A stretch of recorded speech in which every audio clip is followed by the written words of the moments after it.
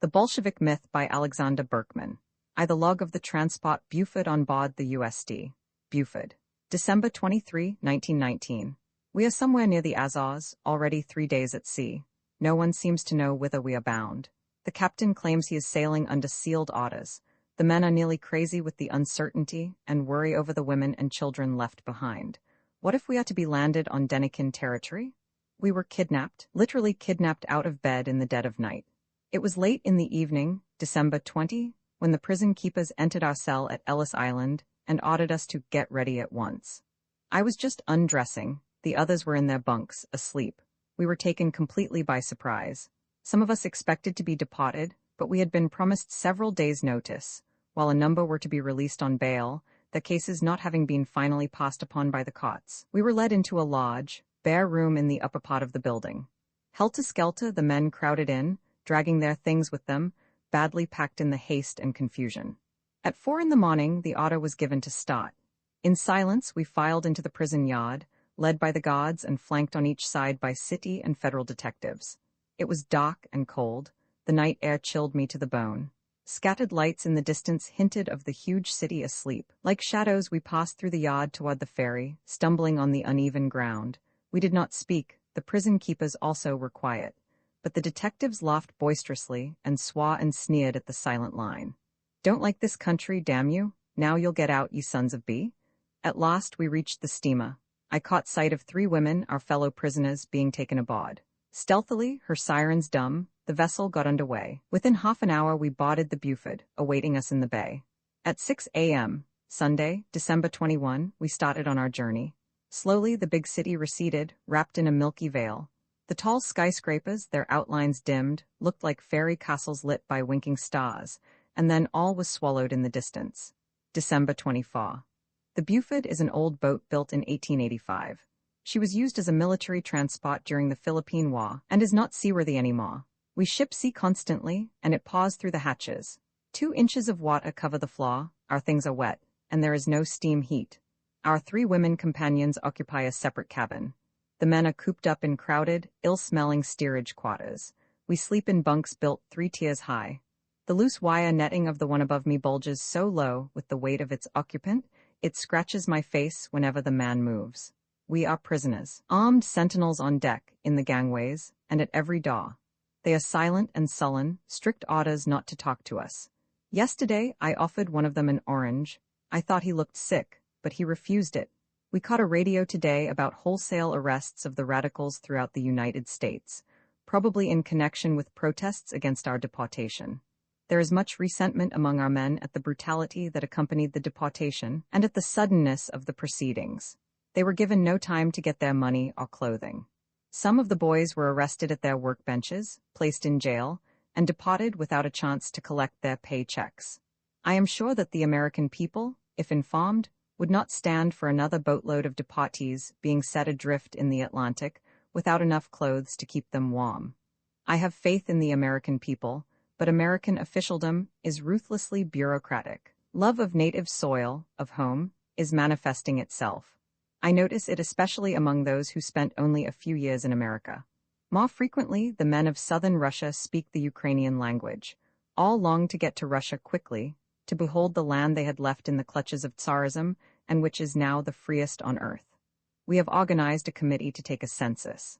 There are 246 of us, besides the 3 women, various types and nationalities, Great Russians from New York and Baltimore, Ukrainian miners from Virginia, Letts, Lithuanians, and 1 Tata. The majority are members of the Union of Russian Workers, an anarchist organization with branches throughout the United States and Canada. About 11 belong to the Socialist Party in the United States, while some are nonpartisan.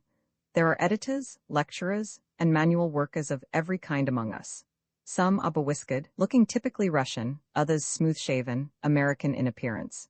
Most of the men are of decided Slavic countenance with broad face and high cheekbones. We'll work like devils for the revolution.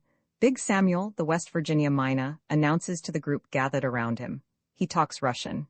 "You bet we will," comes from a corner bunk in English. It's the mascot of our cabin, a red-cheeked youth, a 6-footer, whom we have christened the Baby. Me for Baku. An older man joins in. "I'm an oil driller. They'll need me all right." I ponder over Russia, a country in revolution, a social revolution which has uprooted the very foundations, political, economical, ethical. There are the Allied invasion, the blockade, and internal counter-revolution. All forces must be bent, first of all, to secure the complete victory of the workers. Bourgeois resistance within must be crushed, interference from without defeated. Everything else will come later. To think that it was given to Russia, enslaved and tyrannized over for centuries, to usher in the new day, it is almost beyond belief, past comprehension. Yesterday the most backward country, today in the vanguard. Nothing short of a miracle. Unreservedly shall the remaining years of my life be consecrated to the service of the wonderful Russian people. December 25. The military force of the Buford is in command of a colonel of the United States Army, tall and severe-looking, about 50. In his charge are a number of officers and a very considerable body of soldiers, most of them of the regular army. Direct supervision over the deportees is given to the representative of the federal government, Mr. Berkshire, who is here with a number of Secret Service men. The captain of the Buford takes his orders from the colonel, who is the supreme authority on board. The deportees want exercise on deck and free association with our women comrades.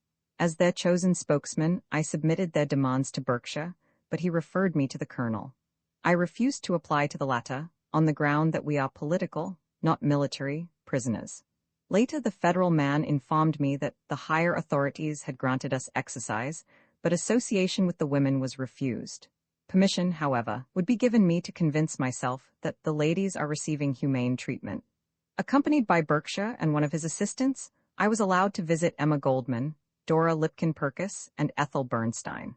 I found them on the upper deck, Dora and Ethel bundled up and much the worse for seasickness, the motherly nurse ministering to them. They looked full-on, those dangerous enemies of the United States. The powerful American government never appeared to me in a more ridiculous light. The women made no complaints, they are treated well and receive good food.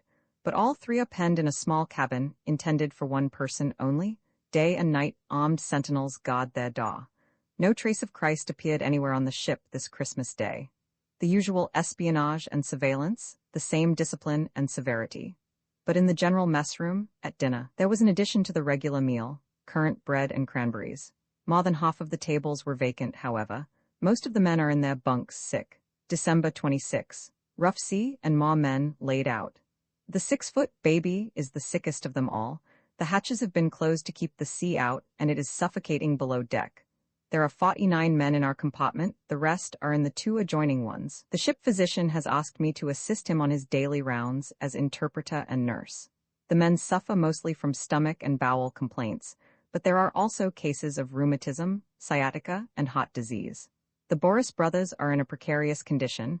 Young John Burke is growing very weak. A number of others are in bad shape. December 27.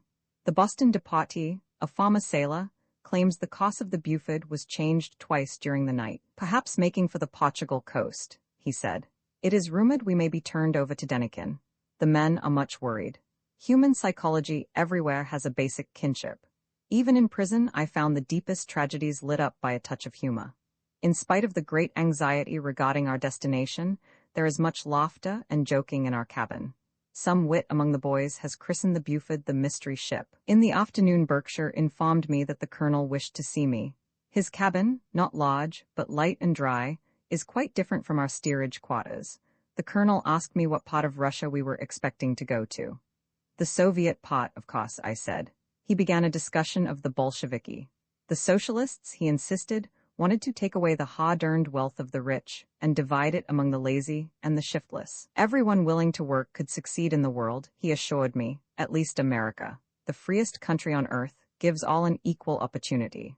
I had to explain to him the ABC of social science, pointing out that no wealth can be created except by labor, and that by complex juggling, legal, financial, economic, the producer is robbed of his product. The colonel admitted defects and imperfections in our system, even in the best system of the world, the American. But they are human failings. We need improvement, not revolution, he thought.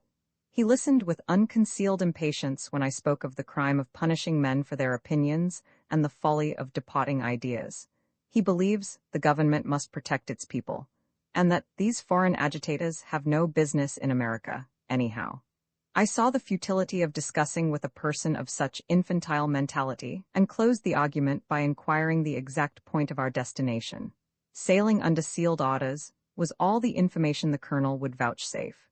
New Year's Day, 1920. We are getting friendly with the soldiers. They are selling us their extra clothing, shoes, and everything else they can lay their hands on. Our boys are discussing war, government, and anarchism with the sentinels. Some of the latter are much interested, and they are noting down addresses in New York where they can get our literature. One of the soldiers, Long Sam, they call him, is especially outspoken against his superiors. He is sore as hell, he says. He was to be married on Christmas, but he got orders to report for duty on the Buford. I'm no damn tin soldier like them nationals, National Guard, he says. I'm 7 years a reglar, and them's the thanks I get. 'Stead of bane with me Goyle, I'm in this floatin' dump, between hell and nowhere. We have organized a committee to assess every possessing member of our group for the benefit of the deportees that lack warm clothing. The men from Pittsburgh, Erie, and Madison had been shipped to Ellis Island in their working clothes. Many others had also been given no time to take their trunks along. A large pile of the collected apparel, suits, hats, shoes, winter underwear, hosiery, etc., lies in the center of our cabin, and the committee is distributing the things. There is much shouting, laughing, and joking. It's our first attempt at practical communism. The crowd surrounding the committee passes upon the claims of each applicant and immediately acts upon its verdict. A vital sense of social justice is manifested. January 2, 1920. In Biscay Bay. Rolling badly. The sailors say last night's storm threw us out of our course. Some ship, apparently Japanese, was signaling for help. We ourselves were in such a plight that we could not aid. At noon the captain sent for me. The Buford is not a modern ship, he spoke guardedly, and we are in difficult waters. Bad time of the year, too, storm season. No particular danger, but it is always well to be prepared. He would assign 12 lifeboats in my charge, and I should instruct the men what to do should the contingency arise. I have divided the 246 male deportees into a number of groups, putting at the head of each one of the older comrades. The 3 women are assigned to the sailor's boat. We are to have several trial alarms to teach the men how to handle the life belts, take their place in line, and get without confusion to their respective boats. The first test, this afternoon, was a bit lame. Another trial, by surprise, is to take place soon. January 3. Rumors that we are bound for Danzig. It is certain now we are making for the English Channel and expect to reach it tomorrow. We feel greatly relieved. January 4. No channel, no land, very bad night. The old tub has been dancing up and down like a rubber shoe thrown into the ocean by vacationists at Kenai Island. Been busy all night with the sick. Everyone except Bianchi and myself is keeping to his bunk. Some are seriously ill. Bianchi's nephew, the young schoolboy, has lost his hearing. John Burke is very low. Novikov, former editor of the New York Anarchist Weekly, Golos Truda, hasn't touched food for days. In Ellis Island, he spent most of his time in the hospital. He refused to accept bail as long as the others arrested with him remained in prison. He consented only when almost at the point of death, and then he was dragged to the boat to be deported. It is hard to be torn out of the soil one has rooted in for over 30 years, and to leave the labors of a lifetime behind. Yet I am glad. I face the future, not the past. Already in 1917, at the outbreak of the revolution, I longed to go to Russia. Shatov, my close friend and comrade, was about to leave, and I hoped to join him. But the Mooney case and the needs of the anti-war movement kept me in the United States.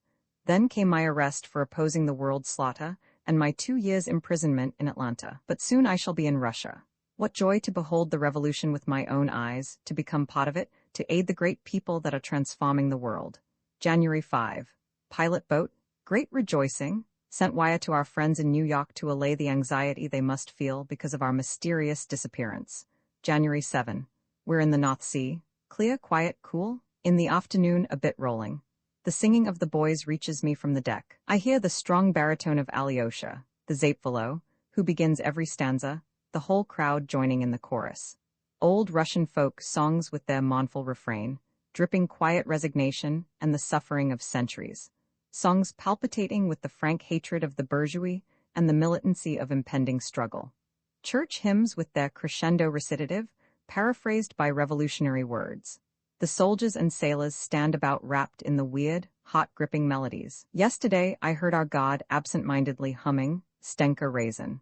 We've gotten so friendly with our gods now that we do as we please below deck. It has become the established rule for soldiers and deportees never to appeal to the officers in the case of dispute. All such matters are referred to me, and my judgment is respected. Berkshire has repeatedly hinted his displeasure at the influence I have gained. He feels himself entirely ignored. The sameness of the food is disgusting. The bread is stale and doughy. We have made several protests, and at last the chief steward agreed to my proposition to put 2 men of our group in charge of the bakery. January 8. At anchor in the Kiel Canal. Leaks in the boiler, repairs begun. The men are chafing, the accident may cause much delay. We are sick of the journey. 18 days at sea already. Most of the deportees left their money and effects in the United States. Many have bank deposits which they could not draw because of the suddenness of their arrest and deportation. I have prepared a list of the funds and things owned by our group. The total amounts to over $45,000. I turned the list over to Berkshire today, who promised to attend to the matter in Washington. But few of the boys have any hope of ever receiving their clothes or money. January 9. Much excitement. For 2 days, we've had no fresh air. Orders are not to permit us on deck as long as we remain in German waters. They are afraid we might communicate with the outside or jump overboard, as Berkshire jocosely said. I told him the only place we want to jump off at is Soviet Russia. I sent word to the colonel that the men demand daily exercise. The atmosphere in the steerage is beastly. The hatches are shut, and we are almost suffocating. Berkshire resented the manner in which I addressed the chief. The colonel is the highest authority on the Buford, he shouted. The group of deportees about me grinned in his face. Berkman is the only colonel we recognize. They laughed. I told Berkshire to repeat our message to the colonel. We insist on fresh air. In case of refusal, we will go on deck by force. The men are prepared to carry out their threat. In the afternoon, the hatches were opened, and we were permitted on deck. We noticed that the destroyer Ballard, USS 267, is alongside of us. January 10. We are in the bay, opposite the city of Kiel. On either side of us stretches of land with beautiful villas and clean-looking farmhouses, the stillness of death over all. 5 years of carnage have left their indelible mark. The blood has been washed away, but the hand of destruction is still visible. The German quartermaster came on board. "You are surprised at the stillness?" he said. "We are being starved to death by the kindly powers that set out to make the world safe for democracy. We are not yet dead, but we are so faint we cannot cry out." January 11. We got in touch with the German sailors of the Wasserversorger, which brought us fresh water. Our bakers gave them food. Through the potholes, we fired bread balls, oranges, and potatoes onto the boat. Her crew picked up the things and read the notes hidden in them. One of the messages was a greeting of the American political deportees to the proletariat of Germany. Later, most of the convoy and several officers are drunk. The sailors got schnapps from the Germans and have been selling it on board. Long Sam went gunning for his first lieutenant. Several soldiers called me for a secret confab and proposed that I take charge of the ship. They would arrest their officers, turn the boat over to me, and come with us to Russia. "Damn the United States Army, we're with the Bolsheviks?" they shouted. January 12. At noon, Berkshire called me to the colonel. Both looked nervous and worried. The colonel regarded me with distrust and hatred. He had been informed that I was inciting mutiny among his men.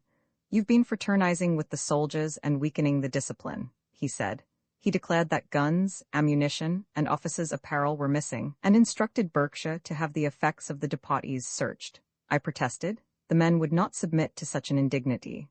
Returning below deck, I learned that several soldiers were under arrest for insubordination and drunkenness.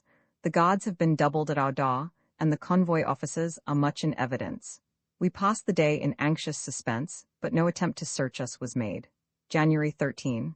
We got underway again at 1:40 p.m., making for the Baltic. I wonder how this leaky boat will navigate the North Sea and fight the ice there.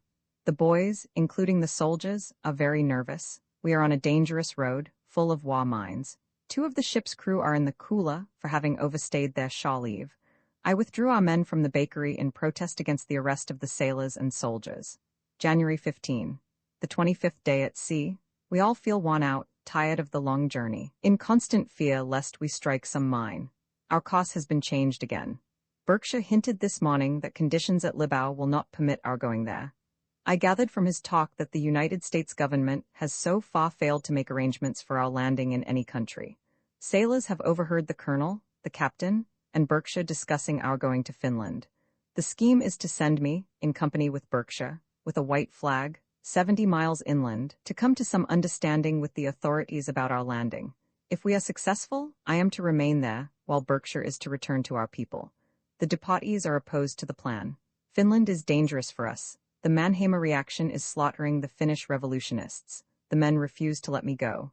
We'll all go together, or no one shall, they declare. Evening. This afternoon 2 American press correspondents boarded us near Hango, and the colonel gave them permission to interview me. American consul from Helsingfors is also on board with his secretary. He is trying to get power of attorney from the Deportees to collect their money in the United States. Many of the boys are transferring their bank accounts to relatives. January 16. 4:25 p.m. Reached Hango, Finland. Helsingfors inaccessible, they say. January 17. Landed, 2 p.m. Sent radios to Chicherin, Moscow, and Shatov, Petrograd, notifying them of the arrival of the first group of political deportees from America. We are to travel in sealed cars through Finland to the Russian border. The captain of the Buford allowed us 3 days' rations for the journey. The leave-taking of the crew and soldiers touched me deeply. Many of them have become attached to us, and they have treated us white. To use their own expression, they made us promise to write them from Russia. January 18. Crossing snow-clad country. Cars cold, unheated. The compartments are locked with Finnish guards on every platform. Even within are the white soldiers at every door. Silent, forbidding-looking. They refuse to enter into conversation. 2 p.m. In Viborg, we are practically without food. The Finnish soldiers have stolen most of the products given us by the Buford. Through our car windows, we noticed a Finnish worker standing on the platform and surreptitiously signaling us with a miniature red flag. We waved recognition. Half an hour later, the doors of our car were unlocked, and the workman entered to fix the lights, as he announced. Fearful reaction here, he whispered. White terror against the workers. We need the help of revolutionary Russia. Wired again today to Chicherin and Shatov, urging haste in sending a committee to meet the Deportees on the Russian border. January 19. In Tyoki, near the border. No reply from Russia yet. The Finnish military authorities demand we should cross the frontier at once. We have refused because the Russian border guard, not informed of our identity, might regard us as invading Finns and shoot, thus giving Finland a pretext for war. A sort of armed truce exists now between the two countries, and feeling is very tense. Noon. The Finns are worried about our continued presence. We refuse to leave the train. Representatives of the Finnish Foreign Office agreed to permit a committee of the Deportees to go to the Russian frontier to explain the situation to the Soviet outpost. Our party selected 3 persons, but the Finnish military would consent only to 1.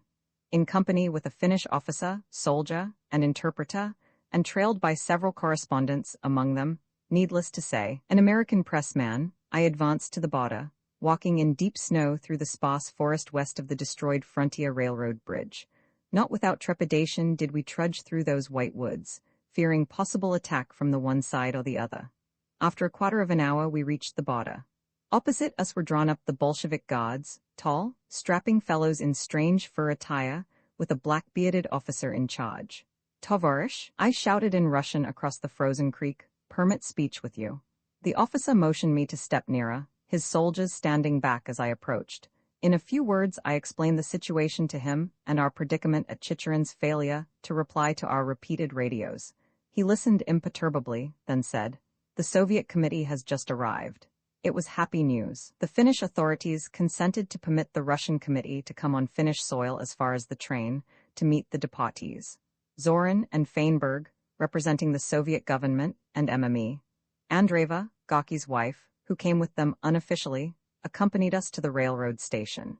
Kolchak has been arrested and his white army broken up, Zorin announced, and the Deportees greeted the news with enthusiastic shouts and hurrahs. Presently arrangements were completed to transport the men and their luggage to the other side, and at last we crossed the border of revolutionary Russia. A visit to Peter Kropotkin lives in Dmitrov, a small town 60 versts from Moscow. Owing to the deplorable railroad conditions, traveling from Petrograd to Dmitrov was not to be thought of. But recently, I learned that the government had made special arrangements to enable Lansbury to visit Kropotkin, and with 2 other friends, I took advantage of the opportunity. Since my arrival in Russia, I have been hearing the most conflicting rumors about old Peter. Some claim that he is favorable to the Bolsheviki, others that he is opposed to them. It is reported that he is living in satisfactory material circumstances, and again that he is practically starving. I have been anxious to learn the truth of the matter and to meet my old teacher personally. In the years past, I had had a sporadic correspondence with him, but we never met. I have admired Kropotkin since my early youth, when I had first heard his name and become acquainted with his writings. One incident, in particular, had left a deep impression on me. It was about 1890, when the anarchist movement was still in its infancy in America. We were just a handful then, young men and women fired by the enthusiasm of a sublime ideal and passionately spreading the new faith among the population of the New York ghetto.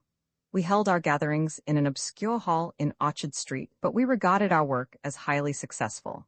Every week greater numbers attended our meetings, much interest was manifested in the revolutionary teachings, and vital questions were discussed late into the night, with deep conviction and youthful vision.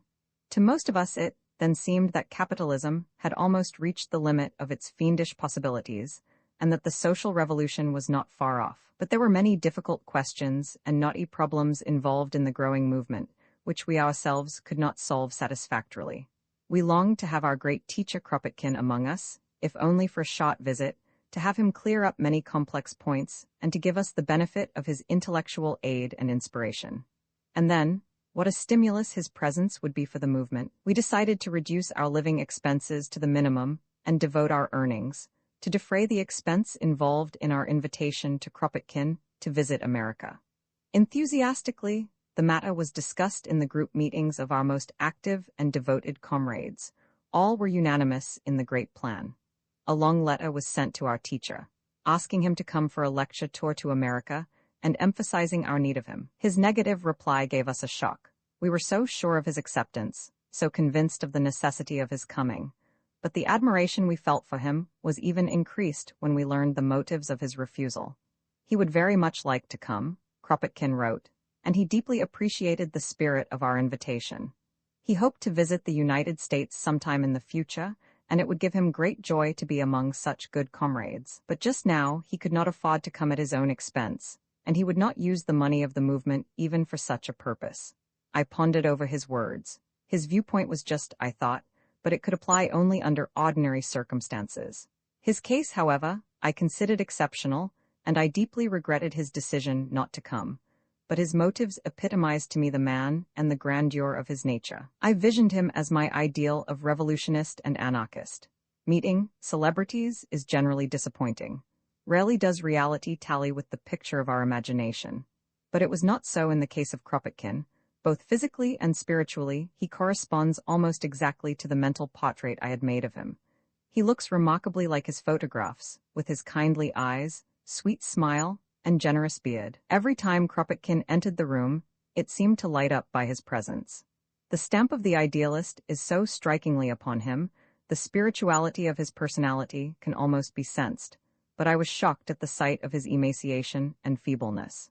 Kropotkin receives the academic payok, which is considerably better than the ration issued to the ordinary citizen, but it is far from sufficient to support life, and it has been a struggle to keep the wolf from the door. The question of fuel and lighting is also a matter of constant worry. The winters are severe and wood very scarce. Kerosene is difficult to procure, and it is considered a luxury to burn more than one lamp at a time. This lack is particularly felt by Kropotkin. It greatly handicaps his literary labors. Several times the Kropotkin family had been dispossessed of their home in Moscow, their quarters being requisitioned for government purposes. Then they decided to move to Dmitrov. It is only about 100 versts from the capital, but it might as well be 1,000 miles away, so completely is Kropotkin isolated. His friends can rarely visit him. News from the Western world, scientific works, or foreign publications are unattainable. Naturally, Kropotkin feels deeply the lack of intellectual companionship and mental relaxation. I was eager to learn his views on the situation in Russia, but I soon realized that Peter did not feel free to express himself in the presence of the English visitors. The conversation was therefore of a general character, but one of his remarks was very significant and gave me the key to his attitude. "They have shown," he said, referring to the Bolsheviki, "how the revolution is not to be made. I knew, of course, that as an anarchist Kropotkin would not accept any government position, but I wanted to learn why he is not participating in the economic upbuilding of Russia. Though old and physically weak, his advice and suggestions would be most valuable to the revolution, and his influence of great advantage and encouragement to the anarchist movement. Above all, I was interested to hear his positive ideas on the conduct of the revolution. What I have heard so far from the revolutionary opposition is mostly critical, lacking helpful constructiveness. The evening passed in desultory talk about the activities on the front, the crime of the Allied blockade in refusing even medicine to the sick, and the spread of disease resulting from lack of food and unhygienic conditions. Kropotkin looked tired, apparently exhausted by the mere presence of visitors. He is old and weak. I fear he may not live much longer under present conditions. He is evidently undernourished, though he said that the anarchists of the Ukraine have been trying to make his life easier by supplying him with flour and other products. Makhno, also, when still friendly with the Bolsheviki, had sent him provisions. We left early, spending the night in the train which did not start till morning for lack of an engine. Arriving in Moscow about noon, we found the station swarming with men and women, loaded with bundles, and waiting for an opportunity to get out of the hungry city. Scores of little children were about, clad in rags and begging bread. How pinched and frozen they look, I remarked to my companions. Not so bad as the children of Austria, Lansbury returned, drawing his big fur coat closer about him. Roman 11 Bolshevik Activities, March 1, 1920. The first all-Russian conference of Cossacks is in session at the Labor Temple. Some interesting faces and picturesque uniforms are there. Caucasian dress is much in evidence. Camel hair capes reaching to the ground, cartridges across the chest, heavy sheepskin caps, red-topped. Several women are among the delegates. A mixture of uncertain origin, half wild and warlike, these Cossacks of the Don, Ural, and Kuban were used by the Tsars as a military police force, and were kept loyal by special privileges. More Asiatic than Russian, almost untouched by civilization, they had nothing in common with the people and their interests. Stanch supporters of the autocracy, they were the scourge of labor strikes and revolutionary demonstrations, with fiendish brutality suppressing every popular uprising. Unspeakably cruel, they were in the days of the revolution of 1905. Now these traditional enemies of the workers and peasants side with the Bolsheviki. What great change has taken place in their psychology? The delegates I conversed with seemed awed by their new role. The unfamiliar environment made them timid. The splendid temple, formerly the sacred precinct of the nobility, the grand hall of marble columns, the crimson banners and flaming posters, the portraits of Lenin and Trotsky looming large on the platform, the huge candelabras brilliantly illuminated, all tremendously impressed the children of the wild steppes. The presence of the many notables obviously cowed them. The bright lights, the color and movement of the large gathering were to them the symbols of the great power of the Bolsheviki, convincing, imposing. Kamenev was chairman, and he apparently transacted all the business himself, the Cossacks taking almost no part in the proceedings. They kept very quiet, not even conversing among themselves, as is customary in Russia at such gatherings. Too well behaved, I thought. Now and then a delegate would leave the hall to light a cigarette in the corridor. None dared to smoke in his seat till someone on the platform lit a cigarette. It was the chairman himself. A few of the bolder ones presently followed his example, and soon the whole assembly was smoking. Kalinin, president of the RSFSR, greeted the conference in the name of the Soviet Republic. He characterized the occasion as a great historic event, and prophesied that the Cossacks, having made common cause with the proletariat and the peasantry, would speed the triumph of the revolution. Unimpressive in appearance and lacking personality, he failed to arouse a response. The applause was perfunctory. Kamenev was more effective. He dwelt on the historic bravery of the Cossacks and their fighting spirit, reminded them of their glorious past services in defense of the country against foreign enemies, and expressed the assurance that with such champions the revolution was safe. Lenin was expected to attend the opening, but he failed to come, and there was much disappointment at his absence.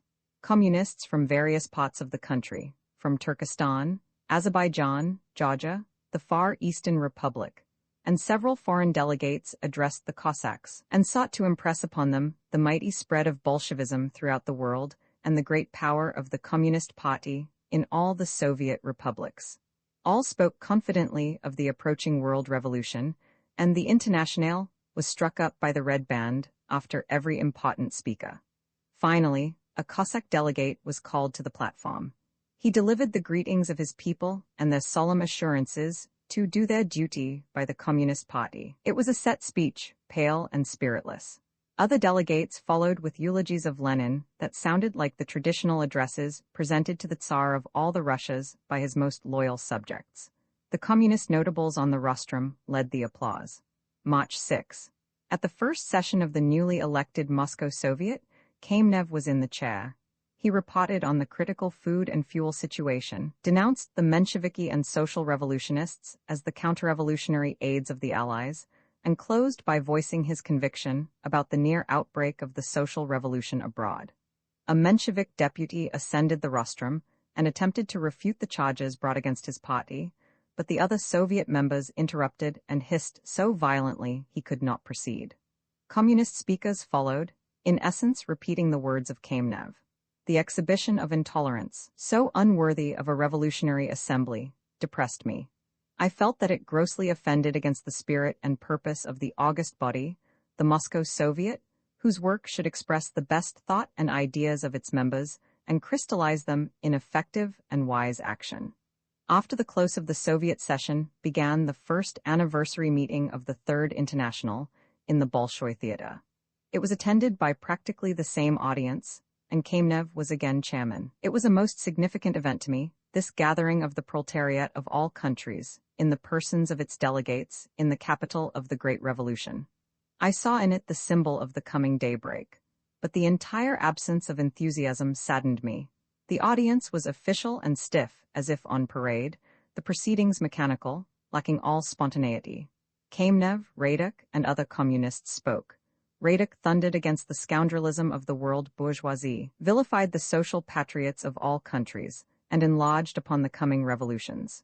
His long and tedious speech tired me. Many lectures take place in the city, all of them well attended. The classes of Lunacharsky are especially popular. I admired the simplicity of his manner and the clarity with which he treated such subjects as the origin and development of religion, of social institutions, art, and music. His large audiences of soldiers and workers seemed to feel at home with him, discussing at ease and asking questions. Lunacharsky answers in a patient, kindly way, with appreciative understanding of the honest thirst for knowledge, which prompts even the often ludicrous queries. Later, I visited Lunacharsky at his offices in the Kremlin. He spoke enthusiastically of his success in eradicating illiteracy and explained to me the system of education made accessible to the great proletarian masses. In the villages also much work is being done, he said, but the lack of able and dependable teachers greatly hampers his efforts. Formerly, the majority of the intelligentsia were bitterly opposed to the new regime and sabotaged the work. They hoped the communists would not last long. Now they are gradually returning to their professions, but even in the educational institutions political commissars had to be introduced, as in all other Soviet organizations. They have to guard against sabotage and counter-revolutionary tendencies. The new schools and universities are training communist teachers to take the place of the old pedagogues. Most of the latter are not in sympathy with the Bolshevik regime and cling to the former methods of education. Lunacharsky is waging a severe struggle against the clique that favors the reactionary system and the punishment of backward children. He introduced me to Mme. Lunacharskaya, and I passed the greater part of a day with her, visiting the schools and colonies in her charge. On the bright side of middle age, she is energetic, loves her work, and holds modern ideas on education. The children must be allowed opportunity for free development, she emphasized, and of course we give them the best we have. The several schools we visited were clean and warm, though I found very few children in them, mostly boys and girls under 12 years of age. They danced and sang for us and showed their pen and ink sketches, some of them very creditable. The children were warmly dressed and looked clean and well fed. Our main handicap is lack of the right teachers, Mme. Lunacharskaya said. There is also great scarcity of paper, pencils, and other school necessaries. The blockade prevents our getting books and materials from abroad. In one school we found a dozen children at dinner, and we were invited to partake of the meal. It consisted of very palatable kasha and chicken. It is much worse in some other schools, Mme. Lunachaskaya remarked, noticing my surprise at seeing fowls served. They lack fuel and food. Our school is better off in this regard. But much depends on the management. There is bad economy and even stealing in some institutions. I have seen children begging and peddling, I observed. A very unfortunate situation, and a difficult one. Many youngsters refuse to go to school or run away from it. I can't imagine any child running away from your school to go begging in this cold, I said. Of course not, she smiled, but all schools are not like mine. Besides, the Russian children of today are different from others. They are not quite normal, the products of long years of war, revolution, and hunger. The fact is, we have many defectives and much juvenile prostitution. Our terrible heritage, she added sadly. The boys and girls crowded about Mimi, Lunachaskaya, and seemed happy to be petted by her. Bending over to kiss one of them, she noticed on the child's neck a tiny silver chain to which was attached a cross. "What is it you wear? Let me see it, dear," she said kindly. The girl grew shamefaced and hid the cross. "MME?" Lunachaskaya did not insist. Roman 12 sights and views, I walked to the Hotel Savoy, to meet a friend whom I expected from Petrograd. Nearing the Okhotny Ryad, I was surprised to find the raided market in full operation again. All day long women and children are huckstering their wares there, and great crowds are about, trading and bargaining. One cannot tell buyer from seller. Everyone seems to have something for sale, and everyone is pricing things. An old Jew is offering to exchange second-hand trousers for bread. A soldier is trading a new pair of high boots for a watch. Colored kerchiefs and laces, an antique brass candlestick, kitchen utensils, chairs, every imaginable object is collected there, awaiting a buyer. In the store windows meat, butter, fish, and flour, even wheat, are exposed for sale. I know that soldiers and sailors sell their surplus, but the quantities to be seen on the Okhotny, the Sakharevka, and other markets are very large. Could the rumors be true that trainloads of provisions often disappear? I have heard it whispered about that some commissars in charge of food supplies are in league with the traders. But such commissars are always Bolsheviki, members of the party. Is it possible that the communists themselves rob the people, secretly aid speculation while officially punishing it? Passing the corner where I fell into the raid last week, I was hailed by a young voice. "Zdravствуйте, tovarish, don't you know me?" It was the girl with the red lips that I had seen arrested. "You're quick to recognize me," I remarked. "No wonder, those big heavy glasses you wear, I'd know you anywhere. You must be American, aren't you?" "I came from there." "Oh, I thought so the first time I spoke to you." "Where's the other girl that was selling cigarettes?" I inquired. "Oh, Masha, that's my cousin. She's sick at home. Came back sick from the camp." "What camp?" "The camp for forced labor. The judge gave her 2 weeks for speculation." "And you?" "I gave up all the money I had and they let me go. They took my last ruble." "Aren't you afraid you'll be arrested again?" I asked, glancing at the package of cigarettes in her hand. "What can I do? We've sold everything else we had. I must help feed the children at home." Her big black eyes looked honest. "I'm going to see a friend," I said, "but I'll return in 2 hours. Will you wait for me?" "Of course, tovarish." In the Savoy, the admission ceremony proved a complicated matter. I spent half an hour in line, and when I finally got to the little window behind which sat the barishnya, she began asking about my identity, occupation, place of residence, and the purpose of my visit. Her supply of questions apparently inexhaustible. I urged speed. "What difference does it make why I want to see the man?" I remarked. "He's my friend. Isn't that enough?" "That's our orders," the girl said curtly. "Stupid orders," I retorted. She motioned to the armed guard nearby. "You'll be sent to the Cheka if you talk like that," she warned me. "Ni razsajdat." No argument, the militsioner ordered. My friend K came down the stairs carrying his suitcase. The Savoy was crowded and he was asked to leave, he explained, but he had secured a room in a private house, and he proceeded there. We entered a large, beautiful apartment containing fine furniture, china, and paintings. One person occupied the 5 rooms, the smallest of which, of comfortable size, my friend had secured by recommendation. "A big speculator with powerful connections," he remarked. An appetizing odor of things frying and baking pervaded the house. From the adjoining room, the sound of voices reached us, loud and hilarious. I heard the clatter of dishes and clinking of wine glasses. "Na vash Zeddorovi, 9 Pyotr Ivanovich? Na Zeddorovi, na Zeddorovi?" Half a dozen voices shouted. "Did you hear?" My friend whispered as there came the popping of a cork. "Champagne?" There was another pop and then another. The talking grew louder, the laughter more boisterous, and then someone began reciting in a hoarse, hiccupy voice. Demian Bedny, Kay exclaimed. I know his voice well. Demian Bedny, the popular poet the communist papers eulogize. The same, drunk most of the time. We went out into the street. Fresh snow had fallen. On the slippery sidewalk people were jostling and pushing about, walking hunched up to keep out the bitter cold. At the Theatralnaya Square, near the railway ticket office, dark shadows stood in a long queue, some leaning against the wall, as if asleep. The office was closed, but they would remain on the street all night to guard their place in line, on the chance of securing a ticket. On the corner stood a little boy. Who'll buy, who'll buy? He mumbled mechanically, offering cigarettes for sale. An old man of lean, ascetic face was heavily pulling a small log tied to his arm with a string. The wood slid from side to side on the uneven ground, now striking against the sidewalk, now getting caught in a hole. Presently the cord broke. With numbed fingers the man tried to tie the pieces, but the string kept falling from his hands. People hurried by with rarely a glance at the old figure in the frayed summer coat bending over his treasure. "May I help you?" I asked. He gave me a suspicious, frightened look, putting his foot on the wood. "Have no fear," I reassured him as I knotted the string and stepped back. "How can I thank you, dear man, how can I thank you?" he murmured. The girl was waiting for me, and I accompanied her home on the other side of the Moskva River. Up a dark, crooked stairway that creaked piteously under our feet, she led me to her room. She lit a sputtering candle, and I gradually began to discern things. The place was entirely bare, save for two small cots, the space between them and the opposite wall just big enough for a person to pass through. Seeing no chair about, I sat down on the bed. Something moved under the rags that covered it, and I quickly jumped up. "Don't mind," the girl said. "It's mother and baby brother." From the other bed rose a curly head. "Lena, did you bring me something?"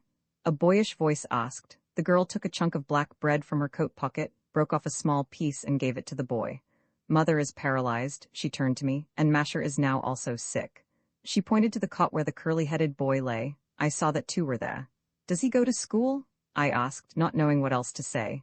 "No, Yasha can't go. He has no shoes. They're all in tatters." I told her of the fine schools I had visited in the morning, and of the chicken dinner served to the children. "Oh yes," she said bitterly. "They are pokazatelnia.10. What chance has Yasha to go there? There are several like that in the city, and they are warm, and the children well fed. But the others are different. Yasha has frozen his fingers in his school. It's better at home for him. It's not heated here either. We've had no wood all winter, but he can stay in bed, it's warmer so." I thought of the big apartment I had left an hour before, of the appetizing odors, the popping of champagne corks, and Demian Bedny reciting in drunken voice. "Why so silent?" Lena asked. "Tell me something about America. I have a brother there, and maybe you know some way I could get to him. We've been living like this 2 years now. I can't stand it any longer." She sat by me, the picture of despair. "I can't go on like this," she repeated. "I can't steal. Must I sell my body to live?" March 5. My friend Sergei was ordered out of the Karatonensky and spent 2 nights in the street. Today, I found him in a small unheated room at the lodgings of the Central Cooperative Union. He lay in bed, feverish, covered with his Siberian fur. "Malaria," he whispered hoarsely. "Caught in the Tager 11 hiding from the whites, I often get these relapses." He had seen no doctor, and received no medical attention. I discovered the Divonik house potter, and several girls amusing themselves in the basement kitchen. They were busy, they said. Nothing could be done anyway. A special order must be procured to get a physician, and who's to attend to that? It's no simple matter. Their indifference appalled me.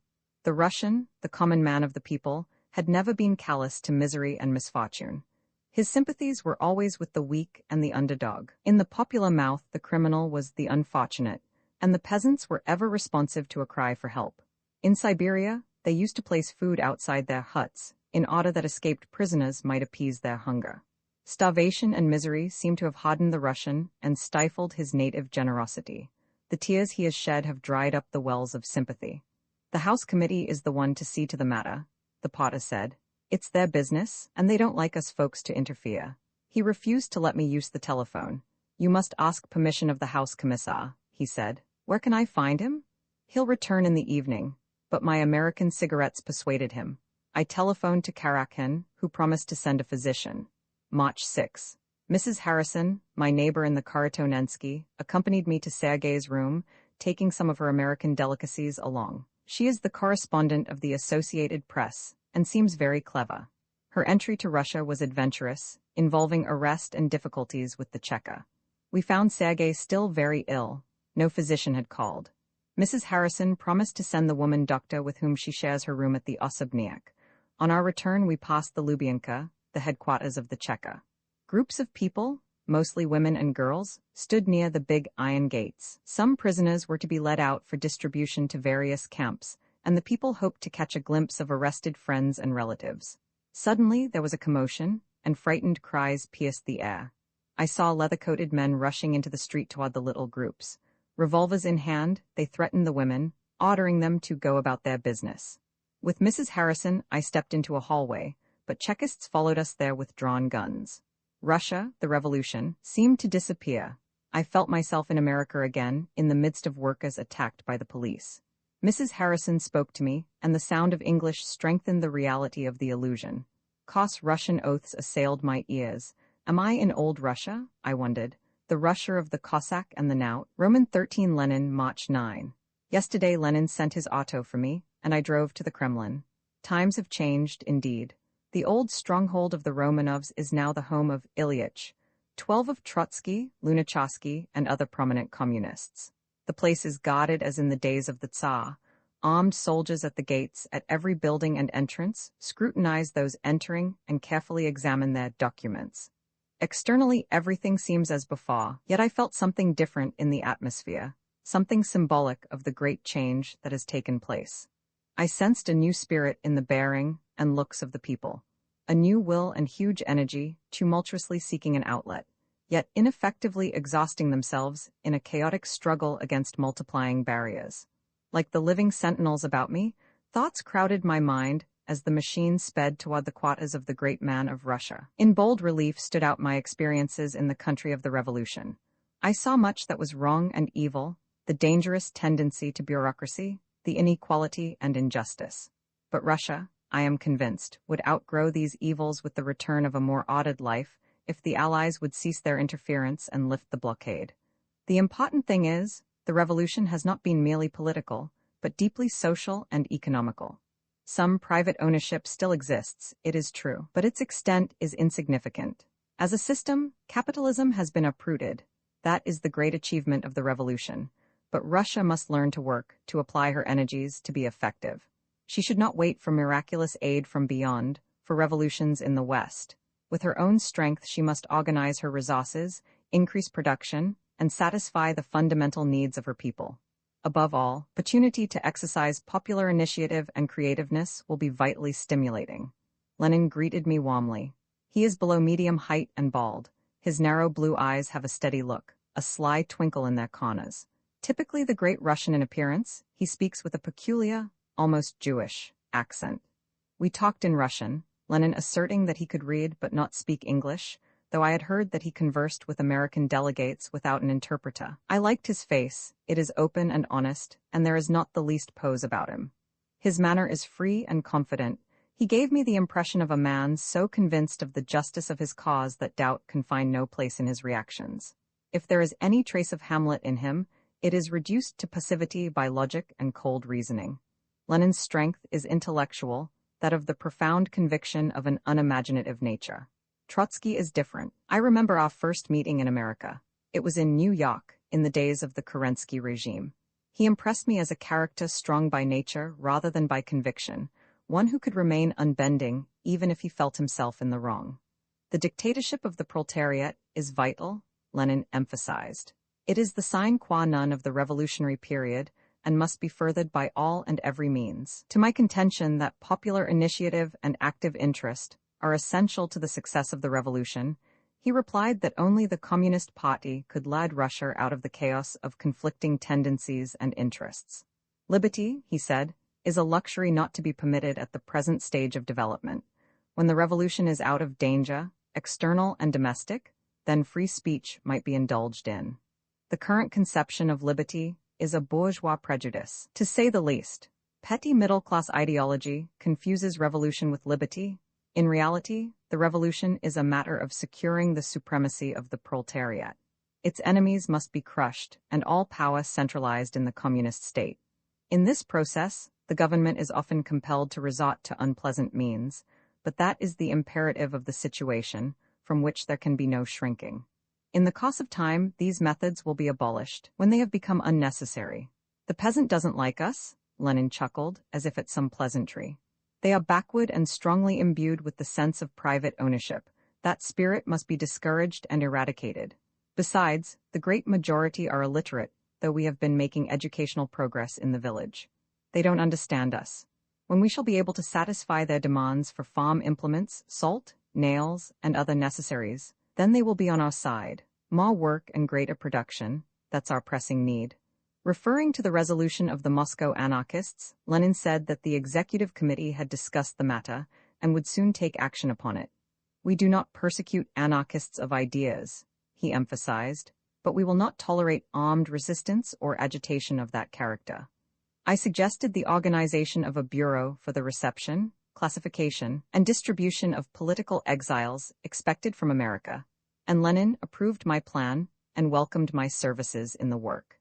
Emma Goldman had proposed the founding of a League of Russian Friends of American Freedom to aid the revolutionary movement in America, and thus repay the debt Russia owed to the American Friends of Russian Freedom, which in years past had given great moral and material support to the Russian revolutionary cause. Lenin said that such a society in Russia should work under the auspices of the Third International.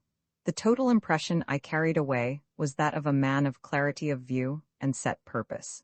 Not necessarily a big man, but one of strong mind and unbending will. An unemotional logician, intellectually flexible and courageous enough to mold his methods to the requirements of the moment, but always keeping his final objective in clear sight. A practical idealist, bent upon the realization of his communist dream by whatever means, and subordinating to it every ethical and humanitarian consideration. A man sincerely convinced that evil methods may serve a good purpose and be justified by it. A Jesuit of the Revolution who would force mankind to become free in accordance with his interpretation of Marx. In short, a thoroughgoing revolutionist in the sense of Nechayev, one who would sacrifice the greater part of mankind, if need be, to secure the triumph of the social revolution. A fanatic? Most certainly. What is a fanatic but a man whose faith is impregnable to doubt? It is the faith that moves mountains, the faith that accomplishes. Revolutions are not made by Hamlets. The traditional great man, the big personality of current conception, may give to the world new thoughts, noble vision, inspiration, but the man that sees every side cannot lead, cannot control. He is too conscious of the fallibility of all theories, even of thought itself, to be a fighter in any cause. Lenin is a fighter? Revolutionary leaders must be such. In this sense, Lenin is great in his oneness with himself, in his single-mindedness, in his psychic positiveness that is as self-sacrificial as it is ruthless to others, in the full assurance that only his plan can save mankind. Roman 14 on the Latvian border, Petrograd, March 15. I received a message from Chicherin, informing me that 1,000 American deportees had arrived in Libau and were to reach Russia on March 22. A committee was to be formed, and arrangements made for their reception. I had long ago suggested the necessity of a permanent organization for this purpose, because exiles were expected from different countries. So far nothing had been done, but now instructions from Moscow hastened matters. MME Ravich, Commissar of Public Safety in the Petrograd district, called a conference at which a deportees commission was decided upon. I was appointed chairman of the reception committee, and on March 19 we left Petrograd for the Lettish frontier. Sanitary train No. 81, splendidly equipped, was placed at my disposal. 2 more trains were to follow in case the deportees group proved larger than expected. In the dining room, on the first day of our journey, a stranger introduced himself as Tovarish Karas from Petrograd, a middle-aged man with yellow face and furtive eyes. Presently another man joined us, younger and sociable. My name is Pashkevich, the young man announced. Tovarishi from America, he continued in an official tone. I greet you on this mission in the name of the Ispolkom. I am the representative of the Executive Committee of the Petrograd Soviet. May our mission be successful, and the American deportees prove of service to the revolution. He looked around to observe the effect of his words. His eyes rested on me as if expecting a reply. I presented the other members of our committee, Novikov and Miss Ethel Bernstein, the Ispolkom man acknowledging the introduction with an expansive etching rad, very pleased, while Karas clicked his heels under the table in military fashion. And the other Tovarish? Novikov asked, looking at the silent Karas. Just an observer, the latter replied. The trained physician gave us a significant look. It would be interesting to hear our American comrades tell us something about the United States, Pashkovich remarked. I have also been in America and in England, he continued, but it's many years ago, though I still speak the language. Conditions there must have greatly changed since then. Will the American workers rise soon in revolution, I wonder? What is your opinion, Comrade Berkman? Hardly a day passes, I replied, smiling, but I am asked that question. I don't think that a revolution can be expected so soon in America because, but in England? He interrupted. Nor in England, I regret to say. Conditions and the proletarian psychology there seem to be entirely misunderstood in Russia. You are pessimistic, Tovarish, Pashkovich protested. The war and our revolution must have certainly had a great effect upon the proletariat abroad. We may expect revolutions there very soon, I am sure. Especially in America, where capitalism has developed to the bursting point. Don't you think so, Comrade Novikov? He appealed to my assistant. I cannot agree with you, comrade, Novikov replied. I am afraid your hope will not be realized so soon. How you people talk? Pashkovich exclaimed, somewhat irritated. Hope, it's a certainty. We have faith in the workers. Revolutions abroad will be the salvation of Russia, and we depend on them. Russia must learn to depend on herself, I observed. By our own efforts we must defeat our enemies and bring economic well-being to the people. As for that, we are doing all that is possible, Pashkovich retorted hotly. We communists have the greatest and most difficult task that ever fell to any political party, and we have accomplished wonders. But the cursed allies will not leave us in peace, and the blockade is starving us. When I address the workers, I always impress upon them the fact that their brothers abroad are about to come to the aid of Soviet Russia by making a communist revolution in their countries. That gives the people new courage and strengthens their faith in our success. But when your promises fail to materialize, the disappointment of the masses will have a bad effect on the revolution, I remarked. They will materialize, they will, Pashkovich insisted. I see you comrades will not agree, Karas spoke for the first time. Perhaps the American Tovarishi will tell us what they think of our revolution. His manner was quiet, but his look held something insistent in it. Later I learned that he was an examining magistrate of the Petrograd Cheka. We've been too short a time in Russia to form an opinion, I replied. But you must have received some impressions, Karas persisted.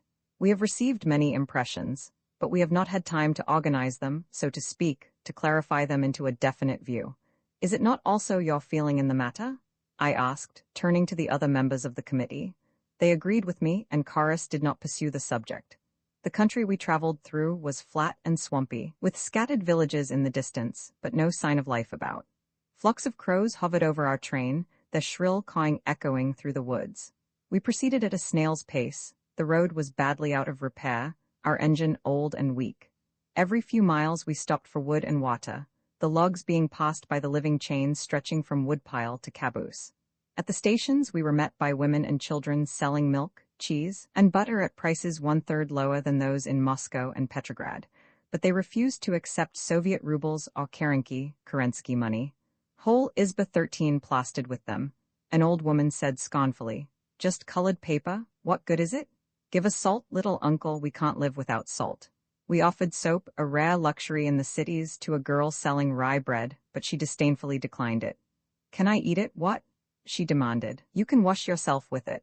There's plenty of snow for that. But in the summer? I'll scrub the dirt off with sand, ain't got no use for soap at any time." Communication between Petrograd and the western border is reduced to a minimum. We met no train in our 3 days' journey till we reached Novosokolniki, formerly an important railroad center. There we were joined by 2 representatives of the Central Plenbej, Department of War Prisoners. With them was a youngish man dressed from head to foot in shining black leather, with a huge Nagin Russian army gun attached to his belt by a stout crimson cord. He introduced himself as Tovarish Drozdov of the Vaycheka, informing us that he was to examine and photograph the deportees and to detain such of them as may appear suspicious. The train crew regarded the Chekist with unfriendly eyes. From the center, I heard them whisper distrust and antagonism in their manner. "You will pardon a small but necessary preliminary," I said to Drozdov. "As the Predsedatel 14 of the Commission, I am compelled to fulfill a certain formality and must trouble you for your identification papers." I showed him my credentials, issued by the executive department of the Petro-Soviet, whereupon he handed me his documents. They were stamped and signed by the All-Russian Commission waging war against counter-revolution and speculation, the Vecheka, and vested its bearer with exceptional powers. During the journey, I became better acquainted with the young Chekist. He proved of pleasant disposition, very sociable and an inveterate talker. But coolness developed between him and Karas. The latter also evinced much antagonism toward the Jewish boys of the Plenbej, never missing an opportunity to sneer at their organization and even threatening to arrest them for sabotage. But whenever Karas was not about, the dining room of our car was filled with the strong young voice of Drozdov. His stories dealt mostly with the activities of the Cheka, sudden raids, arrests, and executions. He impressed me as a convinced and sincere communist, ready to lay down his life for the revolution. But he thought of the latter as a simple matter of extermination, with the Checker as the ruthless sod. He had no conception of revolutionary ethics or spiritual values. Force and violence were to him the acme of revolutionary activity, the alpha and omega of the proletarian dictatorship. Revolution is a prize fight, he would say. Either we win or lose. We must destroy every enemy, root every counter-revolutionist out of his lair. Sentimentalism, bosh. Every means and method is good to accomplish our purpose. What's the use of having a revolution unless you use your best effort to make a success of it? The revolution would be dead long ago if not for us. The Checker is the very soul of the revolution. He loved to talk of the methods the Checker employs to unearth counter-revolutionary plots, and he would grow eloquent about the cleverness of some agents in trapping speculators and forcing them to reveal the hiding places of their diamonds and gold, promising them immunity for confessing, and then leading them to execution in the company of a betrayed wife or brother. With admiration, he spoke of the ingenuity of the Checker in collaring the bourgeois, tricking them into voicing anti-Bolshevik sentiments, and then sending them to their death. His favorite expression was razstrelayat, to shoot summarily. It repeated itself in every story, and was the refrain of every experience. The non-communist intelligentsia was especially hateful to him. Sabotageniki and counter-revolutionists, all of them, he insisted. They are a menace and it is a waste of food to feed them. They should be shot. You don't realize what you are saying, I would protest. The stories you tell are enormous, impossible. You're just romancing. My dear Tovarish, he would reply condescendingly, you may be old in the movement, but you are young in Russia. You speak of atrocity, of brutality? Why, man, you don't know what a vile enemy we have to deal with. Those counter-revolutionists would cut our throats. They'd flood the streets of Moscow with our blood, if they once got the upper hand. And as for romancing, why, I haven't told you half the story yet. There may be some individuals in the Cheka guilty of the acts you relate, but I hope such methods are not part of the system. There is a left element among us that favors even more drastic methods. Drozdov laughed. What methods? Torture to extort confessions. You must be crazy, Drozdov. He laughed boyishly. It's true, though, he kept repeating. Roman 2 in Sebej our train was held up. We could not proceed further. The authorities informed us because of military activities on the border, about 25 versts distant. It was the 22nd of March, the day the American deportees were to reach the frontier. Fortunately, a supply train was leaving for Rozanovskaya, the Russian border town, and several members of our group succeeded in catching a teplushka, an old cattle car. We were congratulating ourselves on our good fortune, when suddenly the train began to slow up and soon came to a halt. It was too dangerous to advance, the conductor announced. The train could go no further, but he had no objections to our risking our lives if we could induce the engineer to take us to the frontier in the tender. Several soldiers who had come with us from Sebej were anxious to reach their regiment, and together we succeeded in persuading the engine driver to attempt the 10-mile run. My American cigarettes proved the most convincing argument. First thing we'll do is to search and photograph the deportees. Drozdov began as we started. He was sure there were spies among them, but they couldn't fool him, he boasted. In a friendly way, I suggested the inadvisability of being too hasty. Our action would impress the men unfavorably. They are revolutionists. They had defended Russia in America, for which they brought down upon themselves the persecution of the government. It would be stupid to subject them to insult by searching them the moment they step on Soviet soil. Surely they expect and are entitled to a different reception, one due to brothers and comrades. Look here, Drozdov, I said confidentially, In Petrograd, we have made all preparations to take the deportees in Queets, photograph and examine them. It would be useless work to do it here. There are no proper facilities for it, either. I think you can entrust the matter to me, as the chairman of the reception commission of the Petro-Soviet. Drozdov hesitated. But I have orders, he said. Your orders will be carried out, of course, I assured him, but it will be done in Petrograd instead of on the border, in the open field. You understand yourself that it is the more practical way. What you say is reasonable, he admitted. I would agree on one condition. You must immediately supply the Vaycheka with complete sets of the men's photographs. Half frozen by the long ride on the tender, we at last reached Rosanovskaya. Through deep snow, we waited till we came to the Siniuka, the little creek which divides Latvia from Soviet Russia. Groups of soldiers stood on either side of the border, and I saw a big crowd of men in civilian dress crossing the ice toward us. I rejoiced that we arrived just in time to meet the deportees. Hello, comrades? I greeted them in English. Welcome to Soviet Russia. There was no response. How do you do, comrades? I called louder. To my unspeakable astonishment, the men remained silent. The arrivals proved to be Russian soldiers taken prisoners by Germany on the Polish front in 1916. Badly treated and insufficiently fed, they had escaped to Denmark, where they were interned until arrangements were made for their return home. They had sent a radio to Chicherin, and it was probably owing to their message being misread that the misunderstanding as to their identity resulted. 2 British Army officers accompanied the men to the border, and from them, I learned that America had not deported any more radicals since the previous December. But another group of war prisoners was on the way to Russia, and I decided to await them. Difficulty arose about the disposition to be made of the war prisoners, aggregating 1,043 persons, as we had no means of quartering and feeding such a large number in Sebej. I proposed transporting them to Petrograd. 2 trains could be used for that purpose, while I would keep the third for the next group of arrivals who might prove to be the American political deportees. But my plan was opposed by the local officials and the Bolsheviki, who declared that, without orders from the center, nothing could be done. Chicherin was expecting American deportees, and the Petrograd trains were sent for that purpose. They insisted. The war prisoners would have to wait till instructions for their disposition were received from Moscow. All my arguments received the same imperturbable, characteristically Russian, reply. Nichivo ni podlayesh? It can't be helped, but we can't have the men starve to death on the border. I appealed to the station master. My orders are to return the trains to Petrograd with the American deportees, he said. What if they come and the trains are gone? I'll be shot for sabotage.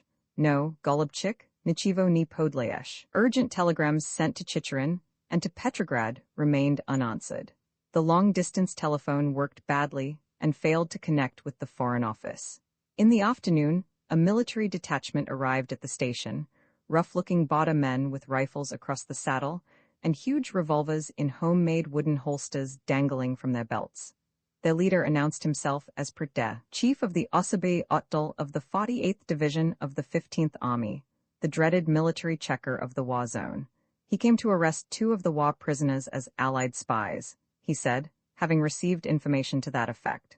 Perde, a tall, slender young man with student face, proved sociable, and we were soon engaged in friendly conversation.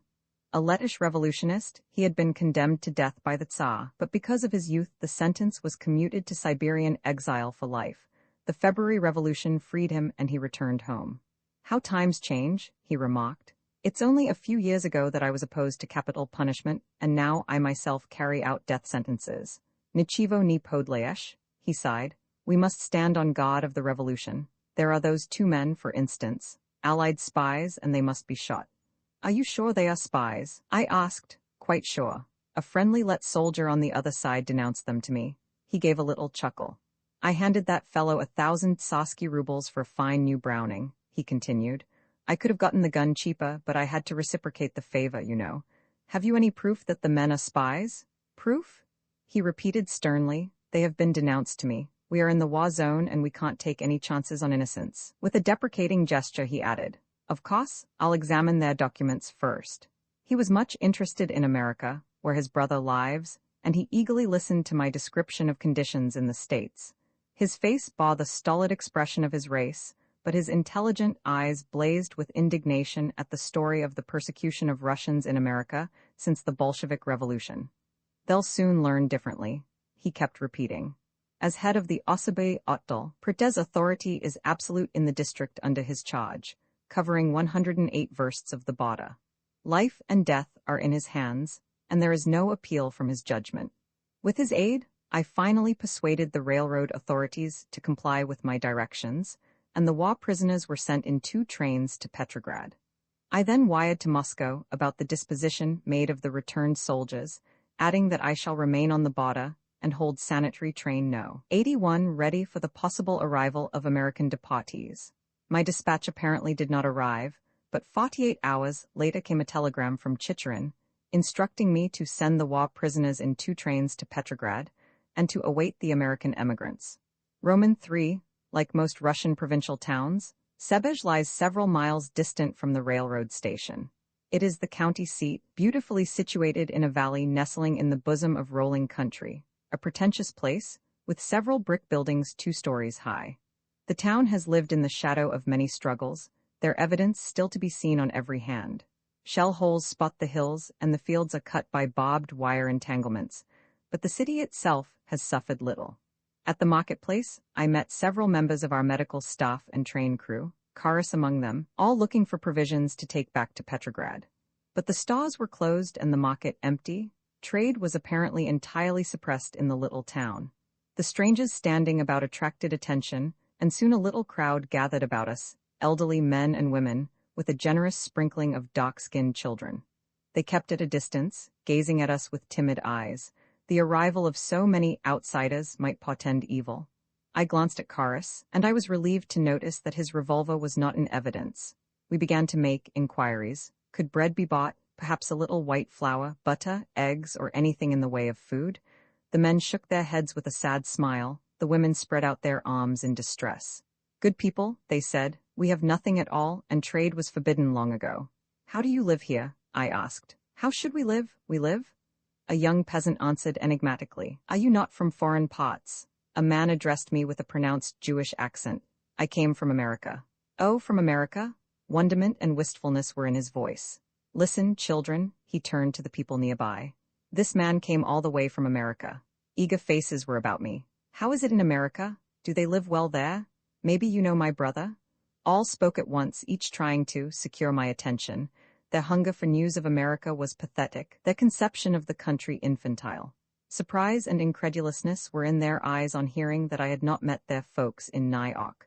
"Didn't you hear of my son Moish?" An old woman persisted. "Everyone knows him there."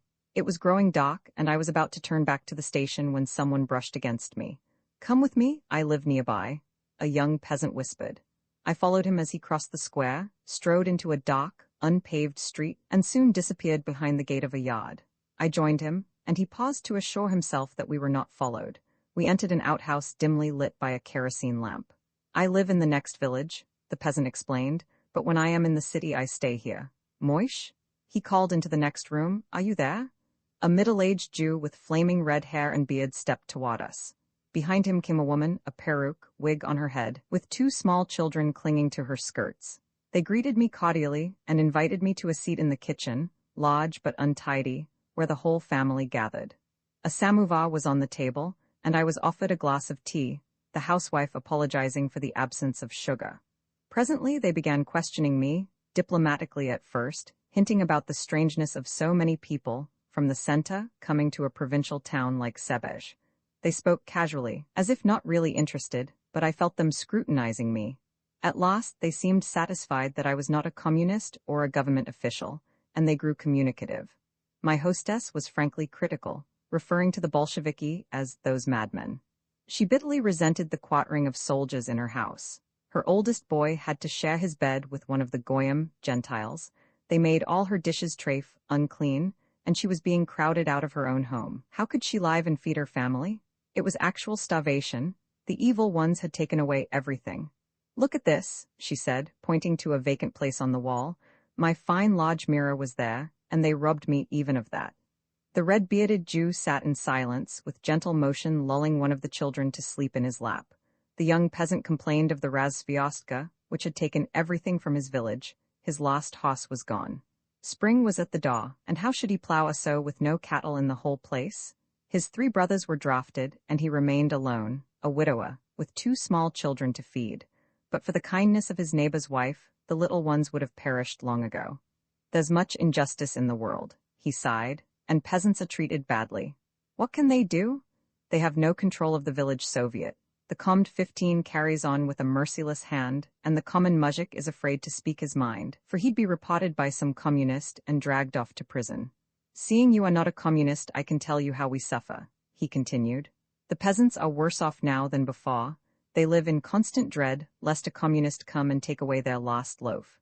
Chekists of the Osoby Otdel enter a house and order the women to put everything on the table, and then they ride away with it. They don't care if the children go hungry.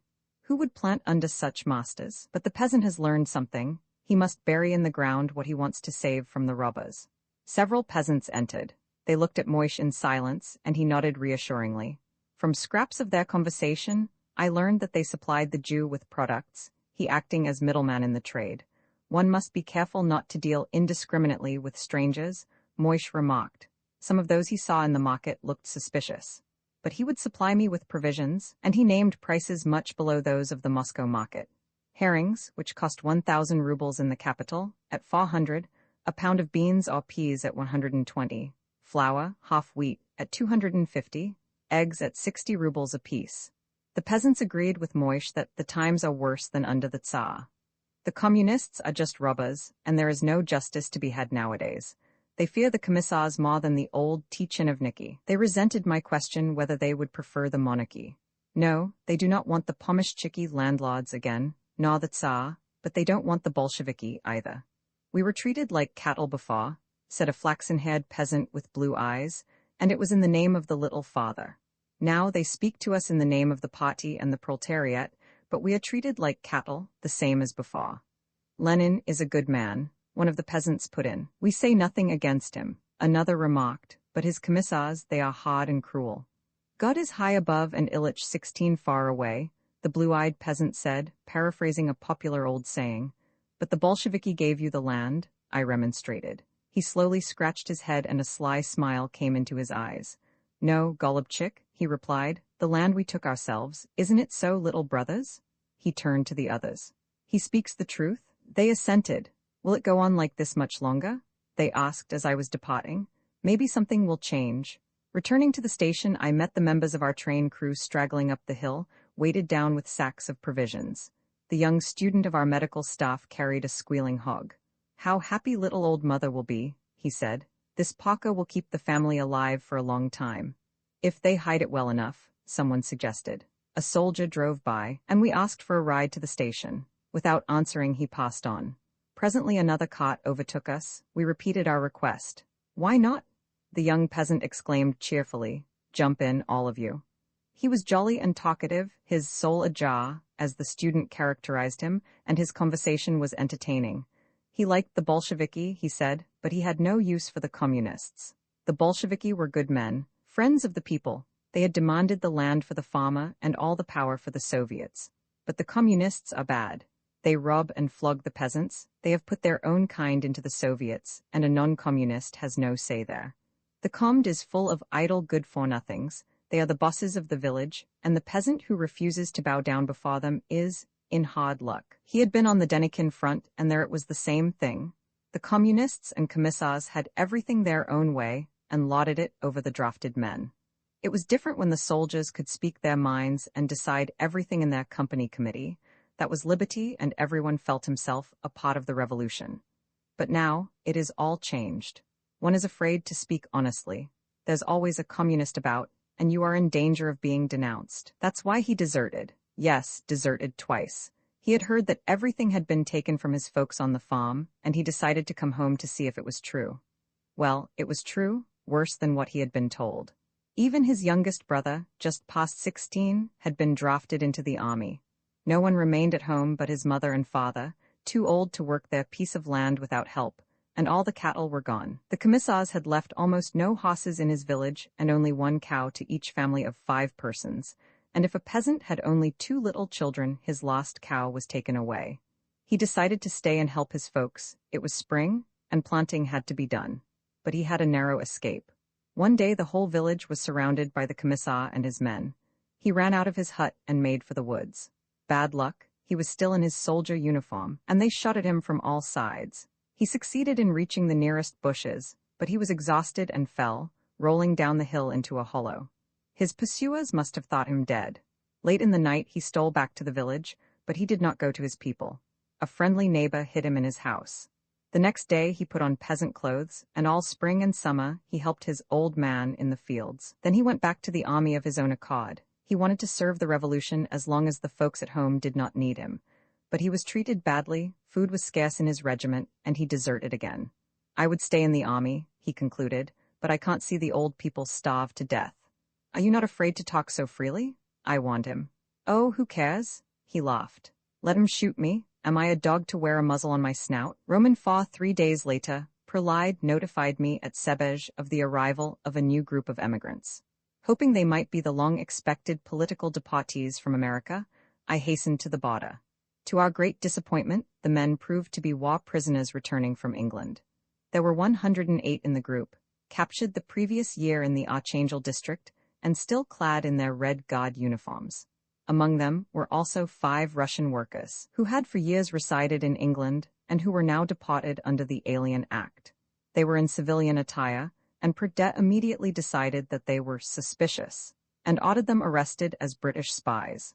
The deportees took the matter lightly, not realizing that it might mean a perfunctory field court-martial and immediate execution. I had become friendly with Perdette and grown to like his simplicity and sincerity.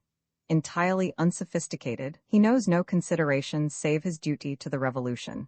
His treatment of alleged counter-revolutionaries is no more severe than his personal asceticism. The taking of human life he considers a personal tragedy, a harsh ordeal his conscience is subjected to by revolutionary exigency. It would be treachery to evade it, he had said to me. I decided to appeal to him in behalf of the arrested civilians. They should be informed of the suspicion against them, I urged, and be given an opportunity to clear themselves. Perdette consented to let me talk with the men and promised to be guided by my impressions. Just walk a bit with them and examine them, he directed. Out here in the open? I asked in surprise. Certainly, if they attempt to run, they are guilty. I'm a dead shot. Half an hour's conversation with the suspects convinced me of their inoffensiveness. One of them, a half-witted young fellow, was deported from England as a public nuisance, another for refusing to pay his wife alimony. The third had been convicted of operating a gambling resort, and 2 were radical working men arrested at a Bolshevik meeting in Edinburgh. Perdette agreed to put them in my care till I returned to Petrograd, where they could be further examined and proper disposition made of them. From the British officers accompanying the war prisoners, I learned that no politicals had been deported from the United States since the Buford Group. The major in charge of the convoy is American-born. His assistant, a lieutenant, a Russian Jew from Petrograd. Both asserted that Europe is tired of war, and they spoke sympathetically of the Soviet Republic. It ought to be given a fair chance, the major said. I wired to Chicherin about the arrival of the second group and the certainty that no American deportees are en route. At the same time, I informed him that I would use sanitary train 81, the only one remaining on the border, to take the men to Petrograd. By long-distance telephone and by telegram came Chicherin's order to wait till the Foreign Office learns the date of arrival of the American emigrants. We had already spent over a week on the border, and our provisions were running low, Petrograd having supplied us with only 3 days' rations. What was to be done with over 100 men, some of them ill? Feeling certain that Chicherin was misinformed about the American emigrants, I decided to ignore directions from the center and return to Petrograd. But the local officials resented such defiance of authority and refused to act, and we were compelled to remain. 2 more days passed, the famished war prisoners grew threatening, and at last the authorities consented to permit our train to depart. Returning with Karis and Ethel that evening from the village to make final preparations for leaving, we were surprised not to find our train at the station. For hours, we searched in every direction till a passing soldier informed us that heavy firing had been heard on the border, and as a precaution, our white-painted train was moved out of range. The night was pitch black. Leaving Ethel on the station platform, I walked along the railroad track till I stumbled against a wall of cars. Someone hailed me and I recognized the voice of Karis. He lit his portable lamp and we tried to enter a car, but the doors were locked and sealed. Suddenly we felt the air hissing, and bullets began to pelt about us. "They are shooting at my light," Karis cried, throwing his lamp down. We slowly followed the tracks till we came to a car emitting sounds of snoring, and we entered. The smell of unclean human bodies hung heavily in the heated air, assailing us with suffocating force. We felt our way in the darkness along the aisle between double rows of booted feet when a gruff voice shouted, "Dejourney, 17, who's there?" From one of the benches a soldier rose, fully clad and with gun in hand. "Who goes there?" he challenged sleepily. "How dare you let anyone into this car, you scoundrel, you?" Another shouted. "They just came in, Tovarish. You're a liar, you've been sleeping on duty."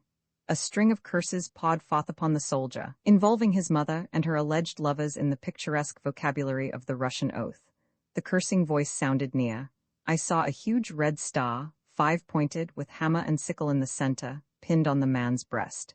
"Get out of here, you devils," the man shouted, "or I'll fill you full of lead." "Easy, Tovarish," Karis warned him, "and be a bit more polite." "Get out," the commissar roared. "You don't know to whom you're talking. We're the Boyevayer 18 Cheka." "There may be others such," Karis replied significantly.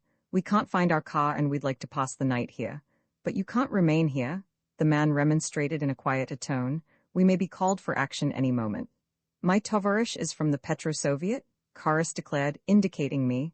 "We can't remain in the open." "Well, stay then." The commissar yawned and stretched himself on the bench. I called Ethel into the car. She looked cold and tired, and hardly able to stand. In the dock I felt for a vacant place, but everywhere my hands touched human bodies. The men snored to various tunes, some cursing in their sleep. I heard Karis climb up to the second tier and a woman's angry voice.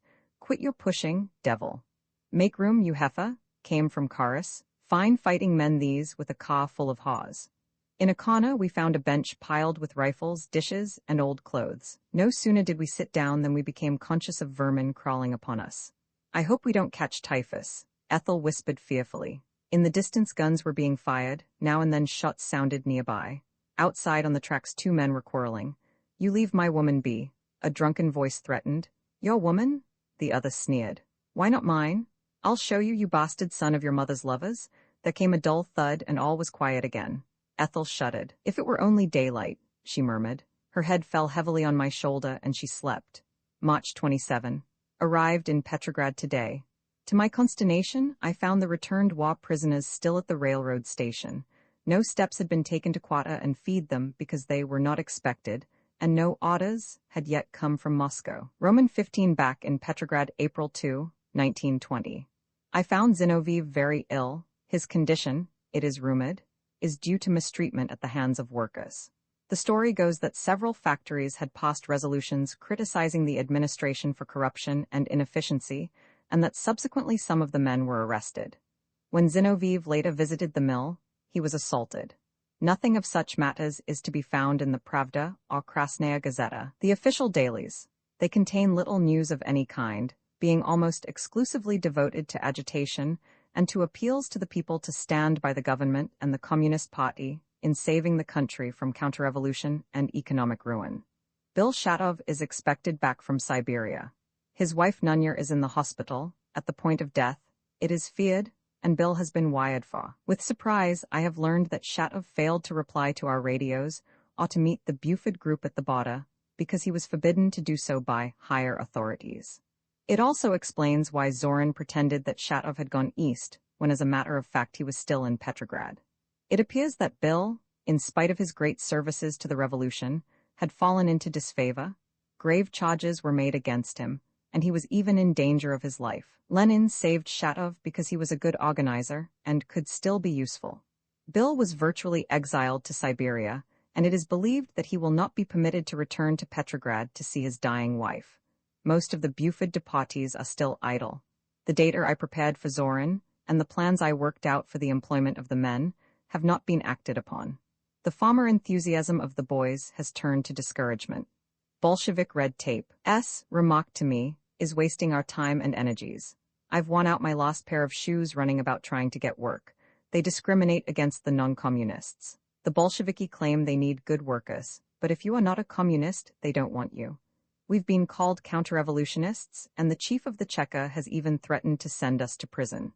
At the home of my friend M, on the Vasilyevsky Ostrov, I met several men and women sitting in their overcoats around the Berkman, the little iron stove which they kept feeding with old newspapers and magazines. Doesn't it seem incredible, the host was saying, that Petrograd, with great forests in its vicinity, should freeze for lack of fuel? We'd get the wood if they'd only let us. You remember those barges on the Neva? They had been neglected, and they were falling to pieces.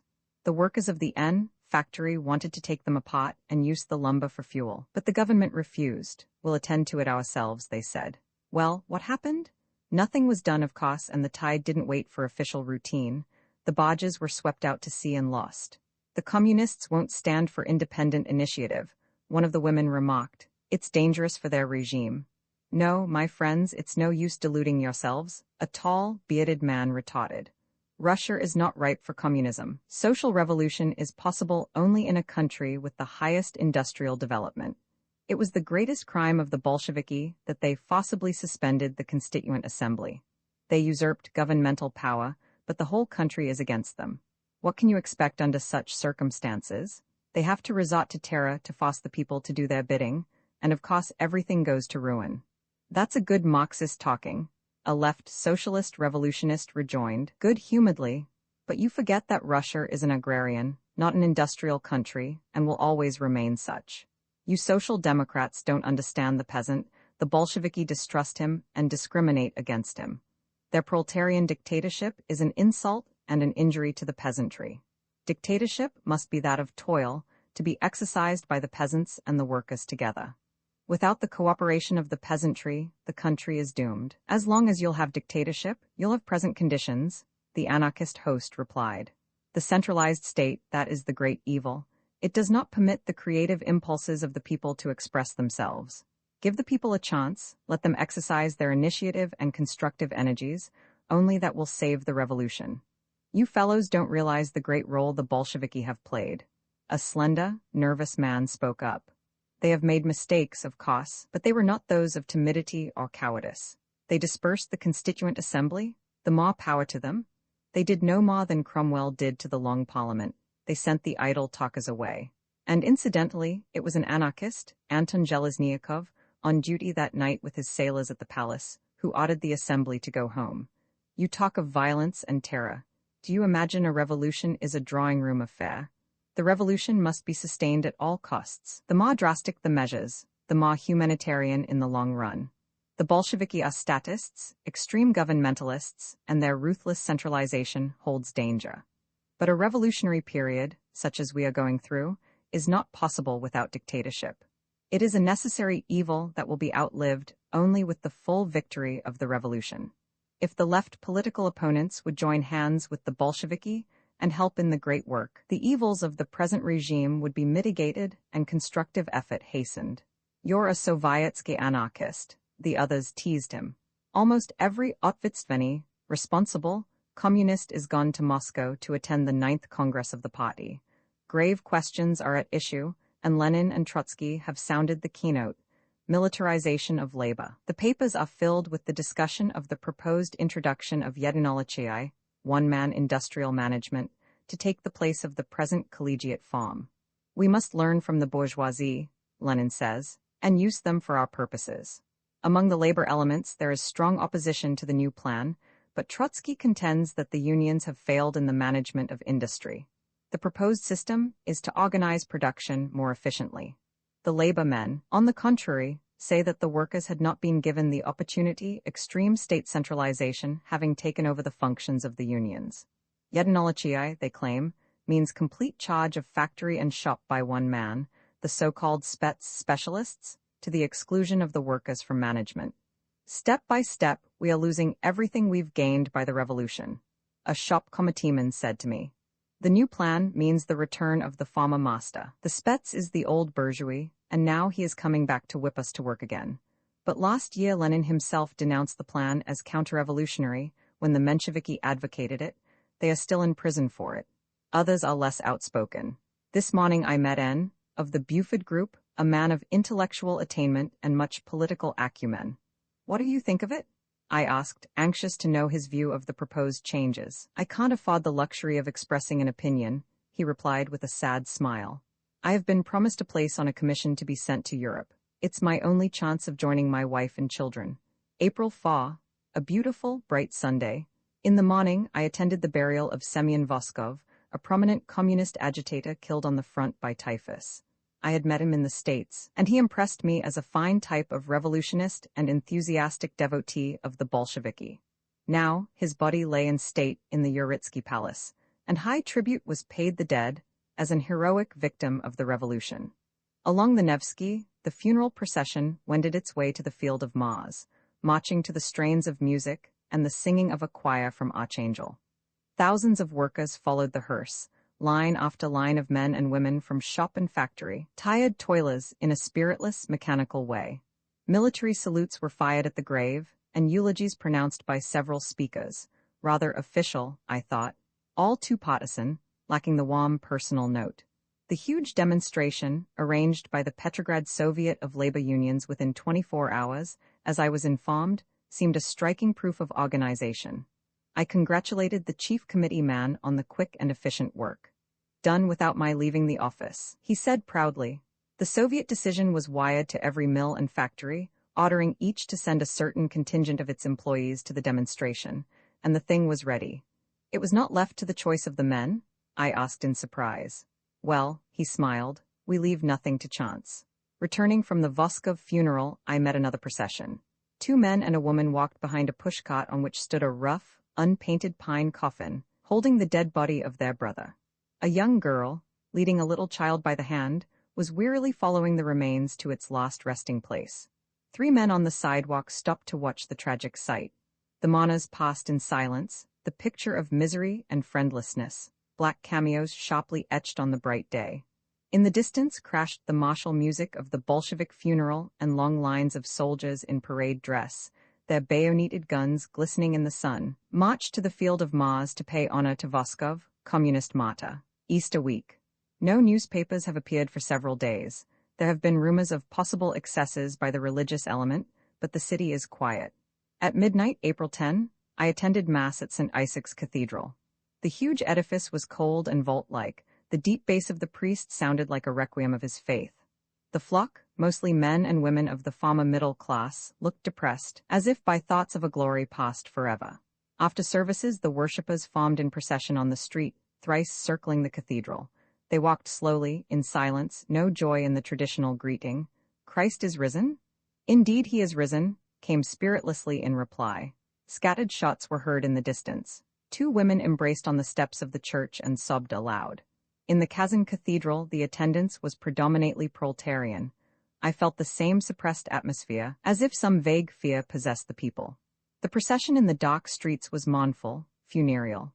The little wax candles resembled will-o'-the-wisps blown about by the breeze, their unsteady flicker faintly suggesting the icons and banners fluttering above the heads of the worshippers. Faith is still alive, but the power of the church is broken. Bieland arrived from America bringing the first direct news I have had from the States. Reaction is rampant, he relates. 100% Americanism is celebrating its bloody victory. The wartime laws passed as measures of temporary necessity remain in operation and are applied with greater severity than before. The prisons are filled with politicals. Most of the active IWW are in jail, and draft evaders and conscientious objectors are still being arrested. Radicalism is outlawed, independent opinion a crime. The militaristic humanitarianism of Wilson has become a war against progress. The heritage of war against war is more deadly than the slaughter itself. Bill Haywood, released on bail, has again been arrested. Rose Pasta Stokes was extradited to Illinois for a speech that displeased some officials. Locken is about to be put on trial, and Gitlow was condemned to 15 years. A similar spirit of reaction is manifest all through Europe. White terror is in the saddle. Jack Reed has been arrested in Finland en route to America. Only here we can breathe freely, Bieland remarked fervently. I did not gainsay it. Notwithstanding all the faults and shortcomings of the Bolsheviki, I feel that Russia is still the hearth of the revolution. It is the torch whose light is visible throughout the world, and proletarian hearts in every land are warmed by its glow. April 12. A gloomy day, cloudy, with slight rain, very oppressive after the spring-like weather we have been having. It remains light now till 10 p.m. The clocks had been turned back 2 hours and recently again another hour. Lisa Zorin was taken to the hospital today, suffering much pain. Her child is expected in a few days. Liza refused a private room, even objecting to being treated by a doctor instead of a midwife, like any other proletarian mother. Of delicate physique and suffering from a weak heart, she is strong in spirit, a true communist who refuses to accept special privileges. She has nothing for her baby, but other mothers have no more, and why should I? She says. Moscow has refused Bill Shatov permission to leave Siberia to visit his sick wife. Though Commissar of Railroads in the Far Eastern Republic, Bill is virtually in exile. Disclosures in the Pravda about the Petrograd reformatories for children have stirred the city. A committee of the communist youth had been investigating the institutions, and now its report has uncovered a most deplorable state of affairs. The reformatories are charged with being veritable prisons in which the young inmates are regarded as criminals. Defective children are subject to severe punishment, and boyish pranks are treated as serious offenses. The general management has been found permeated with bureaucracy and corruption. A favorite mode of punishment is to deprive the children of their meals, and the food thus saved is appropriated by the managers of the institution. By corrupt methods, the commissars procure supplies on padded lists for purposes of speculation. Nepotism prevails, the number of employees often equaling that of the children. I had been considering for some time taking up educational work, and I used the opportunity to discuss the matter with Zorin. He was greatly displeased at the revelations and inclined to consider the school situation exaggerated by the youthful investigators. He insisted that existing evils are due chiefly to the lack of Bolshevik teachers. Only communists can be trusted in responsible positions, he asserted. Where nonpartisans hold high office, it has become necessary to put a politcom, political commissar, at the head of the institution to guard against sabotage. This system, though uneconomical, is imperative in view of the scarcity of communist organizers and workers. Evils and abuses in Soviet institutions are almost wholly due to this situation, Zorin claims. The average man is a Philistine, whose sole thought is to exploit every opportunity to secure greater advantages for himself, his family, and friends. It is bourgeois human nature, nichevny podlayesh. It is true, of course, that most Soviet employees steal and speculate, but the government is fighting these evils with merciless hand. Such men are often shot as guilty of crime against the revolution, but the hunger is so great that even communists, those not sufficiently grounded in the ideas and discipline of the party, often fall victims to temptation. Such receive even less shrift than others. To them, the government is ruthless, and justly so. Communists are the advance guard of the revolution. They should show an example of devotion, honesty, and self-sacrifice. We discussed means of eradicating the evils in the children's institutions, and Zorin welcomed my practical suggestions based on educational experience in America. I offered to devote myself to the work, but I felt compelled to make the condition that I be relieved of politcoms and be given opportunity to carry out my ideas in the treatment of backward and so-called morally defective children. Zorin referred me to Lelena, Zinoviev's wife, who is at the head of the educational institutions of Petrograd, and playfully warned me not to repeat the faux pas I had made when I first met the lady. On that occasion, when I called at Zinoviev's rooms in the Astoria, a comely young woman answered the bell. "Are you Emmy, Zinoviev?" I inquired, unconscious of the fact that I was committing an unpardonable breach of Bolshevik etiquette, in fact, a double breach in employing the bourgeois expression madam, and in failing to address her by her own name, which I could not remember at the moment. "I'll call Tovarish Lelena," she said censoriously, and the next instant I faced an irate, middle-aged woman with the face of a disgruntled spinster. She had evidently heard my question, and her reception was ungracious. "Tovarish Zinoviev does not receive here. Go to the Smolny," she said, without permitting me to enter. "I should like to use the direct wire to the Foreign Office, on business with Chicherin," I explained. "You can't do it, and I don't know who you are," she replied curtly, closing the door. On the present occasion, Lelena was more gracious. We spoke of the conditions in the reformatories, and she admitted that certain evils existed there, but protested that the published report was grossly exaggerated. We discussed modern methods of education, and I explained the system followed by the Furra School in New York. She was inclined to agree in theory, but we must fit our youth, she remarked. to continue the work of our revolution. Surely, I assented, but is that to be done by the conventional methods which stultify and cripple the young mind by imposing upon it predigested views and dogmas? I emphasized that the true aim of education is to aid the harmonious development of the child's physical and mental qualities, to encourage independence of thought and inspire creative effort. Lelina thought my views too anarchistic. Roman 16 rest homes for workers for months. Zoran had been thinking of a project to afford the toilers of Petrograd an opportunity to recuperate during the summer. The workers are systematically undernourished and exhausted. A few weeks' rest and an improved payok would give them new strength, and would at the same time be a demonstration of the interest the Communist Party is taking in their welfare. After protracted discussion, Zoran's idea was approved by the Executive Committee of the Petrograd Soviet, and he received authority to put his cherished dream in operation. The farmer villas of the Russian nobility in the environs of the city were to be turned into proletarian rest homes and rebuilt to hold 50,000 workers, who will spend 2 weeks there in groups of 5,000. Zoran enlisted my cooperation, and I have enthusiastically accepted. We have paid several visits to Kamenny Island, where the most beautiful villas and palaces are situated, and I have worked out a detailed plan for transforming them into homes for small families of workers, providing also for dining rooms, libraries, and recreation places. Zoran has appointed me general manager and requested that the work be rushed in hurry-up American style, as he expressed himself, in order that everything be completed by the 1st of May, which is to be celebrated on a large scale as a revolutionary holiday. The island has been neglected since the revolution. Most of the villas need thorough renovating, and even the roads are badly out of repair. We mean to create an artistic summer resort with modern improvements and comforts for the benefit of the proletarians. Surely no government has ever undertaken such work before.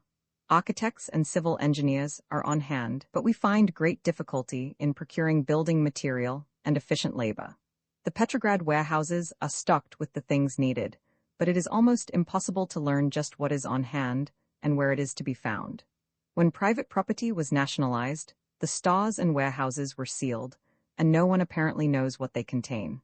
Our architects, engineers, and workers fly about the city, wasting their time in a vain effort to secure the required material. For days, they crowd the various bureaus to procure authorized orders for a few spades all lengths of water pipe, and when these are finally secured, we are balked by the general ignorance as to where the object sought can be found. In this situation, the only economic and efficient mode of procedure would be to have our own committee overhaul the warehouses and take an inventory of the stock on hand. But my proposition to this effect has impugned upon the thick wall of the prevailing bureaucratic system. The commissars of the various departments, all communists, are inclined to take offense at such apparent ignoring of their authority. Established modes of procedure have to be followed. Moreover, the stores and warehouses had been sealed by the Cheka. Without its permission in each particular case, the locks cannot be touched. The Cheka frowns upon my suggestion, coming from a non-member of the party at that. Nichev ni podlayesh, Zoran says. I find the new Soviet bureaucracy, its inefficiency and indifference, the greatest handicap in the work. It involves a continuous struggle against official red tape, precedents, and petty jealousy. Time is passing, and almost no progress is being made. The situation is disheartening. I consider it vital that the men employed in the work of preparing a recreation place for the proletariat should themselves feel an interest in the matter, for only thus can effective cooperation be secured and results achieved. I have, therefore, suggested the formation of a committee to visit the shops and factories, to explain our plan to the workers, and enlist their interest and voluntary aid. I pointed out also the moral value of such a proceeding, and offered to organize the committee from the Buford departees, most of whom are still looking for employment. Zoran favors the idea, but objections have been raised in various quarters. I wonder whether it is official distrust of the Buford men or disinclination to permit such a committee to get in direct contact with the workers. At any rate, the carrying out of my suggestion has become involved in endless applications to various commissars and has apparently been lost in the intricate network of the Soviet machinery. Instead, soldiers and prisoners from the forced labor camps of the city have been commandeered for road repairing, cleaning neglected gardens, and renovating the houses. but they have no interest in the work. Their thoughts and time are entirely occupied with the question of the payok, a most vital matter. For not being employed at their regular tasks, they risk losing the rations due them, and no adequate provision has been made to feed them on the island. A general mess hall has been opened, but such favoritism prevails there that the prisoners and soldiers without influence often remain without meals, preference being given to the numerous friends and appointees of the commissars and communists. The common laborers at work are growing dissatisfied. The actual worker, a soldier said to me, will not get into the summer resort. It will be only for commissars and communists. Some buildings in the area of the planned rest homes are occupied as children's homes and schools, others by the families of the intelligentsia.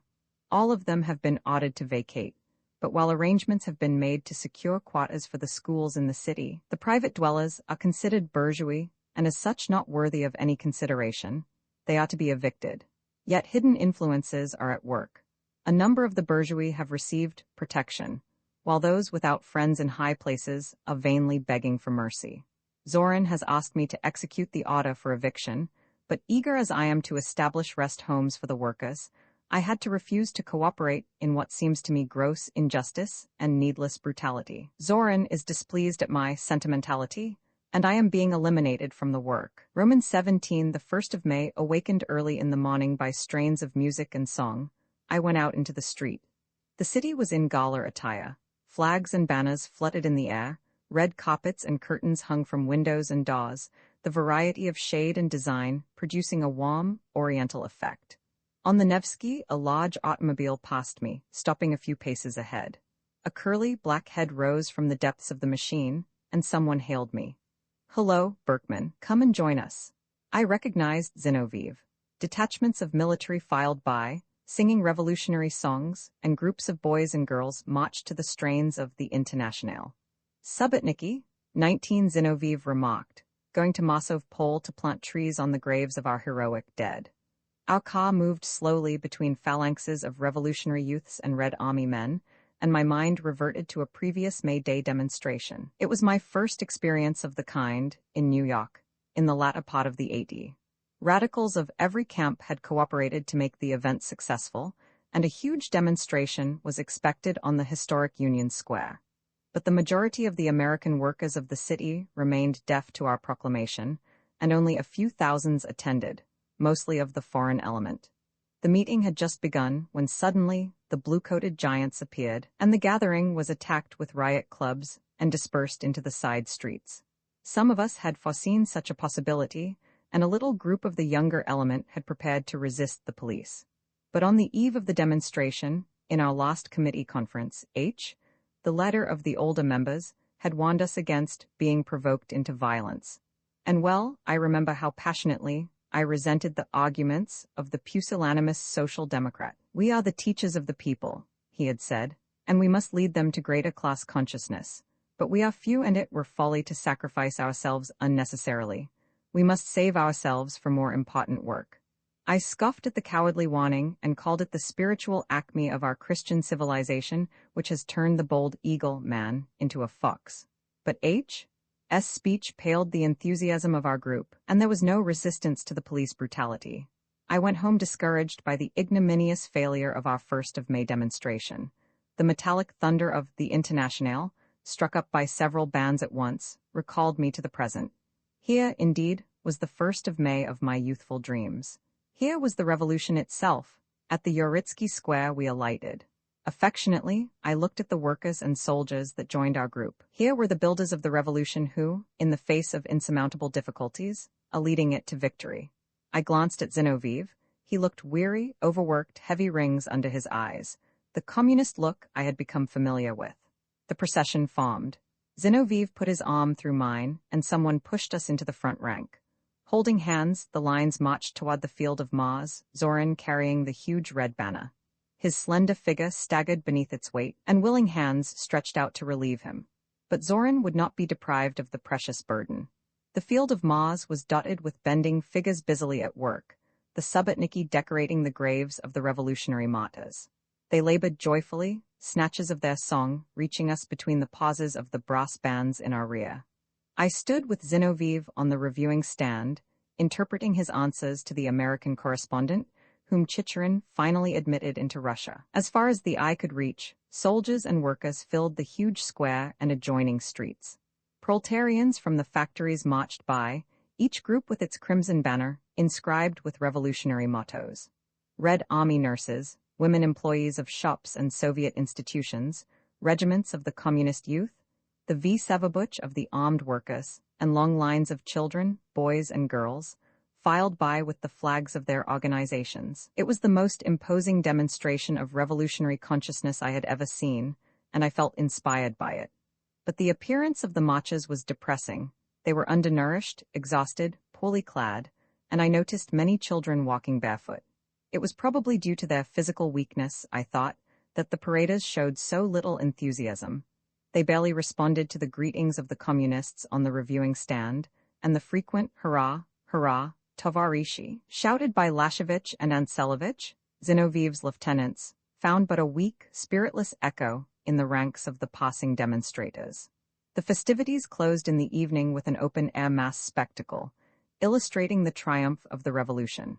It was a powerful portrayal of the age-long slavery of the people, of their suffering and misery, and the underground revolutionary activities of the pioneers of liberty. The best artists of the city participated in the portrayal of the great Russian drama and gave an intense and moving presentation. I was spellbound by the horrors of the Tsar's tyranny.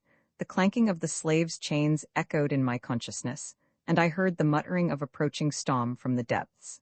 Then sudden thunder of cannon, groans of the wounded and dying in the world slaughter, followed by the lightning of rebellion and the triumph of the revolution. I lived through the whole gamut of the great struggle within the 2 hours of the performance, and I was profoundly stirred. But the huge audience remained silent. Not a sign of approval was manifested. Was it the apathy of the northern temperament, I wondered, when I heard a young workman nearby saying, "What's the use of it all?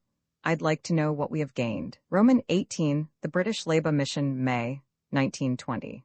New life has come to Petrograd with the arrival of the British mission. Many meetings, banquets, and festivities are taking place in its honor. I believe the communists are inclined to exaggerate the importance of the visit and its probable results. Some even think the coming of the Englishmen augurs the political recognition of Russia in the near future. Soviet newspapers and communist speeches have created the impression that the mission represents the sentiment of the whole British proletariat, and that the latter is about to come to the aid of Russia. I heard the subject discussed by a group of workers and soldiers at the meeting in the Labour Temple. I had been asked to render into English the resolutions to be presented, and a small table was assigned to me. People crowded about me to get a better look at the delegates on the platform. The full glare of the electric lights shone upon Ben Turner, the chairman of the mission, short, stocky, and well-fed. "There, look at him."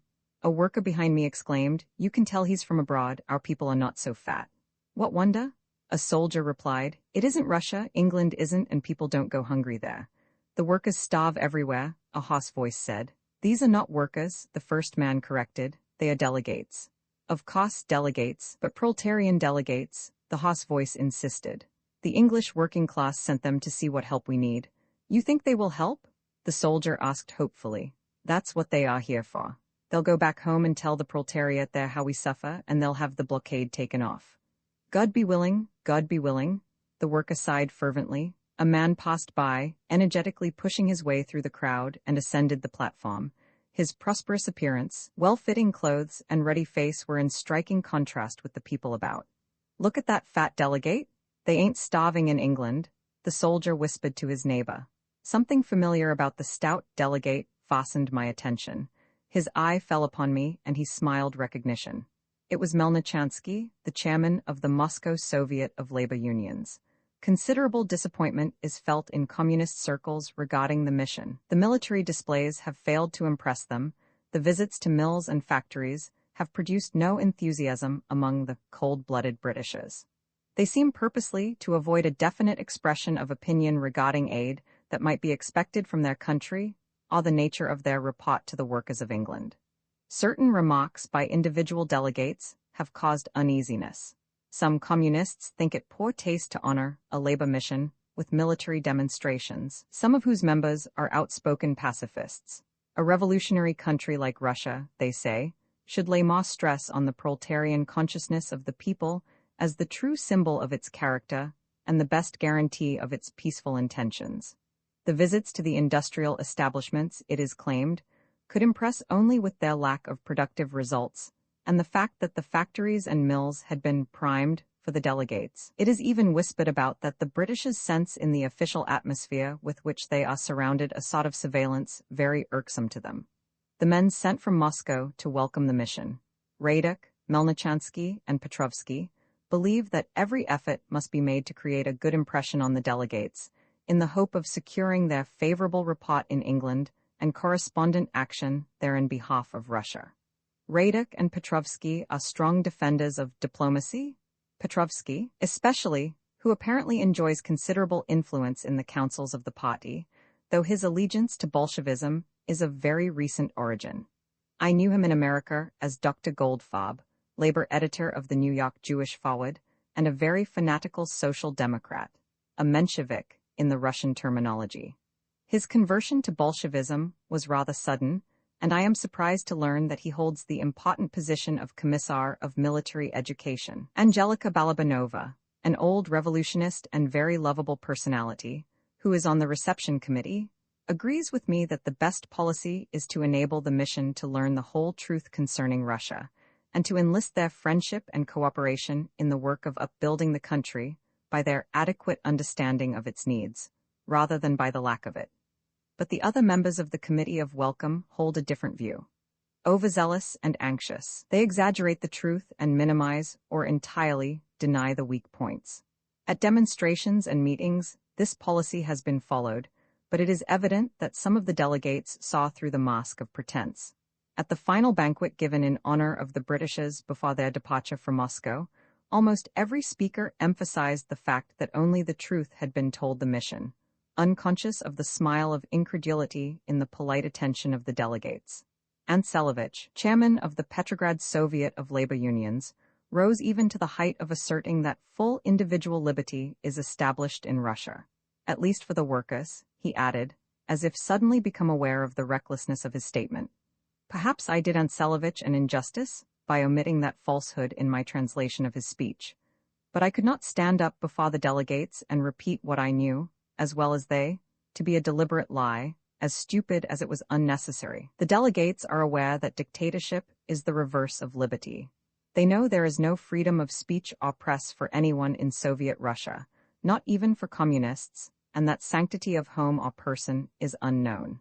The exigencies of the revolutionary struggle make such a condition of affairs imperative, Lenin frankly admits. It is an insult to the intelligence of the mission to pretend otherwise. At our visits to the mills and factories, Antselovich and his aides danced attendance upon the delegates in a manner clearly displeasing to them. One of the Britishers hinted to his colleagues that the places had received previous notice and were prepared for the distinguished guests.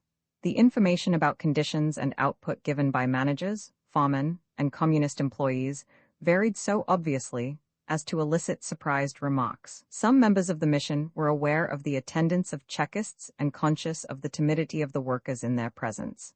A train de luxe, with Pullman sleepers and diner, was waiting at the Nikolaevsky station to take the British mission to Moscow. At every car, the delegates were saluted by the Guard of Honor, young muscle-men Kursenti 20 in their picturesque Cherkess uniforms. The place presented an unusually serene appearance. The customary crowds with their heavy loads, shouting and pushing, were absent.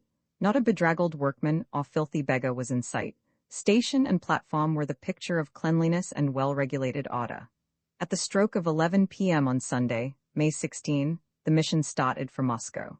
The delegates were accompanied by a large coterie of prominent communists, including Radek, Kollontai, Lisovsky, his daughter, who acts as his secretary, Balabanova, Zorin, and some lesser lights. By request, I went with the mission as unofficial interpreter, sharing my coupe with Ikov, head of the government publications in Petrograd. On the way, Russia and Russian conditions were discussed, the communists striving to draw out the delegates, while most of the latter were careful to express no definite opinion. In general terms, Ben Turner, the chairman of the mission, spoke of the need of a more humane attitude to Russia, while Messrs. Skinner and Purcell nodded their approval. More of the generality of the chairman's remarks It seemed to me, then, of their meaning. Williams was outspoken in his admiration of the good order which prevails in Petrograd, while Wallhead, of the Independent Labour Party, agreed with Allen, the only communist among the Englishmen, in roundly denouncing the Allied crime of the blockade, which is starving millions of innocent women and little children. Mrs. Snowdon preserved the well-bred dignity of high society, participating in the conversation to the extent of a patronizing smile that said very plainly, "I am with you, but not of you." Once she voiced her pleasant surprise at not finding the streets of Petrograd infested with highwaymen who robbed the people unhindered by daylight, as some folks in England believed. Of all the delegates, the most sympathetic to me were Allen, with his thoughtful, ascetic face, and Bertrand Russell, who accompanied the mission in a private capacity, I believe. Unlike each other in temperament and viewpoint, both impressed me as men of deep insight and social sincerity. In Moscow, a great ovation had been prepared for the mission. The railway platform was lined with Red Army men in dress parade uniforms and shining accoutrements, military bands played the Internationale, and communist orators gave a triumphant welcome to the British guests. Kamenev greeted them on behalf of the central government, and Tomsky, president of the All-Russian Soviet of Labor Unions, in a long speech addressed the representatives of the British workers in the name of their Russian brothers. All the speakers characterized the happy occasion as the symbol of the common cause of the toilers of the two countries, and voiced the conviction that the English proletariat is about to come to the aid of the revolution. For almost 2 hours, the delegates were kept standing on the platform, listening to speeches in a language unintelligible to them. But at last the ceremony was over, and the visitors were seated in automobiles and driven to the Soviet hotel, assigned as their quarters. In the great crowding, the Englishmen became separated, some of them almost submerged by the surging waves of humanity. Gradually, the soldiers filed out, the crowd thinned, and at last I was able to make my way to the street. The government machines had already left, and I looked about for an Izvoshchik cab, when I noticed Bertrand Russell struggling out of the station. He stood bewildered on the steps, not knowing where to turn, forgotten amidst the excited people shouting a strange jargon. An auto drove up at that moment, and I recognized Karakin. "I am a little late," he said. "Are all the delegates gone?" "Bertrand Russell is here yet," I replied. "Russell? Who is he?" I explained. "Never heard of him," Karakin said naively. "But let him come in, there's room for both of you." Delovoy Diva, the Soviet hotel assigned to the British guests, has been entirely renovated and looks clean and fresh. The lodge dining room is tastefully decorated with crimson banners and mottos of welcome, socialist legends of the solidarity of the workers of the world, and the triumph of the revolution through the dictatorship of the proletariat speak from the walls in various tongues. Potted plants lend the spacious room warmth and color. Covers were set for a large number, including the delegates, the official representatives of the Soviet government, some members of the Third International, and the invited spokesmen of labor. Russian caviar, soup, white bread, 2 kinds of meat, and a variety of vegetables were on the menu. When fried chicken was served, I saw some of the Britishers exchange wondering glances. "A jolly good meal for starving Russia," a delegate at my side remarked to his neighbor in the lull of clattering dishes and laughter. "Rather, natty wench," the other replied with a suggestive wink at the winsome young waitress serving him. "Thought the Bolsheviks had done away with servants." Angelika Balabanova, sitting opposite me, looked perturbed. On May 18th, the day following its arrival in Moscow, the mission was honored with a great demonstration. It was a splendid military display, all branches of the Red Army participating. No workers marched in the parade. The continuous round of festivities, special theatrical performances, and visits to factories are apparently palling upon the delegates. A feeling of dissatisfaction is noticeable among them, a sense of resentment at the apparent surveillance to which they feel themselves subjected. Several have complained of inability to see their callers. The propusk system introduced in the Delovoy Diva since the arrival of the mission practically excluding visitors, considered persona non grata by the checker agent at the clock's desk. The delegates are becoming aware of the subtle curtailment of their liberty, conscious of their every step and word being spied upon. They resent the prison atmosphere. As a member of the mission characterized the environment. "We are friendly disposed," he said to me, "and there is no sense in such tactics." He was not content with seeing only things officially shown to the mission, he said. He He was anxious to look deeper, and he complained of being compelled to resort to stratagems in order to come in contact with persons whose views he wanted to learn. The Russian Revolution is the greatest event in all history. One of the delegates remarked to me, petty consideration should have no place in it. A new world is in the making. To minimize the terrific travail of such a birth is worse than folly. The Bolsheviki, in the vanguard of the revolutionary masses, are playing a part in the process whose significance history will not fail to estimate. That they have made mistakes is inevitable, is human, but in spite of errors, they are founding a new civilization. History does not forgive failure. It will immortalize the Bolsheviki because of their success in the face of almost insuperable difficulties. They may justly be proud of their achievements. He paused, then continued thoughtfully. Let the delegates and the world look the situation full in the face. We must learn what revolution actually is. The Russian Revolution is not a matter of mere political recognition. It is a world-changing event. Of course, we'll find wrongs and abuses in it. A period of such storm and strife is unthinkable without them. Evils discovered need only be cured, and well-intentioned criticism is of utmost value. Nor is it a secret that Russia is suffering from starvation, and it is criminal to pretend well-being by grand banquets and dinners. On the contrary, let the delegates behold the terrible effects of the blockade. Let them see the frightful disease and mortality resulting from it. No outsider can have even an approximate conception of the full extent of the Allied crime against Russia.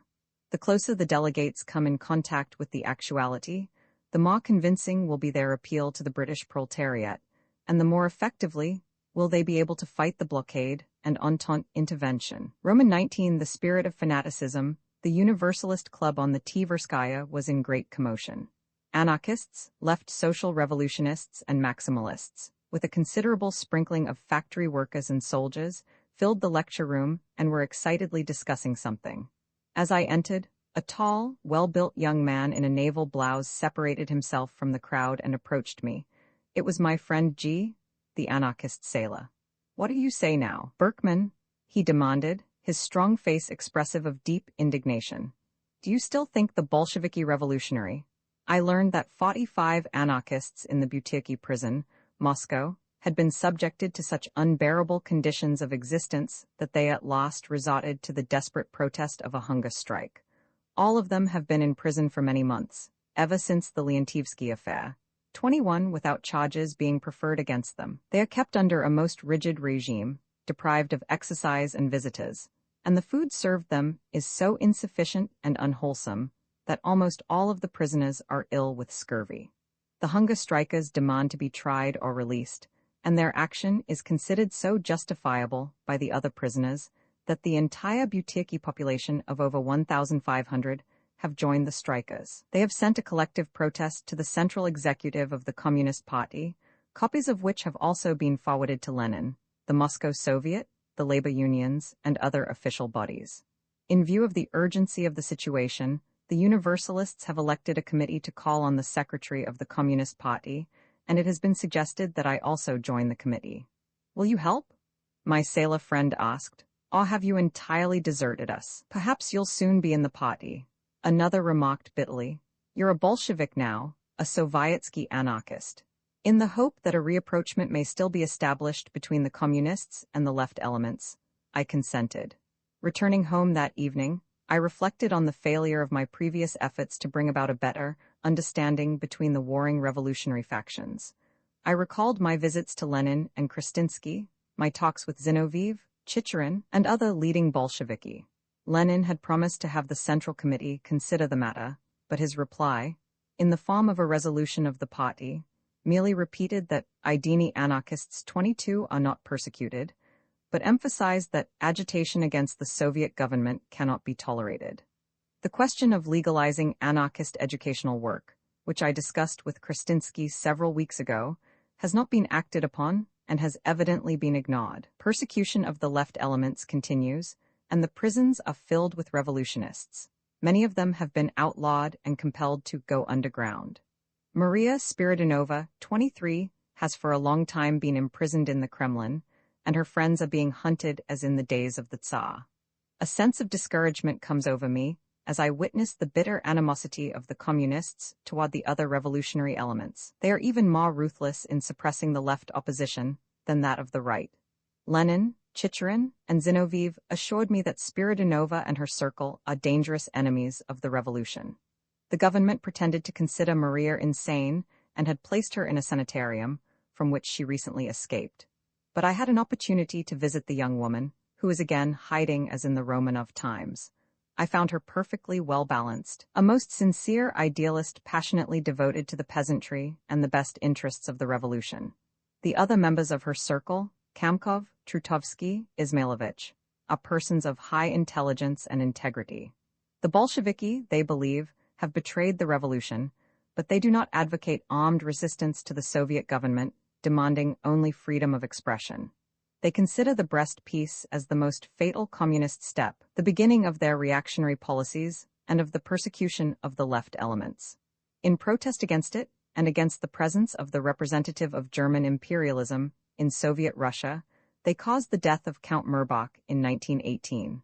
The communists have grown Jesuitical in their attitude to other viewpoints. Yet most of them I find sincere and hard-working men, devoted to their cause and serving it to the point of self-abnegation. Very illuminating was my experience with Bakayev, the head of the Petrograd Cheka, with whom I interceded in behalf of 3 anarchists arrested recently. A simple and unassuming man, I found him in a small, unpretentious room in the Astoria, at dinner with his brother. They sat before a meager meal of thin soup and rice dessert. There was no meat and only a few slices of black bread. I could not help noticing that both men remained hungry. Introduced by a personal note from Zinoviev, I appealed to Bakayev for the prisoners, informing him that I knew them personally and considered their arrest unjustifiable. They are true revolutionists, I urged. Why do you keep them in prison? In the room of TCH? Bakayev replied, we found certain apparatus. TCH is a chemist, I explained. We know it, he retorted, but anti-Soviet handbills had been found in the factories, and my men thought they might have some connection with TCH's laboratory, but he stubbornly refused to answer questions. Well, that's an old practice of arrested revolutionists, I reminded him. Bakayev grew indignant. That is why I'm holding him, he declared. Such tactics were justified against the bourgeois regime, but it is an insult to treat us so. TCH acts as if we were gendarmes. Do you think it matters by whom one is kept in jail? Well, don't let us discuss it, Berkman, he said. You don't know for whom you are interceding. And the other 2 men? They were found with TCH, he replied. We are not persecuting anarchists, believe me, but these men are not safe at liberty. I appealed to Ravich, the Commissar of Internal Affairs for the Petrograd district, a young woman with the impress of tragic revolutionary experience on her comely face. She regretted that she could do nothing, the Cheka having exclusive authority in such matters, and referred me to Zinoviev. The latter had not been informed of the arrests, but he assured me I need not be anxious about my friends. You know, Berkman, we do not arrest Idini anarchists, he said, but those people are not your kind. Anyhow, rest easy. Bakayev knows what he is about. He slapped me cheerfully on the shoulder and invited me to join him in the Imperial Lodge at the ballet that evening. Later I learned that Bakayev was suspended and exiled to the Caucasus for his too zealous use of summary execution. May 25. This morning, on the 5th day of the Bertiki hunger strike, I called at the offices of the Central Committee of the Party on Mokhavaya Street. As on my previous visit, the anterooms were crowded with callers. Numerous clocks, mostly young girls in abbreviated skirts and high-heeled lacquered shoes, flitted about with arms full of documents. Others sat at desks writing and sorting large piles of reports and deklady. I felt in the whirl of a huge machine, its wheels unceasingly revolving above the beehive on the street and grinding out slips of paper, endless paper for the guidance of the millions of Russia. Preobrazhensky, formerly Commissar of Finance and now in Kristinsky's place, received me somewhat coldly. He had read the protest of the hunger strikers, he said, but what of it? What is it you come for? He demanded. I stated my mission. The politicals have been kept in prison for 9 months, some of them even for 2 years, without trial or charges, and now they demand some action in their cases. They are within their rights, Preobrazhensky replied, but if your friends think they can influence us by a hunger strike, they are mistaken. They may starve as long as they want. He paused and a hard expression came into his eyes. If they die, he added thoughtfully, Perhaps it would be best. I have come to you as a comrade, I said indignantly. But if you take such an attitude? I have no time to discuss it, he interrupted. The matter will be considered this evening by the Central Committee. Later in the day, I learned that 10 of the imprisoned anarchists, including Godin, the founder of the Universalist group, were released by order of the Cheka, in the hope of breaking the hunger strike. This development was independent of any action of the Central Committee. It also became known that some of the Butyrki politicals were condemned to 5 years prison, without having received hearing or trial, while others were sentenced to concentration camps, till the end of civil war. I was in a room in the Hotel National translating for the British Labour Mission various resolutions, articles, and Lasovsky's brochure on the history of Russian unionism, when I received a message from Radek asking me to call on a matter of great urgency. Wondering, I entered the automobile he had sent for me, and was driven at a fast clip through the city, till we reached the former quarters of the German legation, now occupied by the Third International. The elegant reception hall was filled with callers and foreign delegates, some of whom were curiously examining the bullet marks in the mosaic floor and walls, reminders of the violent death Murbach had met in this room at the hands of left social revolutionists opposed to the Brest peace. I was conscious of the disapproving looks directed at me when, out of my turn, I was requested to follow the attendant to the private office of the Secretary of the Communist International. Radek received me very cordially, inquired about my health, and thanked me for so promptly responding to his call. Then, handing me a thick manuscript, he said, "Ilyich 24 has just finished this work, and he is anxious to have you render it into English for the British mission. You will do us a great service." It was the manuscript of the infantile sickness of leftism. I had already heard about the forthcoming work, and knew it to be an attack on the left revolutionary tendencies critical of Leninism. I turned over some pages, with their profusely underscored lines corrected in Lenin's small but legible handwriting. Petty bourgeois ideology of anarchism. I read, the infantile stupidity of leftism, the ultra-revolutionists suffocating in the fervor of their childish enthusiasm. The pale faces of the Butyrki hunger strikers rose before me. I saw their burning eyes peering accusingly at me through the iron bars. "Have you forsaken us?" I heard them whisper. "We are in a great hurry about this translation," Radek was saying, and I felt impatience in his voice. "We want it done within 3 days. It will require at least a week," I replied. "Besides, I have other work on hand, already promised." "I know Lasovsky's," he remarked with a disparaging tilt of the head. "That's all right. Lenin's takes precedence. You can drop everything else on my responsibility. I will undertake it if I may add a preface. This is no joking matter, Berkman." Radek was frankly displeased. "I speak seriously. This pamphlet misrepresents and besmirches all my ideals. I cannot agree to translate it without adding a few words in defense. Otherwise you decline?" "I do." Radek's manner lacked warmth as I took my departure. A subtle change has taken place in the attitude of the communists toward me. I notice coldness in their greeting, a touch of resentment even. My refusal to translate Lenin's brochure has become known, and I am made to feel guilty of lèse-majesté. I have been accompanying the British mission on its visits to mills, theatres, and schools, and everywhere I was aware of the scrutinizing gaze of the Chekamen, attending the delegates as guides and interpreters. In the Delovoy Diva, the clock has suddenly begun to demand my propusk and to ask my business, though he knows that I live there and am helping the delegates with translations. I have decided to give up my room in the Diva and to accept the hospitality of a friend in the National. It is contrary to the rules of the Soviet houses, no visitor being permitted to remain after midnight. At that hour, the day's propuski, with the names of the callers and the persons visited, are turned over to the Cheka. Not being an official guest of the hotel, I am not entitled to meals and am compelled to commit another breach of communist order by resorting to the markets, officially abolished but practically in operation. The situation is growing intolerable, and I am preparing to leave for Petrograd. You have become persona non grata. Augustin Souchy, the delegate of the German Syndicalist Union, remarked as we were sitting in the Delovoy translating the resolutions submitted by Lasovsky to the labor representatives of Sweden, Norway, and Germany. In both camps, I laughed. My friends of the left call me a Bolshevik, while the communists look askance at me. "Many of us are in the same boat," Souchy replied. Bertrand Russell passed by and called me aside. "I think nothing will come of our proposed visit to Peter Kropotkin," he said. "For 5 days they have been promising a machine. It's always in a moment it will be here, and the days pass in vain waiting." A curly-headed little communist, one of the English-speaking guides assigned to the mission, sauntered by, as if inadvertently. "Is the machine ready?" Russell asked. "It was to be here at 10 this morning. It's 2 p.m. now. The commissar just told me that the machine unfortunately got out of order," the guide replied. Russell smiled. "They are sabotaging our visit," he said. "We'll have to drop it." Then he added sadly, "I feel like a prisoner, every step watched. Already in Petrograd, I became aware of this annoying surveillance. It's rather stupid of them."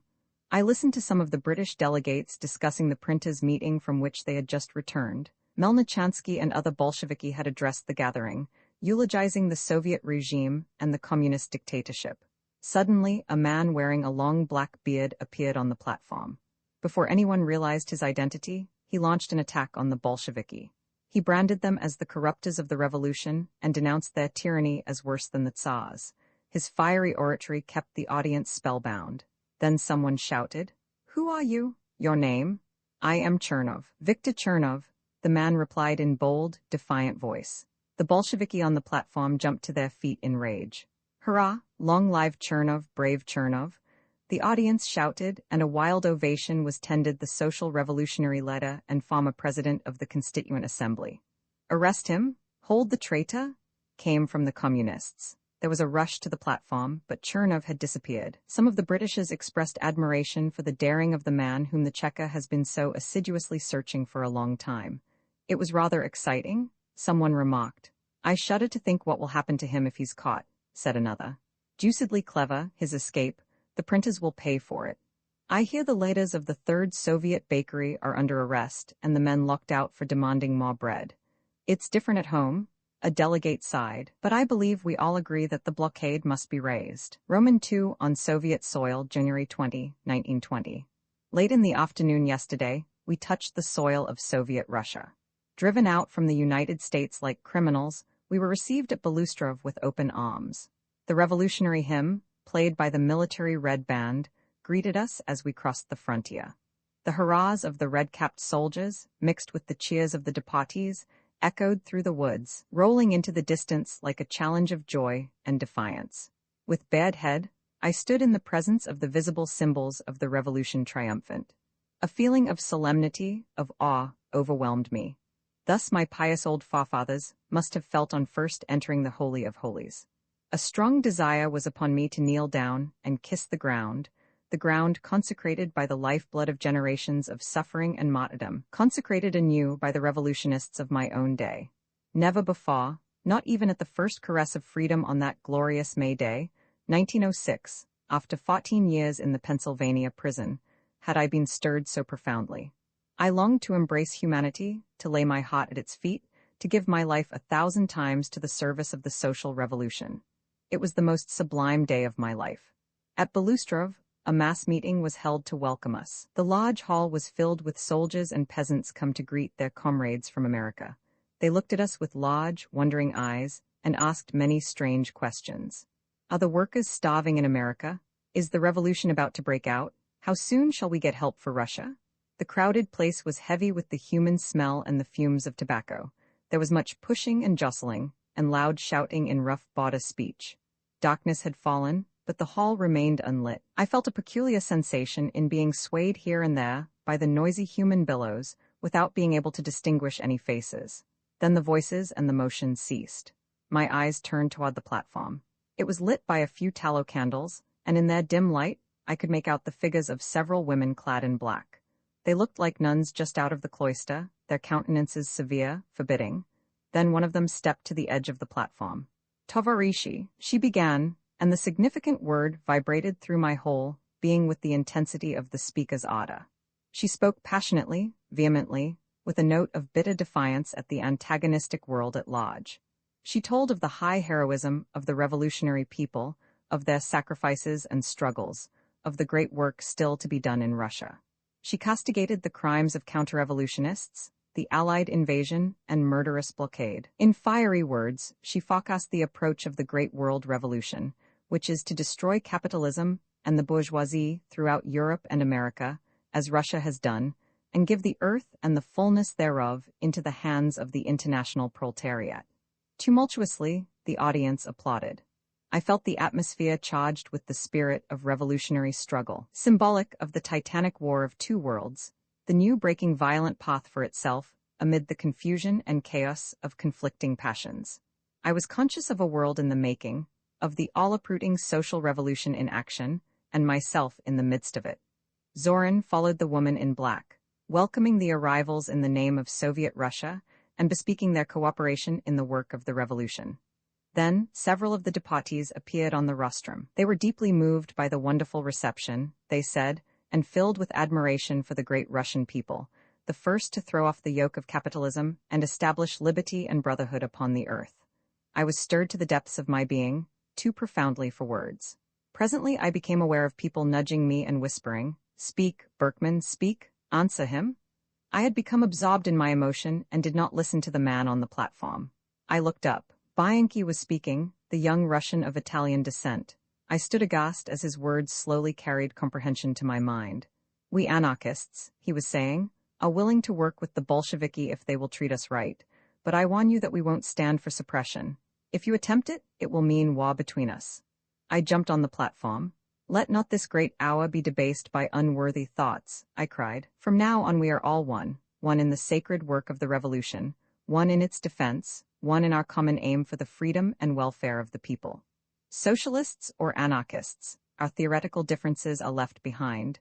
We are all revolutionists now, and shoulder to shoulder we'll stand, together to fight and to work for the liberating revolution.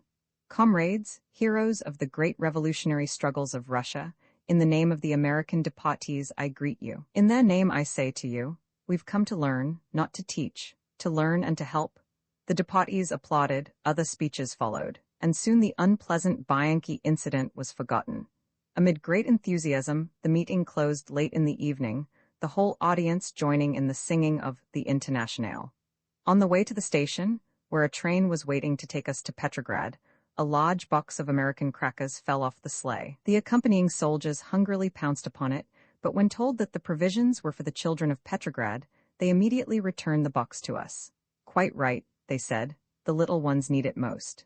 Another ovation awaited us in Petrograd, followed by a demonstration to the Tauride Palace and a lodge meeting. Then we marched to the Smolny, where the deportees were quartered for the night. Roman 20 other people. June.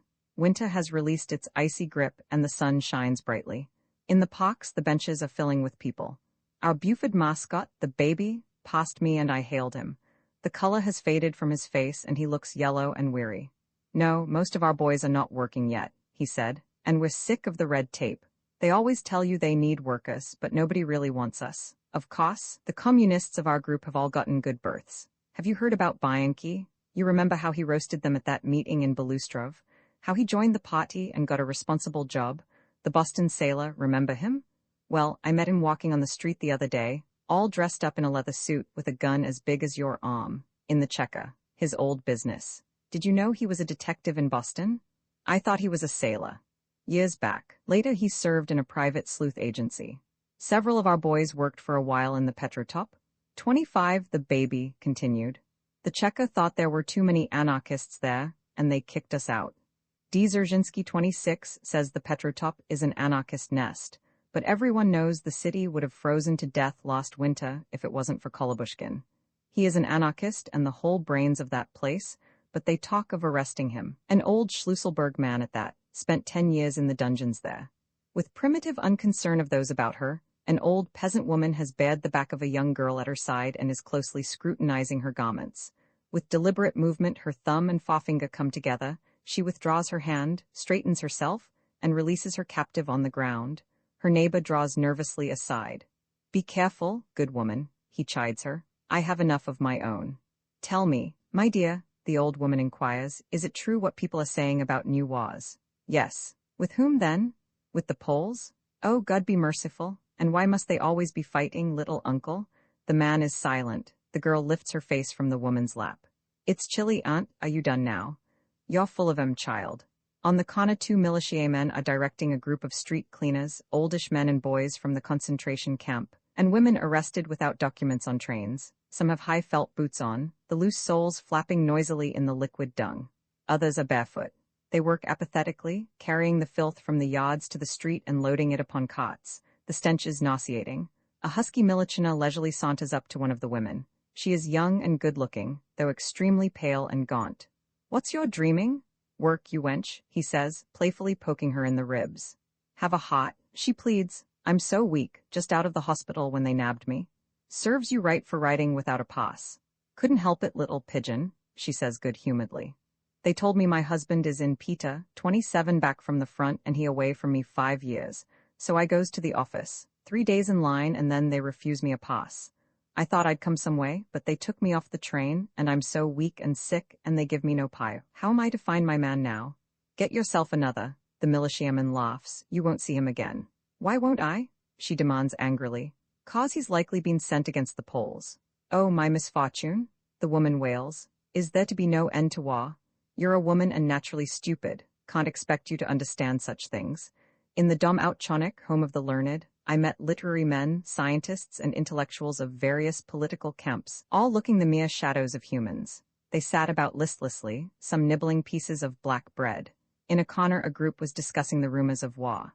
"It is a great blow to the hope of industrial revival," the well-known political economist said, "and we had begun to dream of more freedom to breathe." "The worst of it is," Zed, the ethnologist, remarked, "we shall not be able to receive the book donations promised us from abroad." "I'm so out of touch with scientific progress, I feel downright ignorant," said Prof. L., the bacteriologist. "Poland is on the eve of revolution," the communist asserted.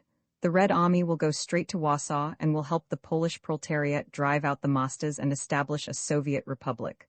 Like our own," retorted ironically. "They are to be congratulated." In the evening I visited my friend Pyotr, a non-partisan worker in the Trubochny mill. "We have received war orders in the shop," he was saying to his wife. "How are we to conquer the Razruka, our terrible economic ruin, when everything works for war again?" A middle-aged man, stout and coarse-looking, came in. "Well, Pyotr Vasilich," he addressed the host cheerily, "it's war with Poland and we'll teach those pani a lesson."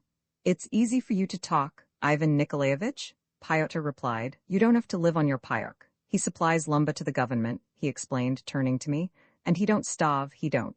"We must defend our country against the Poles," the contractor replied sententiously. "Will they take Vanya?" the housewife asked tearfully. "He is not 17 yet." "I don't mind going to the front," came from the boy lying on the stove. "They get a good payok in the army, and I may advance to commandeer like cousin Vaska did." He rose, drew a herring and a hunk of bread from his polishubka, and began to eat. His father watched him hungrily. "Give mother a bite," he urged after a while. "She's had nothing since yesterday." "I'm not hungry," the mother said apologetically. "Yes, my friends," the contractor spoke again as if remembering an unfinished thought, "the Poles must be taught a lesson, and we must all defend the revolution." "What are we to defend?" Pyotr demanded bitterly. "The fat commissars and the Cheka with its shooting, that's what we defend. We haven't got anything else." "You talk like a counter-revolutionist," Vanya shouted, jumping off the stove. "We haven't even our children," his father continued. "That boy has become a hoodlum since he joined the Komsomol. 28 He learns there to hate his parents." Vanya pushed his fur cap over his ears and stepped toward the door. "Take care I don't tell on you," he said, slamming it behind him. "The Italian Socialist Mission, headed by Cerati, is in the city, and the occasion is celebrated with the usual military parades, demonstrations, and meetings. But the show has lost interest for me. I have looked back of the curtain.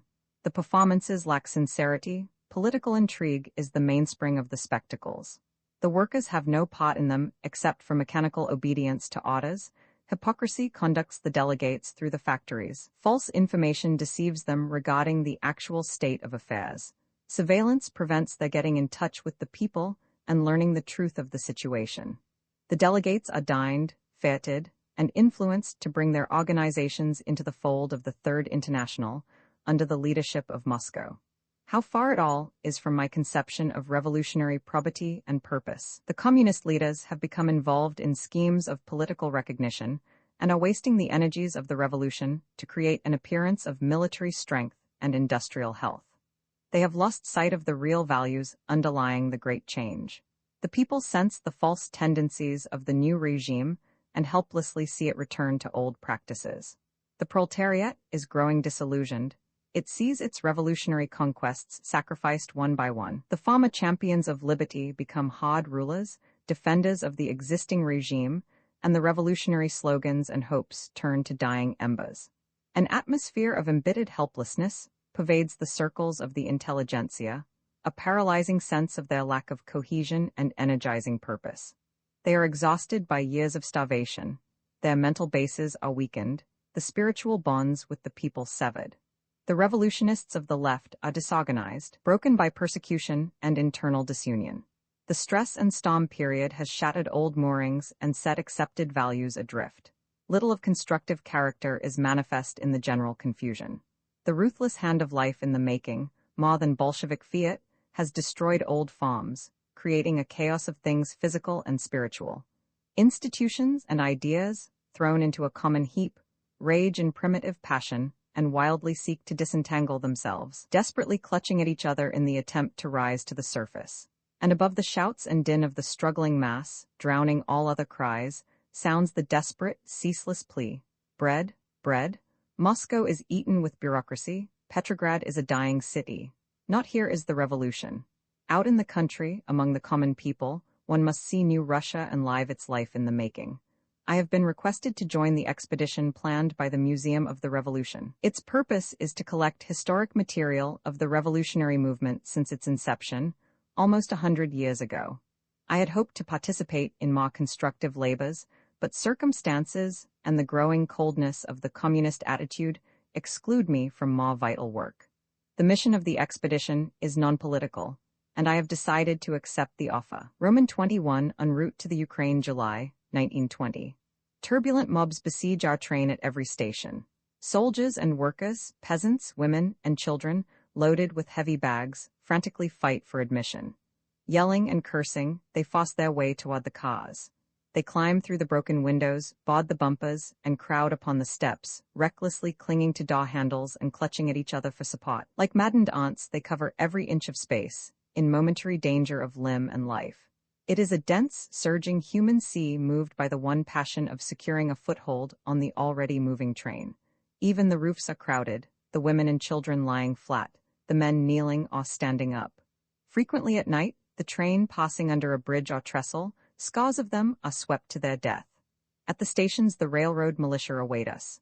They surround a car, drive the passengers off roof and steps, and proceed to another coach. But the next instant, there is a rush and struggle, and the cleared car is again covered with the human swarm. Often the military resort to arms, firing salvos over the train. But the people are desperate. They had spent days, even weeks, in procuring traveling papers. They are in search of food or returning with filled bags to their hungry families. Death from a bullet is no more terrible to them than starvation. With sickening regularity, these scenes repeat themselves at every stopping place. It is becoming a torture to travel in comparative comfort in our conspicuous-looking car, recently renovated and painted a bright red, and bearing the inscription, Extraordinary Commission of the Museum of the Revolution.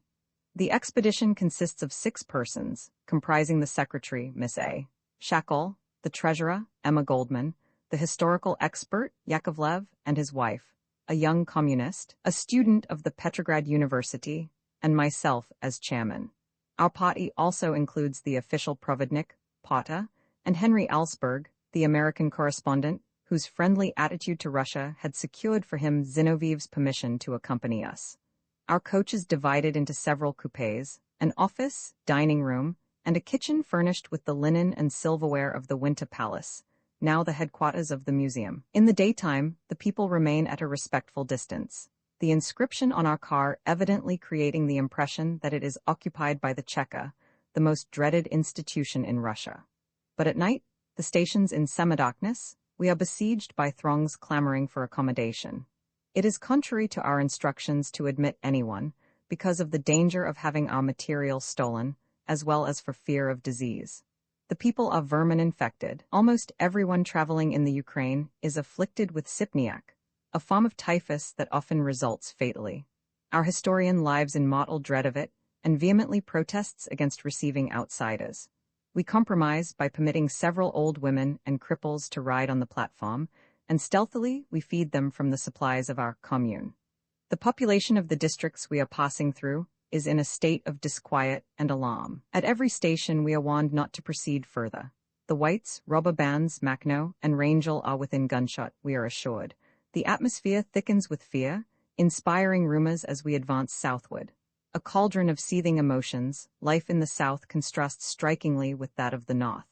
By comparison, Moscow and Petrograd appear quiet and orderly. Here all is unformed, grotesque, chaotic. Frequent changes of government, with their accompaniment of civil war and destruction, have produced a mental and physical condition unknown in other parts of the country. They have created an atmosphere of uncertainty, of life lacking roots, of constant anxiety. Some parts of the Ukraine have experienced 14 different regimes within the period of 1917-1920, each involving violent disturbance of normal existence, disorganizing and tearing life from its foundations. The whole gamut of revolutionary and counter-revolutionary passions has been played on this territory. Here the nationalistic Rada had fought the local organs of the Kerensky government till the Brest Treaty opened southern Russia to German occupation. Prussian bayonets dissolved the Rada, and Hetman Skoropadsky, by grace of the Kaiser, lauded it over the country in the name of an independent and self-determining people. Disaster on the Western Front and revolution in their own country compelled the Germans to withdraw, the new state of affairs giving Petlura victory over the Hetman. Kaleidoscopically changed the governments. Dictator Petlura and his directorium were driven out by the rebel peasantry and the Red Army, the latter in turn giving way to Denikin.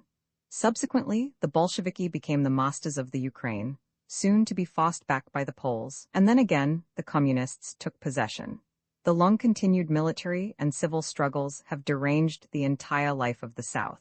Social classes have been destroyed, old customs and traditions abolished, cultural barriers broken down, without the people having been able to adjust themselves to the new conditions, which are in constant flux. There has been neither time nor opportunity to reconstruct one's mental and physical mode of life, to orient oneself within the constantly changing environment. The instincts of hunger and fear have become the sole leitmotif of thought, feeling, and action. Uncertainty is all-pervading and persistent. It is the only definite, actual reality. The question of bread, the danger of attack, are the exclusive topics of interest. You hear stories of armed forces sacking the environs of the city, and fanciful speculation about the character of the marauders, whom some claim as whites, others as greens, 29 are pogrom bandits. The legendary figures of Makhno, Morrissia, and St. loom large in the atmosphere of panic created by the horrors lived through, and the still more fearful apprehension of the unknown. Alarm and dread punctuate the life and thought of the people. They permeate the entire consciousness of being. Characteristic of it, as of the general chaos of the situation, is the reply one receives on inquiring the time of day. It is indicative of the degree of the informant's Bolshevik or opposition sentiments when one is told 3 o'clock by the old, 5 by the new, or 6 by the latest. The Communists having recently ordered, for the third time, the saving of another hour of daylight. The whole country resembles a military camp living in constant expectation of invasion, civil war, and sudden change of government, bringing with it renewed slaughter and oppression, confiscation, and famine. Industrial activity is paralyzed, the financial situation hopeless. Every regime has issued its own money, interdicting all previous forms of exchange. But among the people the various papers are circulating, including Kerensky, Tsarist, Ukrainian, and Soviet money. Every ruble has its own, constantly varying value, so that the market women have to become professors of mathematics, as the people jestingly say, to find their way in this financial labyrinth. Beneath the surface of the daily life man's primitive passions, unleashed, hold almost free sway. Ethical values are dissolved, the gloss of civilization rubbed off. There remains only the unadorned instinct of self-preservation and the ever-present dread of tomorrow. The victory of the whites or the investing of a city by them involves savage reprisals, pogroms against Jews, death for communists, prison and torture for those suspected of sympathizing with the latter. The advent of the Bolsheviki signifies indiscriminate red terror. Either is disastrous, it has happened many times, and the people live in perpetual fear of its repetition. Internecine strife has marched through the Ukraine, like a veritable man-eater, devouring, devastating, and leaving ruin, despair, and horror in its wake. Stories of white and red atrocities are on everybody's lips, accounts of personal experiences harrowing in their recital of fiendish murder and rapine, of inhuman cruelty and unspeakable outrages. Roman 22 first days in Kharkov, the work of collecting material is divided among the members of our expedition according to fitness and inclination.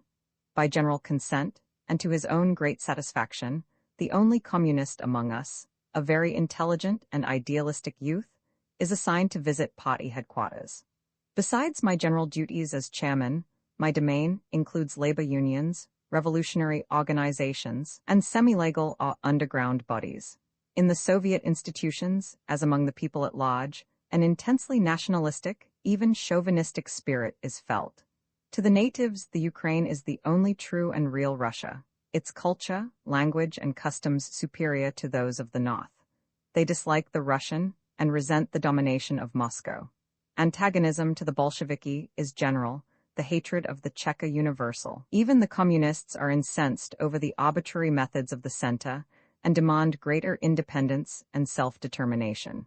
But the policy of the Kremlin is to put its own men at the head of Ukrainian institutions, and frequently a whole trainload of Moscow Bolsheviki, including clerks and typists, are dispatched to the south to take charge of a certain department or bureau.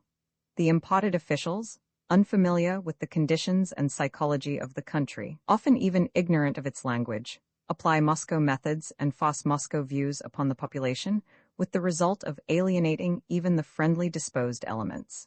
A July day, with the southern sun steadily pouring down heat, and the stone pavement seeming to melt beneath my feet.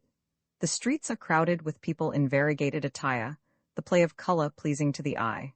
The Ukrainians are better clad and nourished than the people in Petrograd or Moscow. The women are strikingly beautiful, with expressive dark eyes and oval faces, olive-skinned.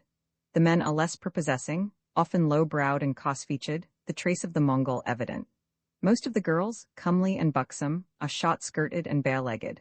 Others, well-shod but stockingless, present an incongruous sight. Some wear lapti, a rough wooden sandal that clatters noisily on the pavement. Almost everyone is chewing the popular semechki, dried sunflower seeds, deftly ejecting the shell, and covering the filthy sidewalks with a sheet of whitish gray. On the corner, two boys in wan student uniforms vociferously call the attention of the passers-by to hot piroshki, the Russian doughy cake filled with meat or cabbage. A bevy of young girls, almost children, faces powdered, lips crimson, approach the vendors. "What costs the pleasure?" inquires one in a thin, high-pitched voice. 50 rubles. "Oh, you little speculator," the girl teases. "Make it cheaper for me, won't you, dear one?" she coaxes, pressing closer to the boy. Three sailors approach, whistling the popular Stenka raisin tune. "What beauties?" one comments, unceremoniously embracing the girl nearest him. "Hey, lasses, come with us," another commands. "Don't be hanging around those speculators." With ribald laughter, the girls join them. Arm in arm they march down the street. "Damn those Sovietsky cavaliers," one of the students rages. "Hot piroshki, hot, buying, who's buying, tovarishi?"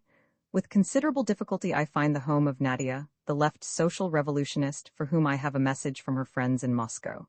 My knock is answered by an old lady with kindly face and snow-white hair. "My daughter is at work," she says, suspiciously scrutinizing me. "May I know what you wish?" Reassured by my explanation, she bids me enter, but her manner continues guarded. It requires some time before she is convinced of my good intentions, and then she begins to unburden her heart. She owned the house in which she now occupies one room together with her daughter, the rest having been requisitioned by the Soviet Housing Committee. "It is enough for our modest needs," the old lady says resignedly, her glance passing over the small chamber containing a single bed, a kitchen table, and several wooden chairs. "I have only Nadia now," she adds, a tremor in her voice. "I thank God I have her," she continues after a while. "Oh, the terrible times we have lived through, you will surely not believe it, I'm not 50 yet." She passes her delicate, thin hand over her white hair. "I don't know how it is where you come from, but here life is a Koshma.30. I have grown used to hunger and cold, but the constant fear for the safety of my child makes life a torture. But it is a sin to complain." She crosses herself devoutly. "Blessed be the Lord, for he has left me my daughter." In the course of the conversation I learned that her eldest son was killed by Denikin men, the youngest, Volodya, a boy of 20, was shot by the Bolsheviki. She could never find out the reason. The terrible Cheka, she sighs, with tears in her eyes. But the Predsedatel 31 was a kind man, she continues presently. It was he who saved my little Nadia. She had also been doomed to die. Once they took her to the cellar, stark naked, may God forgive them, they forced her to the floor, face downward. Then a shot was fired over her head. Oh, the horror of it. She was told to confess and her life would be saved, but what could the poor child confess? She had nothing to tell. Indeed, she wouldn't if she could, for Nadinka is like steel. Then she was sent back to her cell, and every night she expected to be taken out and shot, and when she heard a footstep, she would think they were coming for her. What torture the child lived through? But it was always someone else they took, and those never returned. Then one day the Predsedatel sent for her and told her he did not want her shot, and that she was free to go home. Before that the Cheka had assured me that my daughter had been sent to Moscow for trial, and there she stood before me, so pale and wan, more like a ghost of herself. Glory to the Lord for his goodness, she sobs quietly. The door opens and a girl steps in, carrying a bag slung across her shoulders. She is young and attractive, not over 20, with her face lit up by black, shining eyes. She stops affrighted as her glance falls upon me. A friend? I hasten to reassure her, delivering the message entrusted to me in Moscow. She brightens at once, puts the bag on the table, and kisses her mother.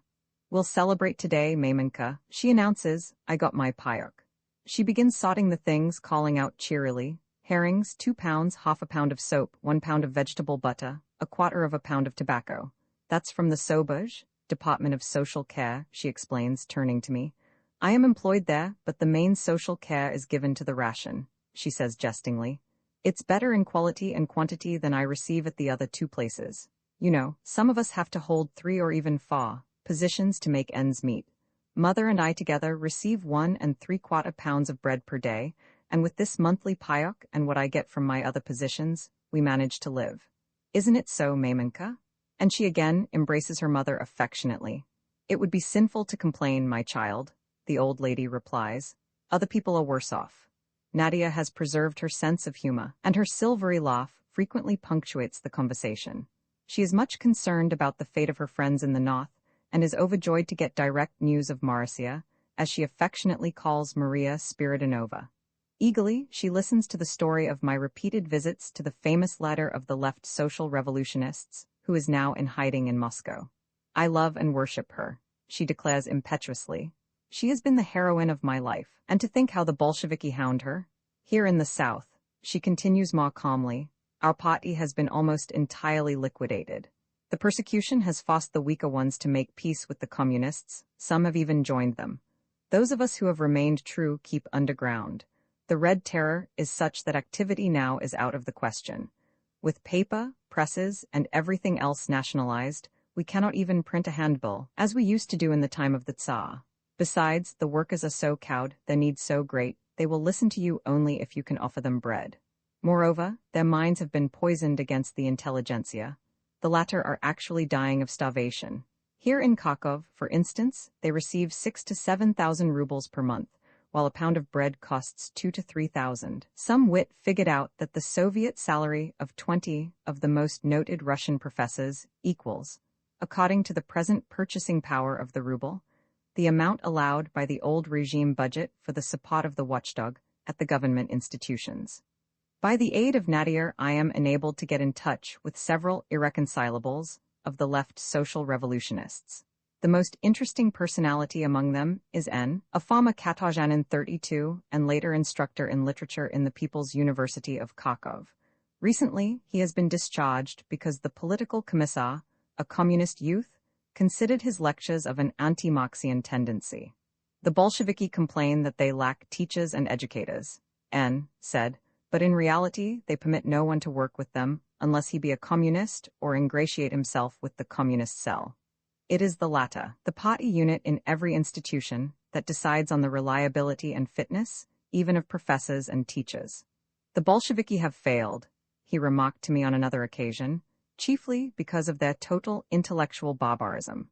Social life, no less than individual, is impossible without certain ethical and human values.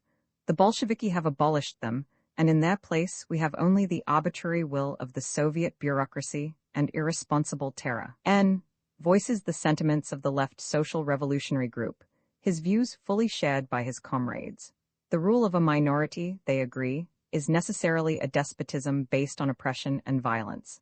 Thus 10,000 Spartans governed 300,000 helots, while in the French Revolution, 300,000 Jacobins sought to control the 7 million citizens of France. Now 500,000 communists have by the same methods enslaved the whole of Russia, with its population of more than 100 million.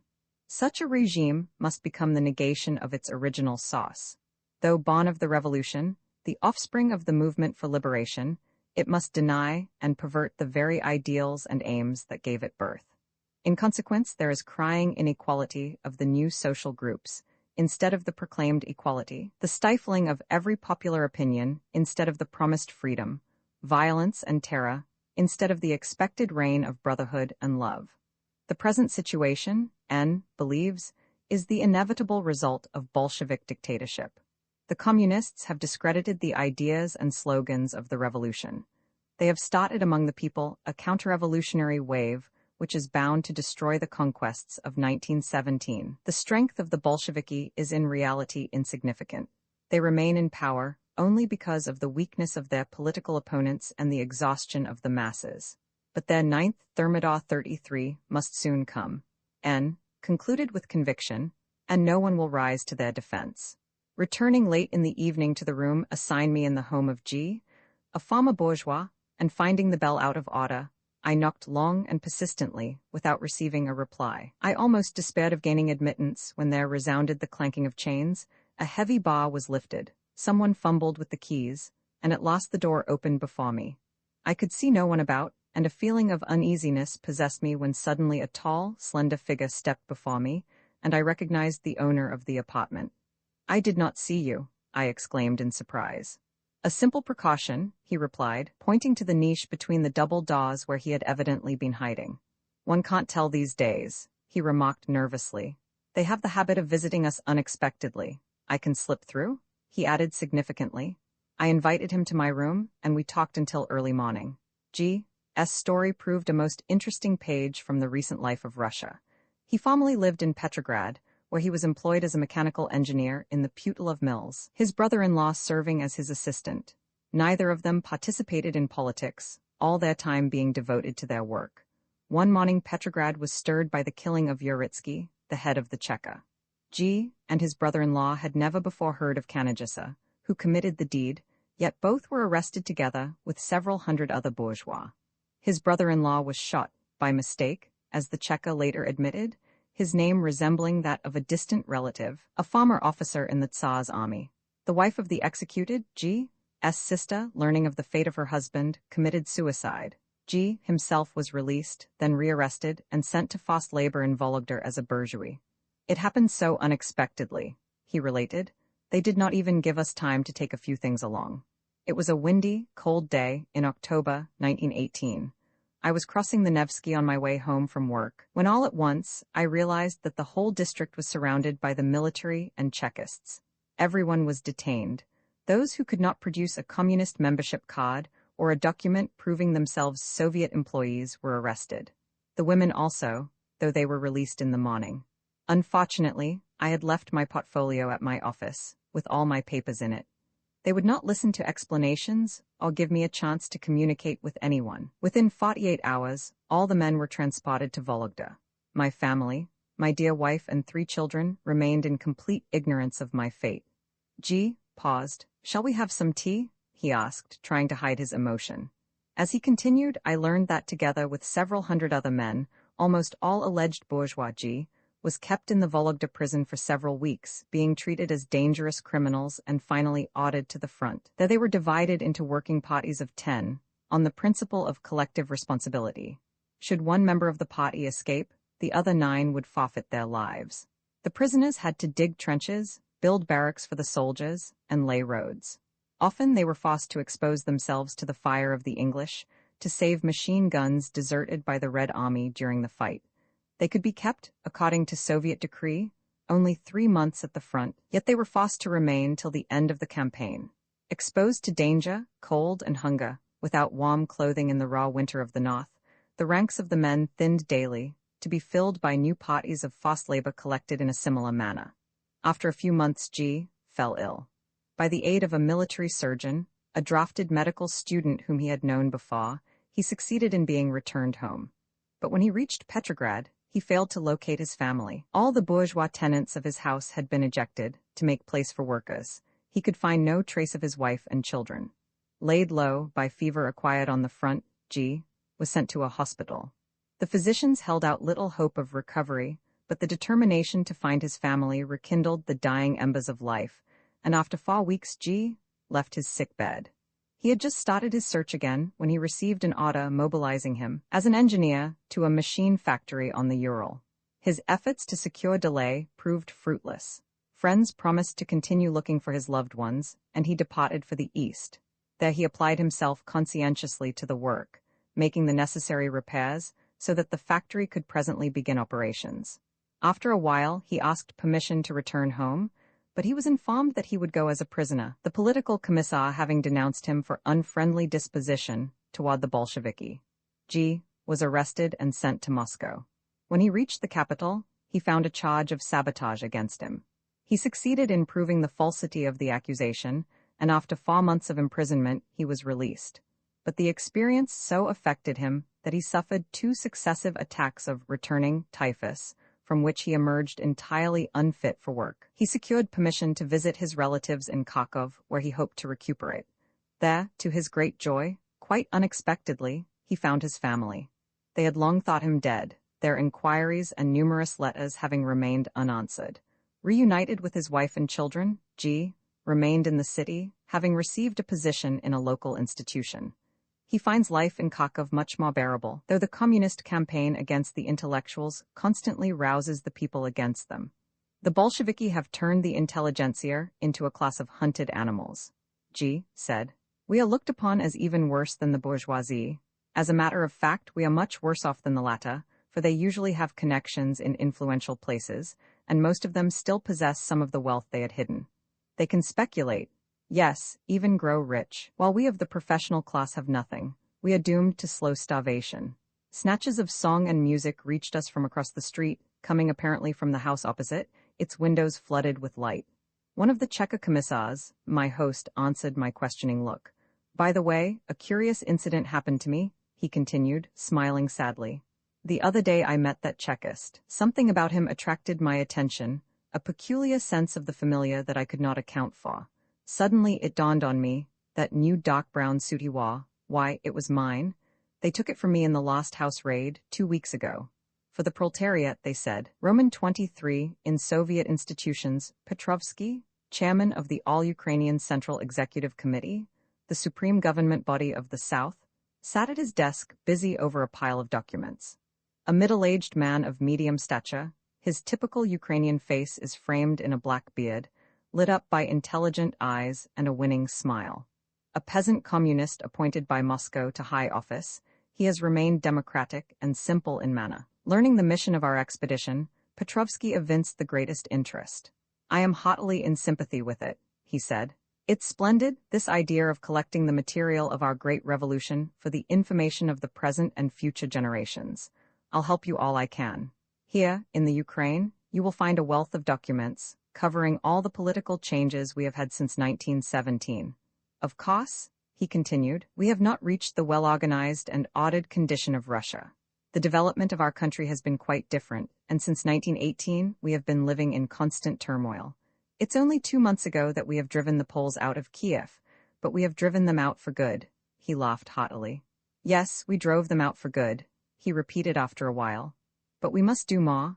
We must teach the cursed Poles a lesson. The Polish Pani, 34 I mean," he corrected himself.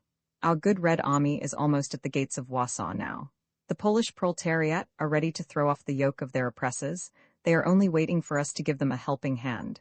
We expect the revolution to break out there any day," he concluded in a confidential way, "and then Soviet Poland will combine federatively with Soviet Russia, as Ukraine has done. Don't you think such an aggressive policy may produce a harmful effect?" I asked. "Threatened invasion may serve to arouse patriotic ardor." "Pooh-pooh," the chairman laughed. "You evidently don't know the revolutionary temper of the Polish workers. The whole country is on fire. The Red Army will be received with bread and salt, as our saying is, be given a hearty welcome. The conversation turned to the situation in the south. The work of organizing Soviet conditions, Petrovsky said, is progressing very satisfactorily in the districts evacuated by the Poles. As to the economic situation, the Ukraine used to be the great bread giver of Russia, but the farmers have suffered much from confiscation and robbery by the white forces. However, the peasants have learned that only under the communists they are secure in the enjoyment of their land. It is true, many of them are kulaki, that is, rich farmers who resent sharing their surplus with the Red Army and the workers.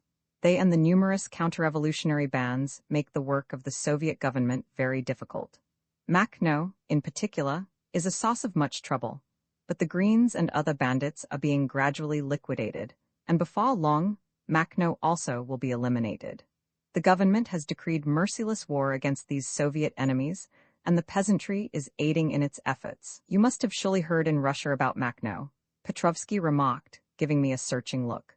Many legends have grown around his name, and to some, he appears almost a heroic figure. But here in the Ukraine you will learn the truth about him.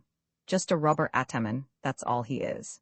Under the mask of anarchism he conducts raids upon villages and towns, destroys railroad communications, and takes a fiendish delight in murdering commissars and communists. But before long, we shall terminate his activities. Girl clocks kept coming in, bringing documents and answering telephone calls. Most of them were barefoot, while some wore new, high-heeled shoes without hosiery. From time to time, the chairman interrupted the conversation to glance at the papers, putting his signature to some and referring others to the secretary.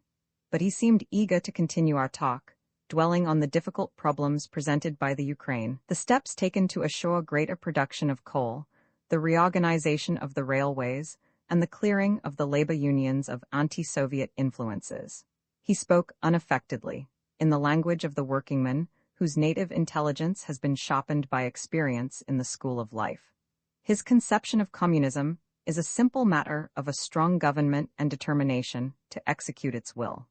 It is not a question of experimentation or idealistic possibilities. His picture of a Bolshevik society has no shadows. A powerful central authority, consistently carrying out its policies, would solve all problems, he believes. Opposition must be eliminated, disturbing elements and inciters of the peasantry against the Soviet regime, such as Makhno, crushed. At the same time, the work of the Politprosvit, political education, should be broadened. The youth, especially, must be trained to regard the Bolsheviki as the revolutionary advance guard of humanity. On the whole, communism is a problem of right bookkeeping, as Lenin had truly said, of taking an invoice of the country's wealth, actual and potential, and arranging for its equalized distribution. The subject of peasant dissatisfaction kept returning in our conversation. The Povstancy, armed rebel peasantry, Petrovsky admitted, had played a vital part in the revolution. They repeatedly saved the Ukraine, and even Russia, at most critical moments. By guerrilla warfare, they disorganized and demoralized the Austro-German forces, and prevented their marching on Moscow and suppressing the Soviet regime. They defeated the interventionist attack in the south, by resisting and routing the French and Italian divisions that were landed by the Allies in Odessa, with the intention of supporting the nationalistic Directorium in Kiev. They fought Denikin and other white generals, and were largely instrumental in making the victories of the Red Army possible. But some Povstancy elements have now joined the Green and other bands operating against the communists. They also comprise the greater part of the Makhno forces, possessing even machine guns and artillery. Makhno is particularly dangerous. At one time he had served in the Red Army, but he mutinied, opening the front to Denikin, for which treachery he was outlawed by Trotsky. Since then, Makhno has been fighting against the Bolsheviki and helping the enemies of the revolution. From the adjoining office, occupied by Petrovsky's secretary, loud talking and a woman's hysterical voice kept disturbing our conversation. "What is going on there, I wonder?" the chairman exclaimed at last, stepping to the door. As he opened it, a young peasant woman rushed toward him, throwing herself at his feet. "Save us, little father," she cried. "Have mercy?" Petrovsky helped her up. "What is the matter?" he asked kindly. Amid sobs she related that her husband, home on furlough from the army, had gone to Kharkov to visit his sick mother. There he was arrested in a street raid as a labor deserter. He could not prove his identity because he had been robbed on his way to the city. All his documents and money were gone. He sent word to her about his misfortune, but by the time she reached the city, she learned that her husband had been taken away with a party of other prisoners. Since then, she failed to find out anything more about him. "Oh, little father, they've sure shot him," she wailed, "and he a Red Army man who fought Denikin." Petrovsky sought to calm the distracted woman. "Nothing will happen to your husband," he assured her, "if he can prove himself a soldier. But they've already taken him away somewhere," she moaned, "and they shoot deserters. Oh, good Lord, have mercy on me." The chairman questioned the woman, and then, apparently convinced of the truth of her story, he ordered the secretary to supply her with a paper to aid in her search. She grew quieter, and then impulsively kissed Petrovsky's hand, calling upon the saints to bless the kind commissar. At labor union headquarters, I found a flow of humanity surging through the corridors. Men, women, and children crowded the offices and filled the hallways with shouting and tobacco smoke. A bedraggled assembly it was, poorly nourished and clad, calico kerchiefs worn by the women, the men in thick-soled wooden lapti, the children mostly barefoot. For hours they stood in line, discussing their troubles. Their wages, they complained, though continuously increased, do not keep step with the rising price of food. A week's labor is not enough to purchase 2 pounds of bread. Moreover, 3 months' pay is due them. The government has failed to supply enough money. The Soviet distributing centers are short of provisions. One has to look out for himself, or starve. Some have come to ask for 10 days' release from work and permission to visit their folks in the country. There they would get a few pounds of flour, or a sack of potatoes to tide the family over for a little while. But it is difficult to secure such a privilege. The new decrees bind the worker to the factory. As in the days of old, the peasants were chained to the soil. Yet the village is their only hope. Others have come to enlist the help of their labor organization in locating lost brothers, fathers, husbands, suddenly disappeared, no doubt taken in the frequent raids as military or labor deserters.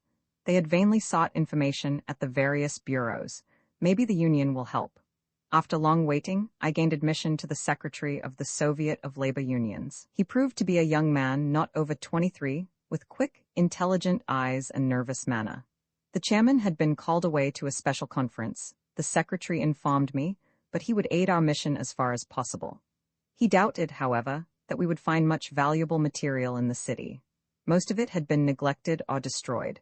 There had been no time to think of such matters in the intense revolutionary days Kharkov had passed through. But whatever records could be found, he would order them turned over to me. Better yet, he would supply me with a circular letter to the secretaries of the local unions, and I could personally select the material I needed, leaving copies of the same in the archives. The secretary himself could give me little information about labor conditions in the city and province, as he had only recently assumed charge of his office. "I am not a local man," he said. "I was sent from Moscow only a few weeks ago.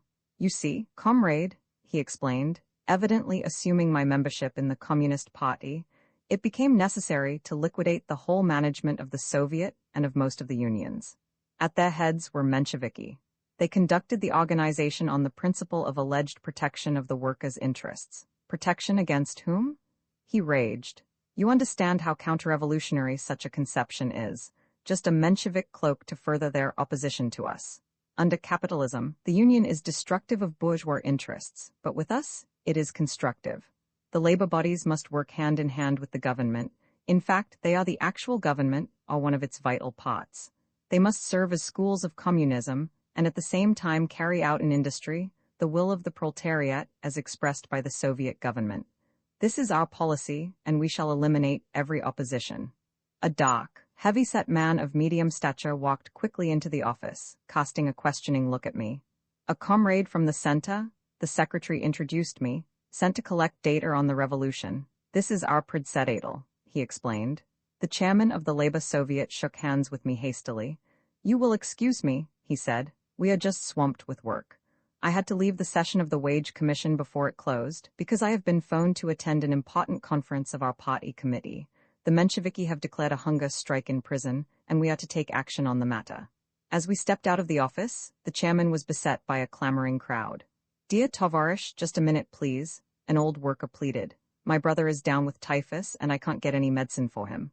When will we be paid? 3 months is due us, another urged. Go to your own union, the председатель advised him, but I've just come from there. I haven't time, Tovarish, I haven't time now, the chairman kept repeating to the right and left, gently forcing his way through the crowd. Oh, little father, a woman screamed, grabbing him by the arm. It was the young peasant I had met in Petrovsky's office. Has my husband been shot? The chairman looked bewildered. Who is your husband? He demanded. A Red Army man, Tovarish, taken in a street raid for a labor deserter. A deserter? That's bad. Reaching the street and waving his hand to me, the председатель jumped into his waiting automobile and was driven away. Roman 24 Yosif, the emigrant, a short, slender man of 30, with lustrous dark eyes set wide apart, and a face of peculiar sadness. The expression of his eyes still haunts me. Now mournful, now irate, they reflect all the tragedy of his Jewish descent. His smile speaks the kindliness of a heart that has suffered and learned to understand. The thought kept running through my mind, as he was relating his experiences in the revolution, that it was his patient, winsome smile which had conquered the brutality of his persecutors. I had known him in America, him and his friend Lee, a sweet-faced girl of unusual self-control and determination. Both had for years been active in the radical movement in the United States, but the call of the revolution brought them back to their native land in the hope of helping in the great task of liberation. They worked with the Bolsheviki against Kerensky and the provisional government and cooperated with them in the stormy October days, which gave so much promise of a rainbow, as the emigrant remarked sorrowfully. But soon, the communists began to suppress the other revolutionary parties, and Yosif went with Ley to the Ukraine, where they aided in organizing the Southern Confederation of anarchist groups under the name of the Nabat, Alam. As the emigrant, his pen name in the Nabat, the organ of the Confederation, Yosif is widely known in the South and is much loved for his idealism and sunny disposition. Energetic and active, he is tireless in his labors among the Ukrainian peasantry, and everywhere, he is the soul and inspiration of proletarian circles. I have repeatedly visited him and his friends in the anarchist bookstore Volnoy Bratstvo, Free Brotherhood. They have witnessed the numerous political changes in the Ukraine, have suffered imprisonment by the whites, and have been maltreated by Denikin soldiers. We are hounded no less by the Bolsheviki, the emigrant said. We never know what they will do to us. One day they arrest us and close our club and bookstore. At other times they leave us alone. We never feel safe, they keep us under constant surveillance. In this they have a great advantage over the whites. Under the latter we could work underground, but the communists know almost every one of us personally, for we always stood shoulder to shoulder with them against counter-revolution. The emigrant, whom I had formerly known as a most peace-loving man, surprised me by his militant enthusiasm regarding Makhno, whom he familiarly calls Nesta. He spent much time with the latter, and he regards him as a thorough anarchist, who is fighting reaction from the left as well as from the right. Yosif was active in Makhno's camp as educator and teacher. He shared the daily life of the povstanci and accompanied them as a non-combatant on their campaigns. He is deeply convinced that the Bolsheviki have betrayed the people. As long as they were revolutionary, we cooperated with them, he said. The fact is, we anarchists did some of the most responsible and dangerous work all through the revolution. In Kronstadt, on the Black Sea, in the Ural and Siberia, everywhere we gave a good account of ourselves. But as soon as the communists gained power, they began eliminating all the other revolutionary elements, and now we are entirely outlawed. Yes, the Bolsheviki, those arch-revolutionists, have outlawed us, he repeated bitterly. Could not some way of reapproachment be found? I suggested, referring to my intention of broaching the matter to Rakovsky, the Lenin of the Ukraine. No, it's too late, Yosif replied positively. We've tried it repeatedly, but every time, the Bolsheviki broke their promises and exploited our agreements only to demoralize our ranks. You must understand that the Communist Party has now become a full-fledged government, seeking to impose its rule upon the people, and doing it by the most drastic methods. There is no more hope of turning the Bolsheviki into revolutionary channels. Today, they are the worst enemies of the revolution, far more dangerous than the Denikins and Rangels, whom the peasantry know as such. The only hope of Russia now is in the forcible overthrow of the communists by a new uprising of the people. I see no evidence of such a possibility, I objected.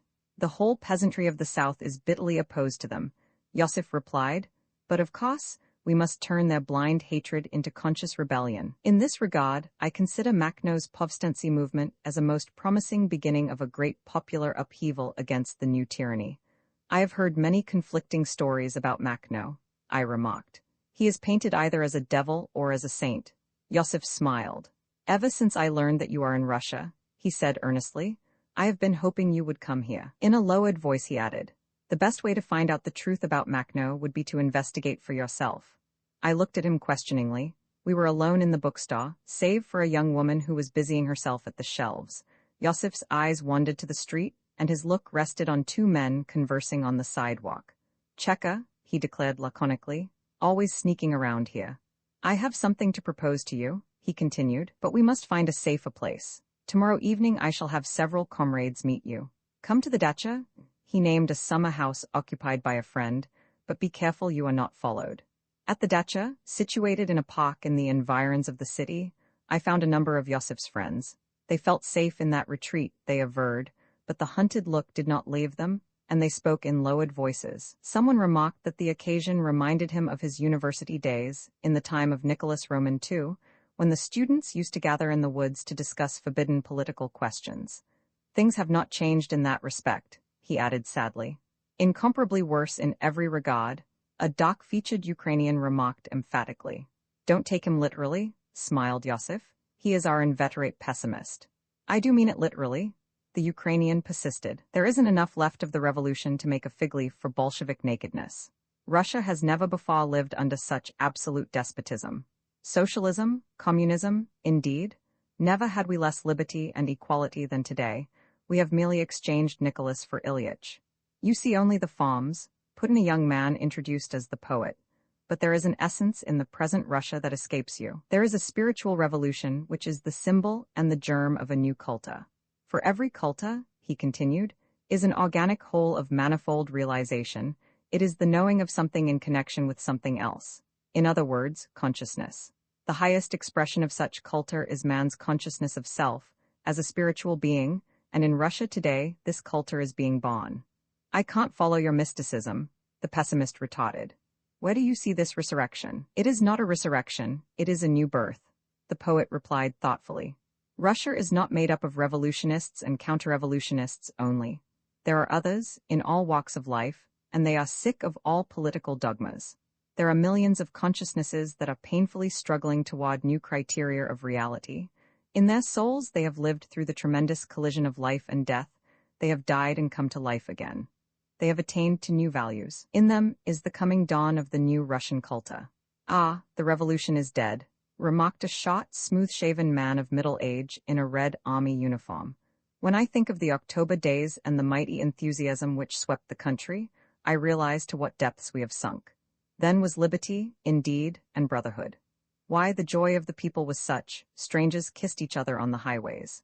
And even later, when I fought against the Czechoslovaks on the Ural, the army was inspired. Each felt himself a free man defending the revolution that was his. But when we returned from the front, we found the Bolsheviki proclaimed themselves dictators over us, in the name of their party. It's dead, our revolution, he concluded, with a deep sigh. You are wrong, my friend, Yosif protested. The Bolsheviki have indeed retarded the progress of the revolution, and they are trying to destroy it altogether, to secure their political power. But the spirit of the revolution lives, in spite of them. March 1917 was only the revolutionary honeymoon, the lisping of lovers. It was clean and pure, but it was inarticulate, impotent. The real passion was yet to come. October sprang from the womb of Russia itself.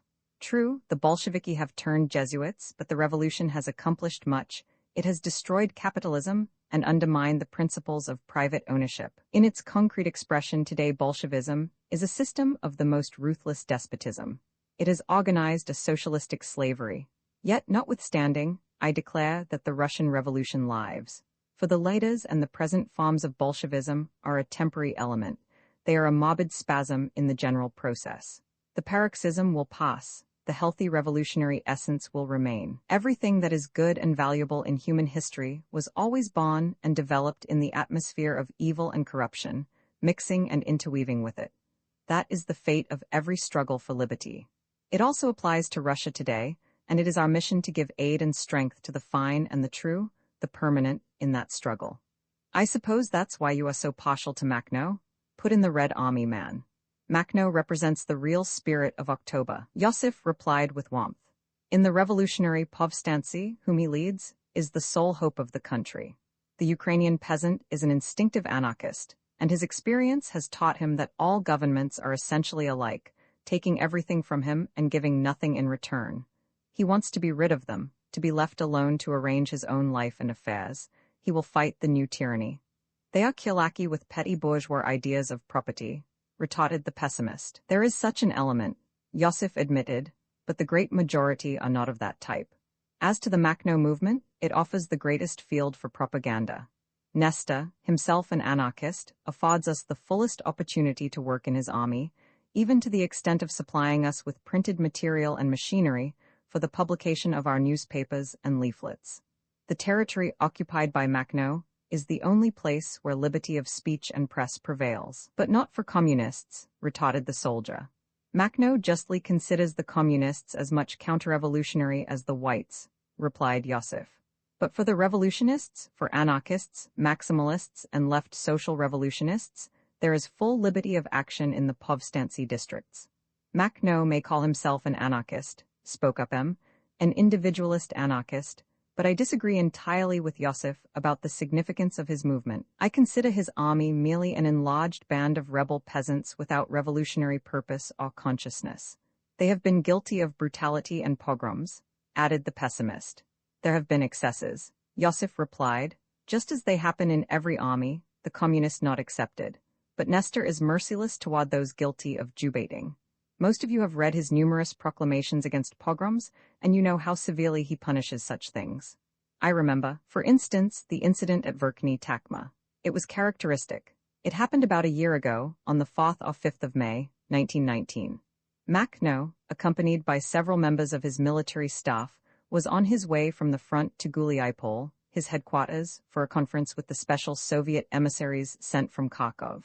At the station of Verkhney Takma, Nesta noticed a large poster reading, "Kill the Jews, Save Russia, Long Live Makhno." Nesta sent for the station master. "Who put up that poster?" he demanded. "I did," replied the official, a peasant who had been in fights against Denikin.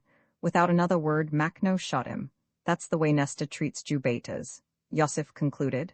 I have heard many stories of atrocities and pogroms committed by Makhno units, I remarked. They are lies willfully spread by the Bolsheviki, Yosif asserted. They hate Nesta worse than they do Rangel. Trotsky once said that it were better the Ukraine were taken by Denikin than to allow Makhno to continue there. With reason, for the savage rule of the Tsarist generals would soon turn the peasantry against them and thus enable the Bolsheviki to defeat them, while the spread of Makhnov's China, as the Makhno movement is known, with its anarchist ideas, threatens the whole Bolshevik system. The pogroms ascribed to Makhno, upon investigation, always proved to have been committed by the Greens or other bandits. The fact is, Makhno and his staff keep up a continuous agitation against religious and nationalistic superstitions and prejudices. Though radically differing concerning the character and significance of the Makhnov's China, those present agreed that Nesta himself is a unique figure and one of the most outstanding personalities on the revolutionary horizon. To his admirer Yosif, however, he typifies the spirit of revolution as it expresses itself in the feeling, thought, and life of the rebel peasantry of the Ukraine. Roman 25 Nesta Makhno, greatly interested in the personality and activities of Makhno, I induced Yosif to sketch his story in its essential features. Born of very poor parents in the village of Guliaipol, county of Alexandrovsk, province of Yekaterinoslav, Ukraine, Nesta spent a sonless childhood. His father died early, leaving 5 small boys to the care of the mother. Already at the tender age of 8, young Makhno had to help eke out an existence for the family. In the winter months, he attended school, while in the summer he was hired out to take care of the rich peasants' cattle. When not yet 12 years old, he went to work in the neighboring estates, where brutal treatment and thankless labor taught him to hate his hard taskmasters and the Tsarist officials who always sided against the poor. The revolution of 1905 brought Makhno, then only 16, in touch with socialist ideas. The movement for human emancipation and well-being quickly appealed to the intense and imaginative boy, and presently he joined the little group of young peasant anarchists in his village. In 1908, arrested for revolutionary activities, Makhno was tried and condemned to death. Because of his youth, however, and the efforts of his energetic mother, the sentence was subsequently commuted to penal servitude for life. He spent 7 years in the Butyrki prison in Moscow, where his rebellious spirit continually involved him in difficulties with the authorities. Most of the time he was kept in solitary confinement, chained hand and foot. But he employed his leisure to good advantage. He read omnivorously, being particularly interested in political economy, history, and literature. Released by the February Revolution, he returned to his native place, a convinced anarchist, much ripened by years of suffering, study, and thought. The only liberated political in the village, Makhno immediately became the center of revolutionary work. He organized a labor commune and the first Soviet in his district, and systematically encouraged the peasants in their resistance to the big landowners. When the Austro-German forces occupied the country, and Hetman Skoropadsky, by their aid, sought to stifle the growing agrarian rebellion, Makhno was one of the first to form military units for the defense of the revolution. The movement grew quickly, involving ever larger territory. The reckless courage and guerrilla tactics of the Povstanci brought panic to the enemy, but the people regarded them as their friends and defenders. Makhno's fame spread. He became the avenging angel of the lowly, and presently he was looked upon as the great liberator whose coming had been prophesied by Pugachev in his dying moments. 35 Continued German oppression, and the tyranny of the Home Masters resulted in the organization of Povstanci units throughout the Ukraine. Some of them joined Makhno, whose forces soon reached the size of an army, well provisioned and clad, and supplied with machine guns and artillery. His troops consisted mostly of peasants, many of whom returned to their fields to follow their usual occupations when their district was temporarily freed from the enemy. But at the first sign of danger, there would issue Nesta's call, and the farmers would leave their homes to shoulder the gun and join their beloved leader, upon whom they bestowed the honored and affectionate title of Batka, father. The spirit of Makhnov's China swept the whole southern Ukraine. In the northwest, there were also numerous Povstanci units, fighting against the foreign invaders and white generals, but without any clear social consciousness and ideal. Makhno, however, assumed the black flag of the Russian anarchists as his emblem and announced a definite program: autonomous communes of free peasants, the negation of all government, and complete self-determination based on the principle of labor. Free Soviets of peasants and workers were to be formed of delegates in contradistinction to the Bolshevik Soviets of deputies, that is, to be informative and executive instead of authoritarian. The Communists appreciated the unique military genius of Makhno, but they also realized the danger to their party dictatorship from the spread of anarchist ideas. They sought to exploit his forces in their own interests, while at the same time intent upon destroying the essential quality of the movement. Because of Makhno's remarkable success against the occupation armies and counter-revolutionary generals, the Bolsheviki proposed to him to join the Red Army, preserving for his Povstanci units their autonomy. Makhno consented, and his troops became the 3rd Brigade of the Red Army, later officially known as the 1st Revolutionary Povstanci Ukrainian Division. But the hope of the Bolsheviki to absorb the rebel peasants in the Red Army failed. In the Makhno territory, the influence of the Communists remained insignificant, and they found themselves even unable to support their institutions there. Under various pretexts, they interdicted the conferences of the Povstanci and outlawed Makhno, hoping thus to alienate the peasantry from him. But whatever the relations between the Bolsheviki and Makhno, the latter always came to the rescue of the revolution when it was threatened by the whites. He fought every counter-revolutionary enemy who sought to establish his rule over the Ukraine, including Hetman Skoropadsky, Petlura, and Denikin. He eliminated Grigoriev, who had at one time served the Communists and then betrayed them. But the Bolsheviki, fearing the spirit of Makhnov's China, continually tried to disorganize and disperse its forces, and even set a price on Makhno's head, as Denikin had done. Repeated communist treachery finally brought a complete rupture and compelled Makhno to fight the communists as bitterly as the reactionists of the right. Yosif's story was interrupted by the arrival of the friends whom I had met at the dacha on the previous occasion. Several hours were spent in discussing matters of anarchist organization, the difficulty of activity in the face of Bolshevik persecution, and the increasingly reactionary attitude of the communist government. But, as usual in the Ukraine, the subject gradually converged upon Makhno. Someone read excerpts from the official Soviet press bitterly attacking and vilifying Nesta. Though the Bolsheviki formally extolled him as a great revolutionary leader, they now painted him as a bandit and counter-revolutionary. But the peasants of the South, Yosif felt confident, love Makhno too well to be alienated from him. They know him as their truest friend, they look upon him as one of their own. They realize that he does not seek power over them, as do the Bolsheviki no less than Denikin. It is Makhno's custom upon taking a city or town to call the people together and announce to them that henceforth they are free to organize their lives as they think best for themselves. He always proclaims complete freedom of speech and press. He does not fill the prisons or begin executions, as the communists do. In fact, Nesta considers jails useless to a liberated people. It is difficult to say who is right or wrong in this conflict between the Bolsheviki and Makhno, remarked the Red Army man. Trotsky charges Makhno with having willfully opened the front to Denikin, while Makhno claims that his retreat was caused by Trotsky purposely failing to supply his division with ammunition at a critical period. Yet it is true that Makhno's activities against Denikin's rear, especially by cutting the White Army off from its artillery base, enabled the Bolsheviki to stem the advance on Moscow. But Makhno refused to join the campaign against the Poles. The pessimist objected. Rightly so, Yosif replied. Trotsky's order sending Makhno's forces to the Polish front was meant only to eliminate Nesta from his own district and then bring the latter under the control of the Commissars in the absence of its defenders. Makhno saw through the scheme and protested against it.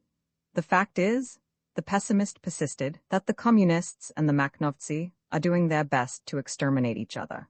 Both sides are guilty of the greatest brutalities and atrocities. It seems to me Makhno has no object save Bolshevik killing.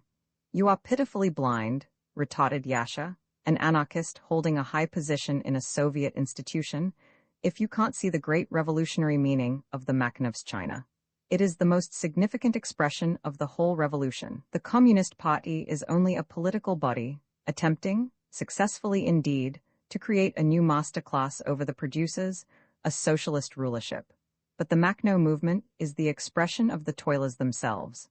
It's the first great mass movement that by its own efforts seeks to free itself from government and establish economic self-determination. In that sense, it is thoroughly anarchistic. But anarchism cannot be established by military force. I remarked. Of course not, Yosif admitted. Nor does Nesta pretend to do so. I'm just clearing the field, that's what he always tells the comrades visiting him. I'm driving out the rulers, white and red, he says, and it's up to you to take advantage of the opportunity.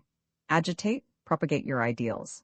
Help to release and to apply the creative forces of the revolution. That is Nesta's view of the situation. It is a great mistake that most of our people stay away from Makhno, Yasha declared. They remain in Moscow or Petrograd, and what are they accomplishing? They can do nothing but fill Bolshevik prisons. With the Povstancy, we have an exceptional chance of popularizing our views and helping the people to build a new life. As for myself, announced Yosif, I am convinced that the revolution is dead in Russia. The only place where it still lives is the Ukraine. Here it holds out a rich promise to us. He added confidently, what we should do is to join Nesta, all of us who want to be active. I disagree, the pessimist objected. He always disagrees when there is work to be done. Yosif retorted with the inimitable smile that took the sting out of even his sharpest words. But you, friends, he faced the others, you must clearly realize this. October, like February, was but one of the phases in the process of social regeneration. In October, the Communist Party exploited the situation to further its own aims. But that stage has by no means exhausted the possibilities of the revolution. Its fountainhead contains springs that continue to flow to the height of their source, seeking the realization of their great historic mission, the emancipation of the toilers. The Bolsheviki, become static, must give place to new creative forces. Later in the evening, Yosif took me aside.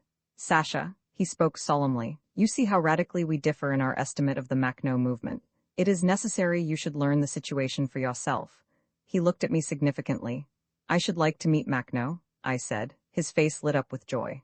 Just as I have hoped, he replied. Listen, dear friend, I have talked the matter over with Nesta, and by the way, he is not far from here just now. He wants to see you, you and Emma, he said. Of course, you can't go to him. Yosif smiled at the question he read in my eyes. but Nesta will arrange to take any place where your museum car may happen to be on a date agreed upon. To secure you against Bolshevik persecution, he will capture the whole expedition. You understand, don't you? Affectionately placing his arm about me, he drew me aside to explain the details of the plan. Roman 26 prison and concentration camp. A nauseating stench assails us as we enter the compulsory labor camp at Kharkov. The courtyard is filled with men and boys, incredibly emaciated, mere shadows of humans. Their faces yellow and eyes distended, bodies ragged and barefoot, they forcibly remind me of starving pariahs in famine-stricken India. The sewer is being repaired, the official accompanying us explains. Only a few prisoners are at work. The others stand about apathetically or sprawl on the ground as if too weak for exertion. Our worst scourge is disease, the guide remarks. The men are undernourished and lack resistance. We have no medicine and we are short of physicians.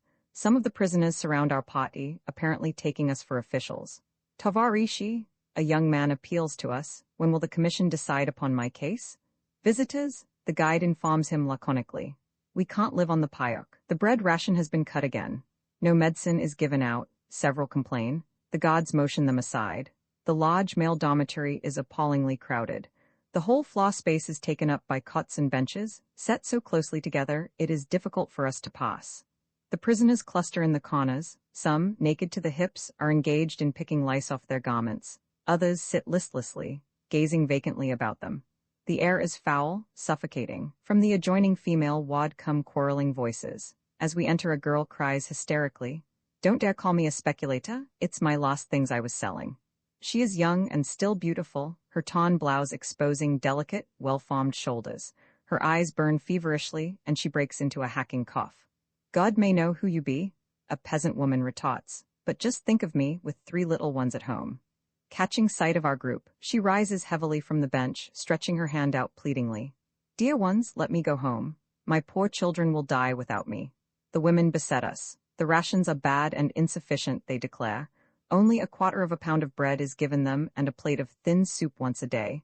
The doctor does not attend the sick, their complaints are ignored, and the prison commission does not pay any attention to their protests. A keeper appears in the door. "To your places," he shouts angrily. "Don't you know the regulations? Send your petitions in writing to the commission." "We've done it, but we get no reply," several women cry. "Silence," the overseer commands. At the gate of the Cold Hill prison, Kolodnaya Gaka, we meet an excited crowd, mostly women and girls, each with a little bundle in hand. They are wildly gesticulating and arguing with the guards. They have brought provisions and clothing for their arrested relatives. The custom, known as peridacha, prevailing throughout the country owing to the inability of the government to supply its prisoners with sufficient food. But the god declines to accept the offerings. "New orders," he explains. "No more peridacha." For how long? For several weeks. Consternation and resentment break from the people. The prisoners cannot exist without peridacha. Why should it be refused? Many of the women have come long distances, even from neighboring towns, to bring some bread and potatoes to husband or brother. Others have deprived themselves of necessaries to procure a little delicacy for a sick friend. And now, this terrible order? The crowd besieges us with pleas. We are accompanied by the woman's secretary of a high commissar, herself an official of the Rabkrin, the powerful department of inspection, organized to investigate and correct abuses in the other Soviet institutions. She is past middle age, lean and severe-looking, with the reputation of being efficient, strict, and heartless. I have heard that she was formerly in the Cheka, one of its commandants, as the executioners are called. Some of the women recognize our guide. From all sides come appeals to intercede, in tones of fear mixed with hope. "I don't know why peridacha is refused," she informs them, "but I shall inquire at once." We enter the prison, and our guide sends for the commissar in charge. A youngish man, gaunt and consumptive-looking, appears. "We have suspended the peridacha," he explains, "because we are short of help. We have more work just now than we can handle." "It is a great hardship for the prisoners. Perhaps the matter can be managed," the secretary suggests. "Unfortunately it can't," the man retorts coldly. "We work beyond our strength. As for the rations," he continues, "the honest workers outside are no better off." Noticing our look of disapproval, he adds, "As soon as we have caught up on our work, we'll permit the peridacha again." "How soon might that be?" one of our party inquires. "In 2 or 3 weeks, perhaps." "A long time to starve." The commissar does not reply. "We all work hard without complaining, Tovarish. The guide reproves him severely. I regret I shall have to report the matter. The prison has remained as it was in the days of the Romanovs, even most of the old keepers still hold their positions, but it is much more crowded now. Sanitary arrangements are neglected and medical treatment is almost entirely absent. Yet a certain indefinable new spirit is felt in the atmosphere. The commissar and keepers are informally addressed as tovarish, and the prisoners, even the non-politicals, have acquired a freer, more independent manner. But the discipline is severe. The old custom of collective protest is sternly suppressed, and repeatedly the politicals have been driven to the extreme method of self-defense, a hunger strike. In the corridors the inmates walk about without guards, but our guide frowns down their attempts to approach us by a curt, "Not officials, tovarishi." She seems not quite at ease and discourages conversation. Some prisoners trail behind us. Occasionally a more daring one appeals to have his case looked into. "Send in your petition in writing," the woman admonishes him, whereupon there comes the retort, "I did, long ago, but nothing has been done." The lodge cells are crowded, but the doors are open, and the men pass freely in and out. A dark-haired youth with sharp black eyes unobservedly joins our party. "I'm in for 5 years," he whispers to me. "I'm a communist, and it was revenge on the part of a crooked commissar whom I threatened to expose." Walking through the corridors, I recognize Tchernenko, whose description was given me by Kakov friends. He was arrested by the Cheka to prevent being seated in the Soviet, to which he was elected by his fellow workers in the factory. By the help of a friendly soldier, he succeeded in escaping from the concentration camp, but was rearrested and sent to the Cold Hill prison. I slow down my pace, and Tchernenko falls into the rear of our party. "More politicals than common criminals here," he says, pretending to speak to the prisoner at his side.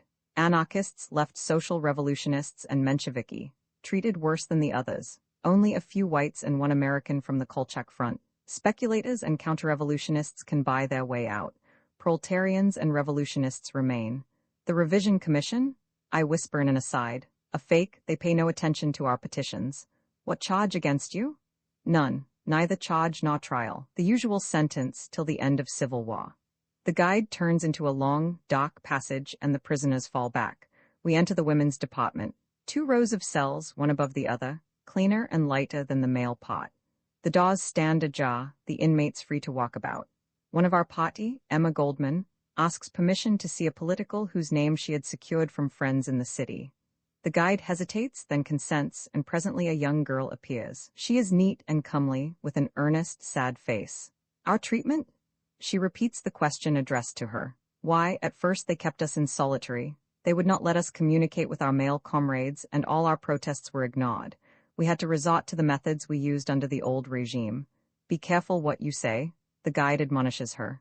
"I'm speaking the truth," the prisoner retorts unabashed. "We employed obstruction tactics. We smashed everything in our cells and we defied the keepers. They threatened us with violence, and we all declared a hunger strike. On the 7th day, they consented to leave our doors open. Now we can breathe the corridor air at least." "That is enough," the guide interrupts. "If we are deprived of the peridacha, we'll start a hunger strike again," the girl declares as she is led away. In the death house, the cell doors are closed and locked. The occupants are invisible, and an oppressive silence is felt in the living tomb. From somewhere a shot, hacking cough strikes upon the ear like ominous croaking. Slow, measured steps resound painfully through the narrow corridor. A foreboding of evil hangs in the air. My mind reverts to a similar experience long buried in the recesses of my memory. The condemned gallery of the Pittsburgh jail rises before me.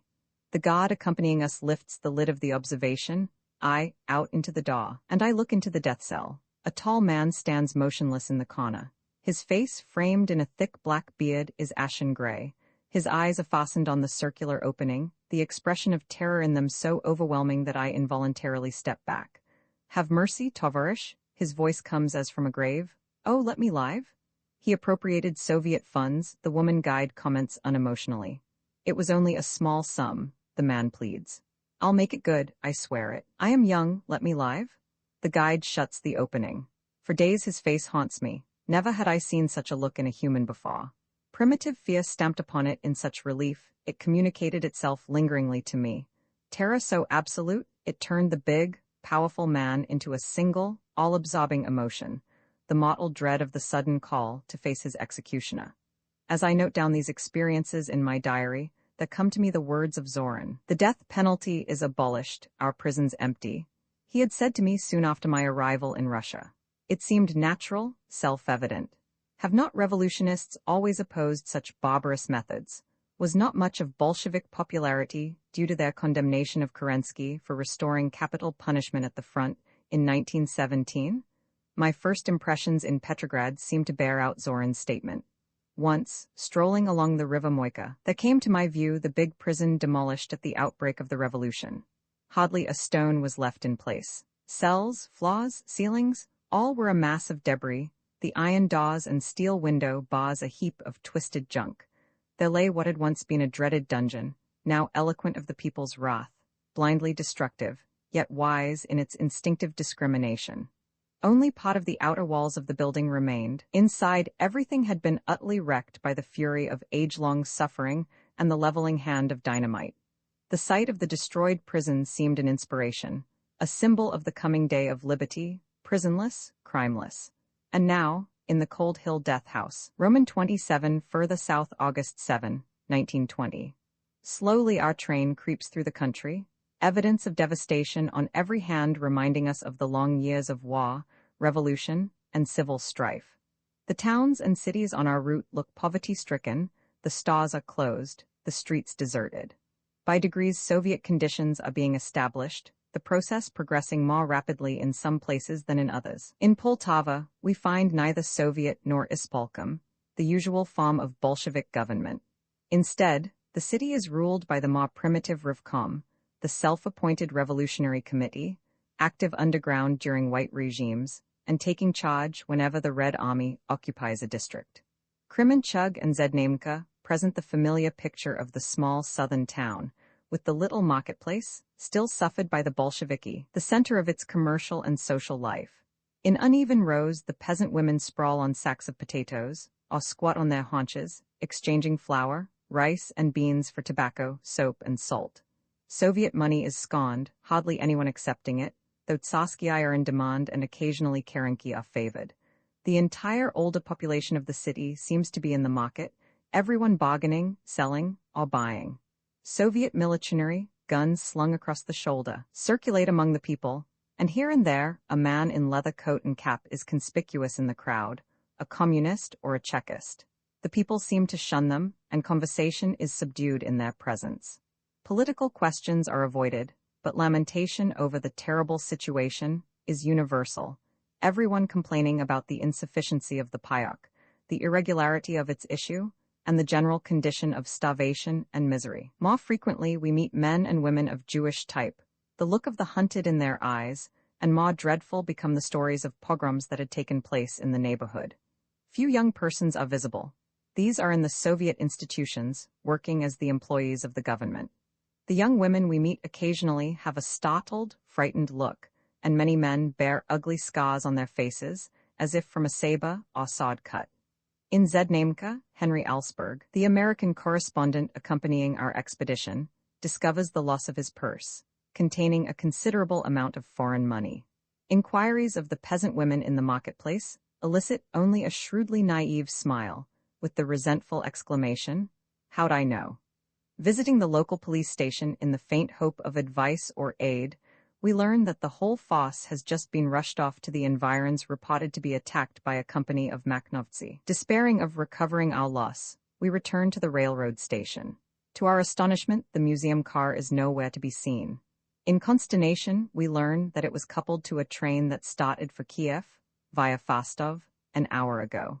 We realize the seriousness of our predicament in being stranded in a city without hotels or restaurants, and with no food to be purchased for Soviet money, the only kind in our possession. While discussing the situation, we observe a military supply train in slow motion on a distant siding.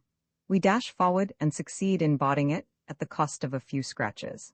The commissar in charge at first strenuously objects to our presence, at no pains to hide the suspicions aroused by our sudden appearance.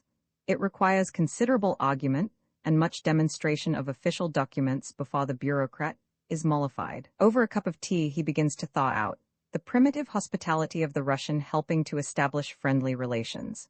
Before long, we are deep in the discussion of the revolution and current problems. Our host is a communist, from the masses, as he terms it. He is a great admirer of Trotsky and his iron broom methods.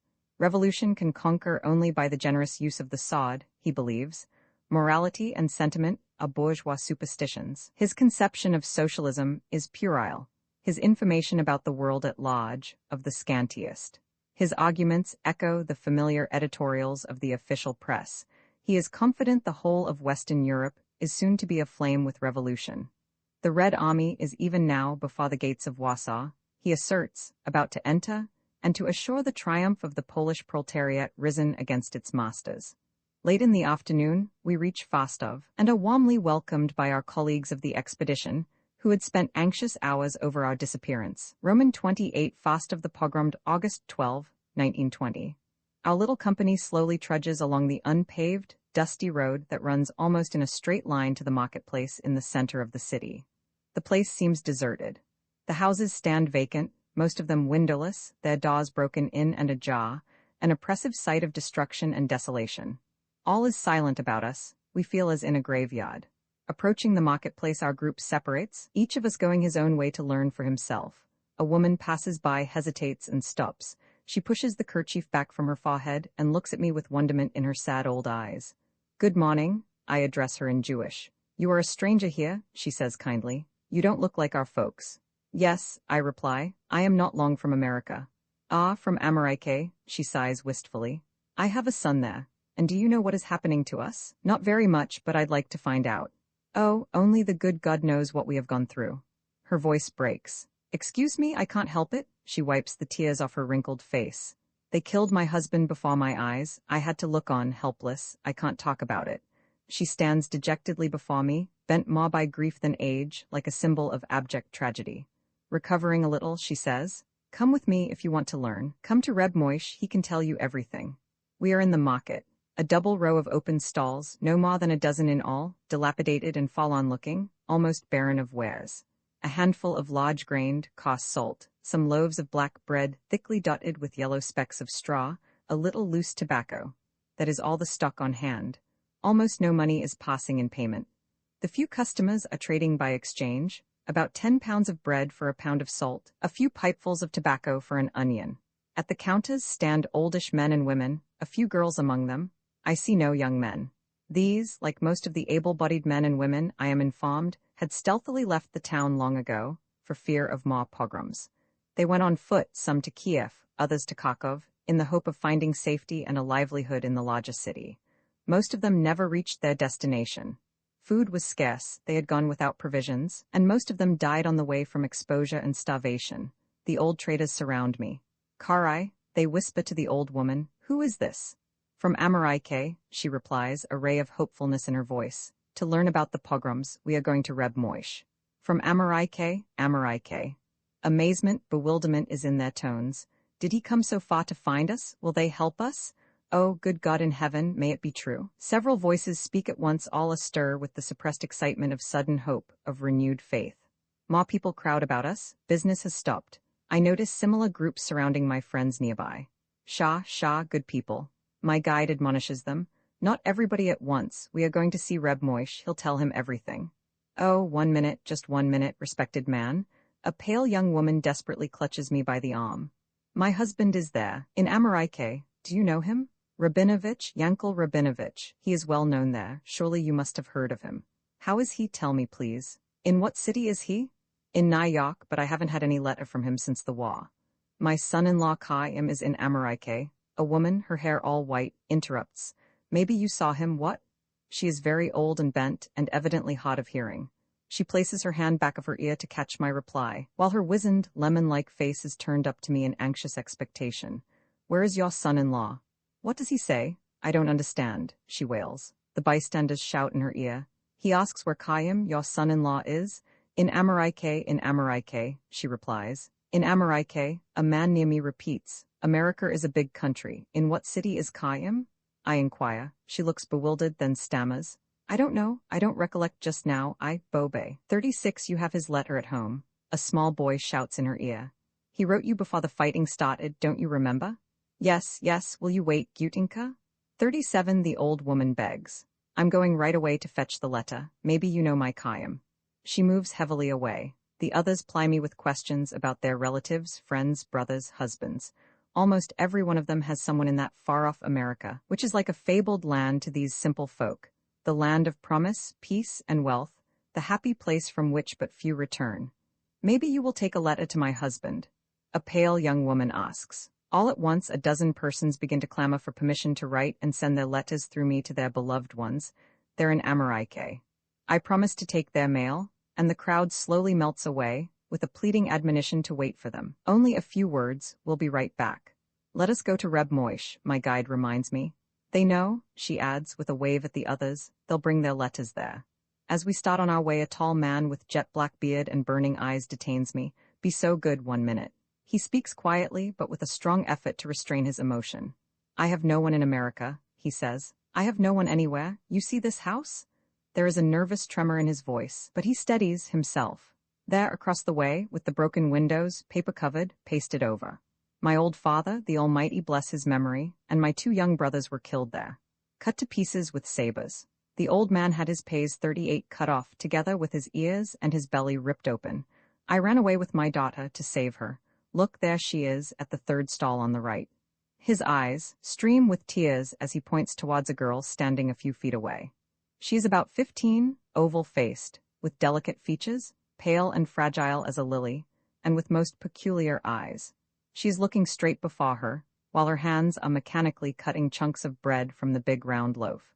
There is the same dreadful expression in her eyes that I have recently seen for the first time in the faces of very young girls in pogrom cities. A look of wild terror frozen into a stare that grips at my heart. Yet, not realizing the truth, I whisper to her father, blind? No, not blind, he cries out.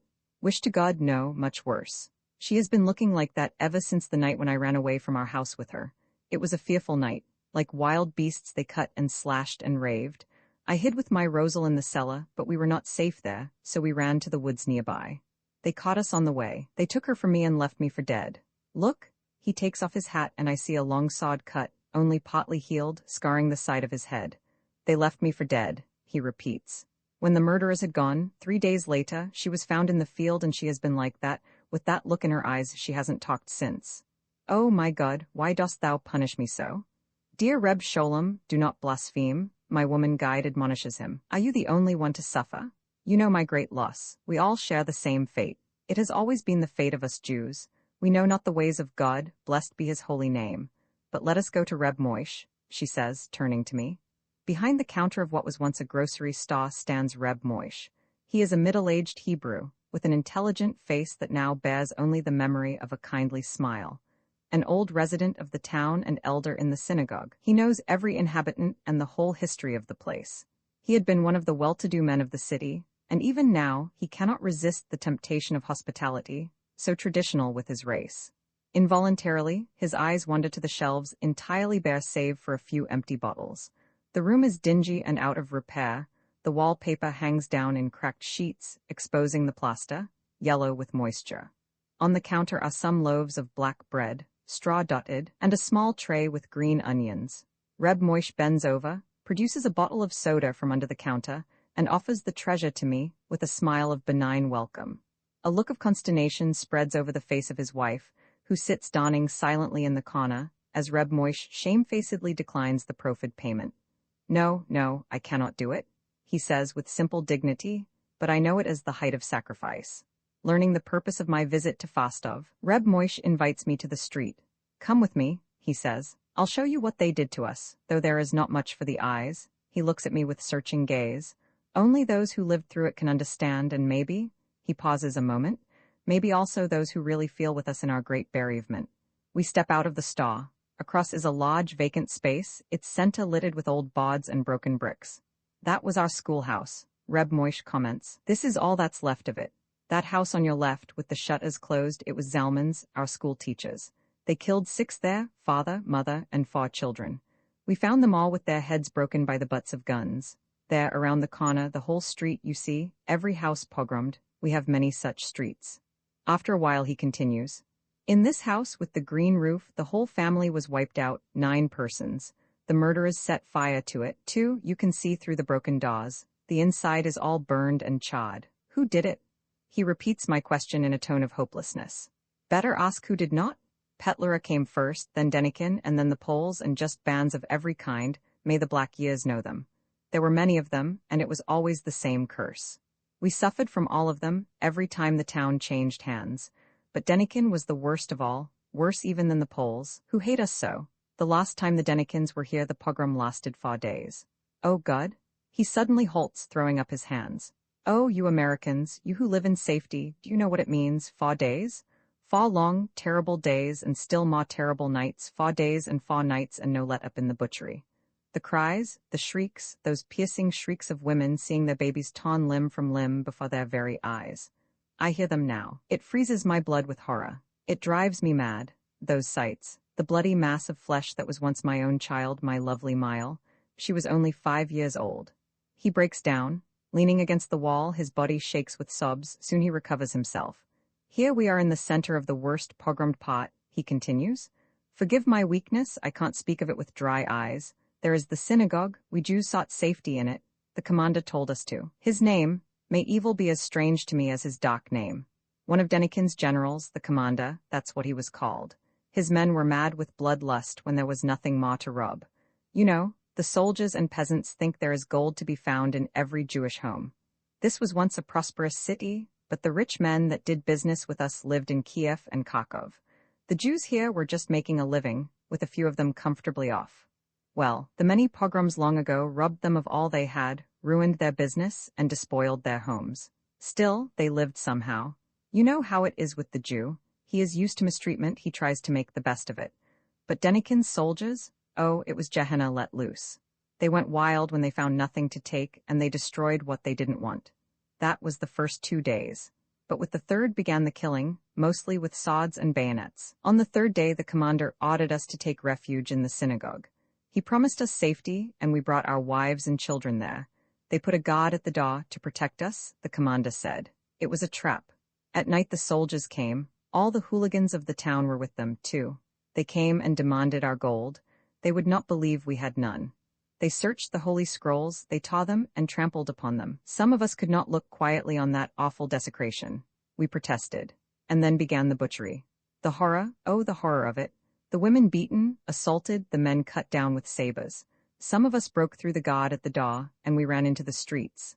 Like hounds of hell, they followed us, slashing, killing, and hunting us from house to house. For days afterwards the streets were littered with the killed and maimed.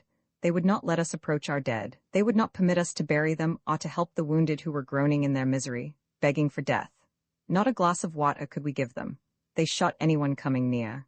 The famished dogs of the whole neighborhood came, they smelt prey. I saw them tear off limbs from the dead, from the helpless wounded. They fed on the living, on our brothers. He broke down again. The dogs fed on them, he repeats amid sobs. Someone approaches us. It is the doctor who administered to the sick and wounded after the last pogrom was over. He looks the typical Russian of the intelligentsia, the stamp of the idealist and student engraved upon him. He walks with a heavy limp, and his quick eye catches my unvoiced question. A memento of those days, he says, attempting a smile. It troubles me a good deal and handicaps my work considerably, he adds. There are many sick people and I am on my feet all day. There are no conveyances. They took away all the horses and cattle. I am just on my way now to poor Fanya, one of my hopeless patients. No, no, good man, it's no use your visiting her. He waves aside my request to accompany him. It is like many others here, a terrible but common case. She was a nurse taking care of a paralytic young girl. They occupied a room on the 2nd floor of a house nearby. On the 1st floor soldiers were quartered. When the pogrom began the soldiers kept the paralytic and her nurse prisoners. What happened there no one will ever know. When the soldiers had at last gone we had to use a ladder to get to the girl's room. The brutes had covered the stairs with human excrement. It was impossible to approach. When we got to the 2 girls, the paralytic was dead in the arms of the nurse, and the latter a raving maniac. No, no, it's no use your seeing her. Doctor? Says Reb Moish, why don't you tell our American friend how you got crippled? He should hear everything. Oh, that is not important, Reb Moish, we have so many worse things. Upon my insisting, he continues, well, it is not a long story. I was shot as I approached a wounded man lying in the street. It was dark, and as I was passing by I heard someone moan. I had just stepped off the sidewalk when I was shot. It was the night of the synagogue pogrom, but my mishap, Man, it's nothing when you think of the nightmare in the warehouse. The warehouse? I asked. What happened there? The worst you can imagine, the doctor replies. Those scenes no human power can describe. It wasn't murder there, only a few were killed in the warehouse. It was the women, the girls, even children. When the soldiers pogromed the synagogue, many of the women succeeded in gaining the street. As if by some instinct they collected afterwards in the warehouse. A big outhouse that had not been used for many years. Where else were the women to go? It was too dangerous at home. The mob was searching for the men who had escaped from the synagogue and was slaughtering them on the street in their homes, wherever found. So the women and girls gathered in the warehouse. It was late at night and the place was dark and still. They feared to breathe, almost, lest their hiding place be discovered by the hooligans. During the night, more of the women folk and some of their men also found their way to the warehouse. There they all lay, huddled on the floor in dead silence. The cries and shrieks from the street reached them, but they were helpless, and every moment they feared discovery. How it happened we don't know, but some soldiers did find them. There was no pogrom there, in the ordinary sense. There was worse. The commander himself gave orders that a cordon of soldiers be stationed at the warehouse, that no pogrom was to be made, and that no one be permitted to leave without his permission. At first we did not understand the meaning of it, but the terrible truth soon dawned on us. On the second night, several officers arrived, accompanied by a strong detachment, all mounted and carrying lanterns. By their light, they peered into the faces of the women. They selected 5 of the most beautiful girls, dragged them out and rode away with them. They came again and again that night. They came every night, always with their lanterns. First the youngest were taken, girls of 15 and 12, even as young as 8. Then they took the older ones and the married women. Only the very old were left. There were over 400 women and girls in the warehouse, and most of them were taken away. Some of them never returned alive. Many were later found dead on the roads. Others were abandoned along the route of the withdrawing army. They returned days, weeks later, sick, tortured, every one of them infected with terrible diseases. The doctor pauses, then takes me aside. Can an outsider realize the whole depth of our misfortune? He asks. How many pogroms we have suffered. The last one, by Denikin, continued 8 days. Think of it, 8 days? Over 10,000 of our people were slaughtered. 3,000 died from exposure and wounds. Glancing toward Reb Moish, he adds in a hoarse whisper, there is not a woman or girl above the age of 10 in our city who has not been outraged. Some of them 4, 5, as high as 14 times. You said you were about to go to Kiev. In the city hospital, there you will find 7 children, girls under 13, that we succeeded in placing there for medical treatment, mostly surgical. Every one of those girls has been outraged 6 and more times. Tell America about it. Will it still remain silent? Roman 29 Kiev, the Krestchatik, Kiev's main thoroughfare, pulsates with intense life. Straight as an arrow it lies before me, a magnificent broad avenue stretching far into the distance and finally disappearing in the superb Kupicheski Park, formerly the pride of the city. Ancient, the storms of time and human strife defying, Kiev stands picturesquely beautiful. A radiant mosaic of iridescent foliage, golden cathedrals and monasteries of exotic architecture, and green-clad mountains towering on the banks of the Dnieper flowing majestically below. Recent days revived the bloody scenes the old city had witnessed in the centuries past, when Mongol and Tatar, Cossack, Pole, and fierce native tribes had fought for its possession. But more sanguinary and ferocious have been the struggles of yesterday. Foreign armies of occupation, German, Magyar, and Austrian, native Gaitamaki, Poles, Russians, each turned the ancient city into a shamble. Skoropadsky, Petlura, Denikin, like the savage atamans of Gogol's tales, have vied with each other in filling the streams that crimson the Dnieper in these the darkest days of Russia. Incredible vitality of man, exasperating yet blessed brevity of human memory. Today the city looks bright and peaceful. Forgotten is the slaughter, forgotten the sacrifices of yesterday.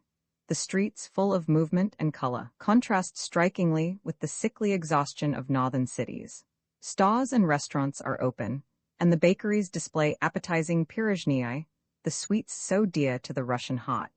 Most of the business signs are still in their accustomed places, some in Russian, others in the Ukrainian language, the latter predominating since the famous decree of Skoropadsky when overnight all shingles had to be Ukrainianized. The boulevards are alive with people, the women larger and less beautiful than in Kharkov, the men stolid, heavy, unprepossessing. It is a month since the Poles left the city. The Bolsheviki have not yet had time to establish completely their regime, but the reports of Polish destruction, so industriously circulated in Moscow, prove baseless.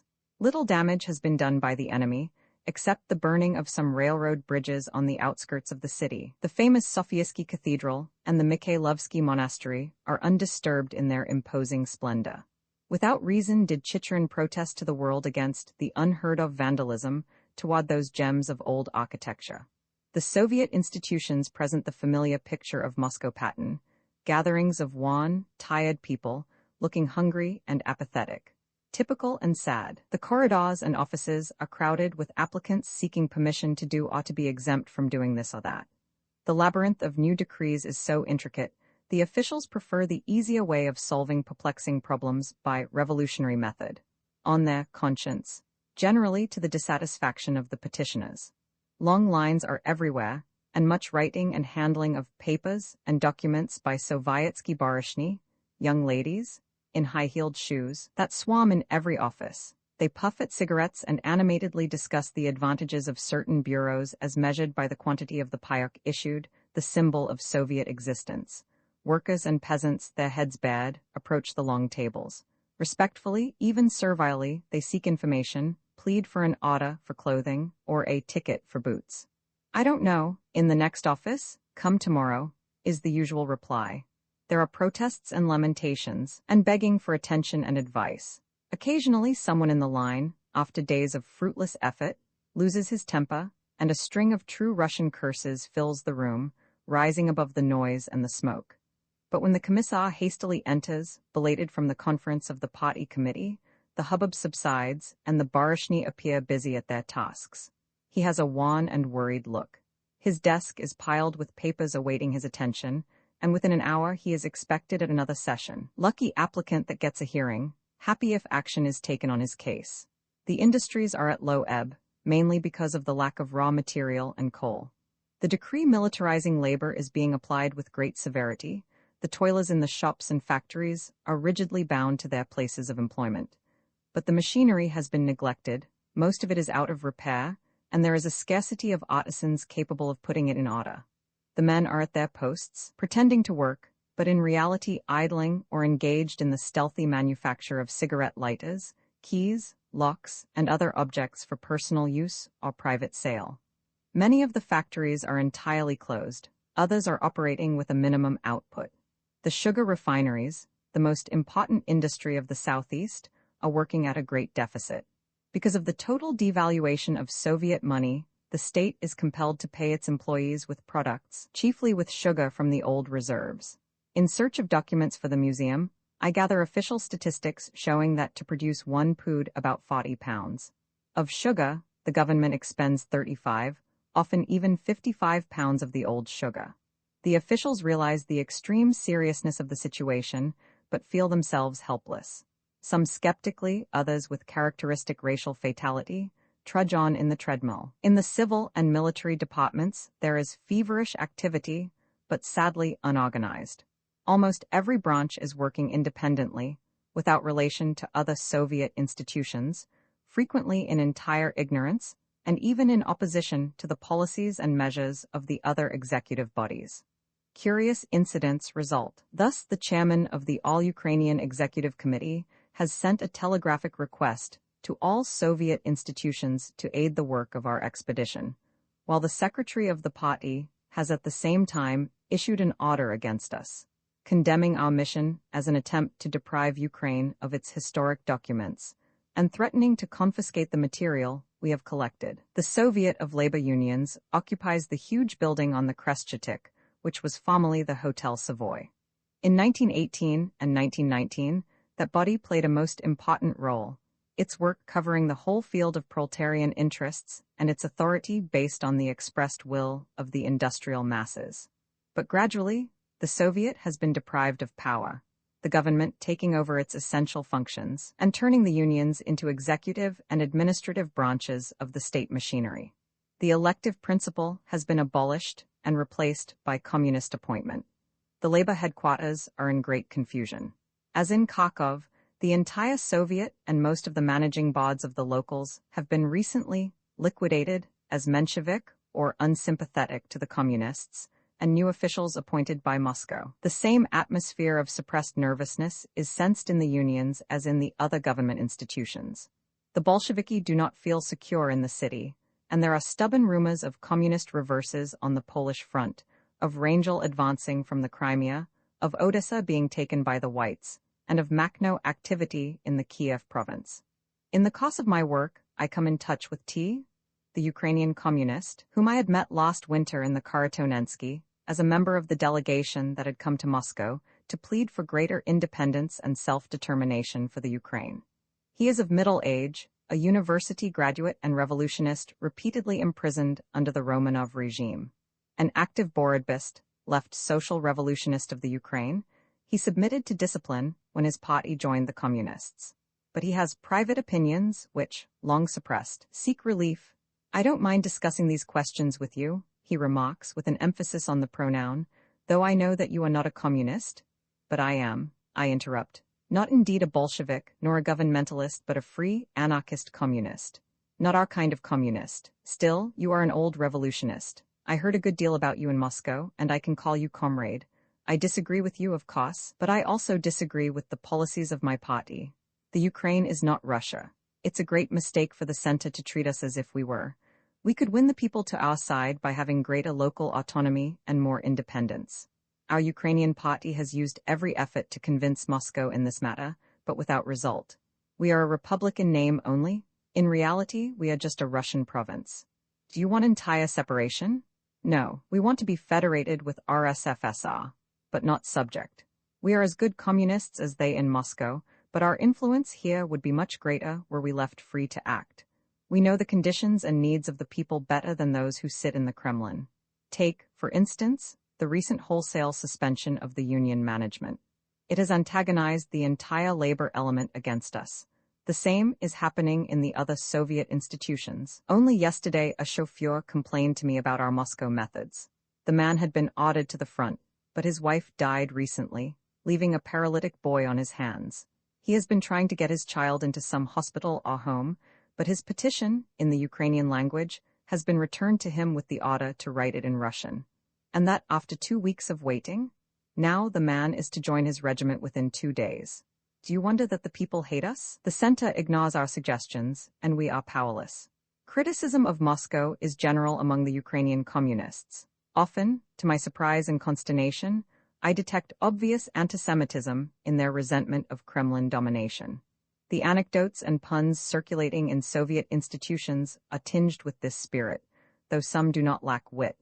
Among the people at large, hatred of the Jew is intense, though its active expression is held in abeyance. Yet not unfrequent are incidents such as happened this morning in the Podol, the proletarian district of the city, where a man ran amok in the market, knife in hand, shouting, "Kill the Jews, save Russia." He stabbed several persons before he was overpowered. It is said that the man was crazed by hunger and illness, but his sentiments are unfortunately too popular to require such an explanation. Kiev, in the heart of the former ghetto, has lately still more increased its Hebrew population, come to the larger city in the hope of finding comparative safety from the continual wave of pogroms which swept the province since 1917. Whoever the changing political masters, with the sole exception of the Bolsheviki, the Jew was always the first victim, the eternal martyr. It is the concurrence of opinion that Denikin and the Poles were the most brutal and ruthless. Under the latter, even Kiev was not free from anti-Semitic excesses, and in the Podol pogroms took place repeatedly. In the city library, in a recent publication by a man of great literary and intellectual attainments, I read, "Pogroms are sad, but if that is the only way to get rid of the Bolsheviki, then we must have pogroms." Roman 3 in Petrograd, January 21, 1920. The bright winter sun shines upon the broad white bosom of the Neva. Stately buildings on either side of the river, with the Admiralty rearing its slender peak on high, foppishly graceful. Majestic edifices as far as the eye can reach, the Winter Palace towering in their midst in cold tranquility. The brass rider on the trembling steed is poised on the rough, Finnish rock, one about to leap over the tall spire of the Petropavlovskaya, guarding the city of his dream. Familiar sight of my youth past in the Tsar's capital. But gone are the gilded glory of the past, the royal splendor, the gay banquets of nobles, and the iron columns of the slavish military marching to the thunder of drums. The hand of revolution has turned the city of luxurious idleness into the home of labor. The spirit of revolt has changed even the names of the streets. The Nevsky, immortalized by Gogol, Pushkin, and Dostoevsky, has become the prospect of October 25th. The square in front of the Winter Palace is now named in honor of Uritsky. The Kamenevstrovsky is called the Red Dawn. At the Duma, the heroic bust of Lassalle faces the passers-by as the symbol of the new day. On the Konogadesky Boulevard stands the statue of Volodarsky, arm outstretched, addressing the people. Almost every street reminds me of the past struggles. There, in front of the Winter Palace, stood the priest Gapon in the midst of the thousands that had come to beg the Little Father for mercy and bread. The square ran crimson with the blood of the workers on that fateful January day in 1905. Out of their graves, a year later, rose the first revolution, and again the cries of the oppressed were drowned by the crack of artillery. A reign of terror followed, and many perished on the scaffold and in the prisons. But again and again rose the specter of revolt, and at last Tsarism gave way, powerless to defend itself, forsaken by all, regretted by none. Then came the great October Revolution and the triumph of the people, and Petrograd ever in the first line of battle. The city looks deserted. Its population, nearly 3 million in 1917, is now reduced to 500,000. War and pestilence have almost decimated Petrograd. In the fights against Kaledin, Denikin, Kolchak, and other white forces, the workers of the Red City lost heavily. Its best proletarian element died for the revolution. The streets are empty, the people are in the factories at work. On the corner the young woman Milichina, rifle in hand, walks to and fro, stamping with her booted feet on the ground to keep warm. Now and then a solitary figure passes, all wrapped up and bent, dragging a heavy load on a sleigh. The stores are closed, their shutters on. The signs still hang in their accustomed places. Painted fruit and vegetables advertising the wares no more to be found within. Doors and windows are locked and barred, and everything is silent about. The famous Apraxin Dvor is no more. All the wealth of the country, bought or stolen, used to be paraded there to tempt the passerby. High-born Barinya and chambermaid, good-natured blonde peasant and sullen Tatar, absent-minded student and crafty thief, mingled here in the free democracy of the marketplace. All things were to be had in the diva, human bodies were bought and sold, and souls bought for money. It is all changed now. At the entrance of the Labor Temple flames the legend, "Who does not work shall not eat." In the public stolovaya, dining room, vegetable soup and kasha gruel are served. The diners bring with them their own bread, issued at the distributing points. The lodge room is unheated, and the people sit with their hats and coats on. They look cold and pale, pitifully emaciated. If only the blockade were taken off, my neighbor at the table says, we might be saved. Some parts of the city bear evidence of the recent Udinish campaign. Here and there are remnants of barricades, piles of sandbags, and artillery trained upon the railroad station. The story of that fight is still on everybody's lips. It was a superhuman effort, little Vera enthusiastically related. The enemy was 5 times our number and at our very gates on Krasnaya Gorka, 7 miles from the city. Men and women, even children, turned out to build barricades, carry munitions to the fighters, and prepare to defend our homes to the last hand-to-hand struggle. Vera is only 18, fair and delicate as a lily, but she operated a machine gun. So sure were the whites of their victory. Vera continued, they had already distributed the ministerial portfolios and appointed the military governor of Petrograd. Udinish officials with their staffs were secretly in the city, waiting only for the triumphant entry of their chief. We were in desperate straits. It seemed that all was lost. Our soldiers, reduced in numbers and exhausted, were disheartened. It was just then that Bill Shatov rushed to the scene. He gathered the little army about him and addressed them in the name of the revolution. His powerful voice reached the furthest lines. His passionate eloquence lit the embers of revolutionary zeal, inspiring new strength and faith. Forward, boys, for the revolution! Shatov thundered, and like desperate furies, the workers threw themselves upon the Udinish army. The flower of the Petrograd proletariat perished in that struggle, but the Red City and the revolution were saved. With justified pride, Shatov showed me the order of the red banner pinned on his breast. For Krasnaya Gorka, he said, with a happy smile. He has remained the jovial good fellow I knew him in America, made riper and more earnest by his experience in the revolution. He has held many important positions, and has won a reputation as an efficient worker and successful organizer. He has not joined the Communist Party. On many vital points, he says, he disagrees with the Bolsheviki. He has remained an anarchist, believing in the ultimate abolition of political government as the only sure road to individual liberty and general well-being.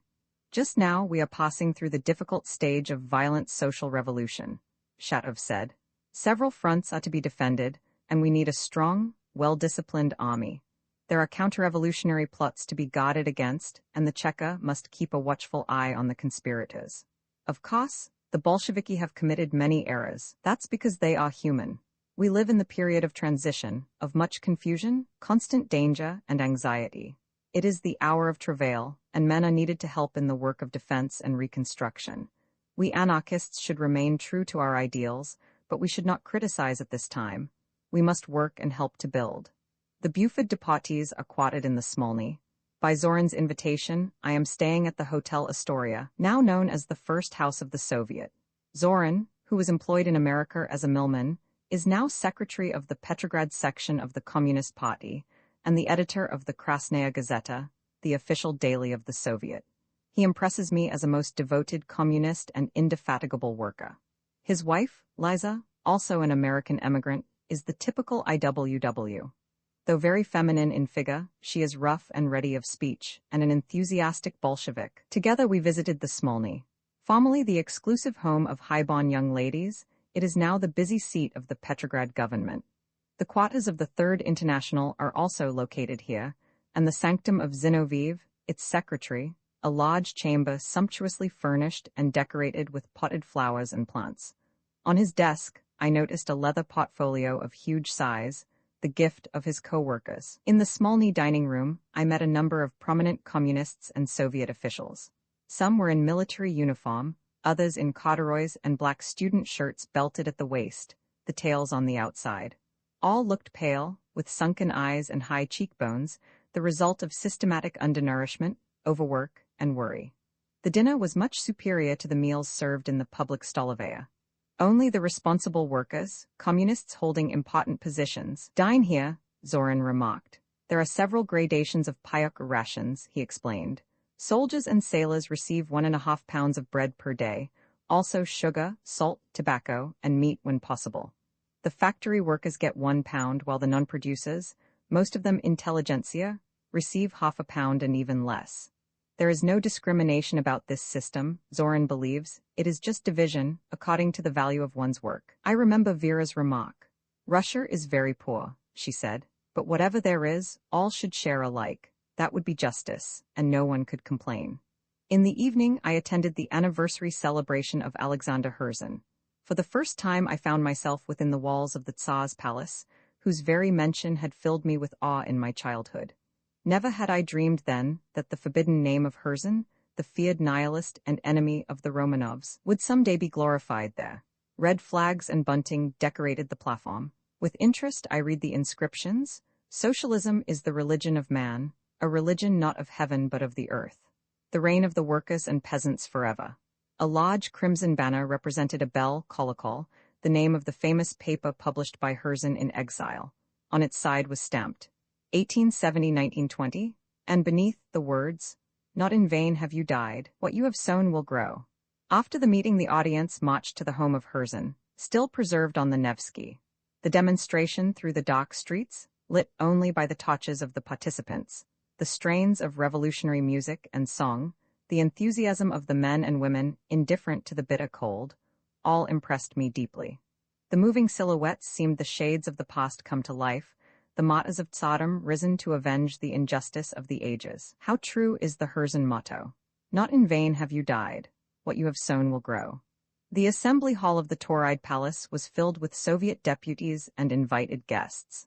A special session had been called to consider the difficult situation created by the severe winter and the growing scarcity of food and fuel. Row above row stretched before me, occupied by men and women in grimy working clothes, their faces pale, their bodies emaciated. Here and there were men in peasant garb. They sat quietly, conversing little, as if exhausted by the day's toil.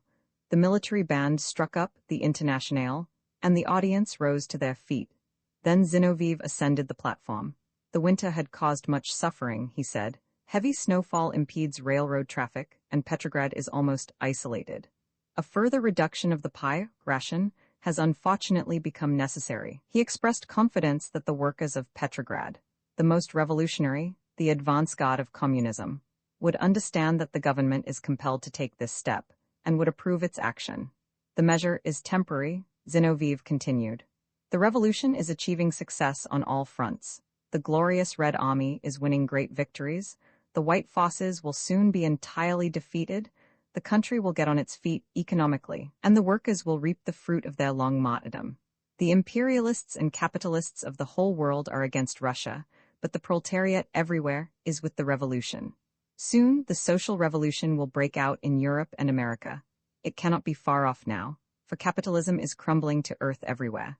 Then there will be an end to war and fratricidal bloodshed, and Russia will receive help from the workers of other countries. Radek, recently returned from Germany where he was a prisoner, followed Zinoviev.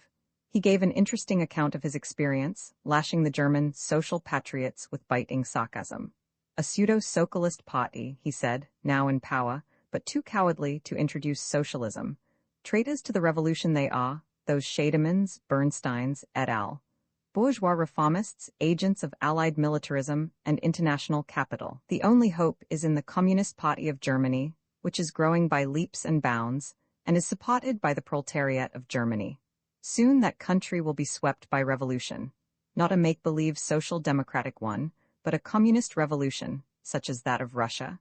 And then the workers of Germany will come to the aid of their brothers in Russia, and the world will learn what the revolutionary proletariat can accomplish.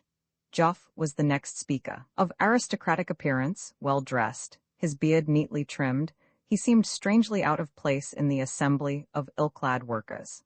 As chairman of the Peace Committee, he reported on the conditions of the treaty, just concluded with Latvia, receiving the applause of the assembly. The people are evidently eager for peace, whatever the conditions. I had hoped to hear the deputies speak, and to learn the views and sentiments of the masses they represent, but the members of the Soviet took no active part in the proceedings. They listened quietly to the speakers, and voted mechanically on the resolutions presented by the Presidium. There was no discussion. The proceedings lacked vitality. Some friction has developed among the Buford parties. The anarchists complain of discrimination in favor of the communist members of the group, and I have been repeatedly called to the Smolny to smooth out difficulties. The boys chafe at the delay in assigning them to work. I have prepared the enquetes of the group, classifying the departees according to trade and ability, to aid in placing them to best advantage. But 2 weeks have passed, and the men are still haunting the Soviet departments, standing in line by the hour, seeking to be supplied with the necessary propuski and documents admitting them to work. I have pointed out to Zorin what a valuable asset these departees are to Russia. There are mechanics, miners, printers among them, needed in the present scarcity of skilled labor. Why waste their time and energy? I cited the matter of exchanging American currency. Most of the departees brought some money with them. Their payok is insufficient, but certain necessaries can be bought. Bread, butter, and tobacco, even meat, are offered on the markets. At least 100 of our boys have exchanged their American cash for Soviet money, considering that each one had to find out for himself where the exchange could be made, often being directed wrongly, and the time each had to spend in the Soviet financial departments. It can be safely assumed that on the average each man required 3 hours for the transaction. If the departees had a responsible committee, the whole matter could have been managed in less than a day.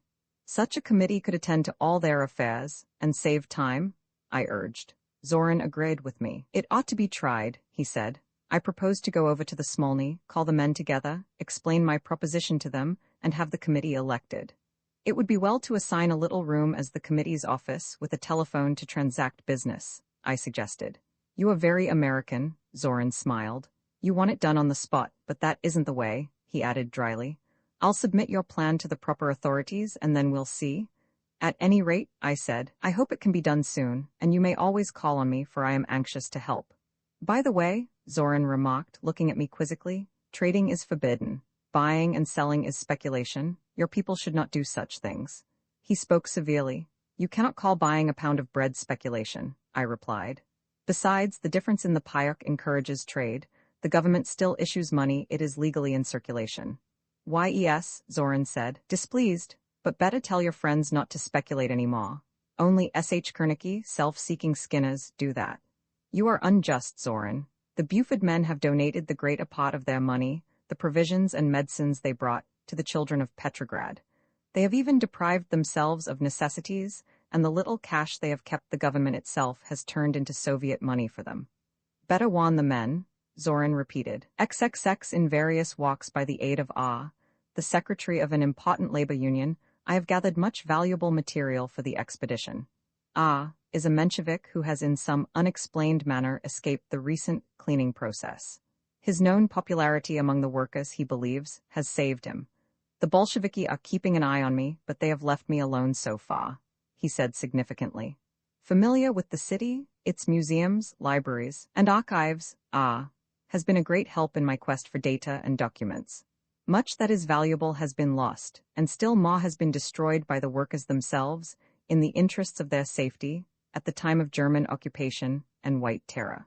But a considerable part of the labor archives has been preserved, sufficient to reconstruct the history of the heroic struggle of the unions since their inception, and throughout the stormy days of revolution and civil war. All through the Mensheviki played the role of the intellectual leaders, with the Bolsheviki and anarchists as the revolutionary inspiration of the workers. The headquarters of the Labor Soviet have somehow become the depository of a strange documentary mixture. Police and gendarme records, the minutes of Duma sessions, and financial statistics have found their way there, only to be forgotten. By a curious chance, the first Universal of Petlura, a rare document containing the original Declaration of Principles and Aims by the Ukrainian National Democracy, has been discovered by me in a neglected drawer. A communist official claims it as his personal possession, with which, however, he is willing to part for a consideration. In view of the large price demanded, the matter has now become a subject of correspondence with the museum. In Menshevik circles, feeling against the Bolsheviki is very bitter. It is the general sentiment among them that the communists, formerly social democrats, have betrayed Marx and discredited socialism. Asiatic revolutionists, calls them.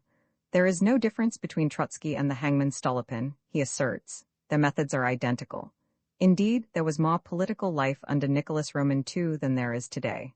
The Bolsheviki, alleged Marxists, think by decrees and terror to alter the immutable law of social evolution, to skip several steps at once, as it were, on the ladder of progress. The February Revolution was essentially bourgeois, but Lenin attempted to turn it by the violence of an insignificant minority into a social revolution. The complete debacle of all hopes is the result. The communists, believes, cannot last much longer.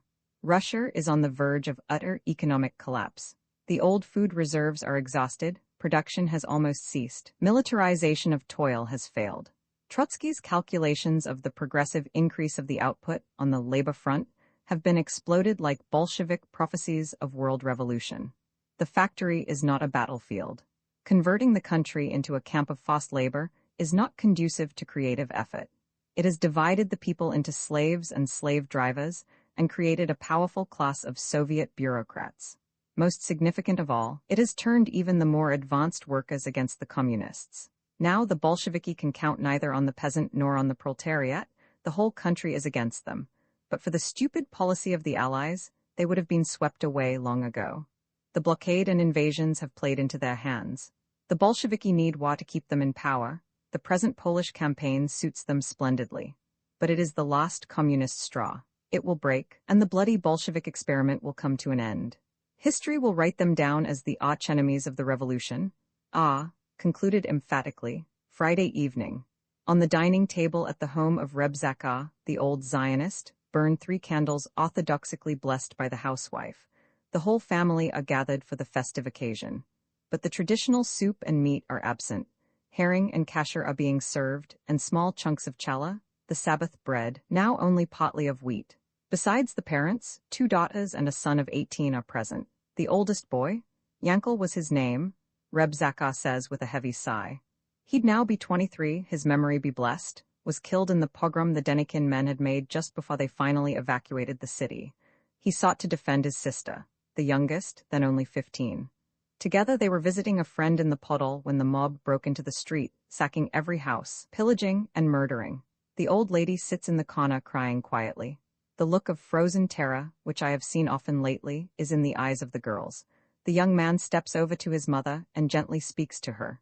True Zionists, the family converse in Old Hebrew, making an evident concession in addressing me in Yiddish.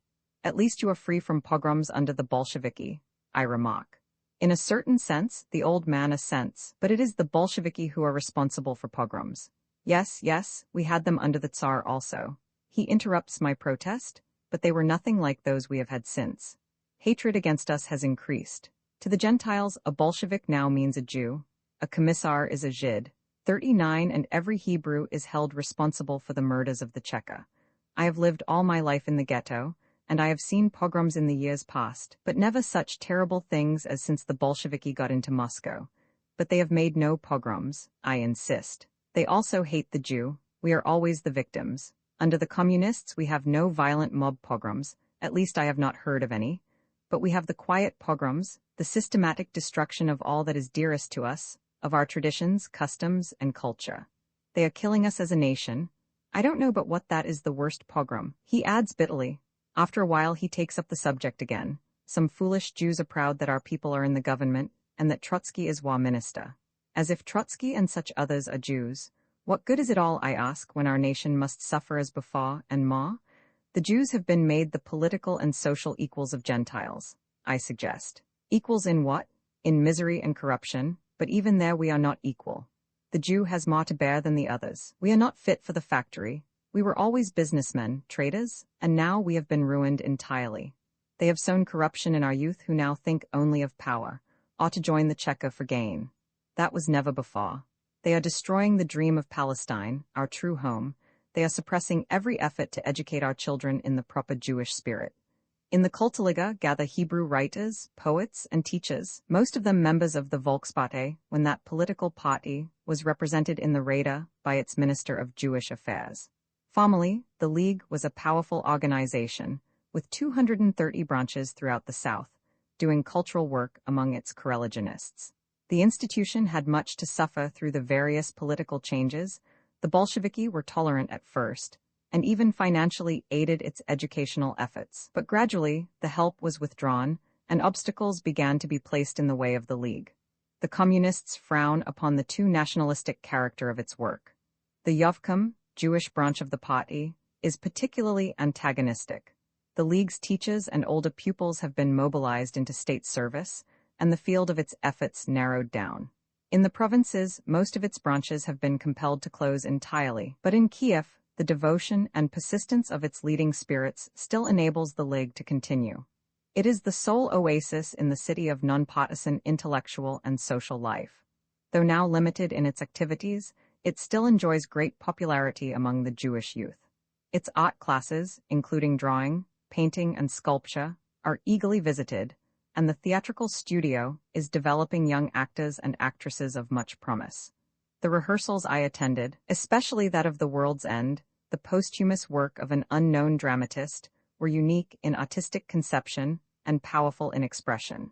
The younger elements that frequent the Kulturliga dream of Zion and look to the aid of England in securing to the Jewish nation its traditional home. They are out of touch with the Western world and recent events, but their reliance on the hopes raised by the Jewish Congress is unshaken. Somehow, sometime, probably even in the not-distant future, is to happen the great event and Jewry will be re-established in Palestine. In that ardent faith they drag on their existence from day to day, intellectually vegetating, physically in misery. Their former sources of support are abolished, the government having supplied them with a bread card of the fourth category. The latter is the Bolshevik label of the bourgeoisie, the intelligentsia now being denounced as such, though in reality, the rich middle class has sought safety at the outbreak of the revolution. Hatred of the bourgeoisie has been transferred to the intellectuals, official agitation, cultivating and intensifying this spirit. They are represented as the enemies of the proletariat, traitors to the revolution, at best speculators, if not active counter-revolutionists. There is no stemming the fearful tide sweeping against them, nor is it the spontaneous unfettering of popular sentiment. The flames are fanned by Moscow. Bolshevik agents from the center, sent as chiefs and instructors, systematically rouse the basest instincts. Zinoviev himself severely upbraided the local communists and his brother proletarians for leniency to the bourgeoisie. "They still walk your streets," he exclaimed at a public meeting, "clad in the best finery, while you go about in rags. They live in the luxurious homes, while you grovel in cellars. You must not permit such things any longer." Visits of communist leaders are always followed by renewed requisitions from the bourgeoisie. The method is simple. The House Potter is instructed to compile a list of holders of cards of the fourth category. In most cases, they are intellectual proletarians, teachers, writers, scientists. But the possession of the fourth category card is their doom. They are legitimate victims of requisition. Clothing, underwear, household goods, everything is confiscated as alleged izlishki superfluities. "The most tragic part of it," said C., the well-known Yiddish writer, "is that the izlishki rarely reach their proletarian destination. We all know that the really valuable things confiscated get no further than the cheka, while the old and almost useless rags are sent to the unions for distribution among the workers. Often one does not even know who is requisitioning," remarked a member of the League. "Sometimes it is done by chekists on their own account." "Is there no redress?" I asked. "Does no one protest?" C. made a deprecating motion. "We have learned better," B. replied, "from the fate of those who dared." "You can't protest against Bolshevik revolutionary orders, as they call it," said a young woman teacher. "I have tried it. It happened like this. One day, returning to my room, I found a stranger occupying it. On my demanding what he was doing there, he informed me that he had been assigned to it, showing me his document from the Housing Bureau. 'And what shall I do?' I asked. 'You can sleep on the floor,' he replied, stretching himself on my bed. I protested to the higher authorities, but they refused to consider the matter. 'The room is big enough for two,' they insisted, though that was not the case at all. 'But you put a strange man in my room,' I pleaded. 'You'll soon get acquainted,' they sneered. 'We make no distinction of sex.' I remained with some friends for a while, but they were so crowded I had to look for other quarters. For days I stood in line in the Housing Bureau, but it was impossible to get an order for a room. Meanwhile, my chief threatened to report me for neglecting my work, because most of my time was spent in the Soviet offices. Finally, I complained to the Rabkran, which is supposed to protect proletarian interests. Their agent invited me to share his room, and I slapped his face. He had me arrested, and I was kept in the Cheka 2 months for sabotage. "It might have ended worse," someone commented. "When you were released," I pursued, interested in the woman's story, "what did you do about your room?" She smiled sadly. "I learned a lot while sitting in the Cheka," she said. "When I was liberated, I sought out a member of the Housing Bureau. Fortunately, I had saved a pair of fine French shoes, and I presented them to him. 'A little gift for your wife,' I told him, not much caring which one would get it, for he is known to have several. Within 24 hours, I received a splendid lodge room, furnished in true bourgeois style. The sun has set, the streets are dark, the infrequent lights flicker dimly in the foggy air. Turning the corner of the Kresgetik, on my way to the Ispolkom, I find myself in the midst of an excited crowd, surrounded by soldiers and militia. It is an oblava looking for labor deserters. Men and women are detained within the military circle, to be taken to the station for examination. Only a communist card secures immediate release. Arrest means detention for days, even weeks, and I have an urgent appointment at communist headquarters. But in vain, I explained to the military that Tovarish Vetishkin is expecting me. Even the name of the powerful head of the executive committee does not impress them. The Committee of Labor and Defense is now supreme. Its orders are to detain everyone for investigation regarding his employment. The arrested men and women plead, argue, and produce documents, but the soldiers remain stolid, commanding everyone to line up. I demand to see the officer in charge, but the military remains at my side, ignoring my protests. Suddenly, the crowd in front begins jostling and pushing. A fight has started on the corner. My guard rushes forward and, taking advantage of the situation, I cross the street and step into the Ispolkom building. Vetishkin's secretary meets me on the stairs. Excusing my tardiness by the Oblaver incident, I suggest the desirability of better system and judgment in the organization of such matters. The secretary expresses regret at the stupid and irresponsible manner of the raid, but nichivo ni podlayesh. It can't be helped, he assures me with conviction. The communist banquet hall is flooded with light, the walls are decorated with red banners and inscriptions, and crimson bunting frames the large portraits of Lenin and Trotsky, with a small likeness of Lunacharsky in a less conspicuous place. The long dining table is laden with a variety of fruit and wine, and a choice meal is served the guests invited to honor the French and Italian delegates visiting the city. Angelika Balabanova is presiding. At her side are Vetishkin and other high Soviet officials of the city, with a large sprinkling of men in military uniform. It is an official assembly of the communist aristocracy, with Emma Goldman and myself as the only non-Bolsheviki present by special invitation of our mutual friend Angelika. Her motherly, simple personality seems out of place in this gathering. There is deep sadness in her look, a suggestion of disapproval of all the finery and style put on for the occasion. Her attention is engaged by the local men at her side, who exert themselves to please the important personage from the center. Others are entertaining the foreign delegates, the French-speaking tovarishi having been placed as their neighbors. The wine is good and unstinted, the food delicious. By degrees the atmosphere loses its stiff formality, and a freer spirit descends upon the banquet table. With coffee begin the speeches. The Russian proletariat, with the Communist Party as its advance guard, is extolled as the banner-bearer of social revolution, and the firm conviction of the speedy breakdown of capitalism throughout the world is expressed. But for the cursed allies starving the country and supporting armed counter-revolution, Russia, it is claimed, would be a workers' paradise with full liberty and welfare for all. The Mensheviki and the social revolutionists, traitors to the revolution, have been silenced within the country, but abroad these lackeys of capitalism, the Kotskys, Lafogs, et al., still continue their poisonous work, maligning the communists and defaming the revolution. It is, therefore, doubly to be welcomed that the foreign delegates have come to Russia to acquaint themselves with the real situation, and that they are visiting the Ukraine where they can with their own eyes witness the great work the communists have accomplished. I glance at the delegates. They sit unmoved during the long speeches in the strange language, but even Angelika's masterful rendering into French, enriched by her personality and impassioned oratory, does not seem to impress them. I detect disappointment in their faces. Perhaps they had hoped for a less official, more intimate discussion of the revolutionary problems. They have undoubtedly heard of the numerous peasant uprisings and the punitive expeditions, the frequent strikes, the Makhno movement, and the general opposition to the communists. But these matters have been carefully avoided by the speakers, who have sought to present a picture of a unified people, cooperating in the proletarian dictatorship, and enthusiastically supporting its advance guard, the Communist Party. Late at night, accompanying the foreign delegates to the railroad station, I have opportunity to learn their sentiments. The observations we have made while in Russia and the material we have collected. One of them remarks, entirely disprove Bolshevik claims.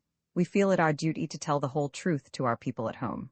Next morning in the passage, where provisions are purchased to fill out the scanty payok, I meet little knots of people lamenting and crying. Nothing is being sold. The little bakery and fruit stalls were visited by the authorities the previous evening and all their goods requisitioned. Deep gloom hangs over the traders and their customers. With a sense of outrage, they point to the large delicatessen stalls on the Krestchatik which have not been molested. They have protection, someone says indignantly. My God, a woman cries.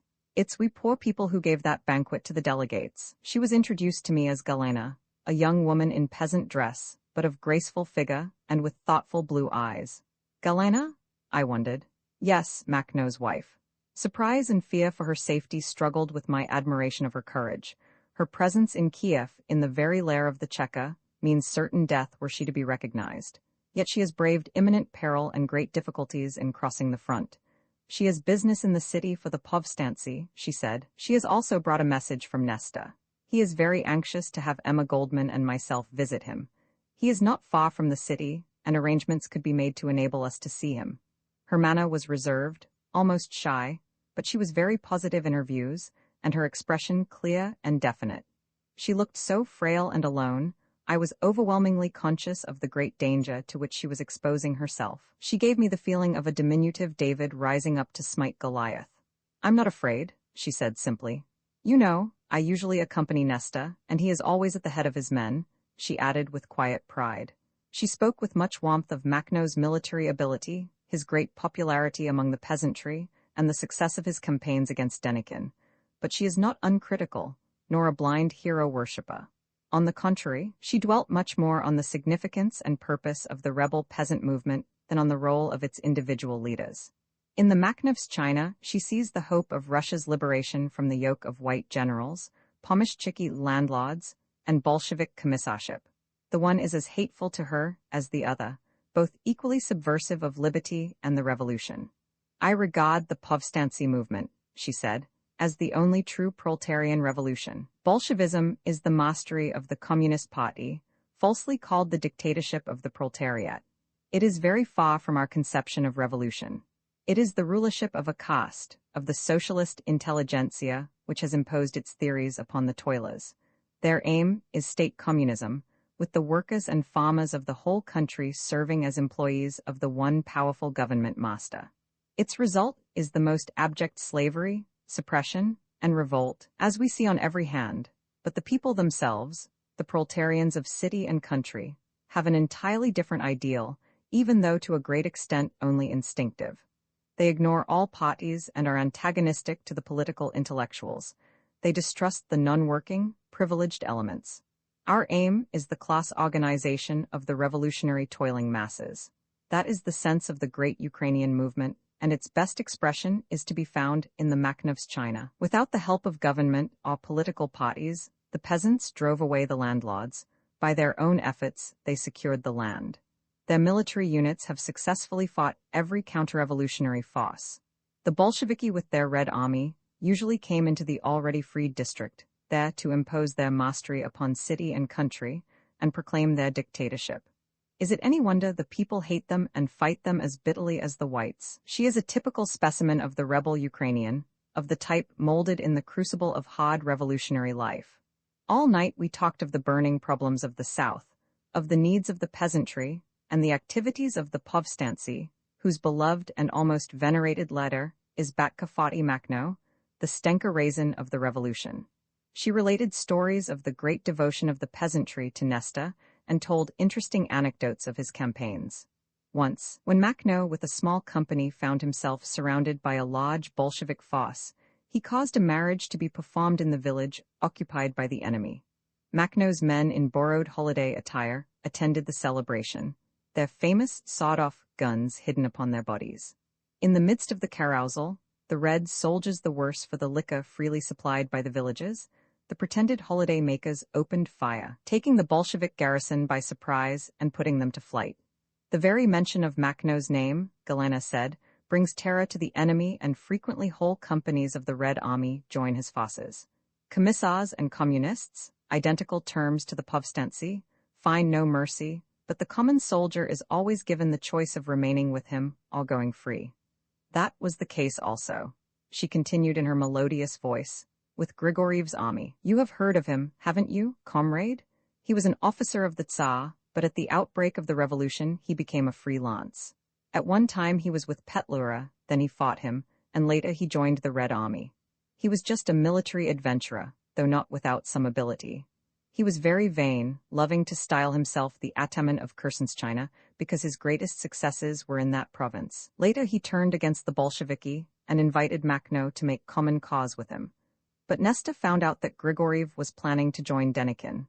Besides, he was guilty of many pogroms. The slaughter of Jews he organized in Yekaterinoslav in May of last year, 1919, was especially atrocious. Makhno decided to eliminate him. He called a meeting, to which the Ataman and his men were invited. It was a large gathering at which 20,000 peasants and Povstancy were present. 1 Nesta publicly accused Grigoriev of counter-revolutionary designs, charged him with pogroms, and denounced him as an enemy of the people. The Ataman and his staff were executed on the spot. Almost his whole force joined our Povstancy. Galina spoke of executions in an even, ordinary tone, as of matters of common occurrence. Life in the Ukraine, among the rebel peasantry, had made constant struggle and violence the habitual tenor of her existence. Occasionally, she would slightly raise her voice in indignation when reports of Jew baiting by Povstancy were mentioned. She felt deeply outraged by such base misrepresentation. These stories were deliberately spread by the Bolsheviki, she averred. No one could be more severe in punishing such excesses than Nesta.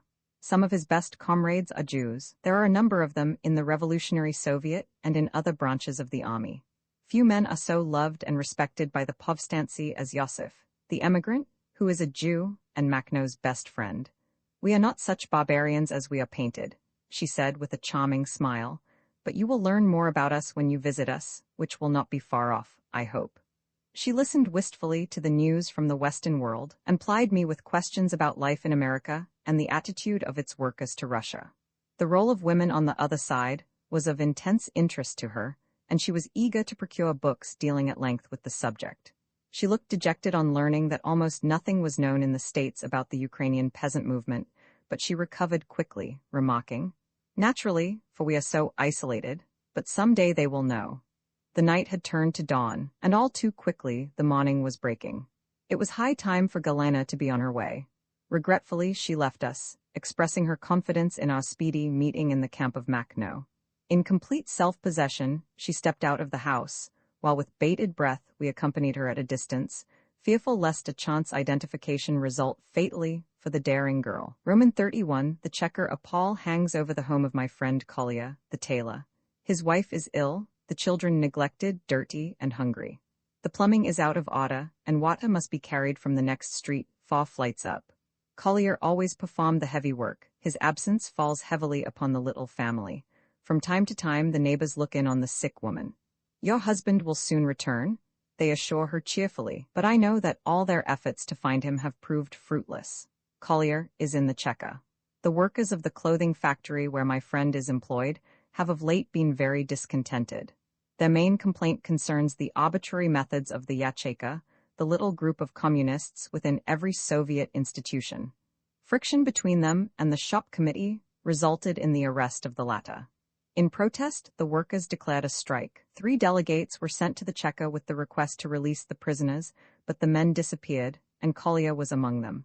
"They call the strikers counter-revolutionists," Collier's sister said. "They have made a list of the opposition in the shop, and every day someone is missing." "It's the old Piro methods," remarked a neighbor, a young woman in charge of a children's dining room. "Piro methods?" I asked in surprise. "Don't you know the Piro affair?" It was of a piece with the usual methods of Latsis, then head of the All-Ukrainian Extraordinary Commission. It was in the summer of 1919, and the Kiev Cheka was working.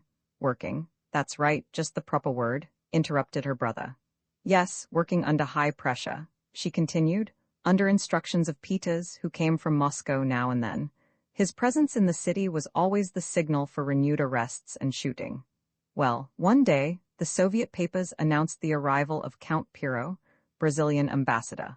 I was at the time employed in the Chinese consulate, which gave a gala dinner in honor of the Count, on which occasion I made his acquaintance. I was surprised to find the Brazilian speaking excellent Russian, but he explained that he had spent many years in our country before the revolution. He sighed over the old days, and did not in the least disguise his unfriendliness to Bolshevism and its methods. Within a few days, he began to organize his staff on a large scale. He asked me and my friends to recommend people for work in his consulate. "Except Bolsheviki," he said. "I want only bourgeois and intellectuals who have no sympathy with the communists.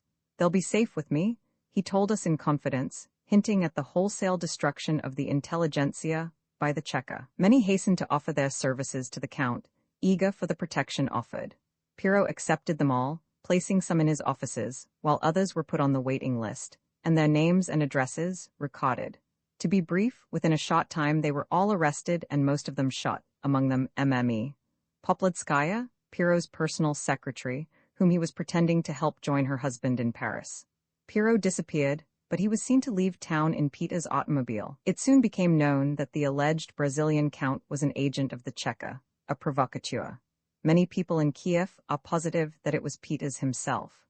I related to my friend an incident which occurred soon after our expedition arrived in the city. Early one morning, a visitor called at our car, requesting to see the Predsedatelj. Of commanding stature, well-proportioned, and straight as a young pine, he was a fine specimen of physical manhood. He had just returned from the front, he said, as if in explanation of his ridiculously belligerent appearance. 2 heavy guns hung from his belt, a Circassian dagger between them. At his side he carried a long sword, and a huge alarm whistle, set in silver, was suspended from his neck. His features were clean-cut, nose aquiline, the sensuous lips somewhat shaded by a full beard. But the most striking feature were his eyes, the color of steel, cold, sharp, and piercing. He introduced himself as an army man who had fought on every battlefield in the Ukraine. But he was tired of war and bloodshed, he said. He wanted a rest, or at least a more peaceful occupation. The work of our expedition appealed to him. Could he not be of service to us? Surely a large city like Kiev could not be thoroughly canvassed during our short stay. He would therefore suggest that we appoint a local man as our representative to continue the work after our expedition should leave. He would consider himself honored to aid our important mission. There was nothing unusual in his proposal, since it is our practice to leave an authorized person in the largest cities to supply the museum with documents of current history.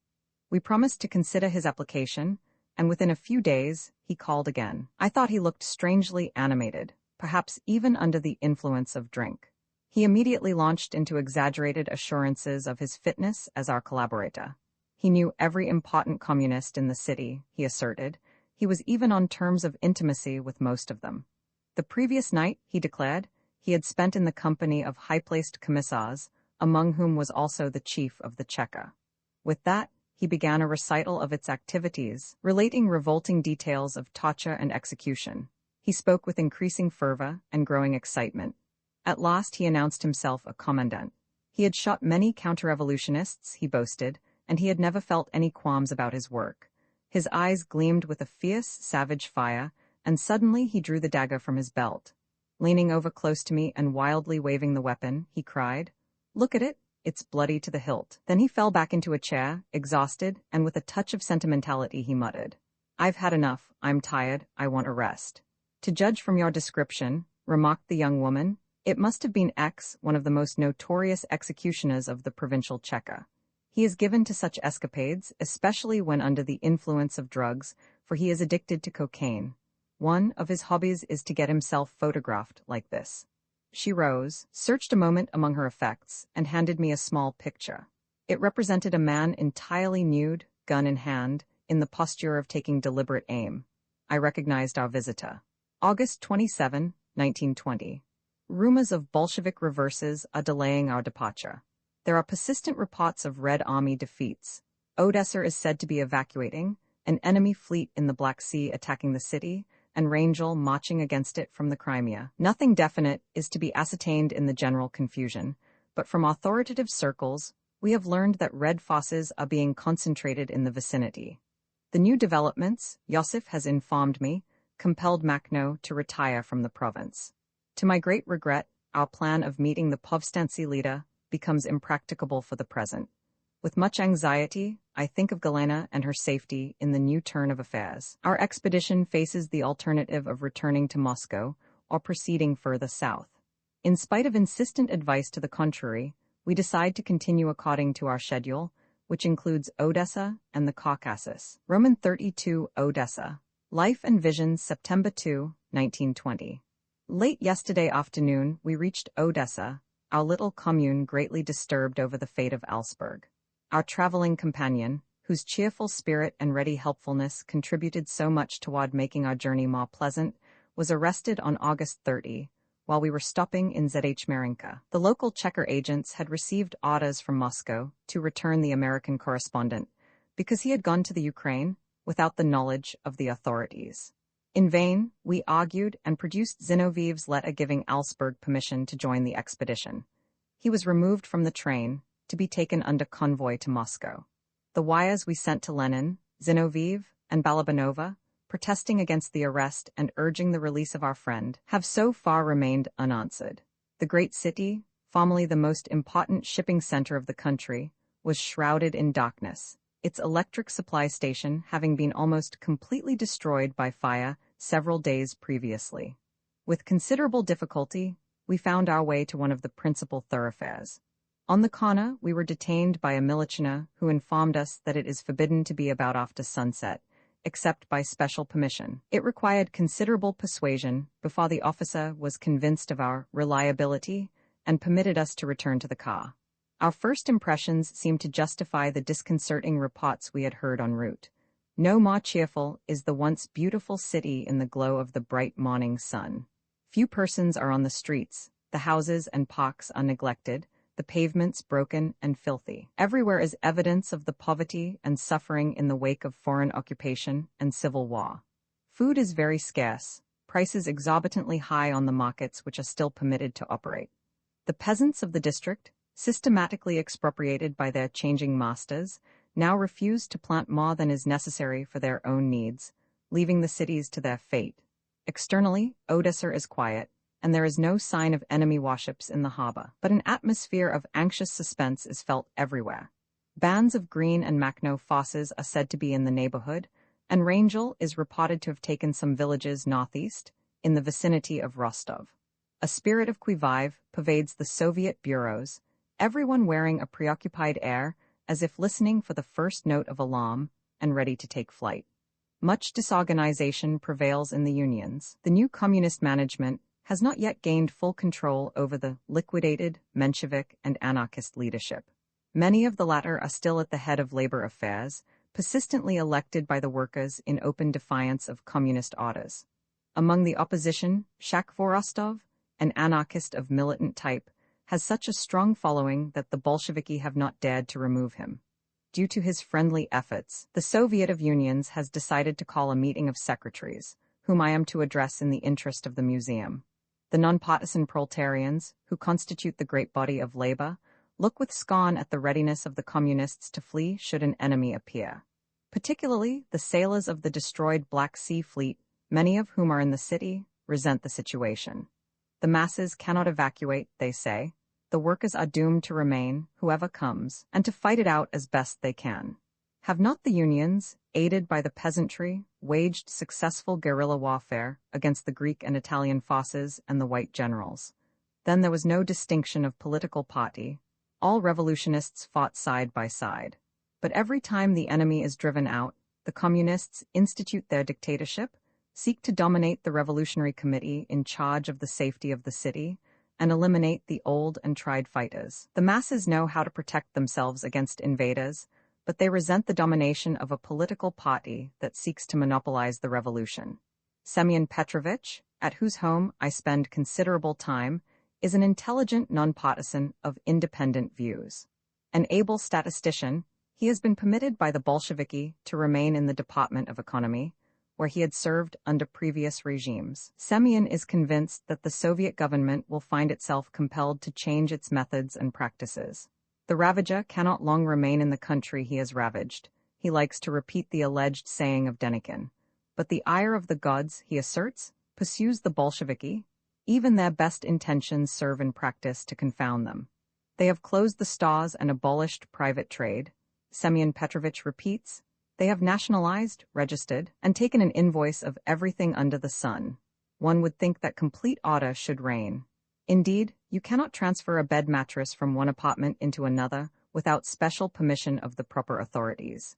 If you want to ride to the next station, you must get an order. If you need a sheet of paper, you have to fill several sheets with applications. Every detail of our existence has become subject to Bolshevist regulation. In short, you will find the situation in Odessa about the same as in the rest of Russia, Semyon assured me.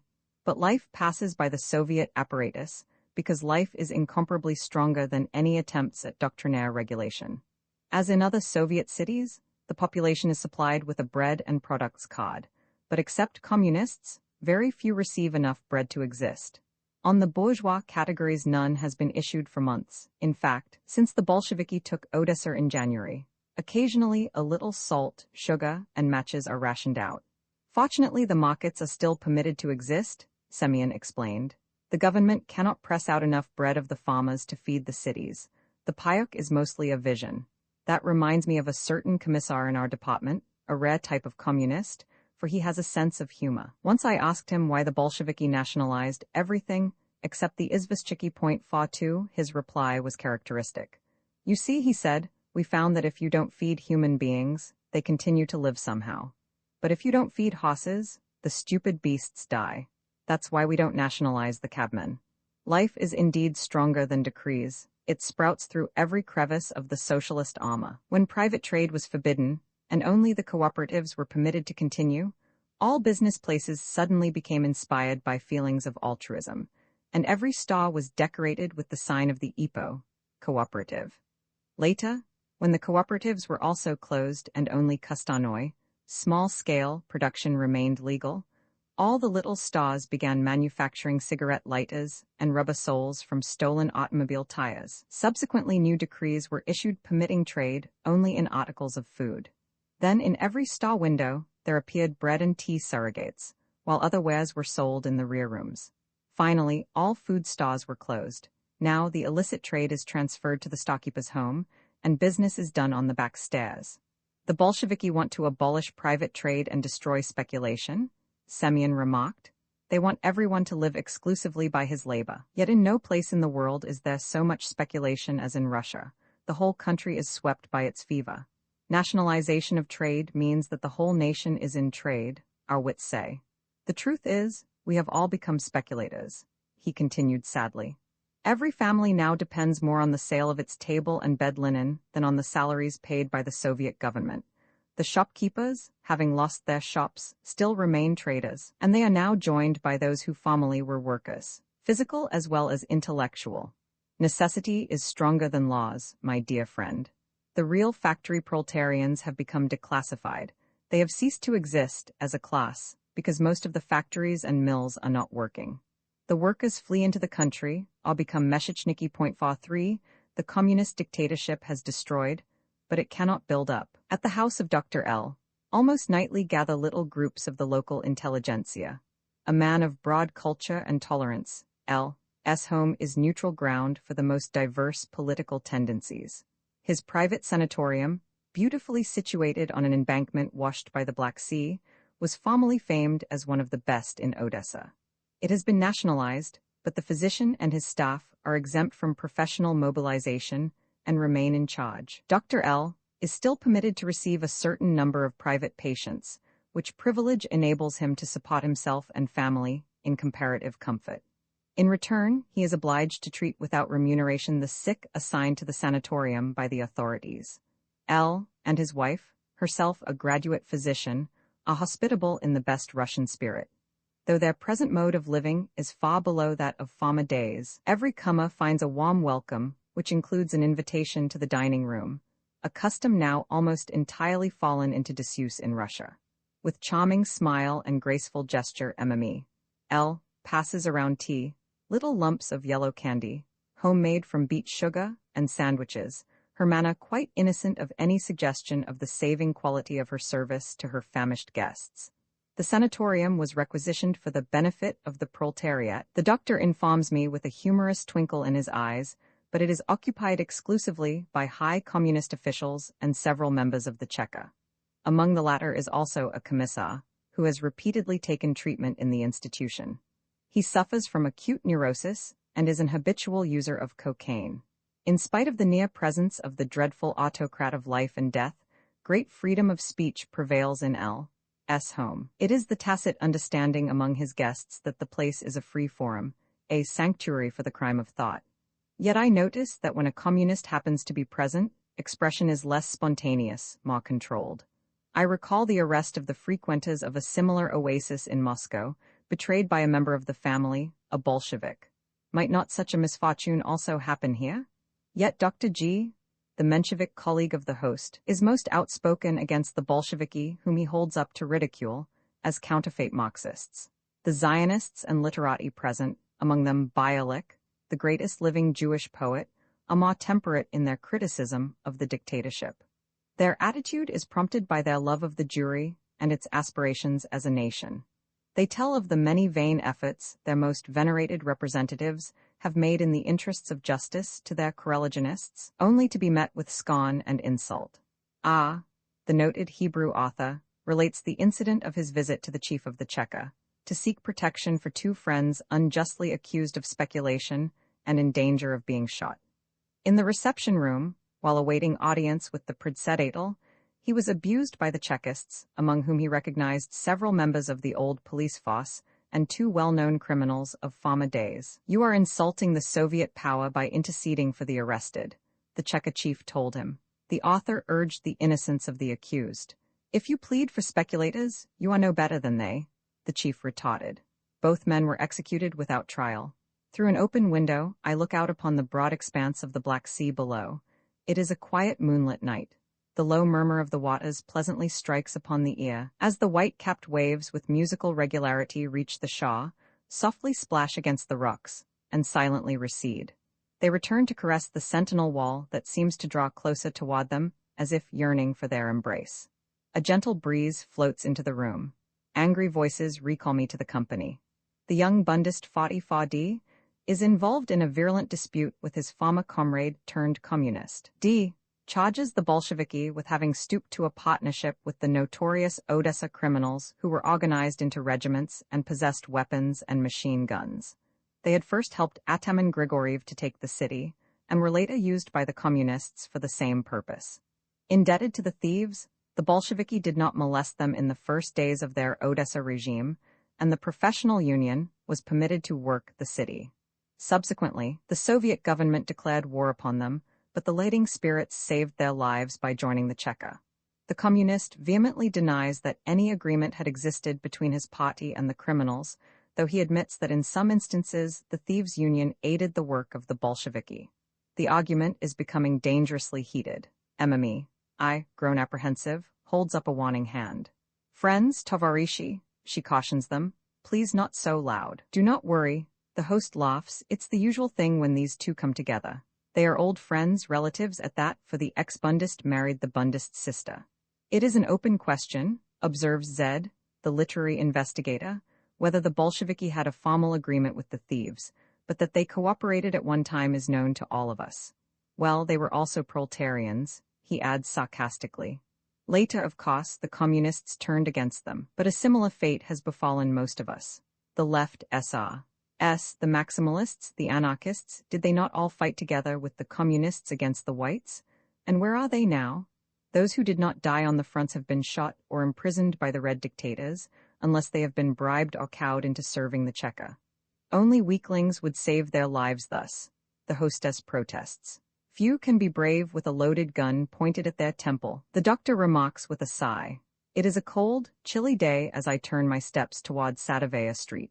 There, at a secret session, is to take place a Menshevik Kostnaya Gazeta, oral newspaper, and I am to meet prominent members of the party. The oral newspaper is the modern Russian surrogate for a free press. Deprived of opportunity to issue their publications, the suppressed socialist and revolutionary elements resort to this method. In some private dwelling or conspirative lodgings they gather, as in the days of the Tsar, but with even greater danger and more dread of the all-pervading presence of the Cheka. They come to the lodgings singly, stealthily, like criminals conscious of guilt, fearful of observation and discovery. Frequently they fall into an ambush. The house may be in the hands of a zasada, though no sign of it is perceptible on the outside. No one having entered, however innocently or accidentally, may depart, not even a neighbor's child come to borrow a dish or some water for a sick member of the family. None is permitted to leave, that he may not give warning to possible victims. Such a zasada generally lasts for many hours, often even for several days and nights. When it is finally lifted, those caught in the net are turned over to the Cheka. Lucky if the charge of counter-revolution or banditism be not made, and the prisoners released after several weeks of detention. But the lighters, the known revolutionists, are kept for months, even for years, without a hearing or charge. It is dusk. In the unlighted, dingy room, it is difficult to recognize the half-score of men occupying chairs, smoking and talking in subdued voices. The person for whom I inquire has not yet arrived, and I find myself a stranger in the place. I notice nervous glances in my direction. The men near me regard me with frank suspicion. One by one they leave their seats. I see them gathering in a corner, casting inimical looks at me. As I approach them, they cease talking and eye me defiantly. Their manner is militant, and presently I am surrounded by the hostile crowd. "May I see Comrade P?" I inquire. "Who may you be?" someone demands ironically. To allay their suspicions, I ask for Tovarish Astrov, the famous Menshevik leader, with whom I have an appointment. Explanations follow, and at last the men appear satisfied regarding my identity. "You are looking for Astrov?" they ask in surprise. "Don't you know? Haven't you heard?" "What?" "He's been arrested this morning." Bitter indignation and excitement prevail in labor and revolutionary circles as a result of the arrest. Astrov, a well-known socialist, is a personality respected throughout Russia. His opposition to the Bolsheviki is purely intellectual, excluding hostile activities against the government. It is reported, however, that the authorities hold him morally responsible for the wave of strikes that has recently swept the city. Astrov's comrades are distracted at their failure to ascertain the fate of their leader. The Cheka declines to accept a peridacha, packages of food or clothing, an omen which inspires the worst fears. It indicates strictest isolation. It may even signify that the prisoner has been shot. 45 more hated, even than in Kiev, is the Checker in Odessa. Ghastly stories are told of its methods and the ruthlessness of the Predsedatel, a former immigrant from Detroit. The personnel of the institution consists mostly of old gendarme officers and criminals whose lives had been spared for services to be rendered in fighting counter-revolution and speculation. The latter is particularly prescribed, the highest form of punishment, shooting, being meted out to offenders. Executions take place daily. The doomed are piled into automobile trucks, face downward, and driven to the outskirts of the city. The long line of the death vehicles is escorted by mounted men riding wildly and firing into the air, a warning to close the windows. At the appointed place, the procession halts. The victims are made to undress and to take their places at the edge of the already prepared common grave. Shots resound. The bodies, some lifeless, some merely wounded, fall into the hole and are hastily covered with sod. But though the speculation is forbidden and the possession or exchange of Tsarist money is frequently punished by death, the members of the Cheka themselves receive part of their salary in tsarskyi, whose purchasing power is many times that of Soviet paper. There is considerable circulation of the forbidden currency on the markets, and it is rumored that Checker agents themselves are the chief dealers. I refuse to believe the charge till a member of the expedition informs me that he succeeded in advantageously converting some of the tsarskyi, officially given us in Moscow, into Soviet money. You are taking a great risk in exchanging, I warn him. No risk at all, he replied gleefully. Do you think I am tired of life that I would sell on the open market? I traded it through an old friend, and it was the good man N. himself who did the little business for me. N. is a high-placed magistrate of the Cheka.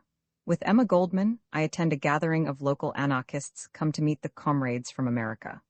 The lodge room is filled with a mixed company, students and workers, Soviet employees, soldiers, and some sailors. Every non-governmental tendency is represented. There are followers of Kropotkin and of Sterna, adherents of positivism and immediate actionists, with a number of Sovietsky anarchists, so called because of their friendly attitude to the Bolsheviki. It is an informal assembly of the widest divergence of opinion. Some denounce the communists as reactionary, others believe in their revolutionary motives, but entirely disapprove of their methods. Several consider the present stage as a transitory but inevitable phase of the revolution, but the majority deny the historic existence of such a period. Progress, they claim, is a continuous process, every step foreshadowing and shaping the next. Long-continued despotism and terror destroy the possibilities of future liberty and brotherhood. The most animated discussion revolves about the proletarian dictatorship. It is the basic problem, determined by one's conception of revolution, and in turn determining one's attitude to the Bolsheviki. The younger element unreservedly condemn the party dictatorship with its violence and bloodshed, its punitive measures, and general counter-revolutionary effects. The Sovietsky anarchists, though regretting the ruthlessness of communist practice, consider dictatorship inevitable at certain stages of the revolution. The discussion is drawn out for hours, and the vital question is obscured by theoretic assertions. I feel that the years of storm and stress have entirely uprooted the old values without having clarified new concepts of reality and vision. Can you suggest something definite in place of the dictatorship? I ask at last. The situation demands a unified purpose. What we have is a dictatorship over the proletariat, retorts an enthusiastic Kropotkinist. That is begging the question. Not the faults and shortcomings of the Bolsheviki are at issue, but the dictatorship itself. Does not the success of the revolution presuppose the forcible abolition of the bourgeoisie and the imposing of the proletarian will upon society? In short, a dictatorship? Assuredly, assents the young woman at my side, a left social revolutionist, but not the dictatorship of the proletariat only. Rather the dictatorship of the toilers, including the peasantry as well as the city workers. If the communists would not persecute the anarchists, I'd be with them, remarks an individualist anarchist. The others scorn his narrow partisanship, but the Kropotkinists refuse to accept dictatorship. There may be times during a revolutionary period where violence, even organized force, becomes necessary, they admit. But these matters must rest in the hands of the workers themselves and not be institutionalized in such bodies as the Cheka, whose work is detrimental and fosters a counter-revolutionary spirit among the violated masses. The discussion gives no promise of reaching a basis for common work with the Bolsheviki. Most of those present have, for years, consecrated themselves to their ideal, have suffered persecution and imprisonment till at last the revolution triumphed. Now, they find themselves outlawed even by the communists. They are deeply outraged by the advance guard of the proletariat, turning executioners of the best revolutionary elements. The abyss is too wide to be bridged. With deep sorrow, I think of the devotion, ability, and idealism thus lost to the revolution, and of the fratricidal strife the situation inevitably involves. September 3, 1920. Rangel is reported to be advancing northwest after having defeated the Red Army in several engagements. Budyne's cavalry is in retreat, leaving open the road to Rostov. Alyoshki, a suburb of Kherson, is invested by the Whites, and refugees are streaming into Odessa. Official silence feeds popular nervousness, and the wildest rumors are gaining circulation. Our work in the city is completed, but the new military situation makes it impossible to continue our journey southeast, toward the Caucasus, as originally planned. We have therefore decided that the expedition remain in Odessa, while 2 of its members attempt to reach Nikolaev, there to determine the possibilities of proceeding further. The Predsedatel and secretary have been chosen for the task. My colleagues have already left the city to take up their quarters in the car. With our secretary, Alexandra Shakol, I am loading the collected material on a cot. There is a large quantity, and the underfed old mare is barely able to pull the weight. It is pouring, the pavement is broken and slippery, the poor beast seems about to collapse. Your horse is exhausted, I remark to the driver, a peasant woman. She does not reply. The reins have fallen out of her hands, her head is bent forward, and her body is shaken as if with the ague. What is the matter, Matushka?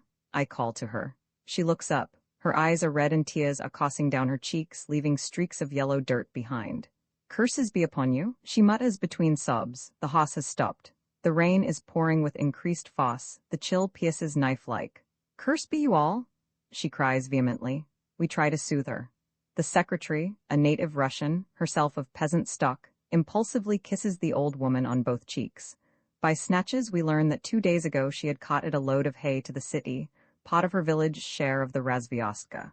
Returning home, she was halted by a requisitioning detachment. She pleaded that her cattle had long ago been confiscated, and only the one horse left her. As the widow of a Red Army man, she is exempt from further requisition. But she had no documents with her, and she was taken to the police station. The commissar berated his men for impressing an unfit animal for army duty, and the woman was overjoyed. But as she was about to leave, he detained her. Your horse will do for light jobs, he said. You will give us 3 days' labor duty. She has been working 2 days now, receiving only half a pound of bread and no fodder for the beast, except a little straw. This morning she was ordered to our quarters. Most of the vehicles and horses have been nationalized. Those still privately owned are subject to temporary requisition by the Tramot Transport Bureau for a specified number of hours weekly. In vain, we hail the passing izvoshchiki. All pretend to be on Soviet duty. The woman grows hysterical. The horse is apparently unable to move further. The rain is wetting our material, the wind tearing at our newspaper files and blowing precious leaves into the street.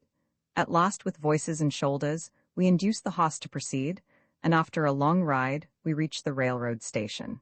There we hastily write a receipt testifying that the requisitioned peasant and horse have fulfilled their labor duty, give the woman a chunk of bread and a few tidbits for her children, and send her home bowing and repeating, Bless you, good baron, 46 God bless you. Roman 33 Dock People Railroad communication between Odessa and Nikolaev is suspended, but we have been informed that a motor truck belonging to the maritime Osoby Otel Cheka is to leave for that city at midnight on September 6.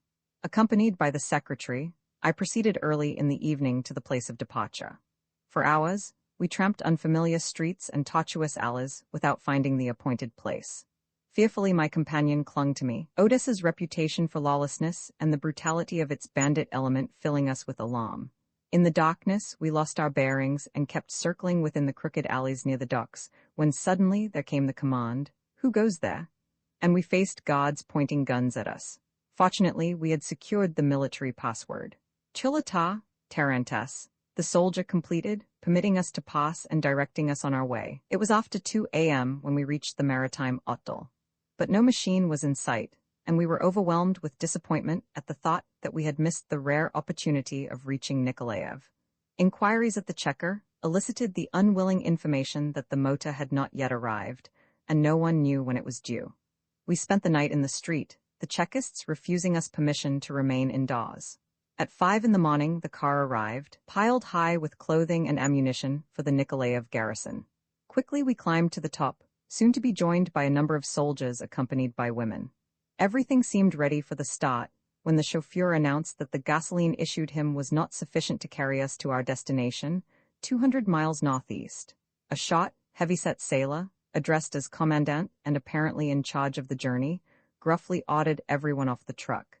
His command ignored, he drew a revolver, and we all made haste to obey. "Now you'll have enough juice," he declared. The soldiers protested. They were the convoy sent to accompany the consignment to Nikolaev. Swearing and cursing, the drunken sailor consented to their riding, and they climbed back, pulling several girls up after them. "No heifers," the sailor shouted, but the women, stretching themselves on top of the load, paid no attention.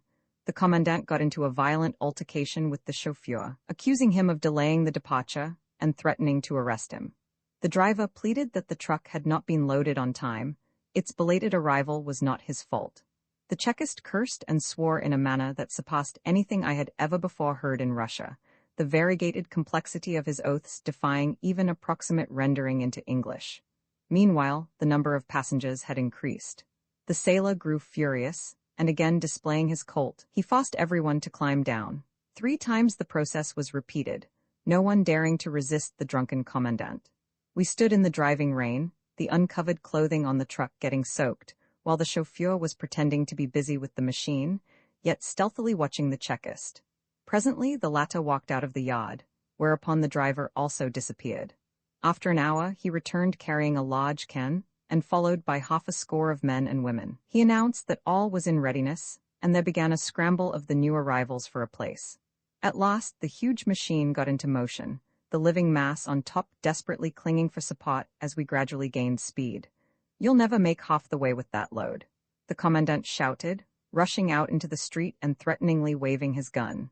Over hills, down valleys, and across fields the auto sped, the chauffeur driving recklessly, and every moment endangering our lives as the machine tore its way over large holes in the ground or wildly rushed down steep inclines.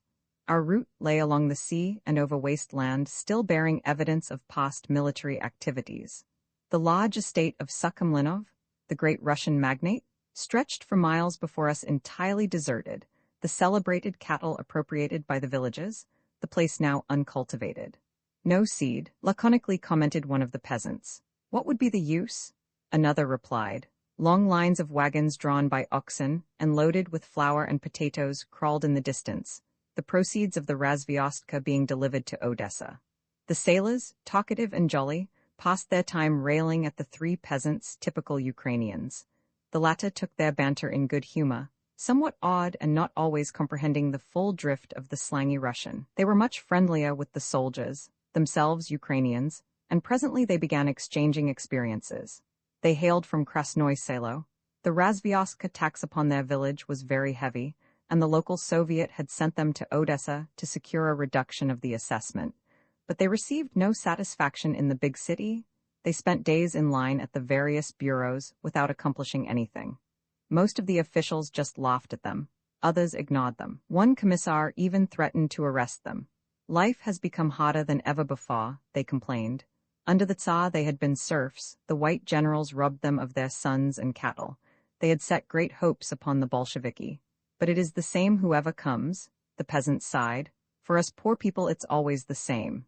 2 of the soldiers had participated in the campaign against Makhno, and they were exchanging experiences.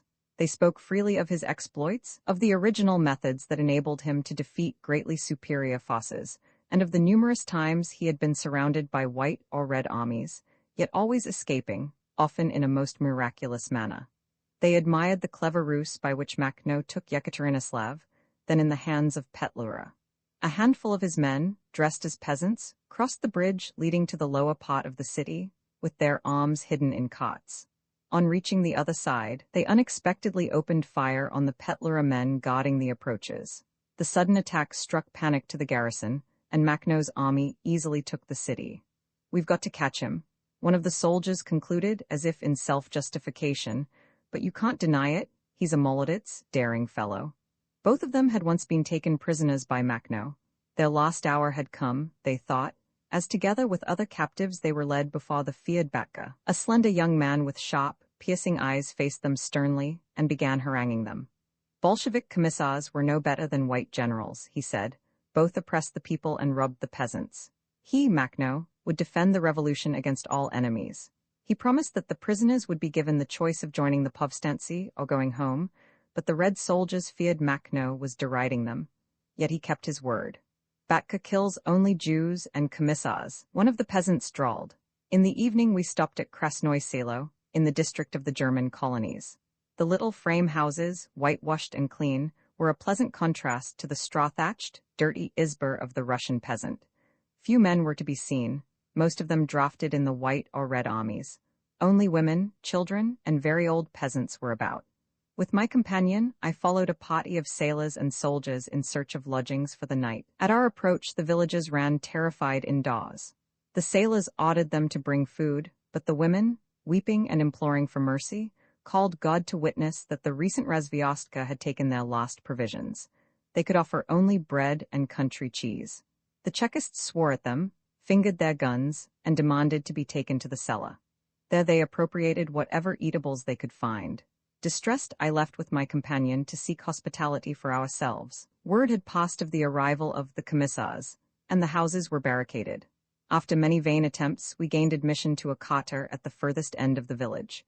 It was occupied by a woman and her 3 children, the oldest a girl of 14, whom her mother had hidden at our approach. She accepted our offer to pay, and set black bread and sour milk before us. Soon the neighbors began to drop in.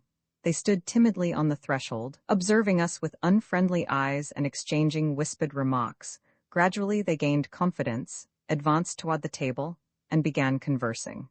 They were totally ignorant of the events in the world at large. What was happening in Russia, even, was entirely incomprehensible to them. They knew that the Tsar was no more, and that freedom had been given the peasant. But they felt some huge deceit had been played on the dark people by those in high places. They were constantly harassed by the military, they complained. Soldiers of every kind and armed men without uniforms kept swooping down upon the village, taxing, confiscating, and pillaging. One by one their male folks had been drafted, often not even knowing into what army, and then the boys began to be taken, as young as 16. Generals and commissars kept coming and carrying the last away, and now all the cattle are gone, and the fields cannot be worked except by hand in little patches, and even the smallest children must help. Frequently the older girls are dragged away by officers and soldiers, returning later hurt and sick. In a neighboring village, the punitive expedition whipped old peasants on the public square. In a place 30 versts from Krasnoye, 18 peasants hanged themselves after the commissars had left.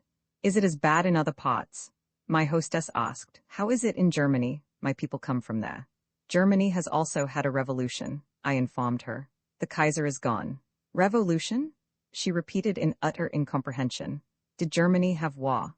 I spent the night on a straw heap in the outhouse, joining our party early in the morning. The scenes of the previous day repeated themselves all along our route. A very old city and once an important shipbuilding center, Nikolaev has played a prominent part in the labor and socialist history of Russia. It was the scene of the first great strike in the country, in the early days of the 19th century. In the nihilist and people's will period, it was the field of much underground revolutionary activity. In later years, Nikolaev was the home of the South Russian Union, one of the first social democratic groups in Lower Ukraine, with Trotsky as its intellectual leader. Among the old archives, we came upon documents relating to the case of Nechayev, which in some strange manner found their way there, though that famous terrorist had never been arrested in this city. We also discovered police search orders issued against Lopatin, Bakunin, and other celebrated revolutionists of that period. Nikolaev still retains some of its former beauty, though its boulevards have been entirely denuded of trees, cut down within the 2 days interregnum between the leaving of the Whites and the coming of the Bolsheviki. The streets are oppressively quiet. The city is in direct line of Rangel's advance. The communists are feverishly active to rouse the population to united defense, appealing particularly to the proletarians and reminding them of the slaughter of the workers by Slashchev, Rangel's chief general. Notorious as a labor executioner. 7, the attitude of the surrounding districts is causing the Bolsheviki much anxiety. The peasantry has been in continual rebellion against the Soviet regime, and the arbitrary methods of labor mobilization have alienated the workers. The documents I have examined at the unions and the statistics concerning the distribution of labor power, Rapsol, and desertion show that almost every village in the provinces of Kherson and Nikolaev has offered armed resistance. Yet the peasants have no sympathy with the monarchism of Rangel.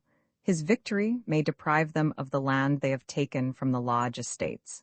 Several provincial Soviets have sent delegates to Nikolaev to assure the authorities of their determination to fight the Whites. Encouraged, the Communists are conducting an intensive agitation among the peasantry along the route of Rangel. Fear of the Whites has revived stories of their atrocities. The Jewish population lives in mortal dread, previous occupations having been accompanied by fearful pogroms. At the underground restaurant near the Soviet house, the guests relate incidents of almost incredible barbarities. They speak indiscriminately of Whites, Greens, Mariusa, Makhno, and others who have at various times invested the city. It is asserted that Mariusa, an Amazon of mysterious identity, refrains from pillage. She kills only communists and commissars. Some insist that she is a sister of Makhno, though the latter has none, while others say she is a peasant girl who had sworn vengeance against the Bolsheviki because her lover was killed by a punitive expedition. The Black Years may know who they all be, the hostess comments. When Makhno was here last time, people said they saw Mariusa with him. They beat and rubbed Jews at the docks. You are wrong. The young Soviet employee who has been assigned to aid my work protests. I helped to examine the men caught at that time. They were Greens and Grigoriev bandits. Mariusa wasn't then in the city at all.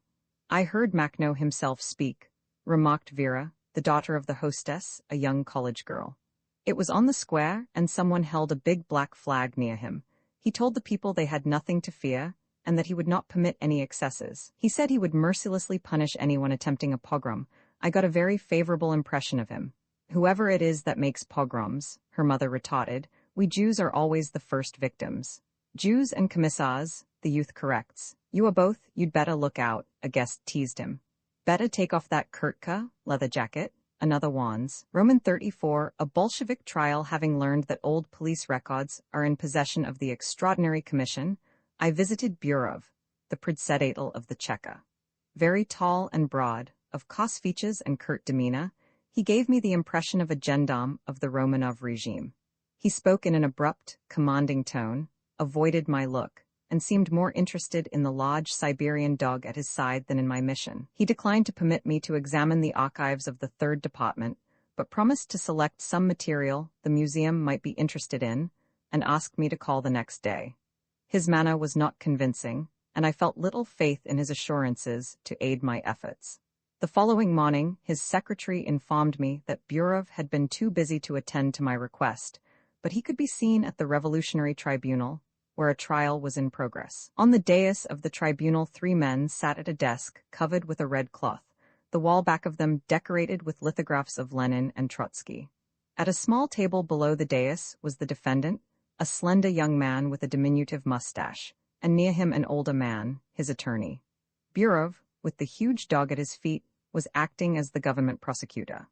The benches were occupied by witnesses, and soldiers were stationed in the aisles to preserve order. The prisoner was charged with counter-revolutionary activities, the accusation brought by a young woman on the ground that he had denounced her as a communist to the Whites. The witnesses were questioned first by the defense, then by the prosecutor and the judges. It appeared from their testimony that the prisoner and his accuser had for years lived in the same house and were known to be intimate. The proceedings dragged in a sleepy, uninteresting way until the attorney for the defense attempted to establish the fact that the woman, now a member of the Cheka, had formerly led a disreputable life. Burov slowly rose in his seat and, pointing his finger at the lawyer, demanded, "Do you dare to attack the reputation of the Extraordinary Commission?" The attorney timidly appealed to the court for protection. The presiding judge, in high boots and corduroy jacket, looking very tired and sipping cold coffee, expressed his revolutionary sympathy with the social victims of the abolished capitalist order and berated the attorney for persisting in bourgeois prejudices. Burov examined the defense witnesses regarding their past mode of life and present political adherence. He referred to the prisoner as that scoundrelly counter-revolutionist and succeeded in eliciting affirmative replies to questions previously negated by the same witnesses. One of the latter, a young woman, testified to the good reputation of the defendant and his political nonpartisanship. She looked frightened as Burov towered above her. He plied her with questions, and she became confused. Under the spell of the Chekist's commanding voice, she finally admitted that the accused was her brother. A burst of indignation broke from the audience. On the bench in front of me, an old man excitedly shouted, "You've terrorized her. She is no kin of his, she's my daughter." The presiding judge shouted, "Silence," and ordered the arrest of the interrupter for behavior insulting to the high tribunal. During the noon recess, I found an opportunity to speak to Burov. I called his attention to the character of the testimony. It was valueless, I pointed out. The witnesses were intimidated. Burov was much pleased. "There is no fooling with us, and they know it," he said, indicating that all non-communists are to be regarded as the natural enemies of the Bolshevik regime. "The evidence is questionable," I pursued. "Will the prisoner be convicted?" "I'll demand the highest measure of punishment," he replied, employing the official term for the death sentence. "But the man may be innocent," I protested. "How can you speak so, Tovarish?" He upbraided me. "You talk of evidence? Why, the uncle of this fellow was a rank bourgeois, a big banker. He escaped with the whites, and his whole family are counter-revolutionists. The best thing to do with such fellows is to razmaniat them, to change, the expression used in the South for summary execution." Leaving the courtroom, I inadvertently stepped into a small chamber where two women sat on a bench. "Tovarish from the center," one of them greeted me. "I saw you at Burov's yesterday." She evidently took me for an official of the Moscow Cheka, and she at once became confidential. "It was she who brought the charge against the prisoner," she said. "They had been arrested together by the whites, and when they were brought to the police station, the defendant whispered something to the officer. She could not hear what he said, but she was sure that he had nodded in her direction. Both were locked up, but after a while the man was released while she was to be shot. She was positive the man had denounced her as a Bolshevik, though she was not one at the time. She has become a communist since, and now she is helping to fight counter-revolutionists. Same as you, Tovarish," she added significantly. Her face, offensively painted even to her lips, was coarse and sensuous. Her eyes glowed with a vengeful light and the consciousness of power. Her companion, younger and more comely, resembled her in a marked degree. "Are you sisters?" I asked. "Cousins," the younger one replied. "Katia is lying," she broke out vehemently. "She's jealous, the man left her, he didn't care for her, she wants revenge." "A lot he cares for you," the other mocked. "You are younger, that's all, and he's a dirty counter-revolutionist." The door opened and a woman entered. She looked very old, but her carriage was stately and her sad face beautiful in its frame of snowy white. "Are you a witness?" the Chekist girl demanded. "Have you been called?" "No, my dear," the old lady replied quietly. "I came of my own accord." She smiled benignantly and continued in a soft, melodious voice. "Listen, dear, I am an old woman and I will soon be dying. I came to tell the truth. Why should you cause the death of that boy?" She looked kindly at the Chekist. "Bethink yourself, dear one, he has done you no harm." "Hasn't he, though?" the other retorted angrily. "My dear one," the old lady pleaded, putting her hand affectionately on the girl's arm, "let bygones be bygones. He cared for you and he ceased to care. Does he deserve death, dearest? Ah, I am old and I have seen much evil in my lifetime. Must we always go on hating and killing? To cot!"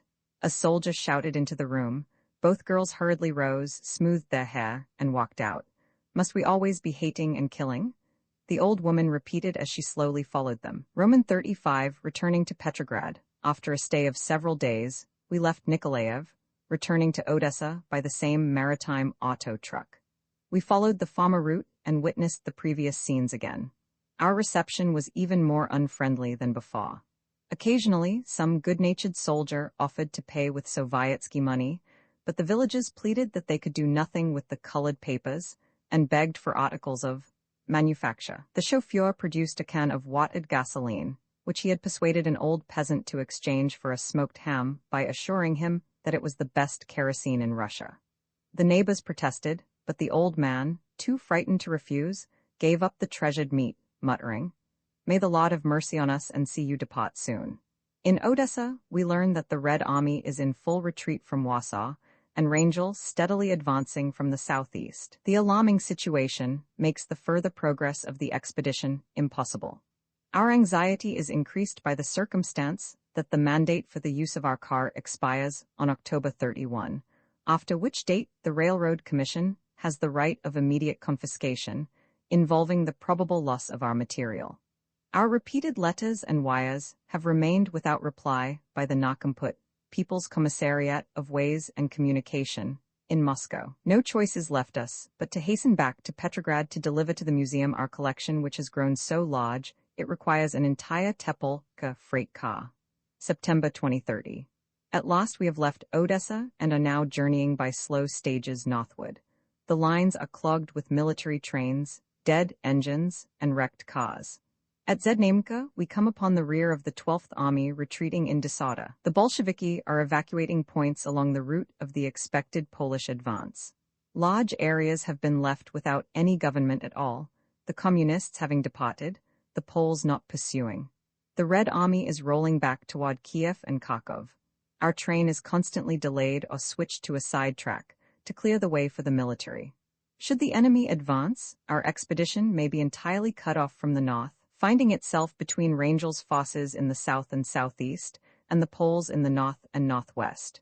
Progressing only a few miles a day, we pass Bursula, Vanyaki, Zhmarinka, and Kasedin. The Communists no longer deny the great disaster. The Polish campaign has ended in a complete rout, and Rangel is driving the Red Army before him. It is claimed that Makhno has joined forces with the counter-revolutionary general. The Soviet papers we occasionally find in the Educational Bureau at the stations brand the Povstancy letter as Rangel's aide.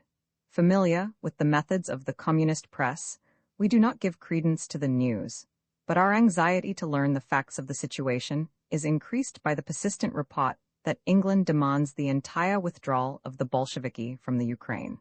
The approaches to Kiev are blocked, and we are detained 12 versts from the city. 2 days of maneuvering bring us at last in visible distance of the passenger station, where we remain for the night.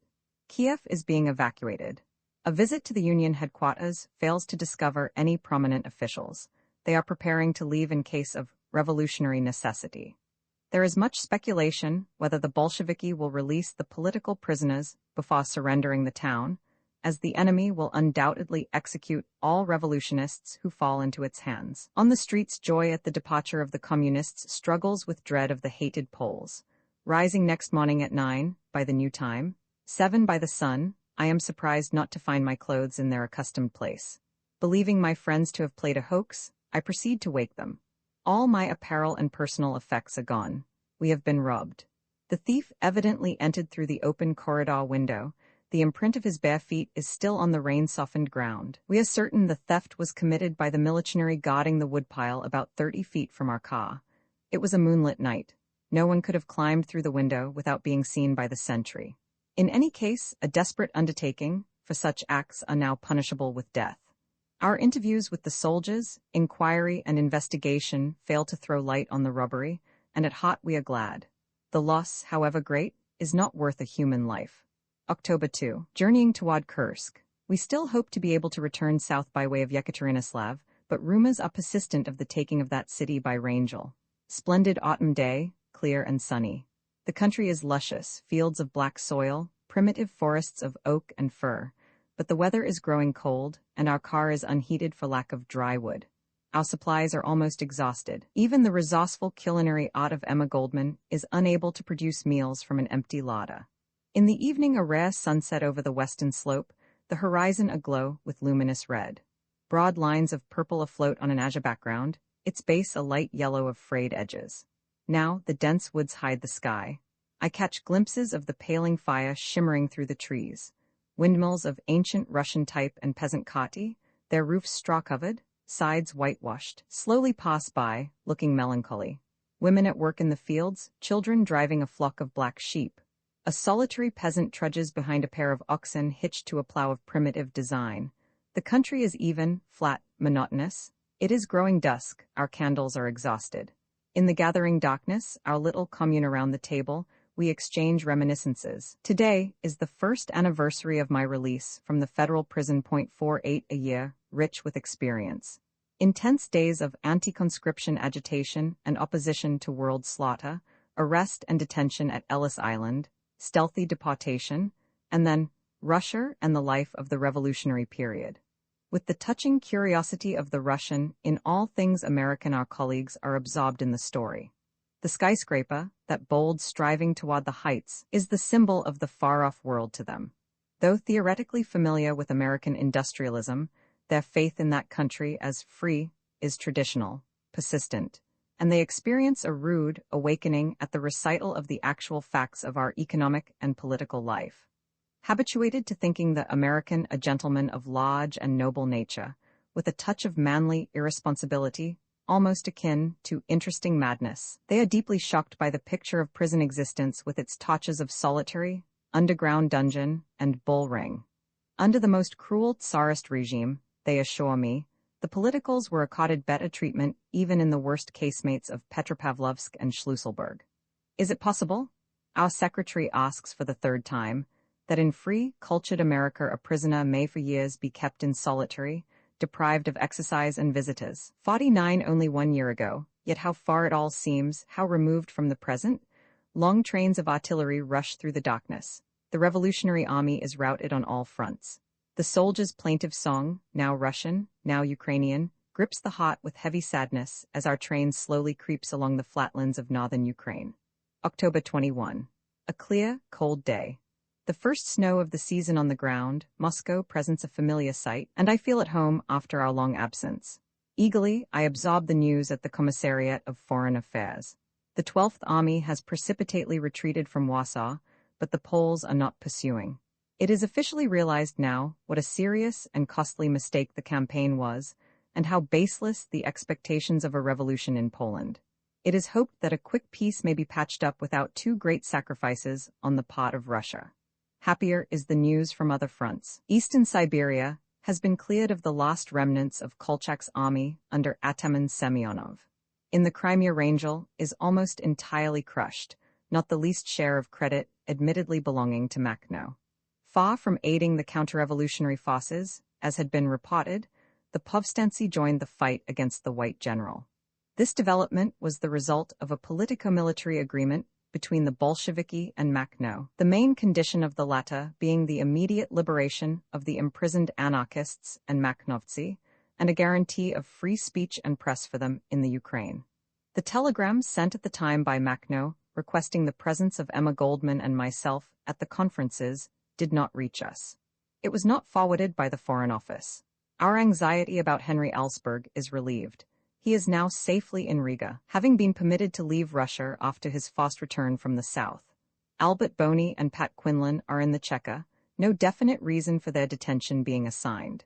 Mrs. Harrison, my erstwhile neighbor in the Karatonensky, is held as a British spy. Niwateva, Soviet representative in New York, was deported from the States and is now at the head of the British-American Bureau in the Foreign Office. Rosenberg, the bad-tempered and ill-mannered confidential secretary of Chicherin, all-powerful and cordially disliked, is about to leave for the Far East, on an important mission, as he informs me. Incidentally, as if by afterthought, he refers to the funeral tomorrow. And with a shock, I learn of the death of John Reed. The expedition is to leave this evening for Petrograd, but we decide to postpone our departure in order to pay the last tribute to our dead friend. A fresh grave along the Kremlin wall, opposite the Red Square, the honored resting place of the revolutionary martyrs. I stand at the brink, supporting Louise Bryant, who has entirely abandoned herself to her grief. She had hastened from America to meet Jack after a long separation. Missing him in Petrograd, she proceeded to Moscow, only to learn that Reed had been audited to Baku to the Congress of Eastern Peoples. He had not quite recovered from the effects of his imprisonment in Finland, and he was unwilling to undertake the arduous journey. But Zinoviev insisted. It was imperative, he said, to have America represented, and like a good party soldier Jack obeyed. But his weakened constitution could not withstand the hardships of Russian travel and its fatal infections. Reid was brought back to Moscow critically ill. In spite of the efforts of the best physicians, he died on October 16. The sky is wrapped in gray. Rain and sleet are in the air. Between the speaker's words, the rain strikes Jack's coffin, punctuating the sentences as if driving nails into the casket. Clear and rounded like the water drops are the official eulogies falling upon the hearing with dull meaninglessness. Louise cowers on the wet ground. With difficulty, I persuade her to rise, almost forcing her to her feet. She seems in a daze, oblivious to the tribute of the party mourners. Bukharin, Reinstein, and representatives of communist sections of Europe and America praise the advance guard of world revolution, while Louise is desperately clutching at the wooden coffin. Only young Fedosov, who had known and loved Jack and shared quarters with him, sheds a ray of warmth through the icy sleet. Kollontai speaks of the fine manhood and generous soul that was Jack. With painful sincerity, she questions herself. Did not John Reed succumb to the neglect of true comradeship? The museum is highly pleased with the success of our expedition. In token of appreciation, the board of directors requested us to continue our work in the Crimea, now entirely freed from white fosses. The mandate for the car has been prolonged till the close of the year, but the independent, nonpartisan character of the museum activities is apparently displeasing to communist circles in Moscow. They contend that the capital, rather than Petrograd, should be the home of such an institution. The idea is sponsored, it is said, in opposition to the growing power of Zinoviev. Certain influences are at work to curtail the museum's sphere of action. With surprise, we learn that a special body has been created in the center with exclusive authority to collect material concerning the history of the Russian Communist Party. The new organization, known as the ISPAT, by virtue or its communist character, claims control over the museum and has announced its intention of directing future expeditions. The situation threatens the efficiency of our work. By request of the museum, I have repeatedly visited Moscow in an endeavor to reach an amicable understanding. Lunacharsky, with whom I have discussed the matter, admits the justice of our position. But the ISPAT continues to assert its supremacy, claims the right to our car, and insists on controlling the expeditions by placing a political commissar in charge. The attitude of the ISPAT is inimical to free initiative and best effort. It is also indicative of a lack of confidence. If persisted in, it would exclude my further cooperation. Under no conditions could I consent to the supervision of a commissar, whose duties are virtually identical with spying and denunciation. Several of my colleagues in the expedition, including Emma Goldman, share this viewpoint. During the negotiations, it has been suggested that we visit the far north to gather the historic data of the period of Allied occupation and the provisional government of Tchaikovsky. The ISPAT professes no interest in the undertaking and forgoes control over it. We welcome the opportunity and decide to make a short journey to Archangel via Moscow, where formalities are to be completed. In the capital, we find our friends in great consternation. The Bolsheviki, it is charged, have treacherously broken their agreement with Makhno. No sooner had the Povstancy helped to defeat Rangel than Trotsky ordered their disarmament. They were surrounded and attacked by Red Fosses, but succeeded in extricating themselves, and now open warfare has again been declared. Meanwhile, the anarchists, unaware of these developments, had gathered from all parts of the country in Kharkov, where a conference was to be held December 1st, in accordance with Makhno's agreement with the Bolsheviki.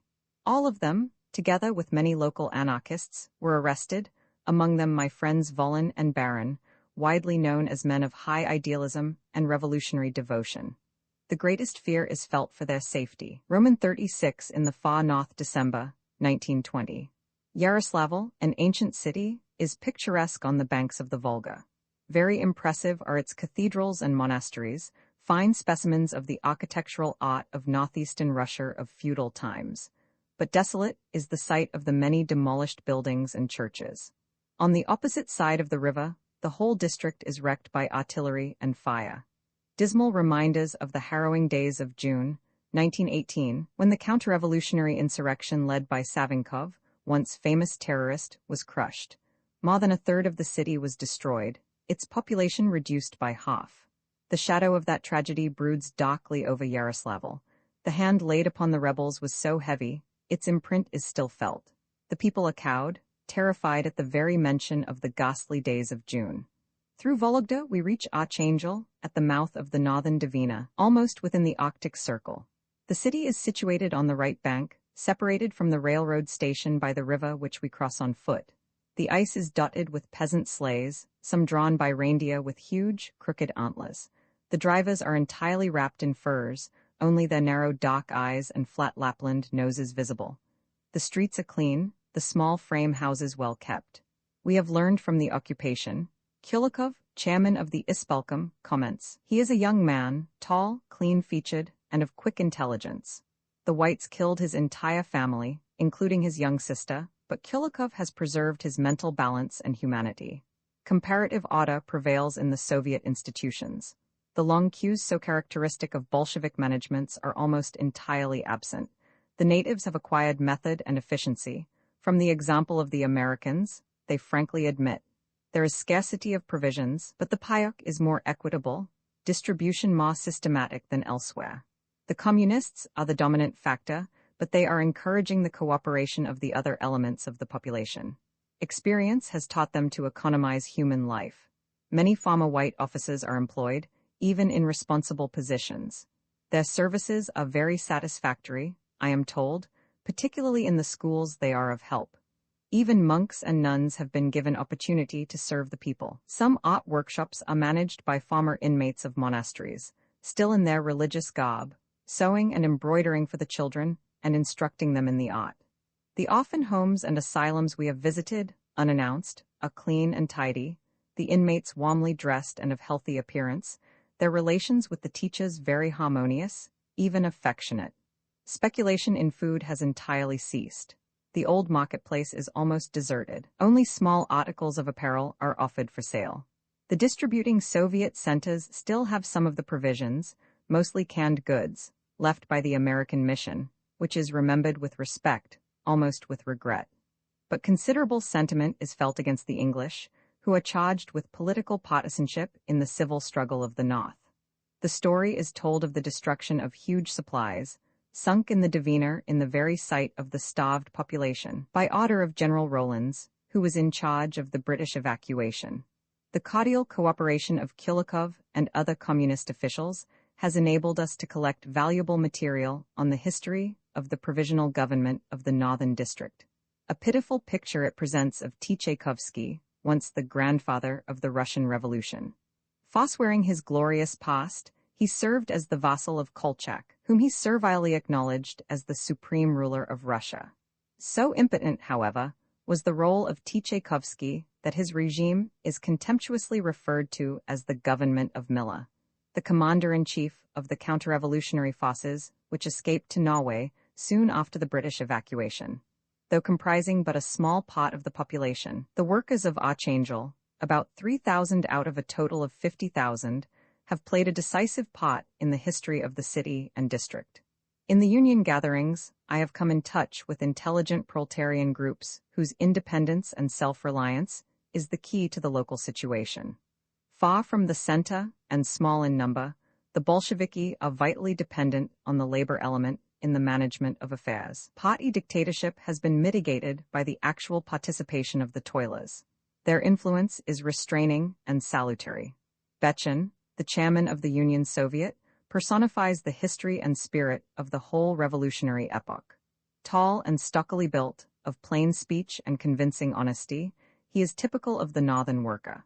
In his person, the provisional government had sought to suppress the rebellious element of the Archangel proletariat. Popular labor man and member of the local Duma, Berkman was indicted for treason. The central figure of the celebrated trial known by his name, he was condemned to a living death in the terrible prison at Ayakanj in the frozen north. But his conviction served to consolidate the wavering ranks against the provisional government. His name became the slogan of the united opposition. Its rising waves drove the Allies from Archangel and Murmansk and abolished Tchaikovsky's regime. With much difficulty, I persuaded the modest Berkman to donate his picture and autobiographic sketch to the Revolutionary Gallery of the museum. His friends informed me that upon his return to prison, he insisted that his portraits be removed from the Union headquarters. In appreciation of our mission, he presented us with the old crimson banner of the Soviet, battle-scarred in numerous campaigns. "We are working in harmony with the several factions in the unions," Berkman said. "The welfare of the people is our sole aim, and on that platform we can all agree, whatever our political predilections." With a smile of indulgent reminiscence, he admitted his former adherence to the Social Democrats. "But we have no more Mensheviki here," he hastened to add. "We all joined the Bolsheviki long ago. The comrade from the center probably doesn't know how it happened," his assistant remarked. "Revolutionary life sometimes plays curious pranks. You see," he continued, "word had reached us that the Mensheviki and S.R.S. in Moscow had gone over to the Bolsheviki. We decided to do the same. That's how we happen to be communists now.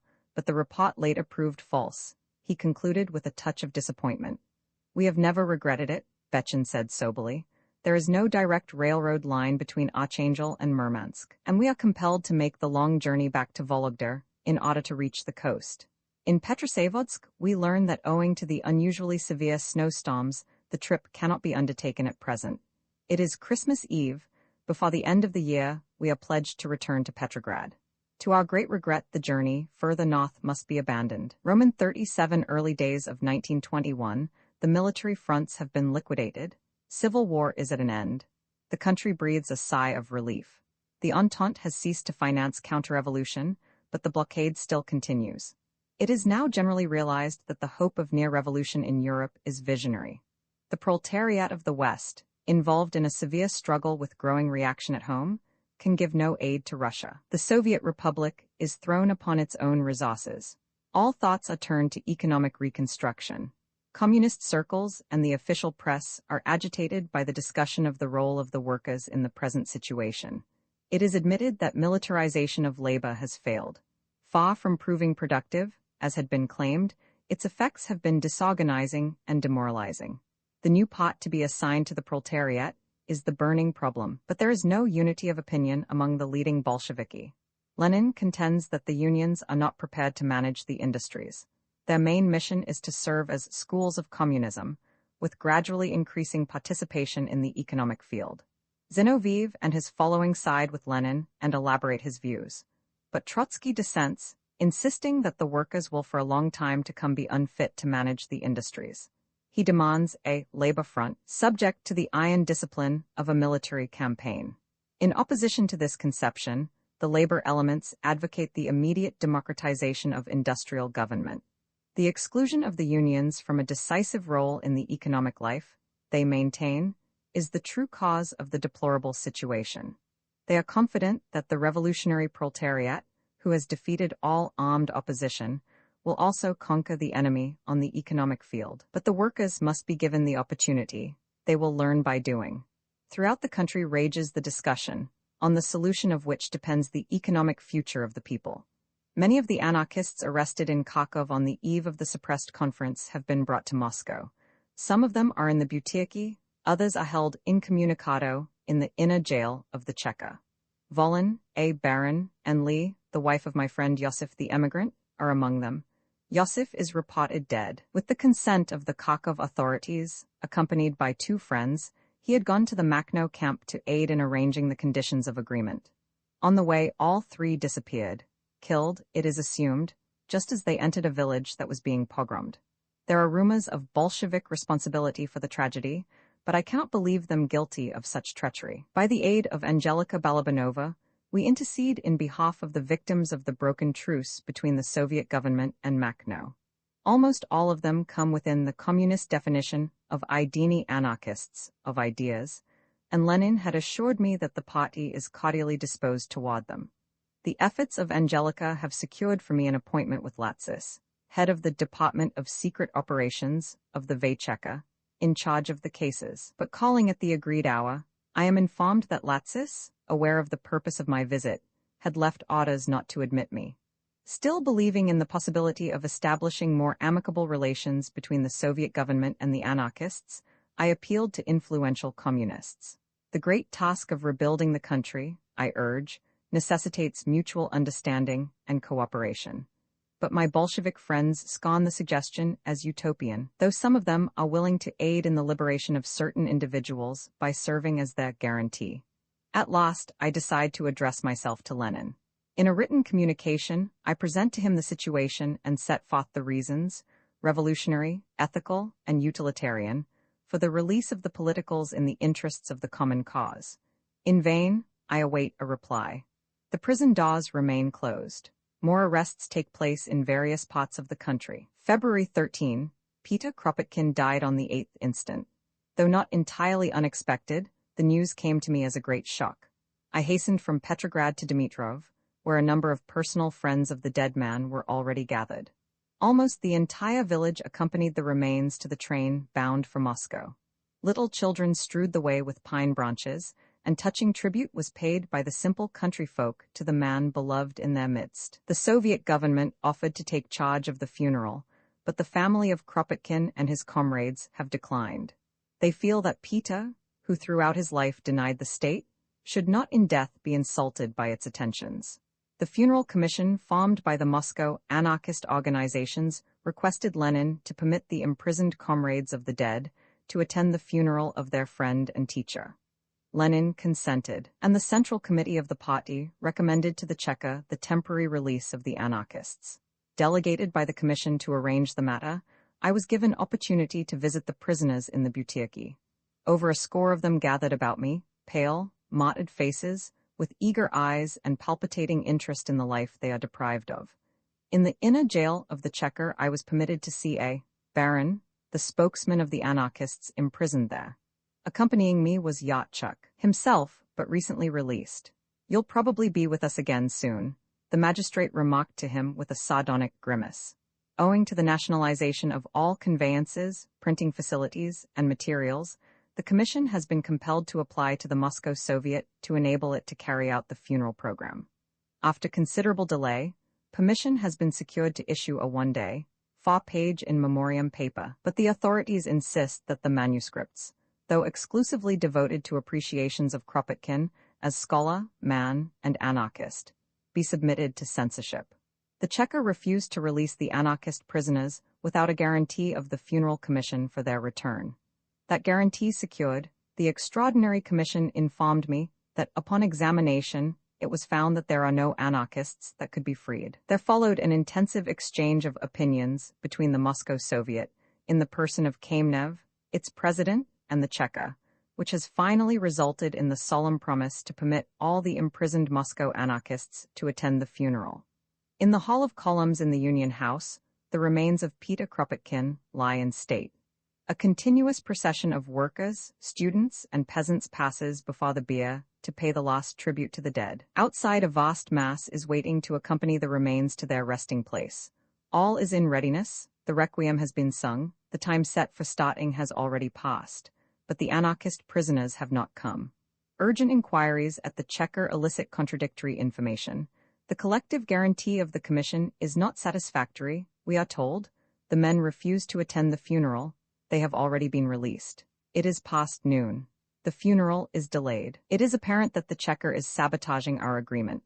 We decide to protest by demonstratively removing the government and communist wreaths from the hall. The threat of a public scandal quickly brings the authorities to terms, and within a quarter of an hour the 7 prisoners of the inner jail arrive. We are assured that the Butyrki anarchists have been freed and will presently join us. 50. The long procession slowly wins its way to the cemetery. The students, arms linked, form a living chain on both sides of the great multitude. The sun is bright upon the hard, glistening snow. Black anarchist banners, interspersed with flashes of scarlet, flutter above like mournful arms of love. A Kropotkin museum is to be founded in memory of the great anarchist scientist and teacher. The Committee of Anarchist Organizations in charge of the undertaking has requested Emma Goldman and myself to aid in its organization. Our further cooperation with the Museum of the Revolution has become impossible owing to the arbitrary attitude of the Ispat. Moreover, the Kropotkin work is of greater immediate importance and of stronger appeal to my sympathies. I have severed my connection with the museum to accept the secretaryship of the Kropotkin Memorial Commission. Roman 38 Kronstadt 51 Petrograd, February, 1921. The cold is extreme and there is intense suffering in the city. Snowstorms have isolated us from the provinces. The supply of provisions has almost ceased. Only half a pound of bread is being issued now. Most of the houses are unheated. At dusk old women prowl about the big woodpile near the Hotel Astoria, but the sentry is vigilant. Several factories have been closed for lack of fuel, and the employees put on half rations. They called a meeting to consult about the situation, but the authorities did not permit it to take place. The Trubochny mill workers have gone on strike. In the distribution of winter clothing, they complain, the communists received undue advantage over the nonpartisans. The government refuses to consider the grievances till the men return to work. Crowds of strikers gathered in the street near the mills, and soldiers were sent to disperse them. They were Kursenti, communist youths of the military academy. There was no violence. Now the strikers have been joined by the men from the Admiralty shops and Gallinea docks. There is much resentment against the arrogant attitude of the government. A street demonstration was attempted, but mounted troops suppressed it. February 27. Nervous feeling in the city. The strike situation is growing more serious. The Patroni mills, the Boltievsky and Lafarm factories have suspended operations. The authorities have ordered the strikers to resume work. Martial law in the city. The Special Committee of Defense, Komitet Oborony, is vested with exceptional powers, Zinoviev at its head. At the Soviet session last evening, a military member of the Defense Committee denounced the strikers as traitors to the revolution. It was Lashevich. He looked fat, greasy, and offensively sensuous. He called the dissatisfied workers leeches attempting extortion, S.H. Kernicki, and demanded drastic measures against them. The Soviet passed a resolution locking out the men of the Trubochny mill. It means deprivation of rations, actual starvation. February 28. Strikers' proclamations have appeared on the streets today. They cite cases of workers found frozen to death in their homes.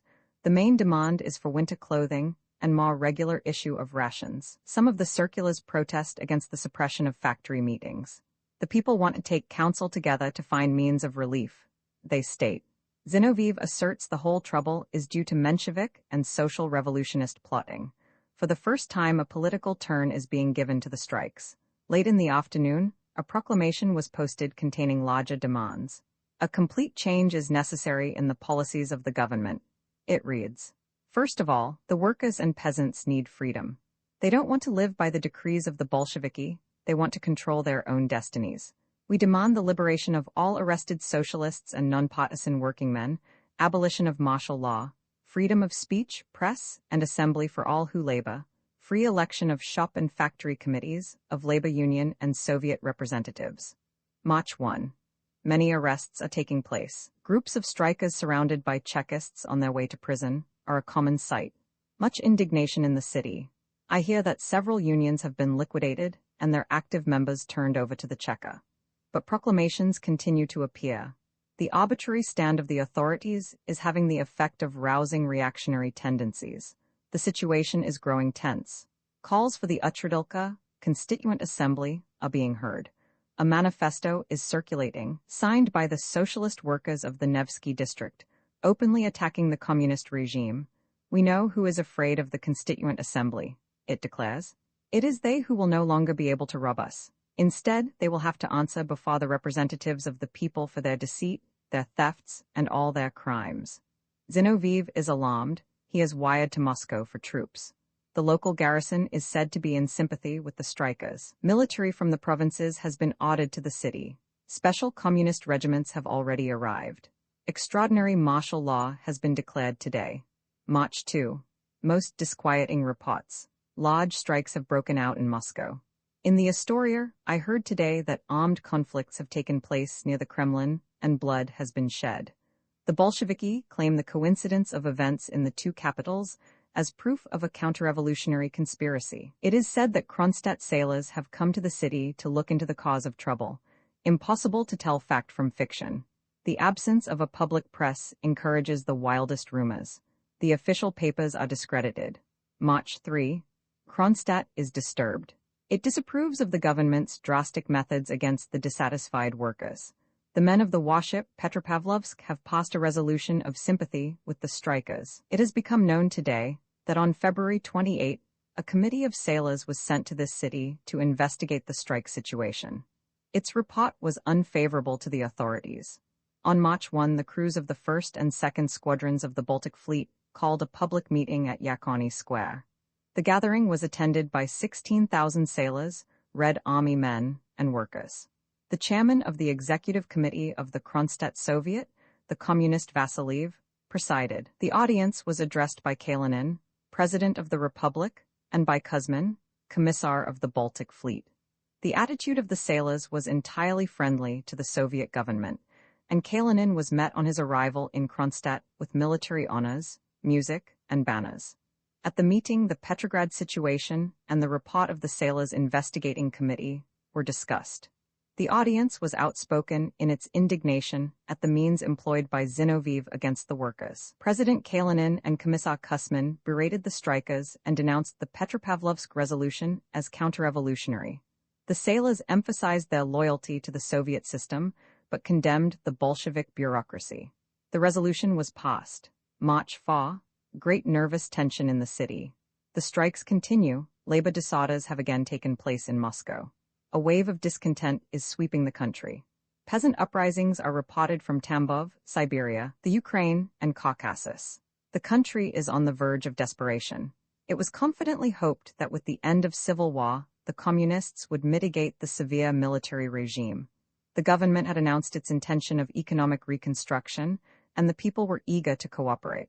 They looked forward to the lightening of the heavy burdens, the abolition of wartime restrictions, and the introduction of elemental liberties. The fronts are liquidated, but the old policies continue, and labor militarization is paralyzing industrial revival. It is openly charged that the Communist Party is more interested in entrenching its political power than in saving the revolution. An official manifesto appeared today. It is signed by Lenin and Trotsky and declares Kronstadt guilty of mutiny, myatage. The demand of the sailors for free Soviets is denounced as a counter-revolutionary conspiracy against the proletarian republic. Members of the Communist Party are ordered into the mills and factories to rally the workers to the support of the government against the traitors. Kronstadt is to be suppressed. The Moscow radio station sent out a message addressed to all. Petrograd is orderly and quiet, and even the few factories where accusations against the Soviet government were recently voiced now understand that it is the work of provocateurs. Just at this moment, when in America, a new Republican regime is assuming the reins of government and showing inclination to take up business relations with Soviet Russia, the spreading of lying rumors and the organization of disturbances in Kronstadt have the sole purpose of influencing the American president and changing his policy toward Russia. At the same time, the London Conference is holding its sessions, and the spreading of similar rumors must influence also the Turkish delegation and make it more submissive to the demands of the Entente. The rebellion of the Petropavlovsk crew is undoubtedly part of a great conspiracy to create trouble within Soviet Russia and to injure our international position. This plan is being carried out within Russia by its Tsarist general and farmer officers, and their activities are supported by the Mensheviki and social revolutionists. The whole northern district is under martial law, and all gatherings are interdicted. Elaborate precautions have been taken to protect the government institutions. Machine guns are placed in the Astoria, the living quarters of Zinoviev and other prominent Bolsheviki. These preparations are increasing general nervousness. Official proclamations command the immediate return of the strikers to the factories, prohibit suspension of work, and warn the populace against congregating in the streets. The Committee of Defense has initiated a cleaning of the city. Many workers suspected of sympathizing with Kronstadt have been placed under arrest. All Petrograd sailors and part of the garrison thought to be untrustworthy have been ordered to distant points, while the families of Kronstadt sailors living in Petrograd are held as hostages. The Committee of Defense notified Kronstadt that the prisoners are kept as pledges for the safety of the Commissar of the Baltic Fleet, N.N. Kuzmin, the chairman of the Kronstadt Soviet, T. Vasiliev, and other communists. If the least harm be suffered by our comrades, the hostages will pay with their lives. We want no bloodshed, Kronstadt wired in reply. Not a single communist has been harmed by us. The Petrograd workers are anxiously awaiting developments. They hope that the intercession of the sailors may turn the situation in their favor. The term of office of the Kronstadt Soviet is about to expire, and arrangements are being made for the coming elections. On March 2, a conference of delegates took place, at which 300 representatives of the ships, the garrison, the labor unions and factories were present, among them also a number of communists. The conference approved the resolution passed by the mass meeting the previous day. Lenin and Trotsky have declared it counter-revolutionary and proof of a white conspiracy. 52 resolution of the General Meeting of the crews of the 1st and 2nd Squadrons of the Baltic Fleet, held March 1, 1921, having heard the report of the representatives sent by the General Meeting of Ship Crews to Petrograd to investigate the situation there, resolved, in view of the fact that the present Soviets do not express the will of the workers and peasants, immediately to hold new elections by secret ballot, the pre-election campaign to have full freedom of agitation among the workers and peasants, to establish freedom of speech and press for workers and peasants, for anarchists and left socialist parties, to secure freedom of assembly for labor unions and peasant organizations, to call a non-partisan conference of the workers, Red Army soldiers and sailors of Petrograd, Kronstadt, and of Petrograd Province, no later than March 19, 1921, to liberate all political prisoners of socialist parties, as well as all workers, peasants, soldiers, and sailors imprisoned in connection with the labor and peasant movements, to elect a commission to review the cases of those held in prison and concentration camps, to abolish all politodely, political bureaus, because no party should be given special privileges in the propagation of its ideas or receive the financial support of the government for such purposes. Instead, there should be established educational and cultural commissions, locally elected and financed by the government, to abolish immediately all Zagraditelnyi Otriadi, armed units organized by the Bolsheviki for the purpose of suppressing traffic and confiscating foodstuffs and other products. The irresponsibility and arbitrariness of their methods were proverbial throughout the country. To equalize the rations of all who work, with the exception of those employed in trades detrimental to health. To abolish the communist fighting detachments in all branches of the army, as well as the communist guards kept on duty in mills and factories.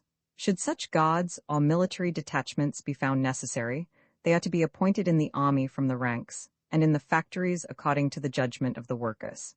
To give the peasants full freedom of action in regard to their land, and also the right to keep cattle, on condition that the peasants manage with their own means, that is, without employing hired labor, to request all branches of the army, as well as our comrades, the military cursenti, to concur in our resolutions, to demand for the latter publicity in the press, to appoint a traveling commission of control, to permit free Kostanoi, individual small-scale, production by one's own efforts. Resolution passed unanimously by brigade meeting, 2 persons refraining from voting. Petrochenko, Chairman Brigade Meeting. Perepelkin, Secretary. Resolution passed by an overwhelming majority of the Kronstadt garrison. Vasiliev, Chairman. Kalinin and Vasiliev vote against the resolution. March 4. Late at night. The extraordinary session of the Petro-Soviet in the Tauride Palace was packed with communists, mostly youngsters, fanatical and intolerant. Admission by special ticket, a propusk permit, also had to be secured to return home after interdicted hours.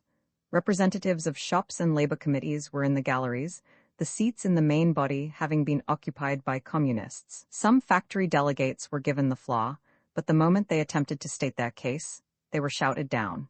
Zinoviev repeatedly urged the meeting to give the opposition an opportunity to be heard, but his appeal lacked energy and conviction. Not a voice was raised in favor of the Constituent Assembly. A millworker pleaded with the government to consider the complaints of the workers who are cold and hungry. Zinoviev replied that the strikers are enemies of the Soviet regime. Kalinin declared Kronstadt the headquarters of General Kozlovsky's plot. A sailor reminded Zinoviev of the time when he and Lenin were hunted as counter-revolutionists by Kerensky and were saved by the very sailors whom they now denounce as traitors. Kronstadt demands only honest elections, he declared. He was not allowed to proceed. The stentorian voice and impassioned appeal of Yevdokimov, Zinoviev's lieutenant, wrought the communists up to a high pitch of excitement. His resolution was passed amid a tumult of protest from the non-partisan delegates and labor men. The resolution declared Kronstadt guilty of a counter-revolutionary attempt against the Soviet regime and demands its immediate surrender. It is a declaration of war. March 5. Many Bolsheviki refuse to believe that the Soviet resolution will be carried out. It were too monstrous a thing to attack by force of arms the pride and glory of the Russian Revolution, as Trotsky christened the Kronstadt sailors. In the circle of their friends, many communists threatened to resign from the party should such a bloody deed come to pass. Trotsky was to address the Petro-Soviet last evening. His failure to appear was interpreted as indicating that the seriousness of the situation has been exaggerated. But during the night he arrived, and today, he issued an ultimatum to Kronstadt. The workers' and peasants' government has decreed that Kronstadt and the rebellious ships must immediately submit to the authority of the Soviet Republic. Therefore, I command all who have raised their hand against the socialist fatherland to lay down their arms at once. The obdurate are to be disarmed and turned over to the Soviet authorities. The arrested commissars and other representatives of the government are to be liberated at once. Only those surrendering unconditionally may count on the mercy of the Soviet Republic. Simultaneously, I am issuing orders to prepare to quell the mutiny and subdue the mutineers by force of arms. Responsibility for the harm that may be suffered by the peaceful population will fall entirely upon the heads of the counter-revolutionary mutineers. This warning is final. Trotsky, Chairman Revolutionary Military Soviet of the Republic. Kamenev, Commander-in-Chief. The city is on the verge of panic. The factories are closed, and there are rumors of demonstrations and riots. Threats against Jews are becoming audible. Military forces continue to flow into Petrograd and environs. Trotsky has sent another demand to Kronstadt to surrender, the order containing the threat. I'll shoot you like pheasants. Even some communists are indignant at the tone assumed by the government. It is a fatal error, they say, to interpret the workers' plea for bread as opposition. Kronstadt's sympathy with the strikers and their demand for honest elections have been turned by Zinoviev into a counter-revolutionary plot. I have talked the situation over with several friends, among them a number of communists. We feel there is yet time to save the situation. A commission in which the sailors and workers would have confidence could allay the roused passions and find a satisfactory solution of the pressing problems. It is incredible that a comparatively unimportant incident, as the original strike in the Trubochny mill, should be deliberately provoked into civil war with all the bloodshed it entails. The communists with whom I have discussed the suggestion all favor it, but dare not take the initiative. No one believes in the Kozlovsky story. All agree that the sailors are the staunchest supporters of the Soviets. Their object is to compel the authorities to grant needed reforms. To a certain degree, they have already succeeded. The Zagroditelny Otriadi, notoriously brutal and arbitrary, have been abolished in the Petrograd province, and certain labor organizations have been given permission to send representatives to the villages for the purchase of food. During the last 2 days, special rations and clothing have also been issued to several factories. The government fears a general uprising. Petrograd is now in an extraordinary state of siege. Being out of doors is permitted only till 9 in the evening. But the city is quiet. I expect no serious upheaval if the authorities can be prevailed upon to take a more reasonable and just course. In the hope of opening the road to a peaceful solution, I have submitted to Zinoviev a plan of arbitration signed by persons friendly to the Bolsheviki, to the Petrograd Soviet of Labor and Defense. Chairman Zinoviev, to remain silent now is impossible, even criminal. Recent events impel us anarchists to speak out and to declare our attitude in the present situation. The spirit of ferment manifest among the workers and sailors is the result of causes that demand our serious attention. Cold and hunger had produced discontent, and the absence of any opportunity for discussion and criticism is forcing the workers and sailors to air their grievances in the open. White Goddess bands wish, and may try to exploit this dissatisfaction in their own class interests. Hiding behind the workers and sailors, they throw out slogans of the Constituent Assembly, of free trade, and similar demands. We anarchists have long exposed the fiction of these slogans, and we declare to the whole world that we will fight with arms against any counter-revolutionary attempt, in cooperation with all friends of the social revolution and hand in hand with the Bolsheviki. Concerning the conflict between the Soviet government and the workers and sailors, we hold that it must be settled not by force of arms, but by means of comradely agreement. Resorting to bloodshed, on the part of the Soviet government, will not, in the given situation, intimidate or quieten the workers. On the contrary, it will serve only to aggravate matters and will strengthen the hands of the Entente and of internal counter-revolution. More important still, the use of force by the workers and peasants' government against workers and sailors will have a demoralizing effect upon the international revolutionary movement and will result in incalculable harm to the social revolution. Comrades Bolsheviki, bethink yourselves before it is too late. Do not play with fire. You are about to take a most serious and decisive step. We hereby submit to you the following proposition. Let a commission be selected to consist of 5 persons, inclusive of 2 anarchists. The commission is to go to Kronstadt to settle the dispute by peaceful means. In the given situation, this is the most radical method. It will be of international revolutionary significance. Alexander Berkman, Emma Goldman, Perkis Petrovsky, Petrograd, March 5, 1921. March 6. Today Kronstadt sent out by radio a statement of its position. It reads, "Our cause is just. We stand for the power of Soviets, not parties. We stand for freely elected representatives of the laboring masses. The substitute Soviets manipulated by the Communist Party have always been deaf to our needs and demands. The only reply we have ever received was shooting. Comrades, they deliberately pervert the truth and resort to most despicable defamation. In Kronstadt, the whole power is exclusively in the hands of the revolutionary sailors, soldiers, and workers, not with counter-revolutionists led by some Kozlovsky, as the lying Moscow radio tries to make you believe. Do not delay, comrades. Join us, get in touch with us. Demand admission to Kronstadt for your delegates. Only they will tell you the whole truth and will expose the fiendish calumny about Finnish bread and Entente offers. Long live the revolutionary proletariat and the peasantry. Long live the power of freely elected Soviets." March 7. Distant rumbling reaches my ears as I cross the Nevsky. It sounds again, stronger and nearer, as if rolling toward me. All at once I realize that artillery is being fired. It is 6 p.m. Kronstadt has been attacked. Days of anguish and cannonading. My heart is numb with despair. Something has died within me. The people on the streets look bowed with grief, bewildered. No one trusts himself to speak. The thunder of heavy guns rends the air. March 17. Kronstadt has fallen today. Thousands of sailors and workers lie dead in its streets. Summary execution of prisoners and hostages continues. March 18.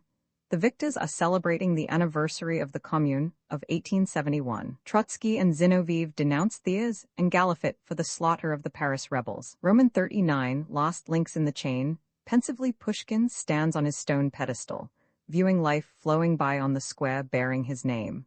On the boulevard, the trees are smiling with budding green, and promenaders bask in the April sun. Familiar sight of Moscow streets, yet with a strange new atmosphere about the people.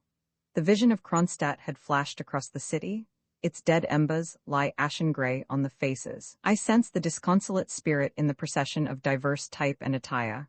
Workmen in torn footgear, rags wrapped about their legs, students in black shirts belted at the waist, the tails fluttering in the breeze, peasants in lapti of woven straw, soldiers in long gray coats and dark-skinned sons of the Caucasus in brighter colors.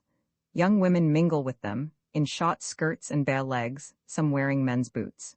Most of them are painted, even the little girls. Boldly they gaze at the men, inviting them with their eyes. Gay music sounds from the garden nearby. At the little tables, white-aproned waiters serve food and drinks to the guests. Groups gather at the gates, sullenly watching the novel scene. Bourgeois, damned speculators, they mutter. The NEP 53 is at work. All along the street stores have been opened, their windows washed, freshly painted signs announcing private ownership. Provisions in large quantity and variety are exposed to view. Resentfully men and women crowd on the sidewalk, their eyes devouring the tempting display. No food for rations? Someone comments sarcastically. That's what we've been shedding our blood for. A soldier exclaims with an oath. On the corner, a feminine voice hails me. Ah, the American tovarish? It is Lena, my young acquaintance of the raid of the Okhotny market over a year ago.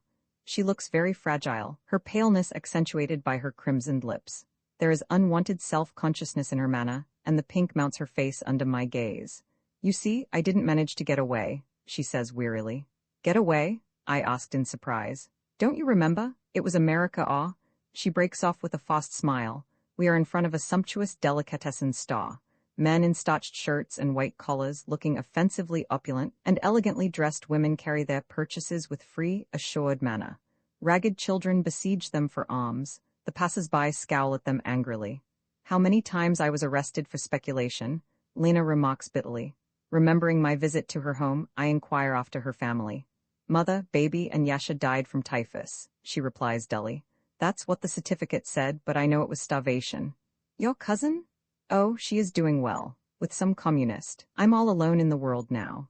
Poor Lena, escapes me. Oh, I don't want your pity, she cries disconsolately. Wish I'd died with mother. Further on the Tverskaya I find Golo's Truda, the anarchist publishing house closed, a Cheka seal on the lock. A man is peering through the window at the havoc wrought within by the raiders. His red army cap does not conceal the fresh scars on his head. With surprise I recognize Stepan, my Petrograd soldier friend. He had been wounded in the Kronstadt campaign, he informs me. The Petrograd hospitals were crowded, and he was sent to Moscow. Now he has been discharged, but he is so weak he is barely able to walk. We crossed the Never at night, he relates. All in white shrouds like so many ghosts, you couldn't tell us from the snow on the frozen river. Some of the boys didn't want to advance. He looks at me significantly. The communist detachment back of us trained machine guns on them. There was no hesitating. The artillery belched from our side. Some shots fell short, striking the ice just in front of us. In a flash whole companies disappeared, guns and all, sunk into the deep. It was a frightful night.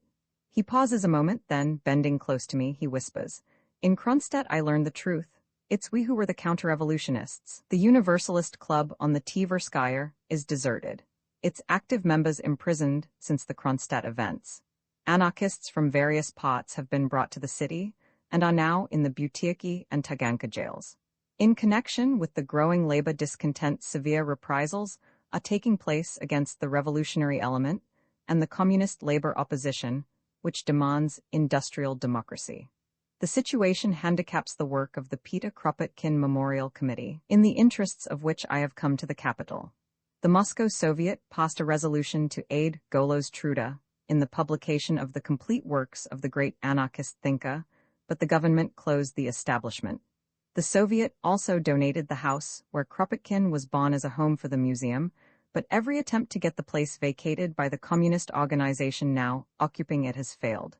The official attitude negates all our efforts. April 15. Unexpected visitors today.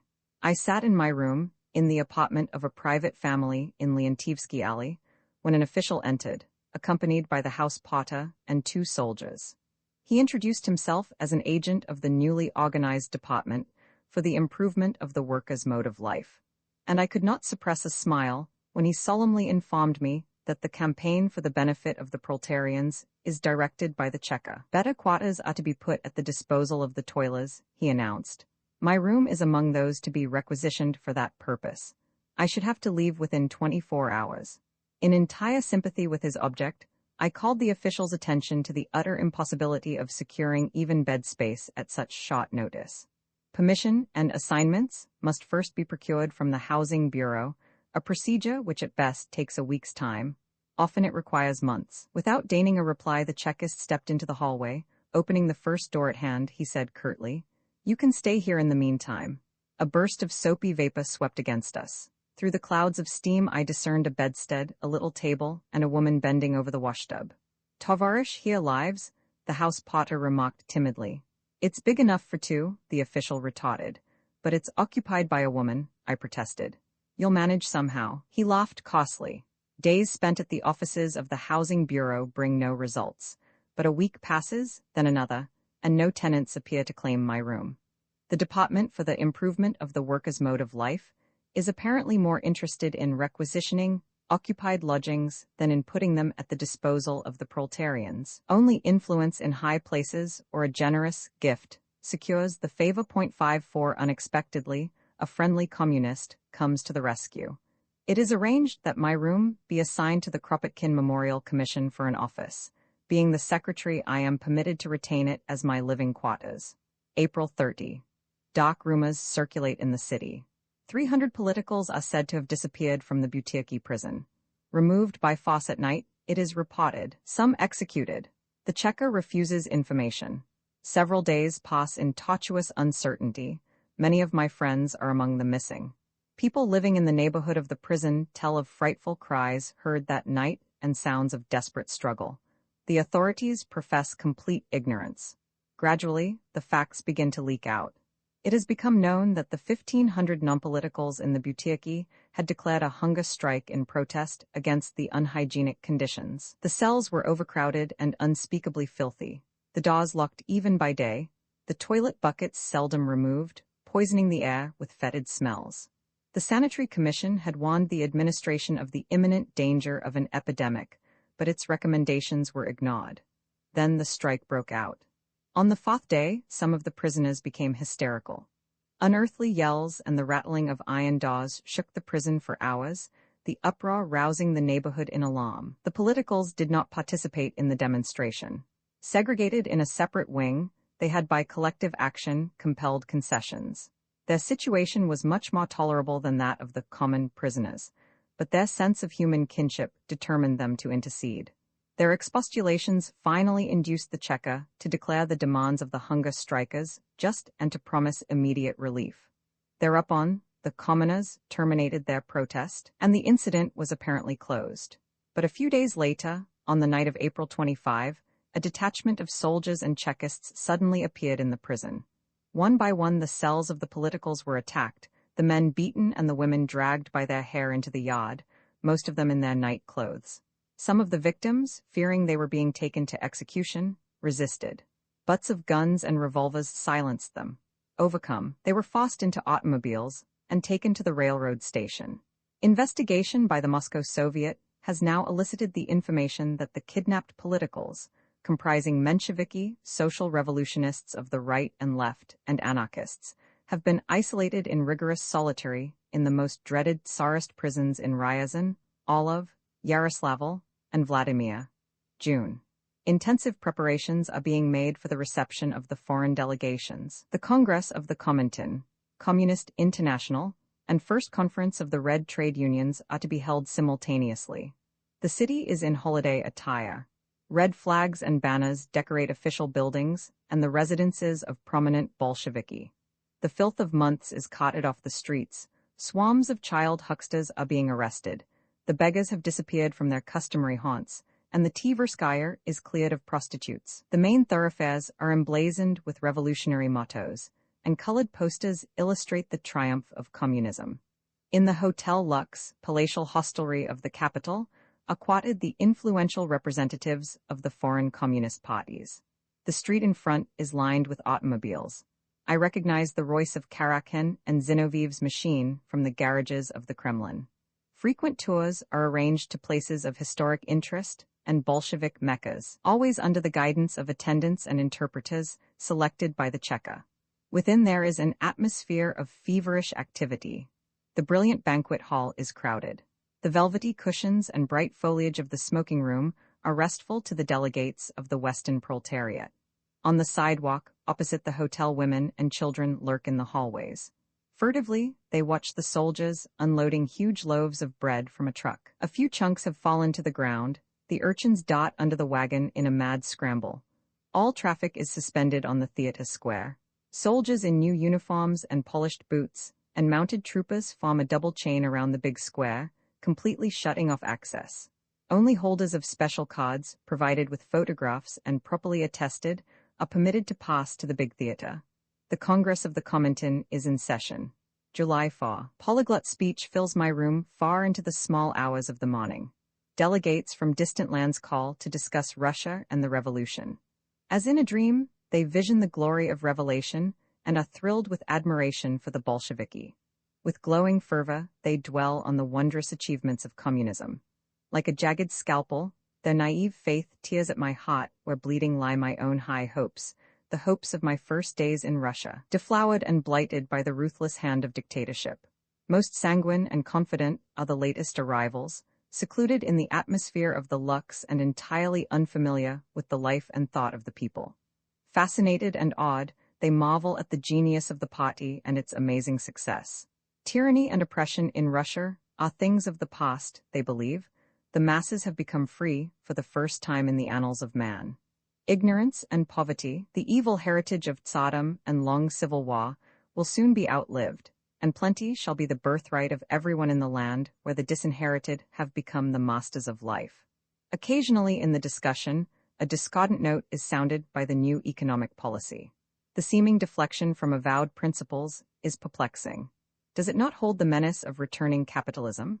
A smile of benevolent superiority waves the timid questioner aside. The NEP is ingenious camouflage, he is assured. It is of no particular significance. At most, it is a temporary expedient, an economic Brest-Litovskin away, to be swept away at the first blast of revolution in the West. The more reflective among the delegates are disturbed. Life in revolutionary Russia is too reminiscent of home. Some are well-fed and well-clad, others hungry and in rags. The wage system continues, and all things can be bought and sold. Apologetically, almost guiltily, they express the apprehension that legalization of commerce might cultivate the psychology of the trader, which Lenin always insisted must be destroyed. But they are resentfully terrified when a Hindu visitor suggests that the Cheka had apparently flogged the peasants into taking the whip into their own hands. Day by day, the problems of the revolution are discussed with increasing understanding of the causes responsible for the great deviation from the road entered upon in October 1917. But the pressing need of the present centers the greatest attention. Though syndicalists, we have joined the Third International. The Spanish delegate announces, "We believe it the duty of all revolutionists to cooperate with the Bolsheviki at this critical period." "They won't let us," one of the Russians replies. "All can help in the economic reconstruction," the Spaniard urges. "You think so?" The visiting Petrograd worker demands. "You've heard of the great strikes last winter, haven't you? The wood famine was the main cause of the trouble, and the communists themselves were responsible for it." "How is that?" a French delegate inquires. "The usual Bolshevik methods." A man of proven organizing genius was at the head of the Petrograd fuel department. His name? Never mind. He's an old revolutionist who spent 10 years in Schlüsselburg under the old regime. He kept the city supplied with wood and coal. He even organized a branch in Moscow for the same purpose. He surrounded himself with a staff of efficient men. Many of the American deportees were among them, and they succeeded where the government had previously failed. But one day, Dzerzhinsky got the notion that the fuel manager was permitted too much scope. The Moscow branch was liquidated, and in Petrograd a political commissar was placed over him, handicapping and interfering with his work. The famine was the result. But why? Why was it done? Several delegates exclaim, "He was an anarchist." There must have been some misunderstanding, the Australian suggests. The policy of the communists throughout the country, the Russian says sadly. "Friends, let us forget past mistakes," the Frenchman appeals. "I'm sure closer contact can be brought about between the government and the revolutionary elements. I'll speak to Lenin about it. We in France see no reason for this strife. All revolutionists should work together with the Bolsheviki. Most of them are in prison," a former sailor remarks bitterly. "I don't mean those who took up arms against the Republic," the Frenchman retorts. "Counter-revolution, like that of Kronstadt, must be crushed, and don't repeat Bolshevik lies," the sailor interrupts vehemently. "Kronstadt fought for free Soviets. I know only what I heard from communist comrades," the Frenchman continues, "but I am convinced that all real revolutionists like left SRS, anarchists and syndicalists should work together with the Communist Party. Almost all of them in prison," the Petrograd man repeats. "Impossible?" The Spanish delegate protests. "The communists have assured me that only bandits and counter-revolutionists are in jail." A small, slender woman in a faded jacket hastily enters the room. She is greatly agitated and very pale. "Comrades," she announces, "the 13 anarchists in the Taganka have gone on a hunger strike." With trembling voice she adds, "It's to the death." July 9. Opposition has developed at the Trade Union Congress against the domination of the Comintern. All important matters are first decided by the latter, before being submitted to the labor men. The delegates resent the autocratic methods of the communist chairman. The inequitable distribution of votes is a source of constant friction. The Bolsheviki are charged with packing the Congress with delegates from countries having no industrial movement. An atmosphere of disillusionment and bitterness pervades the sessions. The French delegation threatens to bolt. Some of the Germans, Swedish, and Spanish members are perturbed by the general situation. They have come in contact with the actual conditions, they have sensed the spirit of popular discontent and caught a glimpse of the chasm between communist claims and the reality. The hunger strikes of the politicals in Moscow, Petrograd, and other cities have become a subject of great concern. The prisoners are undernourished and exhausted. The desperate decision jeopardizes their lives. It were criminal to permit such a tragedy. Moreover, it is felt that their protest is justified. In defiance of the Soviet constitution, the politicals have been kept in prison for months, some even for years, without charges being brought against them. The foreign delegates propose to call the subject to the attention of the Congress. They will refuse to cooperate with the Bolsheviki, they assert, while their comrades remain in prison without cause. Fearing a serious rupture, some delegates secured an audience with Lenin. The latter declared that the government would not tolerate opposition. Hunger strikes cannot swerve it from its purpose, though all the politicals chose to starve to death. But he would agree to have the imprisoned anarchists deported from Russia, he said. The matter is to be immediately submitted to the Central Committee of the party. July 10. 8th day of the Taganka hunger strike. The men very weak, most of them unable to walk. Several have developed heart trouble. The young student Shereshevsky is dying from consumption. The Central Committee has taken action on Lenin's suggestion. A joint committee representing the government and the foreign delegates has been formed to arrange the conditions of release and deportation of the anarchists. But so far, the conferences have brought no results. Dzerzhinsky and Unschlicht, now acting head of the Cheka, claim there are no real anarchists in the prisons, just bandits, they declare. They have thrown the burden of proof upon the delegates by demanding that the latter submit a complete list of those to be released. The delegates feel that the matter is being sabotaged to gain time till the Trade Union Congress closes. July 13. At last we succeeded in holding a session this evening. Trotsky was absent, his place taken by Lunacharsky as the representative of the party. The conference was held in the Kremlin. Unschlicht, a stocky young man, dark-featured and morose, in every gesture expressed his resentment of foreign interference in his sphere. He would not speak directly to the delegates, addressing himself only to Lunacharsky. His frank discourtesy unpleasantly affected the foreigners, and the conference was conducted in a formal, stiff manner. After much wrangling, the committee reached an agreement, as a result of which the following communication was sent to the prisoners. Comrades, in view of the fact that we have come to the conclusion that your hunger strike cannot accomplish your liberation, we hereby advise you to terminate it. At the same time, we inform you that definite proposals have been made to us by Comrade Lunacharsky in the name of the Central Committee of the Communist Party. To wit, all anarchists held in the prisons of Russia, and who are now on a hunger strike, will be permitted to leave for any country they may choose. They will be supplied with passports and funds. Concerning other, imprisoned anarchists, or those out of prison, final action will be taken by the party tomorrow. It is the opinion of Comrade Lunacharsky that the decision in their case will be similar to the present one. We have received the promise endorsed by Unschlicht that the families of the comrades to go abroad will be permitted to follow them if they so wish. For conspirative reasons, some time will have to elapse before this is done. The comrades going abroad will be permitted 2 or 3 days at liberty before their departure to enable them to arrange their affairs. They will not be allowed to return to Russia without the consent of the Soviet government. Most of these conditions are contained in the letter received by this delegation from the Central Committee of the Communist Party, signed by Trotsky.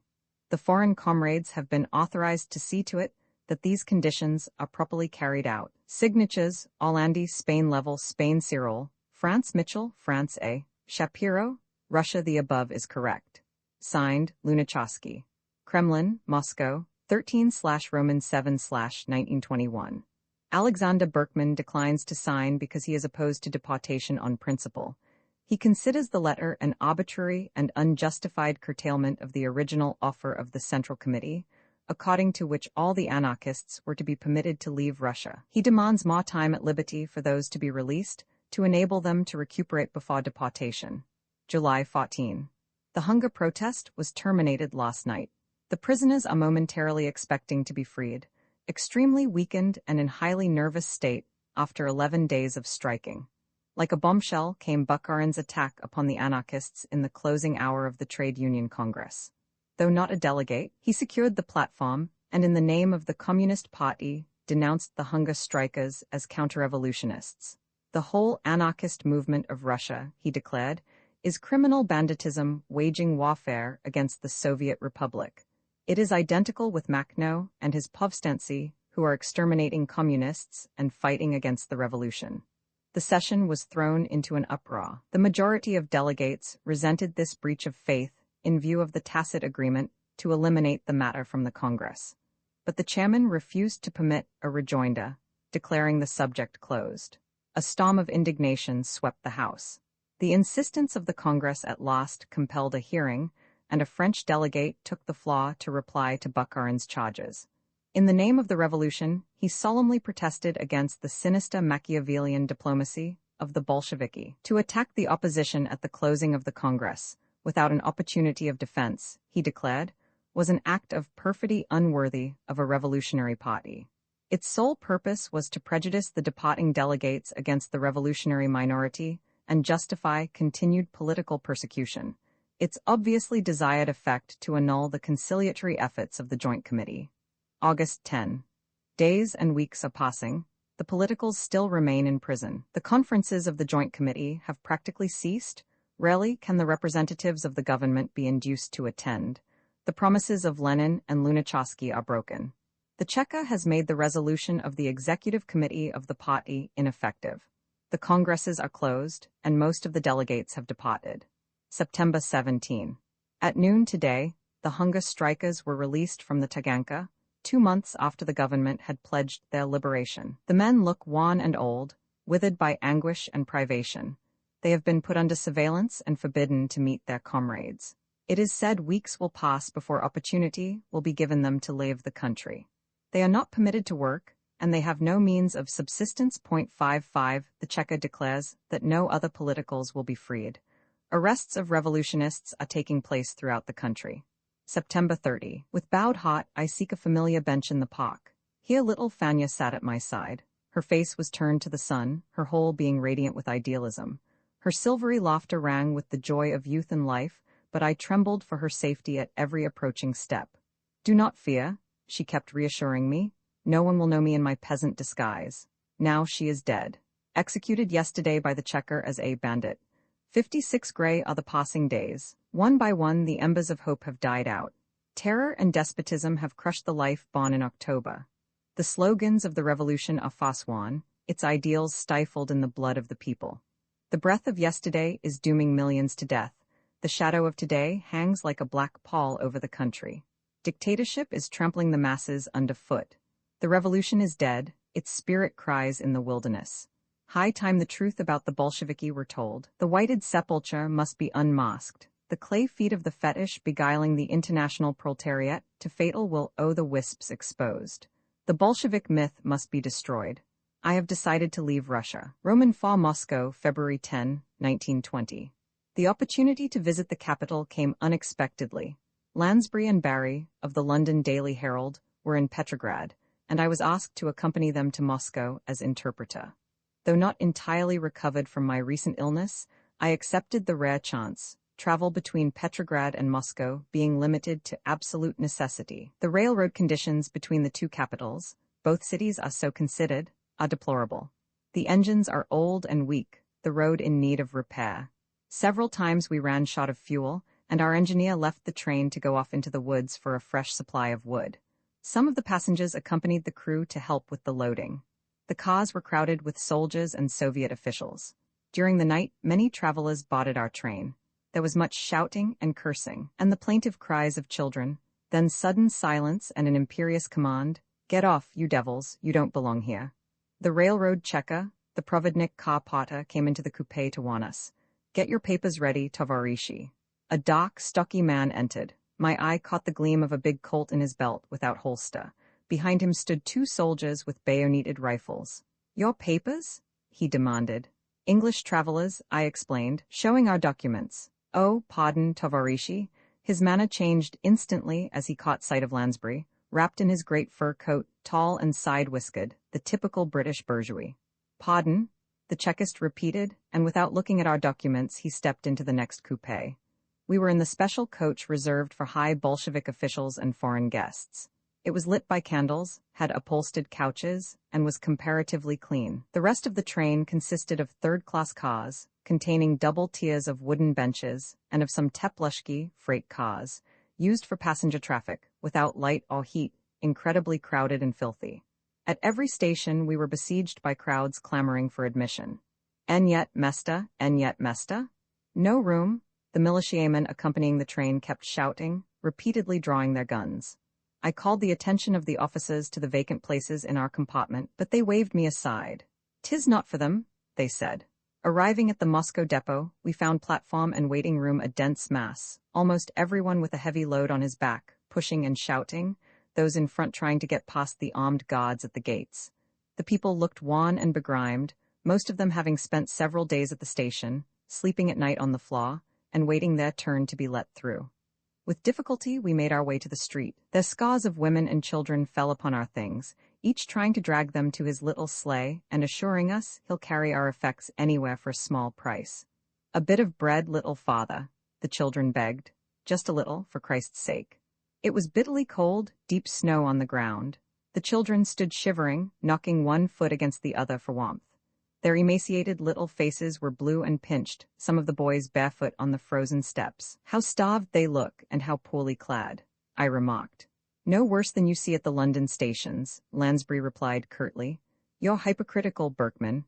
In an automobile of the Foreign Office we were driven to a large house, with high iron fence and guard at the gate, the former residence of Y., the Sugar King of Russia, now occupied by Karakin. A palatial home, with costly carpets, rare tapestries, and paintings. The young man who met us and who introduced himself as Chicherin's secretary, assigned Lansbury and Barry to the guest wing.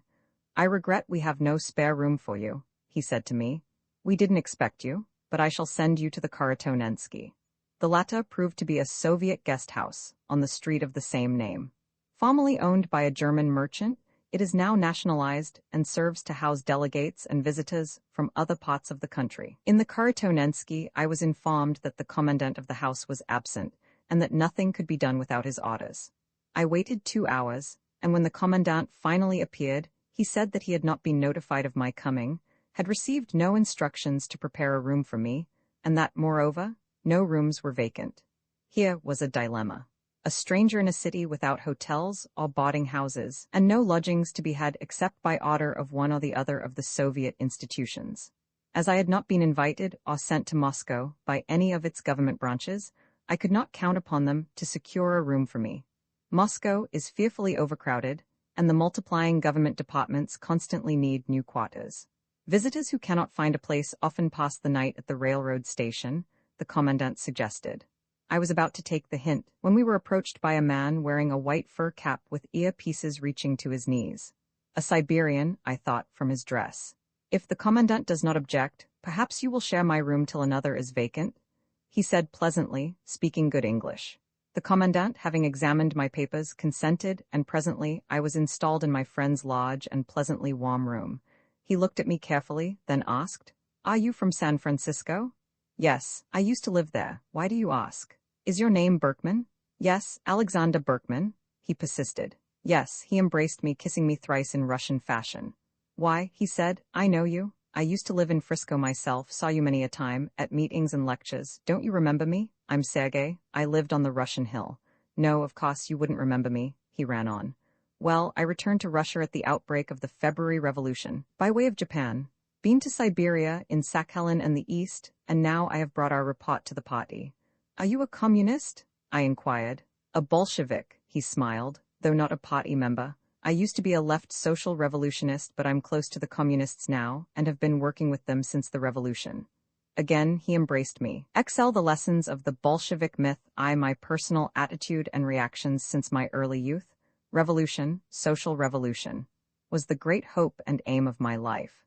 It signified to me the Messiah who was to deliver the world from brutality, injustice, and evil, and pave the way for a regenerated humanity of brotherhood, living in peace, liberty, and beauty. Without exaggeration, I may say that the happiest day of my existence was passed in a prison cell, the day when the first news of the October Revolution and the victory of the Bolsheviki reached me in the Atlanta Federal Penitentiary.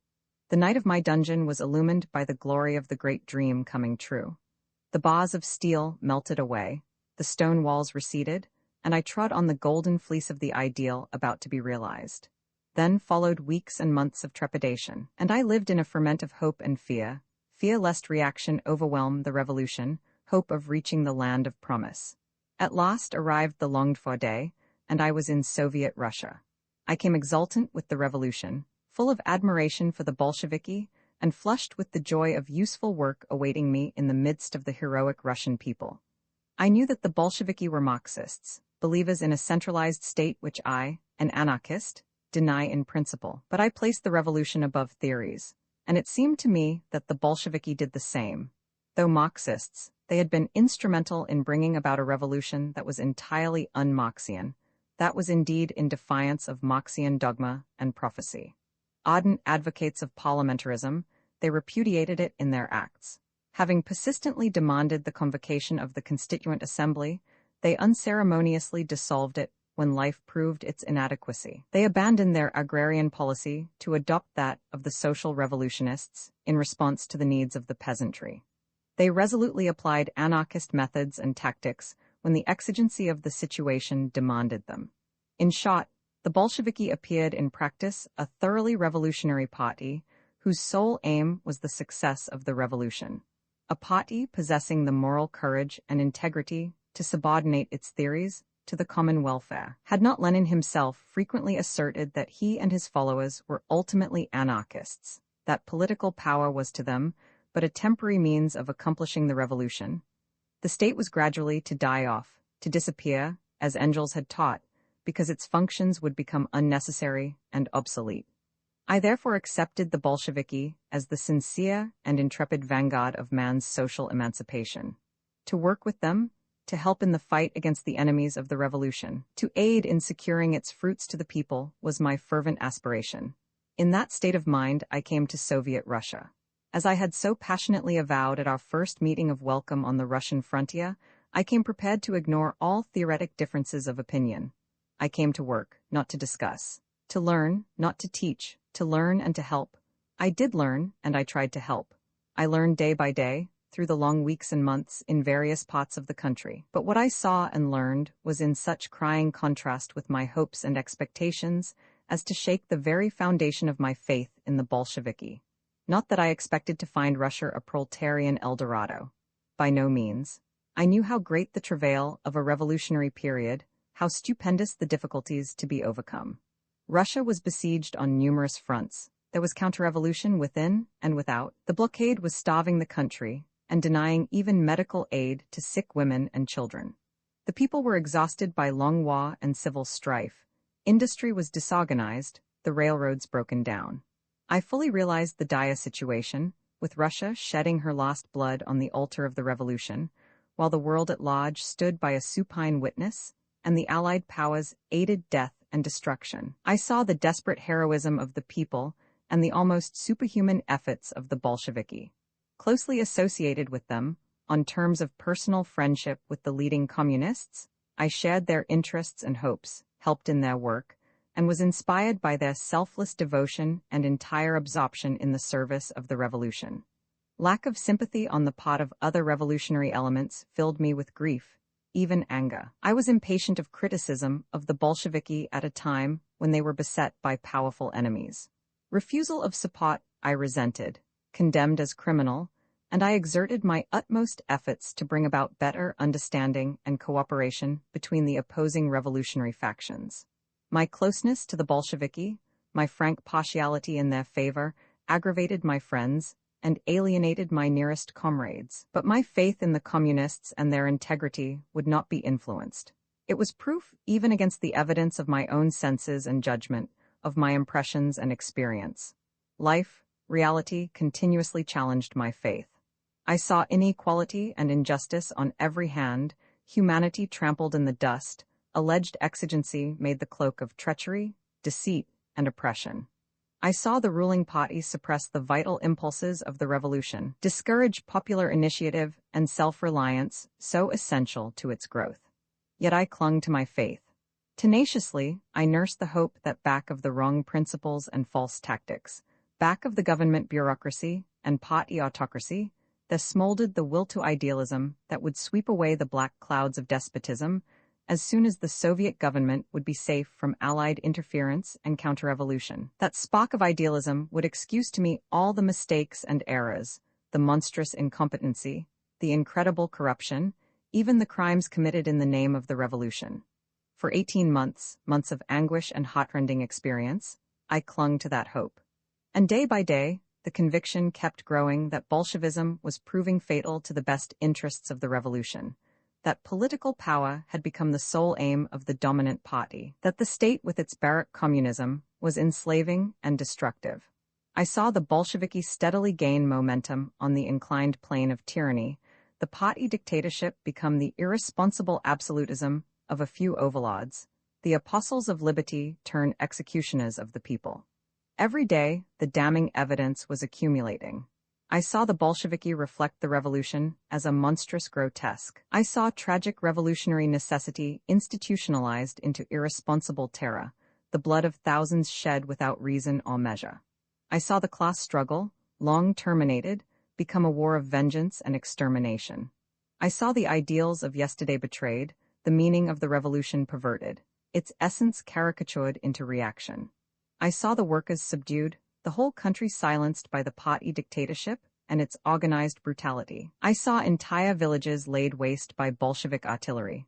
I saw the prisons filled, not with counter-revolutionists, but with workers and peasants, with proletarian intellectuals, with starving women and children.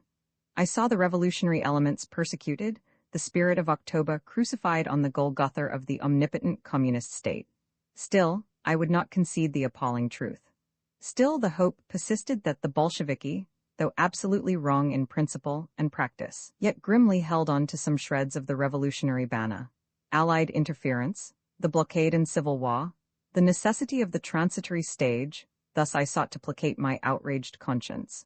When the critical period will be past, the hand of despotism and terror would be lifted, and my sorely tried faith justified. At last the fronts were liquidated, civil war ended, and the country at peace. But communist policies did not change. On the contrary, more fanatical became repression, red terror grew to orgy, more ruthlessly the juggernaut of the state spread death and devastation. The country groaned under the unbearable yoke of the party dictatorship, but no relief would be given. Then came Kronstadt and its simultaneous echoes throughout the land. For years, the people had suffered untold misery, privation, and hunger. For the sake of the revolution, they were still willing to bear and to suffer. Not for bread did they cry, only for a breath of life, of liberty. Kronstadt could have easily turned its guns against Petrograd and driven out the Bolshevik masters who were frightened and on the verge of flight. One decisive blow by the sailors, and Petrograd would have been theirs, and with it Moscow. The entire country was ready to welcome the step. Never before were the Bolsheviki nearer to destruction, but Kronstadt, like the rest of Russia, did not intend war on the Soviet Republic. It wanted no bloodshed. It would not fire the first shot. Kronstadt demanded only honest elections, Soviets free from communist domination. It proclaimed the slogans of October and revived the true spirit of the revolution. Kronstadt was crushed as ruthlessly as Thiers and Galifet slaughtered the Paris communards, and with Kronstadt, the entire country and its lost hope. With it also, my faith in the Bolsheviki. That day I broke finally, irrevocably, with the communists. It became clear to me that never, under any circumstances, could I accept that degradation of human personality and liberty, that party chauvinism and state absolutism, which had become the essence of the communist dictatorship.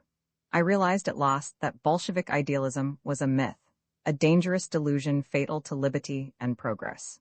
Roman II, the communist dictatorship, and the Russian Revolution, the October Revolution, was not the legitimate offspring of traditional Marxism. Russia but little resembled a country in which, according to Marx, the concentration of the means of production and the socialization of the tools of labor reached the point where they can no longer be contained within their capitalistic shell. The shell bursts. In Russia, the shell burst unexpectedly. It burst at a stage of low technical and industrial development when centralization of production had made little progress. Russia was a country with a badly organized system of transportation, with an insignificant bourgeoisie and weak proletariat, but with a numerically strong and socially important peasant population. It was a country in which, apparently, there could be no talk of irreconcilable antagonism between the grown industrial labor forces and a fully ripened capitalist system. But the combination of circumstances in 1917 involved, particularly for Russia, an exceptional state of affairs which resulted in the catastrophic breakdown of her whole industrial system. It was easy, Lenin justly wrote at the time, to begin the revolution in the peculiarly unique situation of 1917. The specially favorable conditions were the possibility of blending the slogans of the social revolution with the popular demand for the termination of the imperialistic world war, which had produced great exhaustion and dissatisfaction among the masses. The chance of remaining, at least for a certain period, outside the sphere of influence of the capitalistic European groups which continued the war. The opportunity to begin, even during the short time of this respite, the work of internal organization and to prepare the foundation for revolutionary reconstruction. The unusually favorable position of Russia, in case of new aggression on the part of West European imperialism, due to her vast territory and insufficient means of communication. The advantages of such a condition in the event of civil war, and the possibility of almost immediately satisfying the demands of the peasantry for land, notwithstanding the fact that the essentially democratic viewpoint of the agricultural population was entirely different from the socialist program of the Party of the Proletariat, which seized the reins of government. Moreover, revolutionary Russia already had the benefit of a great experience, that of 1905, when the Tsarist autocracy succeeded in crushing the revolution, for the very reason that the latter strove to be exclusively political and therefore could neither arouse the peasants nor inspire even a considerable part of the proletariat. The World War, by exposing the complete bankruptcy of constitutional government, served to prepare and quicken the greatest movement of the people, a movement which, by virtue of its very essence, could develop only into a social revolution. Anticipating the measures of the government, often even in defiance of the latter, the revolutionary masses by their own initiative began, long before the October days, to put in practice their social ideals. They took possession of the land, the factories, mines, mills, and the tools of production. They got rid of the more hated and dangerous representatives of government and authority. In their grand revolutionary outburst, they destroyed every form of political and economic oppression. In the deeps of Russia, the processes of the social revolution were intensively at work, even before the October change took place in Petrograd and Moscow. The Communist Party, aiming at the dictatorship, from the very beginning correctly judged the situation. Throwing overboard the democratic planks of its platform, it proclaimed the slogans of the social revolution in order to gain control of the movement of the masses. In the course of the development of the revolution, the Bolsheviki gave concrete form to certain fundamental principles and methods of anarchist communism, as for instance, the negation of parliamentarism, expropriation of the bourgeoisie, tactics of direct action, seizure of the means of production, establishment of the system of workers' and peasants' councils, Soviets. Furthermore, the Communist Party exploited all the popular demands of the hour: termination of the war, all power to the revolutionary proletariat, the land for the peasants. This attitude of the Bolsheviki was of tremendous psychologic effect in hastening and stimulating the revolution. The latter was an organic process that sprang with elemental force from the very needs of the people, from the complex combination of circumstances which determined their existence. The revolution instinctively followed the path marked out by the great popular outburst, naturally reflecting anarchist tendencies. It destroyed the old state mechanism and proclaimed in political life the principle of the Federation of Soviets. It employed the method of direct expropriation to abolish private capitalistic ownership. In the field of economic reconstruction, the revolution established shop and factory committees for the management of production. House committees looked after the proper assignment of living quarters. It was evident that the only right and wholesome development, which could save Russia from her external enemies, free her from inner strife, broaden and deepen the revolution itself, lay in the direct creative initiative of the toiling masses. Only they who had for centuries borne the heaviest burdens could through conscious systematic effort find the road to a new, regenerated society. But this conception was in irreconcilable conflict with the spirit of Marxism in its Bolshevik interpretation and particularly with Lenin's authoritative view of it. For years trained in their peculiar underground doctrine, in which fervent faith in the social revolution was in some strange manner united with their no less fanatical faith in state centralization, the Bolsheviki devised an entirely new system of tactics. It was to the effect that the preparation and consummation of the social revolution necessitates the organization of a special conspirative staff, consisting exclusively of the theoreticians of the movement, vested with dictatorial powers for the purpose of clarifying and perfecting beforehand, by their own conspirative means, the class consciousness of the proletariat. The fundamental characteristic of Bolshevik psychology is distrust of the masses. Left to themselves, the people, according to the Bolsheviki, can rise only to the consciousness of the petty reformer. The masses must be made free by force. To educate them to liberty, one must not hesitate to use compulsion and violence. The road that leads to liberty was therefore forsaken. Proletarian compulsion in all its forms, as Berkman, one of the foremost communist theoreticians, wrote, beginning with summary execution and ending with compulsory labor is, however paradoxical it may sound, a method of reworking the human material of the capitalistic epoch into communist humanity. Already in the first days of the revolution, early in 1918, when Lenin first announced to the world his socio-economic program in its minutest details, the roles of the people and of the party in the revolutionary reconstruction were strictly separated and definitely assigned. On the one hand, an absolutely submissive socialist herd, a dumb people; on the other, the omniscient, all-controlling political party. What is inscrutable to everyone is an open book to it. There is only one indisputable source of truth, the state, but the communist state is, in essence and practice, the dictatorship of its central committee.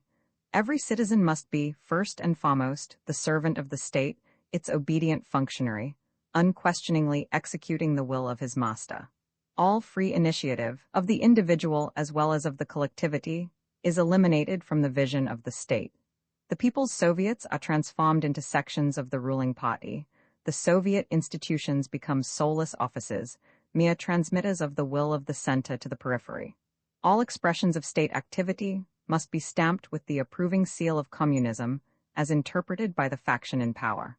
Everything else is considered superfluous, useless, and dangerous. By its declaration "L'état c'est moi," the Bolshevik dictatorship assumed entire responsibility for the revolution in all its historic and ethical implications. Having paralyzed the constructive efforts of the people, the Communist Party could henceforth count only on its own initiative. By what means, then, did the Bolshevik dictatorship expect to use to best advantage the resources of the social revolution? What road did it choose? Not merely to subject the masses mechanically to its authority, but also to educate them, to inspire them with advanced socialist ideas, and to stimulate them, exhausted as they were by long war, economic ruin, and police rule, with new faith in socialist reconstruction. What did it substitute in place of the revolutionary enthusiasm which burned so intensely before? Two things comprised the beginning and the end of the constructive activities of the Bolshevik dictatorship. 1. The theory of the communist state, and 2. Terrorism. In his speeches about the communist program, in discussions at conferences and congresses, and in his celebrated pamphlet on the infantile sickness of leftism in communism, Lenin gradually shaped that peculiar doctrine of the communist state, which was fated to play the dominant role in the attitude of the party and to determine all the subsequent steps of the Bolsheviki in the sphere of practical politics. It is the doctrine of a zigzag political road, of respites and tributes, agreements and compromises, profitable retreats, advantageous withdrawals and surrenders, a truly classical theory of compromise and bargaining, for which the Bolsheviki so unmercifully and justly denounced and stigmatized all the other factions of state socialism, became the Bethlehem star pointing the way to revolutionary reconstruction. Naturally, such methods could not fail to lead into the swamp of conformation, hypocrisy, and unprincipledness. The Brest-Litovsk peace, the agrarian policy with its spasmodic changes from the poorest class of the peasantry to the peasant exploiter, the perplexed attitude toward the labor unions, the fitful policy in regard to technical experts, with its theoretical and practical swaying from collegiate management of industries to one-man power. nervous appeals to West European capitalism over the heads of the home and foreign proletariat. Finally, the latest inconsistent and zigzaggy, but incontrovertible and assured restoration of the abolished bourgeoisie. Such is the system of Bolshevism, a system of unprecedented shamelessness practiced on a monster scale, a policy of outrageous double-dealing in which the left hand of the Communist Party consciously ignores and even denies, on principle, what its right hand is doing. When, for instance, it is proclaimed that the most important problem of the moment is the struggle against the small bourgeoisie, and, incidentally, in stereotyped Bolshevik phraseology, against anarchist elements, while on the other hand are issued new decrees creating the techno-economic and psychological conditions necessary for the restoration and strengthening of that same bourgeoisie. That is the Bolshevik policy, which will forever stand as a monument of the thoroughly false, thoroughly contradictory, concerned only in self-preservation opportunistic policy of the Communist Party dictatorship.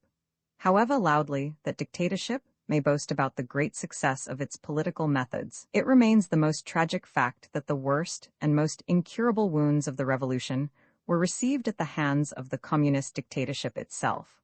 Long ago, Engels said that the proletariat does not need the state to protect liberty, but needs it for the purpose of crushing its opponents, and that when it will be possible to speak of liberty, there will be no government. The Bolsheviki adopted this maxim not only as their socio-political axiom during the transition period, but gave it universal application. Terrorism has always been the ultima ratio of government alarmed for its existence. Terrorism is tempting with its tremendous possibilities. It offers a mechanical solution, as it were, in hopeless situations. Psychologically, it is explained as a matter of self-defense, as the necessity of throwing off responsibility the better to strike the enemy. But the principles of terrorism unavoidably rebound to the fatal injury of liberty and revolution. Absolute power corrupts and defeats its partisans no less than its opponents. A people that knows not liberty becomes accustomed to dictatorship. Fighting despotism and counter-revolution, terrorism itself becomes their efficient school.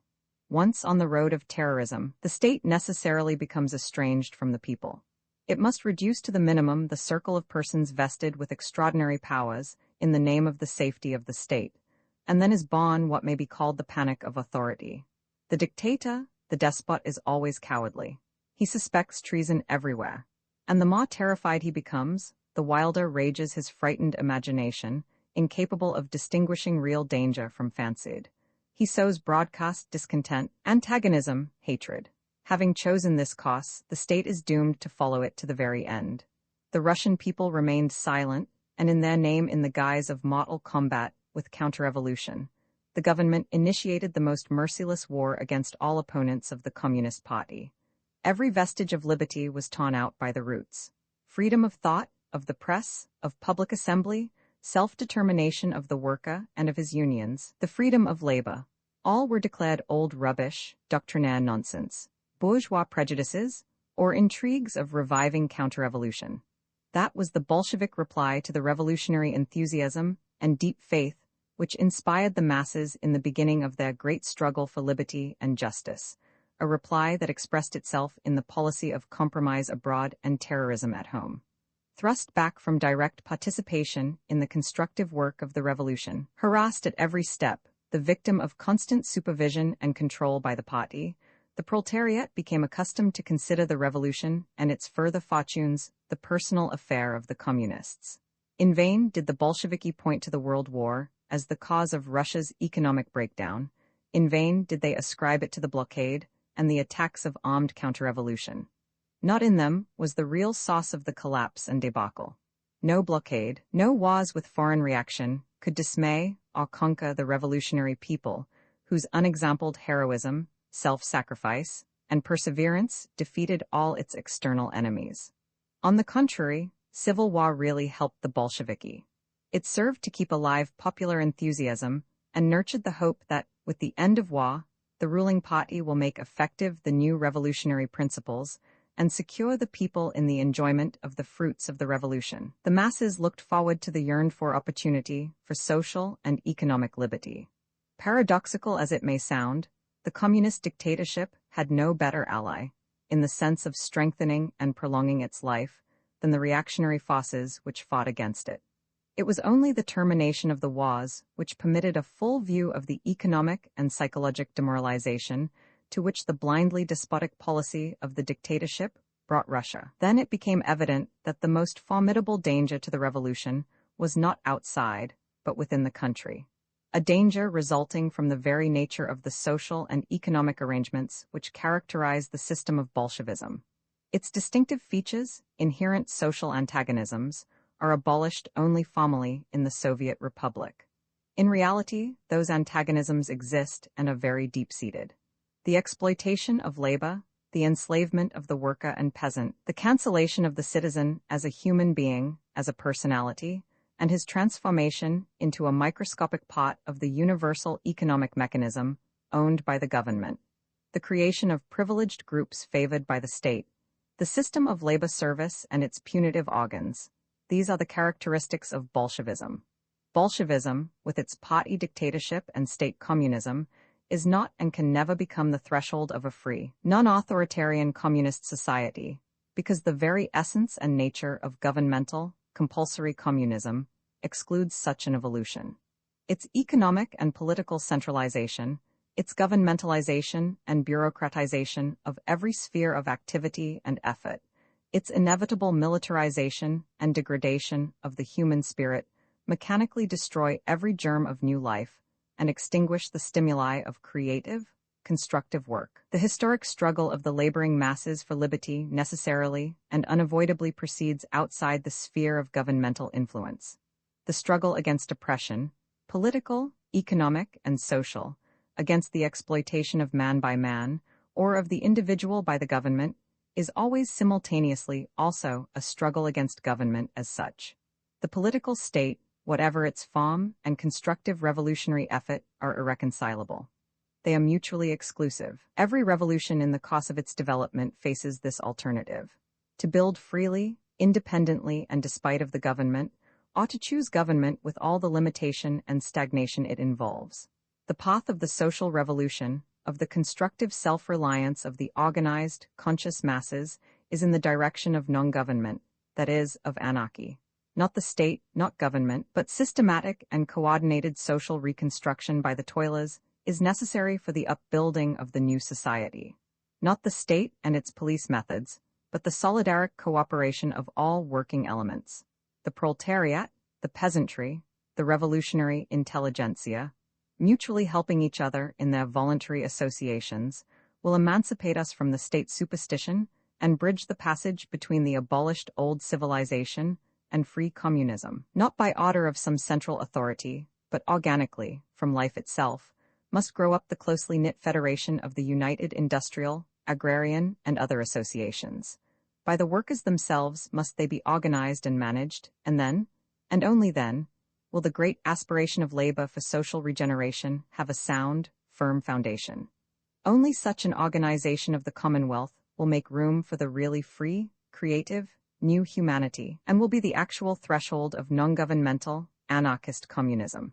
We live on the eve of tremendous social changes. The old forms of life are breaking and falling apart. New elements are coming into being, seeking adequate expression. The pillars of present-day civilization are being shattered. The principles of private ownership, the conception of human personality, of social life and liberty, are being transvalued. Bolshevism came to the world as the revolutionary symbol, the promise of the better day.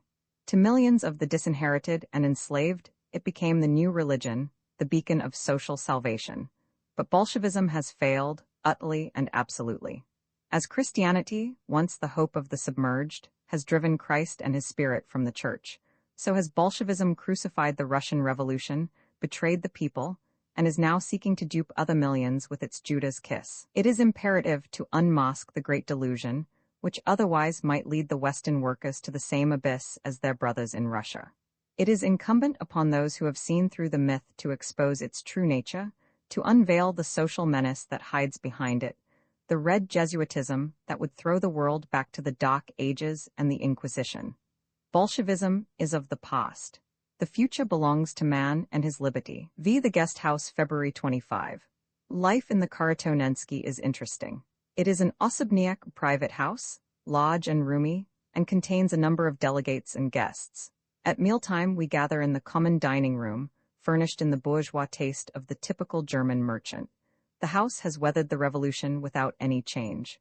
Nothing has been touched in it, even the oil painting of the former owner, life-size, flanked by those of his wife and children, still hangs in its accustomed place. One feels the atmosphere of respectability and correctness, but at meals a different spirit prevails. The head of the table is occupied by V, a Red Army officer in military uniform of English cut. He is the chief of the Ukrainian delegation, come for an important conference to the center. A tall, strapping fellow, not over 30, of military bearing and commanding manner. He has been in many fights against Kaledin and Denikin, and was repeatedly wounded. When still an officer in the Tsar's army, he became a revolutionist.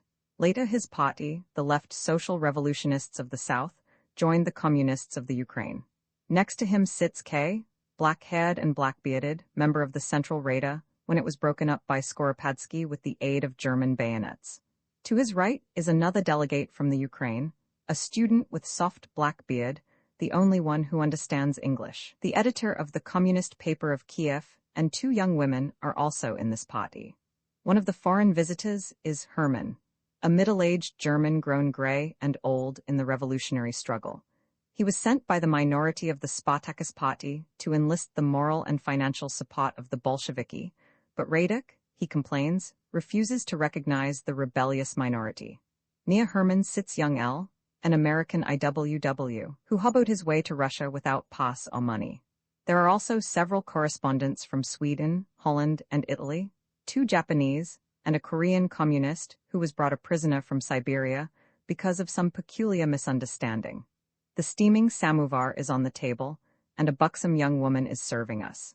She is red-cheeked and country-like, but her demeanor is free and unfussed, and she uses tovarish with an ease indicating a full-grown sense of equality. From snatches of her conversation with the diners, I gather that she had been working in a shoe factory till she entered the service of the former owner of the house, before the revolution, and has remained in the Osobniak after it was nationalized.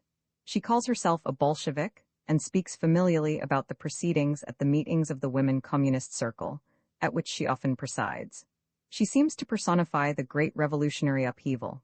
The master driven from the house, the servant become the equal of the guests, all tovarishi in a common cause. Surrogate tea or coffee is served in the morning, one cannot tell the difference. Breakfast consists of several small slices of black bread, a bit of butter, and occasionally an attenuated layer of cheese.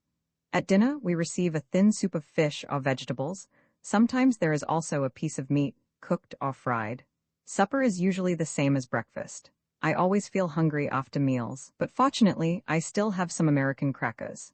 Everyone watches anxiously if there is an unoccupied seat at the table. In their eyes, I read the frank hope that the missing one may not come. There will be a little more soup left for the others. The Ukrainians bring private packages to the table, chunks of salo, fat, or pork sausage, wrapped in pieces of paper written on both sides. Yesterday, I casually glanced at one of these wrappers. It was a circular letter of the Tsarist police, descriptive of a man charged with the murder of his brother.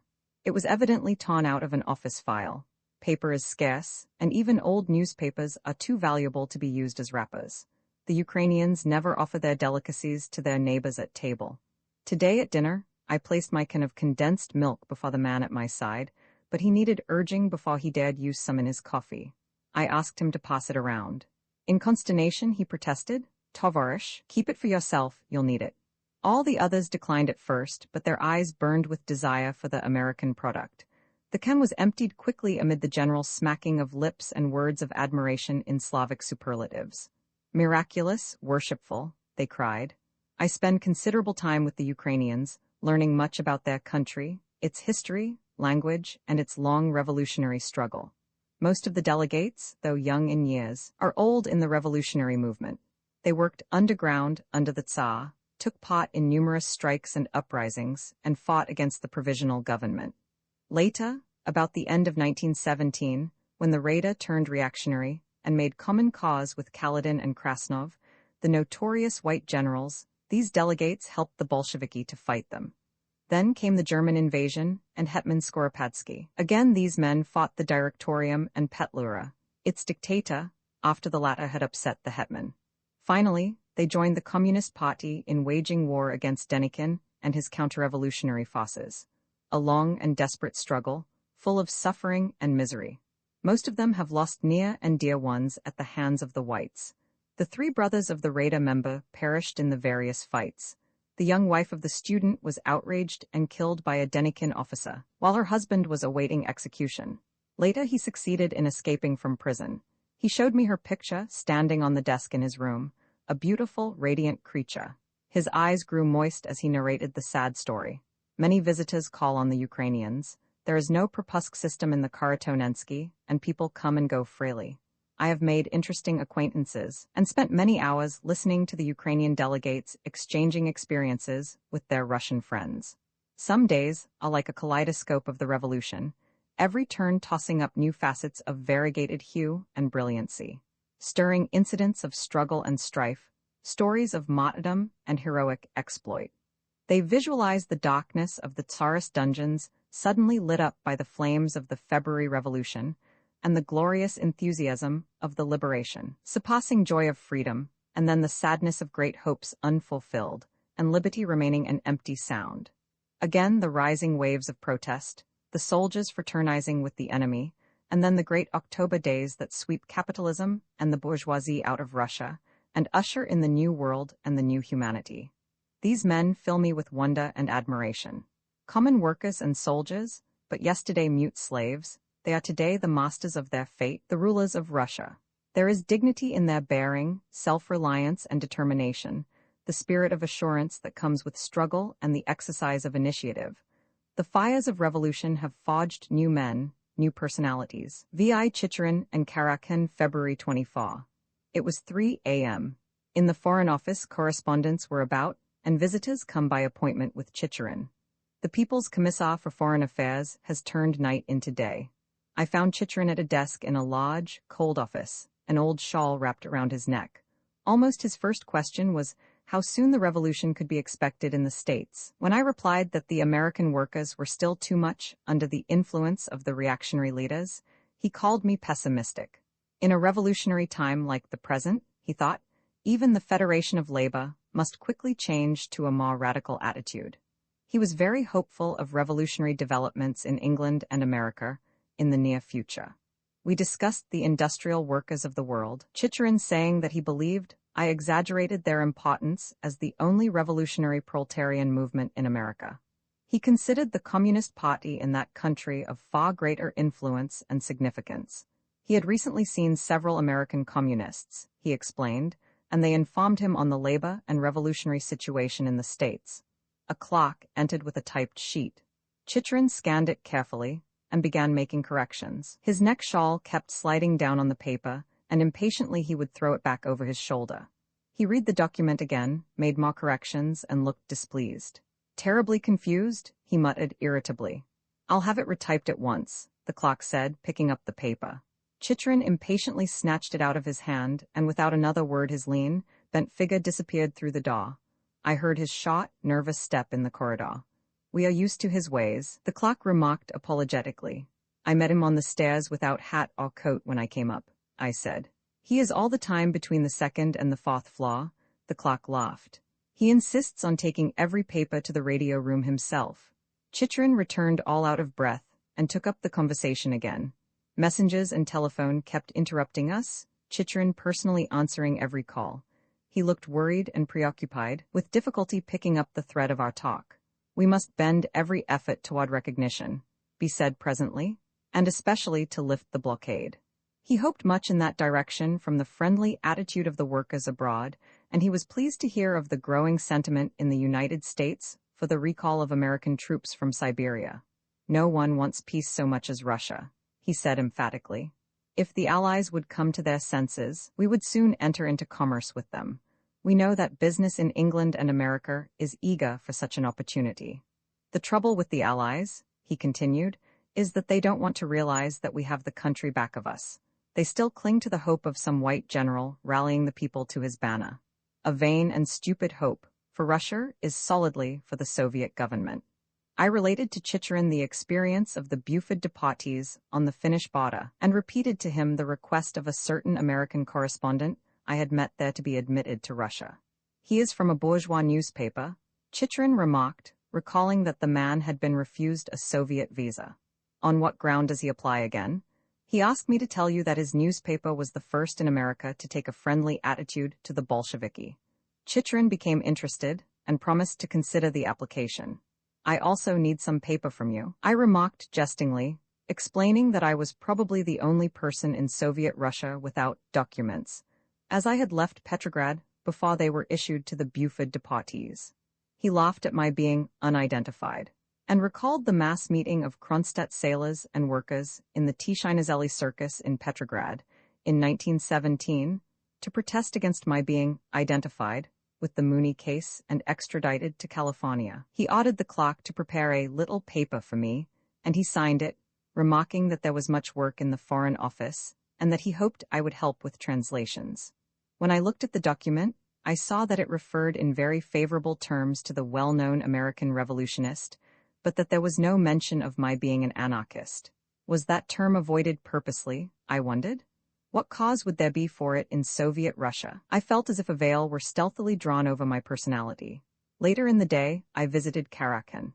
Tall, good-looking, and well-groomed, he sat leisurely in a sumptuous office, his feet resting on a fine taiga skin. His appearance justified the humorous characterization I heard of him in the anteroom. A Bolshevik who can wear white gloves gracefully, someone had said. Karakin asked me to converse in Russian. Nature has given me no talent for languages, he remarked. We discussed the labor situation abroad, and he expressed himself confident of the speedy bankruptcy of international capitalism. He was enthusiastic about the growing influence of the Communist Party in England and America, and seemed much displeased when I pointed out that his optimism was entirely unjustified by the actual state of affairs. He listened with a smile of well-bred incredulity as I spoke of the reaction following the war and the persecution of radicalism in the States. But the workers of England and America, inspired by the communists, will presently force their governments to lift the blockade, he insisted. I sought to impress him that Russia must make up her mind to rely upon herself for the reconstruction of her economic life. Of course, he assented, but there was no conviction in his tone. Our hope is in the lifting of the blockade, he said again, and then our industries will develop quickly. At present we are handicapped by the lack of machinery and skilled labor. Referring to the peasantry, Karakin asserted that the farmer profited by the revolution more than any other part of the population. Why, he exclaimed, in the villages you will find upholstered furniture, French mirrors, graphophones, and pianos, all given to them by the city in exchange for food. The luxuries of the mansion have been transferred to the hovel. He laughed, pleased with his bon mot, and gracefully stroking his well-trimmed black beard. We have declared war to the palaces, peace to the huts, he continued, and the muzhik lives like a barin too now. But the Russian peasant is backward and deeply imbued with the petty bourgeois spirit of ownership. The Kulaki III often refuse to contribute of their surplus, but the army and the city proletariat must be fed, of course. We have therefore been compelled to resort to the razvyostka for an unpleasant system, forced upon us by the Allied blockade.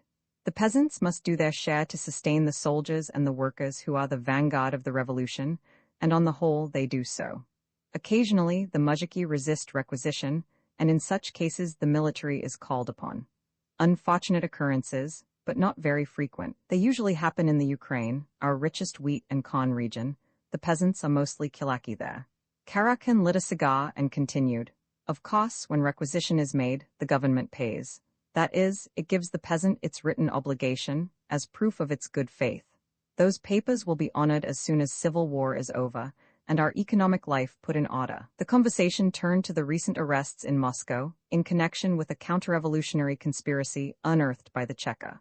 Oh yes, Karakin smiled, they are still plotting. He grew thoughtful for a moment, then added, we abolished capital punishment, but in certain cases exceptions have to be made. He leaned comfortably back in his armchair and continued, one mustn't be sentimental. I remember how hard it was for me, way back in 1917, when I myself had to arrest my former college chums. Yes, with my own hands. He held out both hands, white and well cared for. But what will you? The revolution imposes stern duties upon us.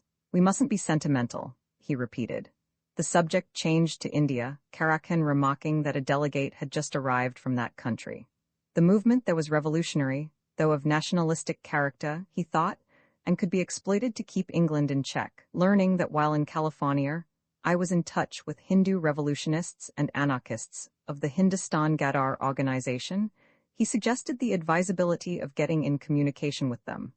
I promised to look after the matter. Roman 7, the market, I like the feel of the hard snow singing under my feet.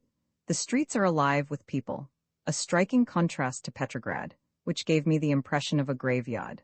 The narrow sidewalks are crooked and slippery, and everybody walks in the middle of the street. Rarely does a streetcar pass, though an auto creaks by occasionally. The people are better dressed than in Petrograd, and do not look so pale and exhausted. More soldiers are about and persons clad in leather. Cheka men, I am told. Almost everybody carries a bundle on his back, or pulls a little sleigh loaded with a bag of potatoes dripping a blackish fluid. They walk with a preoccupied air and roughly push their way ahead. Turning the corner into the Myasnitskaya street, I noticed a large yellow poster on the wall. My eye caught the word prikaz in big red letters. Prikaz, order. Instinctively, the expression associated itself in my mind with the old regime. The poster was couched in the familiar style. I command, I order, repeating themselves with the frequency usual in the old police proclamations. I command the citizens of Moscow, I read. Citizens? I sought the date. It was marked January 15, 1920, and was signed by the Commissar of Militia. The prikaz vividly recalled the gendarmes and the Cossack order of things, and I resented it. The revolution should find another language, I thought. I passed the red square where the heroes of the revolution are buried along the Kremlin wall. Thousands of others, as devoted and heroic, lie in unknown graves throughout the country and on the fronts. A new world is not born without pain. Much hunger and misery Russia is suffering still, the heritage of the past which the revolution has come to abolish forever. On the wall of the old Duma, near the Ivaskaya gate, I read the legend cut into the stone. Religion is opium for the people. But in the chapel, nearby services were being held and the place was crowded. The Cossack priest, long hair down his back, was musically reciting the Greek Catholic litany. The worshippers, mostly women, knelt on the cold floor, continuously crossing themselves. Several men, shabbily dressed and carrying portfolios, came in quietly, bowed low, and crossed themselves reverently. A little further I came upon a marketplace, the historic Okhotny Ryad, opposite the Hotel National. Rows of little stalls on one side, the more pretentious stalls on the other, the sidewalk between them. It has all remained as in the time past. Fish and butter were offered, bread and eggs, meat, candy, and cosmetics, a living page from the life the revolution has abolished. An old lady with finely chiseled features, in a threadbare coat, stood quietly holding a Japanese vase. Near her was another woman, younger and intellectual-looking, with a basket containing crystal wine glasses of rare workmanship. On the corner, little boys and girls were selling cigarettes and lepioshki, a kind of potato pancake, and further I saw a crowd surrounding an old woman busily dishing out tsh chai, cabbage soup. A fiver? She cried in a hoarse, cracked voice. Delicious tsh chai, only 5 kopecks. The steaming pot breathed an appetizing odor. Give me a plate, I said, handing the woman a ruble. God be with you, little uncle, she eyed me suspiciously. A fiver, it costs 5 kopecks. Here's a whole ruble, I replied. The crowd laughed good-humouredly. She means 5 rubles, someone explained. A ruble is only a kopeck. It ain't worth that either, a little urchin chimed in. The hot liquid sent a pleasing warmth through my body, but the taste of voblia fish was insufferable. I made a motion to return the dish. Please permit me, a man at my elbow addressed me. He was of middle age, evidently of the intelligentsia, and spoke in accents of the cultured Russian. His shiny dark eyes lit up features of a sickly pallor. Your permission? He repeated, indicating the dish. I handed him the plate. Avidly, like a starved man, he swallowed the hot tsh chai, glaining the last shred of cabbage. Then he thanked me profusely. I noticed a thick volume under his arm. Bought it here? I asked. Ah, no, how is it possible? I have been trying to sell it since morning. I'm a civil engineer and this is one of my last. He patted the book affectionately. But excuse me, I must hurry to the store before it is too late. They haven't given any bread out for 2 days. Extremely obliged to you. I felt a tug at my elbow. Buy some cigarettes, little uncle. A young girl, extremely emaciated, held her hand out to me. Her fingers, stiff with cold, were insecurely clutching the cigarettes lying loose in her palm. She was without hat or coat, an old shawl wrapped tightly about her slender form. Buy, Barin, she pleaded in a thin voice. What Barin? A girl nearby resented. No ma Barin, 5, we're all Tovarishi now, don't you know, she gently chided. She was comely, not over 17, her red lips strongly contrasting with the paleness of her face. Her voice was soft and musical, her speech pleasing. For a moment her eyes were full upon me, then she motioned me aside. Buy me a little white bread, she said modestly, yet not in the least shamefaced, for my sick mother. You don't work? I asked. Don't work, she exclaimed with a touch of resentment. I'm typing in the Sovnakaz, but we get only 1/2 pound of bread now, and little of anything else. Oblava, 6 military. There were loud cries and shouts, and I heard the clanking of sabers. The market was surrounded by armed men. The people were terror-stricken. Some sought to escape, but the military circle was complete. No one was permitted to leave without showing his papers. The soldiers were gruff and imperious, swearing coarse oaths and treating the crowd with roughness. A Milichina had kicked over the TSHT chai pot and was dragging the old woman by the arm. Let me get my pot, little father, my pot, she pleaded. We'll show you pots, you cursed speculator, the man threatened, pulling her along. Don't maltreat the woman, I protested. Who are you? How dare you interfere? A man in a leather cap shouted at me. Your papers? I produced my identification document. The Chekist glanced at it, and his eye quickly caught the stamp of the Foreign Office and Chicherin's signature. His manner changed. Pardon me, he said. Past the foreign tovarish, he ordered the soldiers. On the street the military were leading off their prisoners. Front and rear marched the soldiers with bayoneted rifles held horizontally, ready for action. On either flank were Cheka men, their revolvers pointed at the backs of the prisoners. I caught sight of the TSHT chai woman and the tall engineer, the thick volume still under his arm. I saw the aristocratic old lady in the rear, the 2 girls I had spoken to, and several boys, some of them barefoot. I turned toward the market.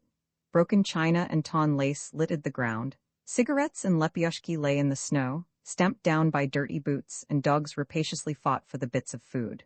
Children and women cowered in the doorways on the opposite side, their eyes following the soldiers left on guard at the market. The booty taken from the traders was being piled on a cart by Chekists.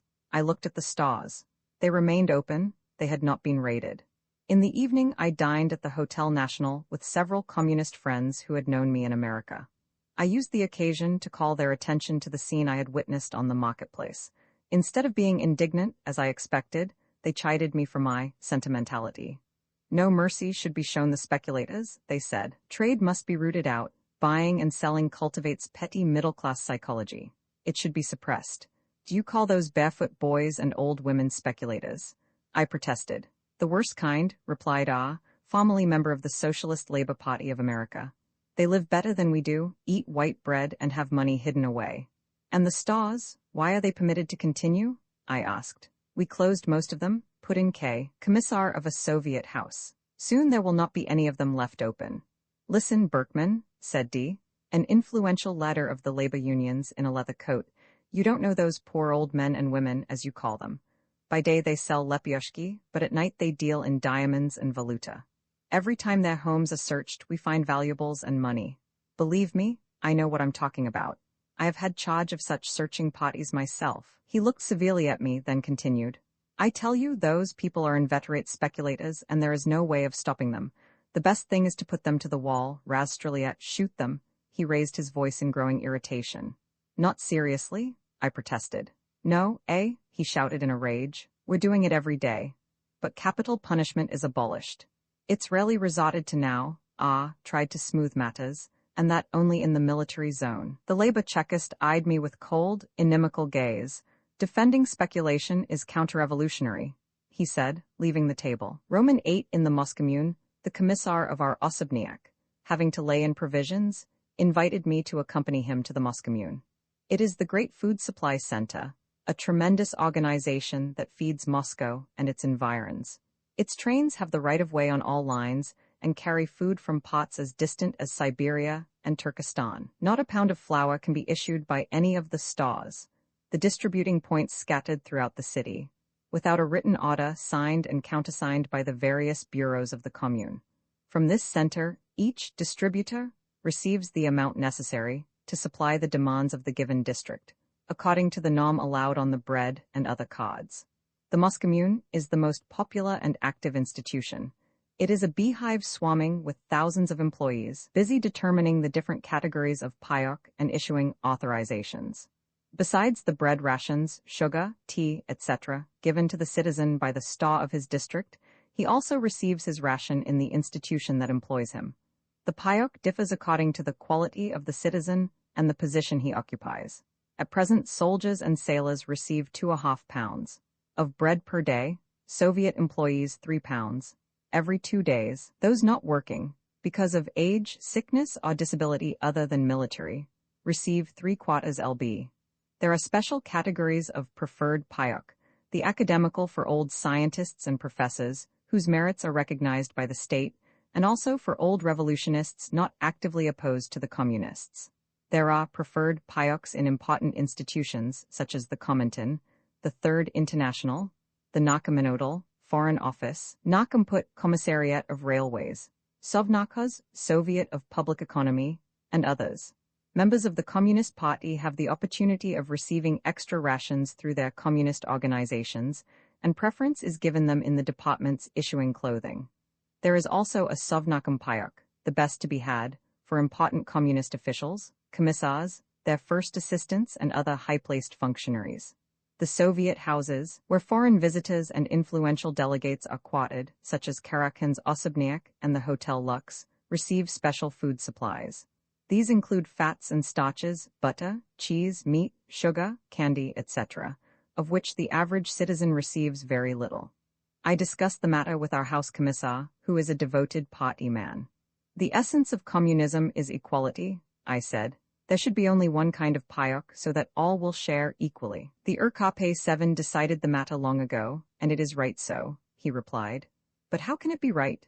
I protested. One person receives a generous payok, more than enough to live on, another gets less than enough, a third almost nothing. You have endless categories.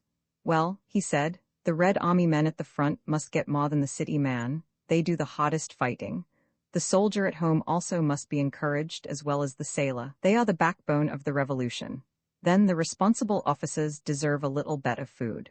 Look how they work, 16 hours a day and more, giving all their time and energy to the cause. The employees of such important institutions as Narkomput and Narkominodal must be shown some preference. Besides, a great deal depends on how well a certain institution is organized. Many of the big ones procure most of their supplies directly from the peasantry, through special representatives and the cooperatives. If anyone is to receive preference, I think it should be the workers, I replied, but they get almost the worst payok. What can we do, Tovarish? If it were not for the cursed Allies and the blockade, we'd have food enough for all, he said sadly. But it won't last long now. Did you read in the Izvestia that a revolution is to break out soon in Germany and Italy? The proletariat of Europe will then come to our aid. I doubt it, but let's hope so. In the meantime, we can't be sitting and waiting for revolutions to happen somewhere. We must exert our own efforts to put the country on its feet.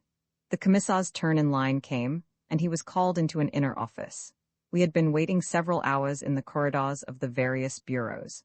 It seemed that almost every door had to be entered before a sufficient number of resolutions, endorsements, were secured, and the final order for supplies obtained. There was a continuous movement of applicants and clerks from office to office, everyone scolding and pushing toward the head of the line. The waiting men watched closely that no one got ahead of his proper place. Frequently, someone would march straight to the office door and try to enter, ignoring the queue. Into the line, the cry would be raised at once. The sly one, here we've been standing for hours, and he's just come and wants to enter already. I'm Vianney Ochoredi, not to wait in line, the man would answer disdainfully. Show your authorization. One after another came these men and women Vianney Ochoredi, with slips of paper securing immediate admission, while the tail was steadily growing longer. I'm standing 3 hours already, an old man complained. In my bureau people are waiting for me on important business. Learn patience, little father, a workman replied good-humoredly. Look at me, I've been in line all day yesterday since early morning, and all the time these Vianney Ochoredi kept coming, and it was 2 p.m. when I got through the door. But the chief there, he looks at the clock and says to me, says he, no more today, no orders issued after 2 p.m. Come tomorrow. Have mercy, dear one, I plead. I live 7 versts away and I got up at 5 this morning to come here. Do me the favor, Golubchik. Just a stroke of your pen and it's done. Go now, the cruel one says, I haven't time. Come tomorrow, and he pushed me out of the room. True, a woman back of him corroborated. I was right behind you and he wouldn't let me in either, the hard-hearted one. The commissar came out of the office. Ready? I asked. No, not yet, he smiled wearily. But you'd better go home or you'll lose your dinner. In the Karatonensky Sergei was waiting for me. Berkman, he said as I entered, will you let me share your room with you? What do you mean? I've been ordered to vacate. My time's up, they say, but I have nowhere to go. I'll look in the morning for another place, but meantime, you'll stay with me. But if the house commissar should object, are you to be driven into the street in this frost? Remain on my responsibility. Roman 9 the club on the Tverskaya, in the Universalist Club, on Tverskaya Street, I was surprised to meet a number of the Buford deportees. They had grown tired waiting to be assigned to work in Petrograd, they said, and had decided to come to Moscow. They aquatted in the 3rd Soviet House, where they receive less than a pound of bread and a plate of soup as their daily ration. Their American money is spent. The Petrograd authorities had paid them 18 rubles for the dollar, but in Moscow they learned that the rate is 500. Robbed by the great revolutionary government, Alyosha, the ship Zapfalo, commented bitterly. We are selling our lost American things, Vladimir remarked. It's lucky some markets are open yet. Trading is forbidden, I warned him. Forbidden? He laughed scornfully. Only to the peasant women and the kids peddling cigarettes, but look at the stores. If they pay enough graft, they can keep open all they want. You've never seen such corruption. America ain't in it. Most of the Chekists are from the old police and gendarmerie, and they graft to the limit. The militiamen are thieves and highwaymen that escaped being shot by joining the new police force. I had a few dollars when I came to Moscow. A Chekist changed them for me. People of every revolutionary tendency gather in the club, moderate left social revolutionists and the more extreme adherents of Spiridonova, maximalists, individualists, and anarchists of various factions. There are old Katarzyne among them who had passed years in prison and in Siberia under the old regime. Liberated by the February Revolution, they have since participated in all the great struggles. One of the most prominent is Barmash, who had been sentenced to death by the Tsar, somehow escaped execution, and later played a prominent role in the events of February and October 1917. Askev, for many years active in the anarchist movement abroad, is now a member of the Moscow Soviet. B. was a labor deputy in Petrograd during Kerensky's time. Many others I have met at the Universalist headquarters, men and women grown gray and old in the revolutionary struggle. There is great divergency of opinion in the club about the character and role of the Bolsheviki. Some defend the communist regime as an inevitable stage of the transitional period. Proletarian dictatorship is necessary to secure the complete triumph of the revolution. The Bolsheviki were compelled to resort to the razvyostka and confiscation because the peasants refused to support the Red Army and the workers. The checker is needed to suppress speculation and counter-revolution. But for the constant danger of conspiracies and armed rebellion incited by the Allies, the Communists would abolish the severe restrictions and permit greater liberty. The more extreme elements condemn the Bolshevik state as the most unmitigated tyranny, as a dictatorship over the proletariat. Terrorism and the centralization of power in the exclusive hands of the Communist Party, they charge, have alienated the masses, limited revolutionary growth, and paralyzed constructive activity. They denounce the checker as counter-revolutionary and call the razvyostka downright robbery, responsible for the multiplying peasant insurrections. Bolshevik policies and methods are the inexhaustible subjects of discussion at the club. Little groups stand about in animated conversation, and K., the well-known farmer Schlüsselbergitz, 8 is haranguing some workers and soldiers in the corner. The safety of the revolution is in the masses being vitally interested in it.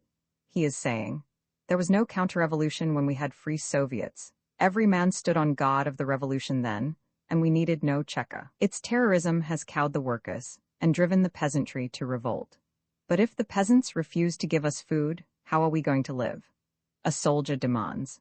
The peasants never refused as long as their Soviets could deal directly with the soldiers and workers. K. replies. But the Bolsheviki have taken the power away from the Soviets, and of course the peasants don't want their food to go to the commissars or to the markets where no worker can afford to buy it. The commissars are fat, but the workers starve, the peasants say. The peasants are up in rebellion in our pots, a tall man in fur cap puts in. I'm from the Ural. The Razvyostka has taken everything from the farmers there. They haven't even enough seed left for the next spring sowing. In one village, they refused to give up and killed a commissar, and then the punitive expedition came. They flogged the peasants, and many were shot. In the evening, I attended the anarchist conference at the club. First declati were read, reports of activities of an educational and propagandistic character. Then speeches were delivered by anarchists of various schools, all critical of the existing regime. Some were very outspoken, in spite of the presence of several suspicious ones. Chekists, evidently. The Universalists, a new, distinctively Russian current, took a center position, not so fully in accord with the Bolsheviki as the anarchists of the moderate Golos-Truda group, but less antagonistic than the extreme wing.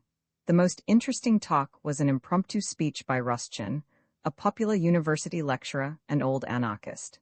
With biting irony, he castigated the left and center for their lukewarm, almost antagonistic, attitude to the Bolsheviki.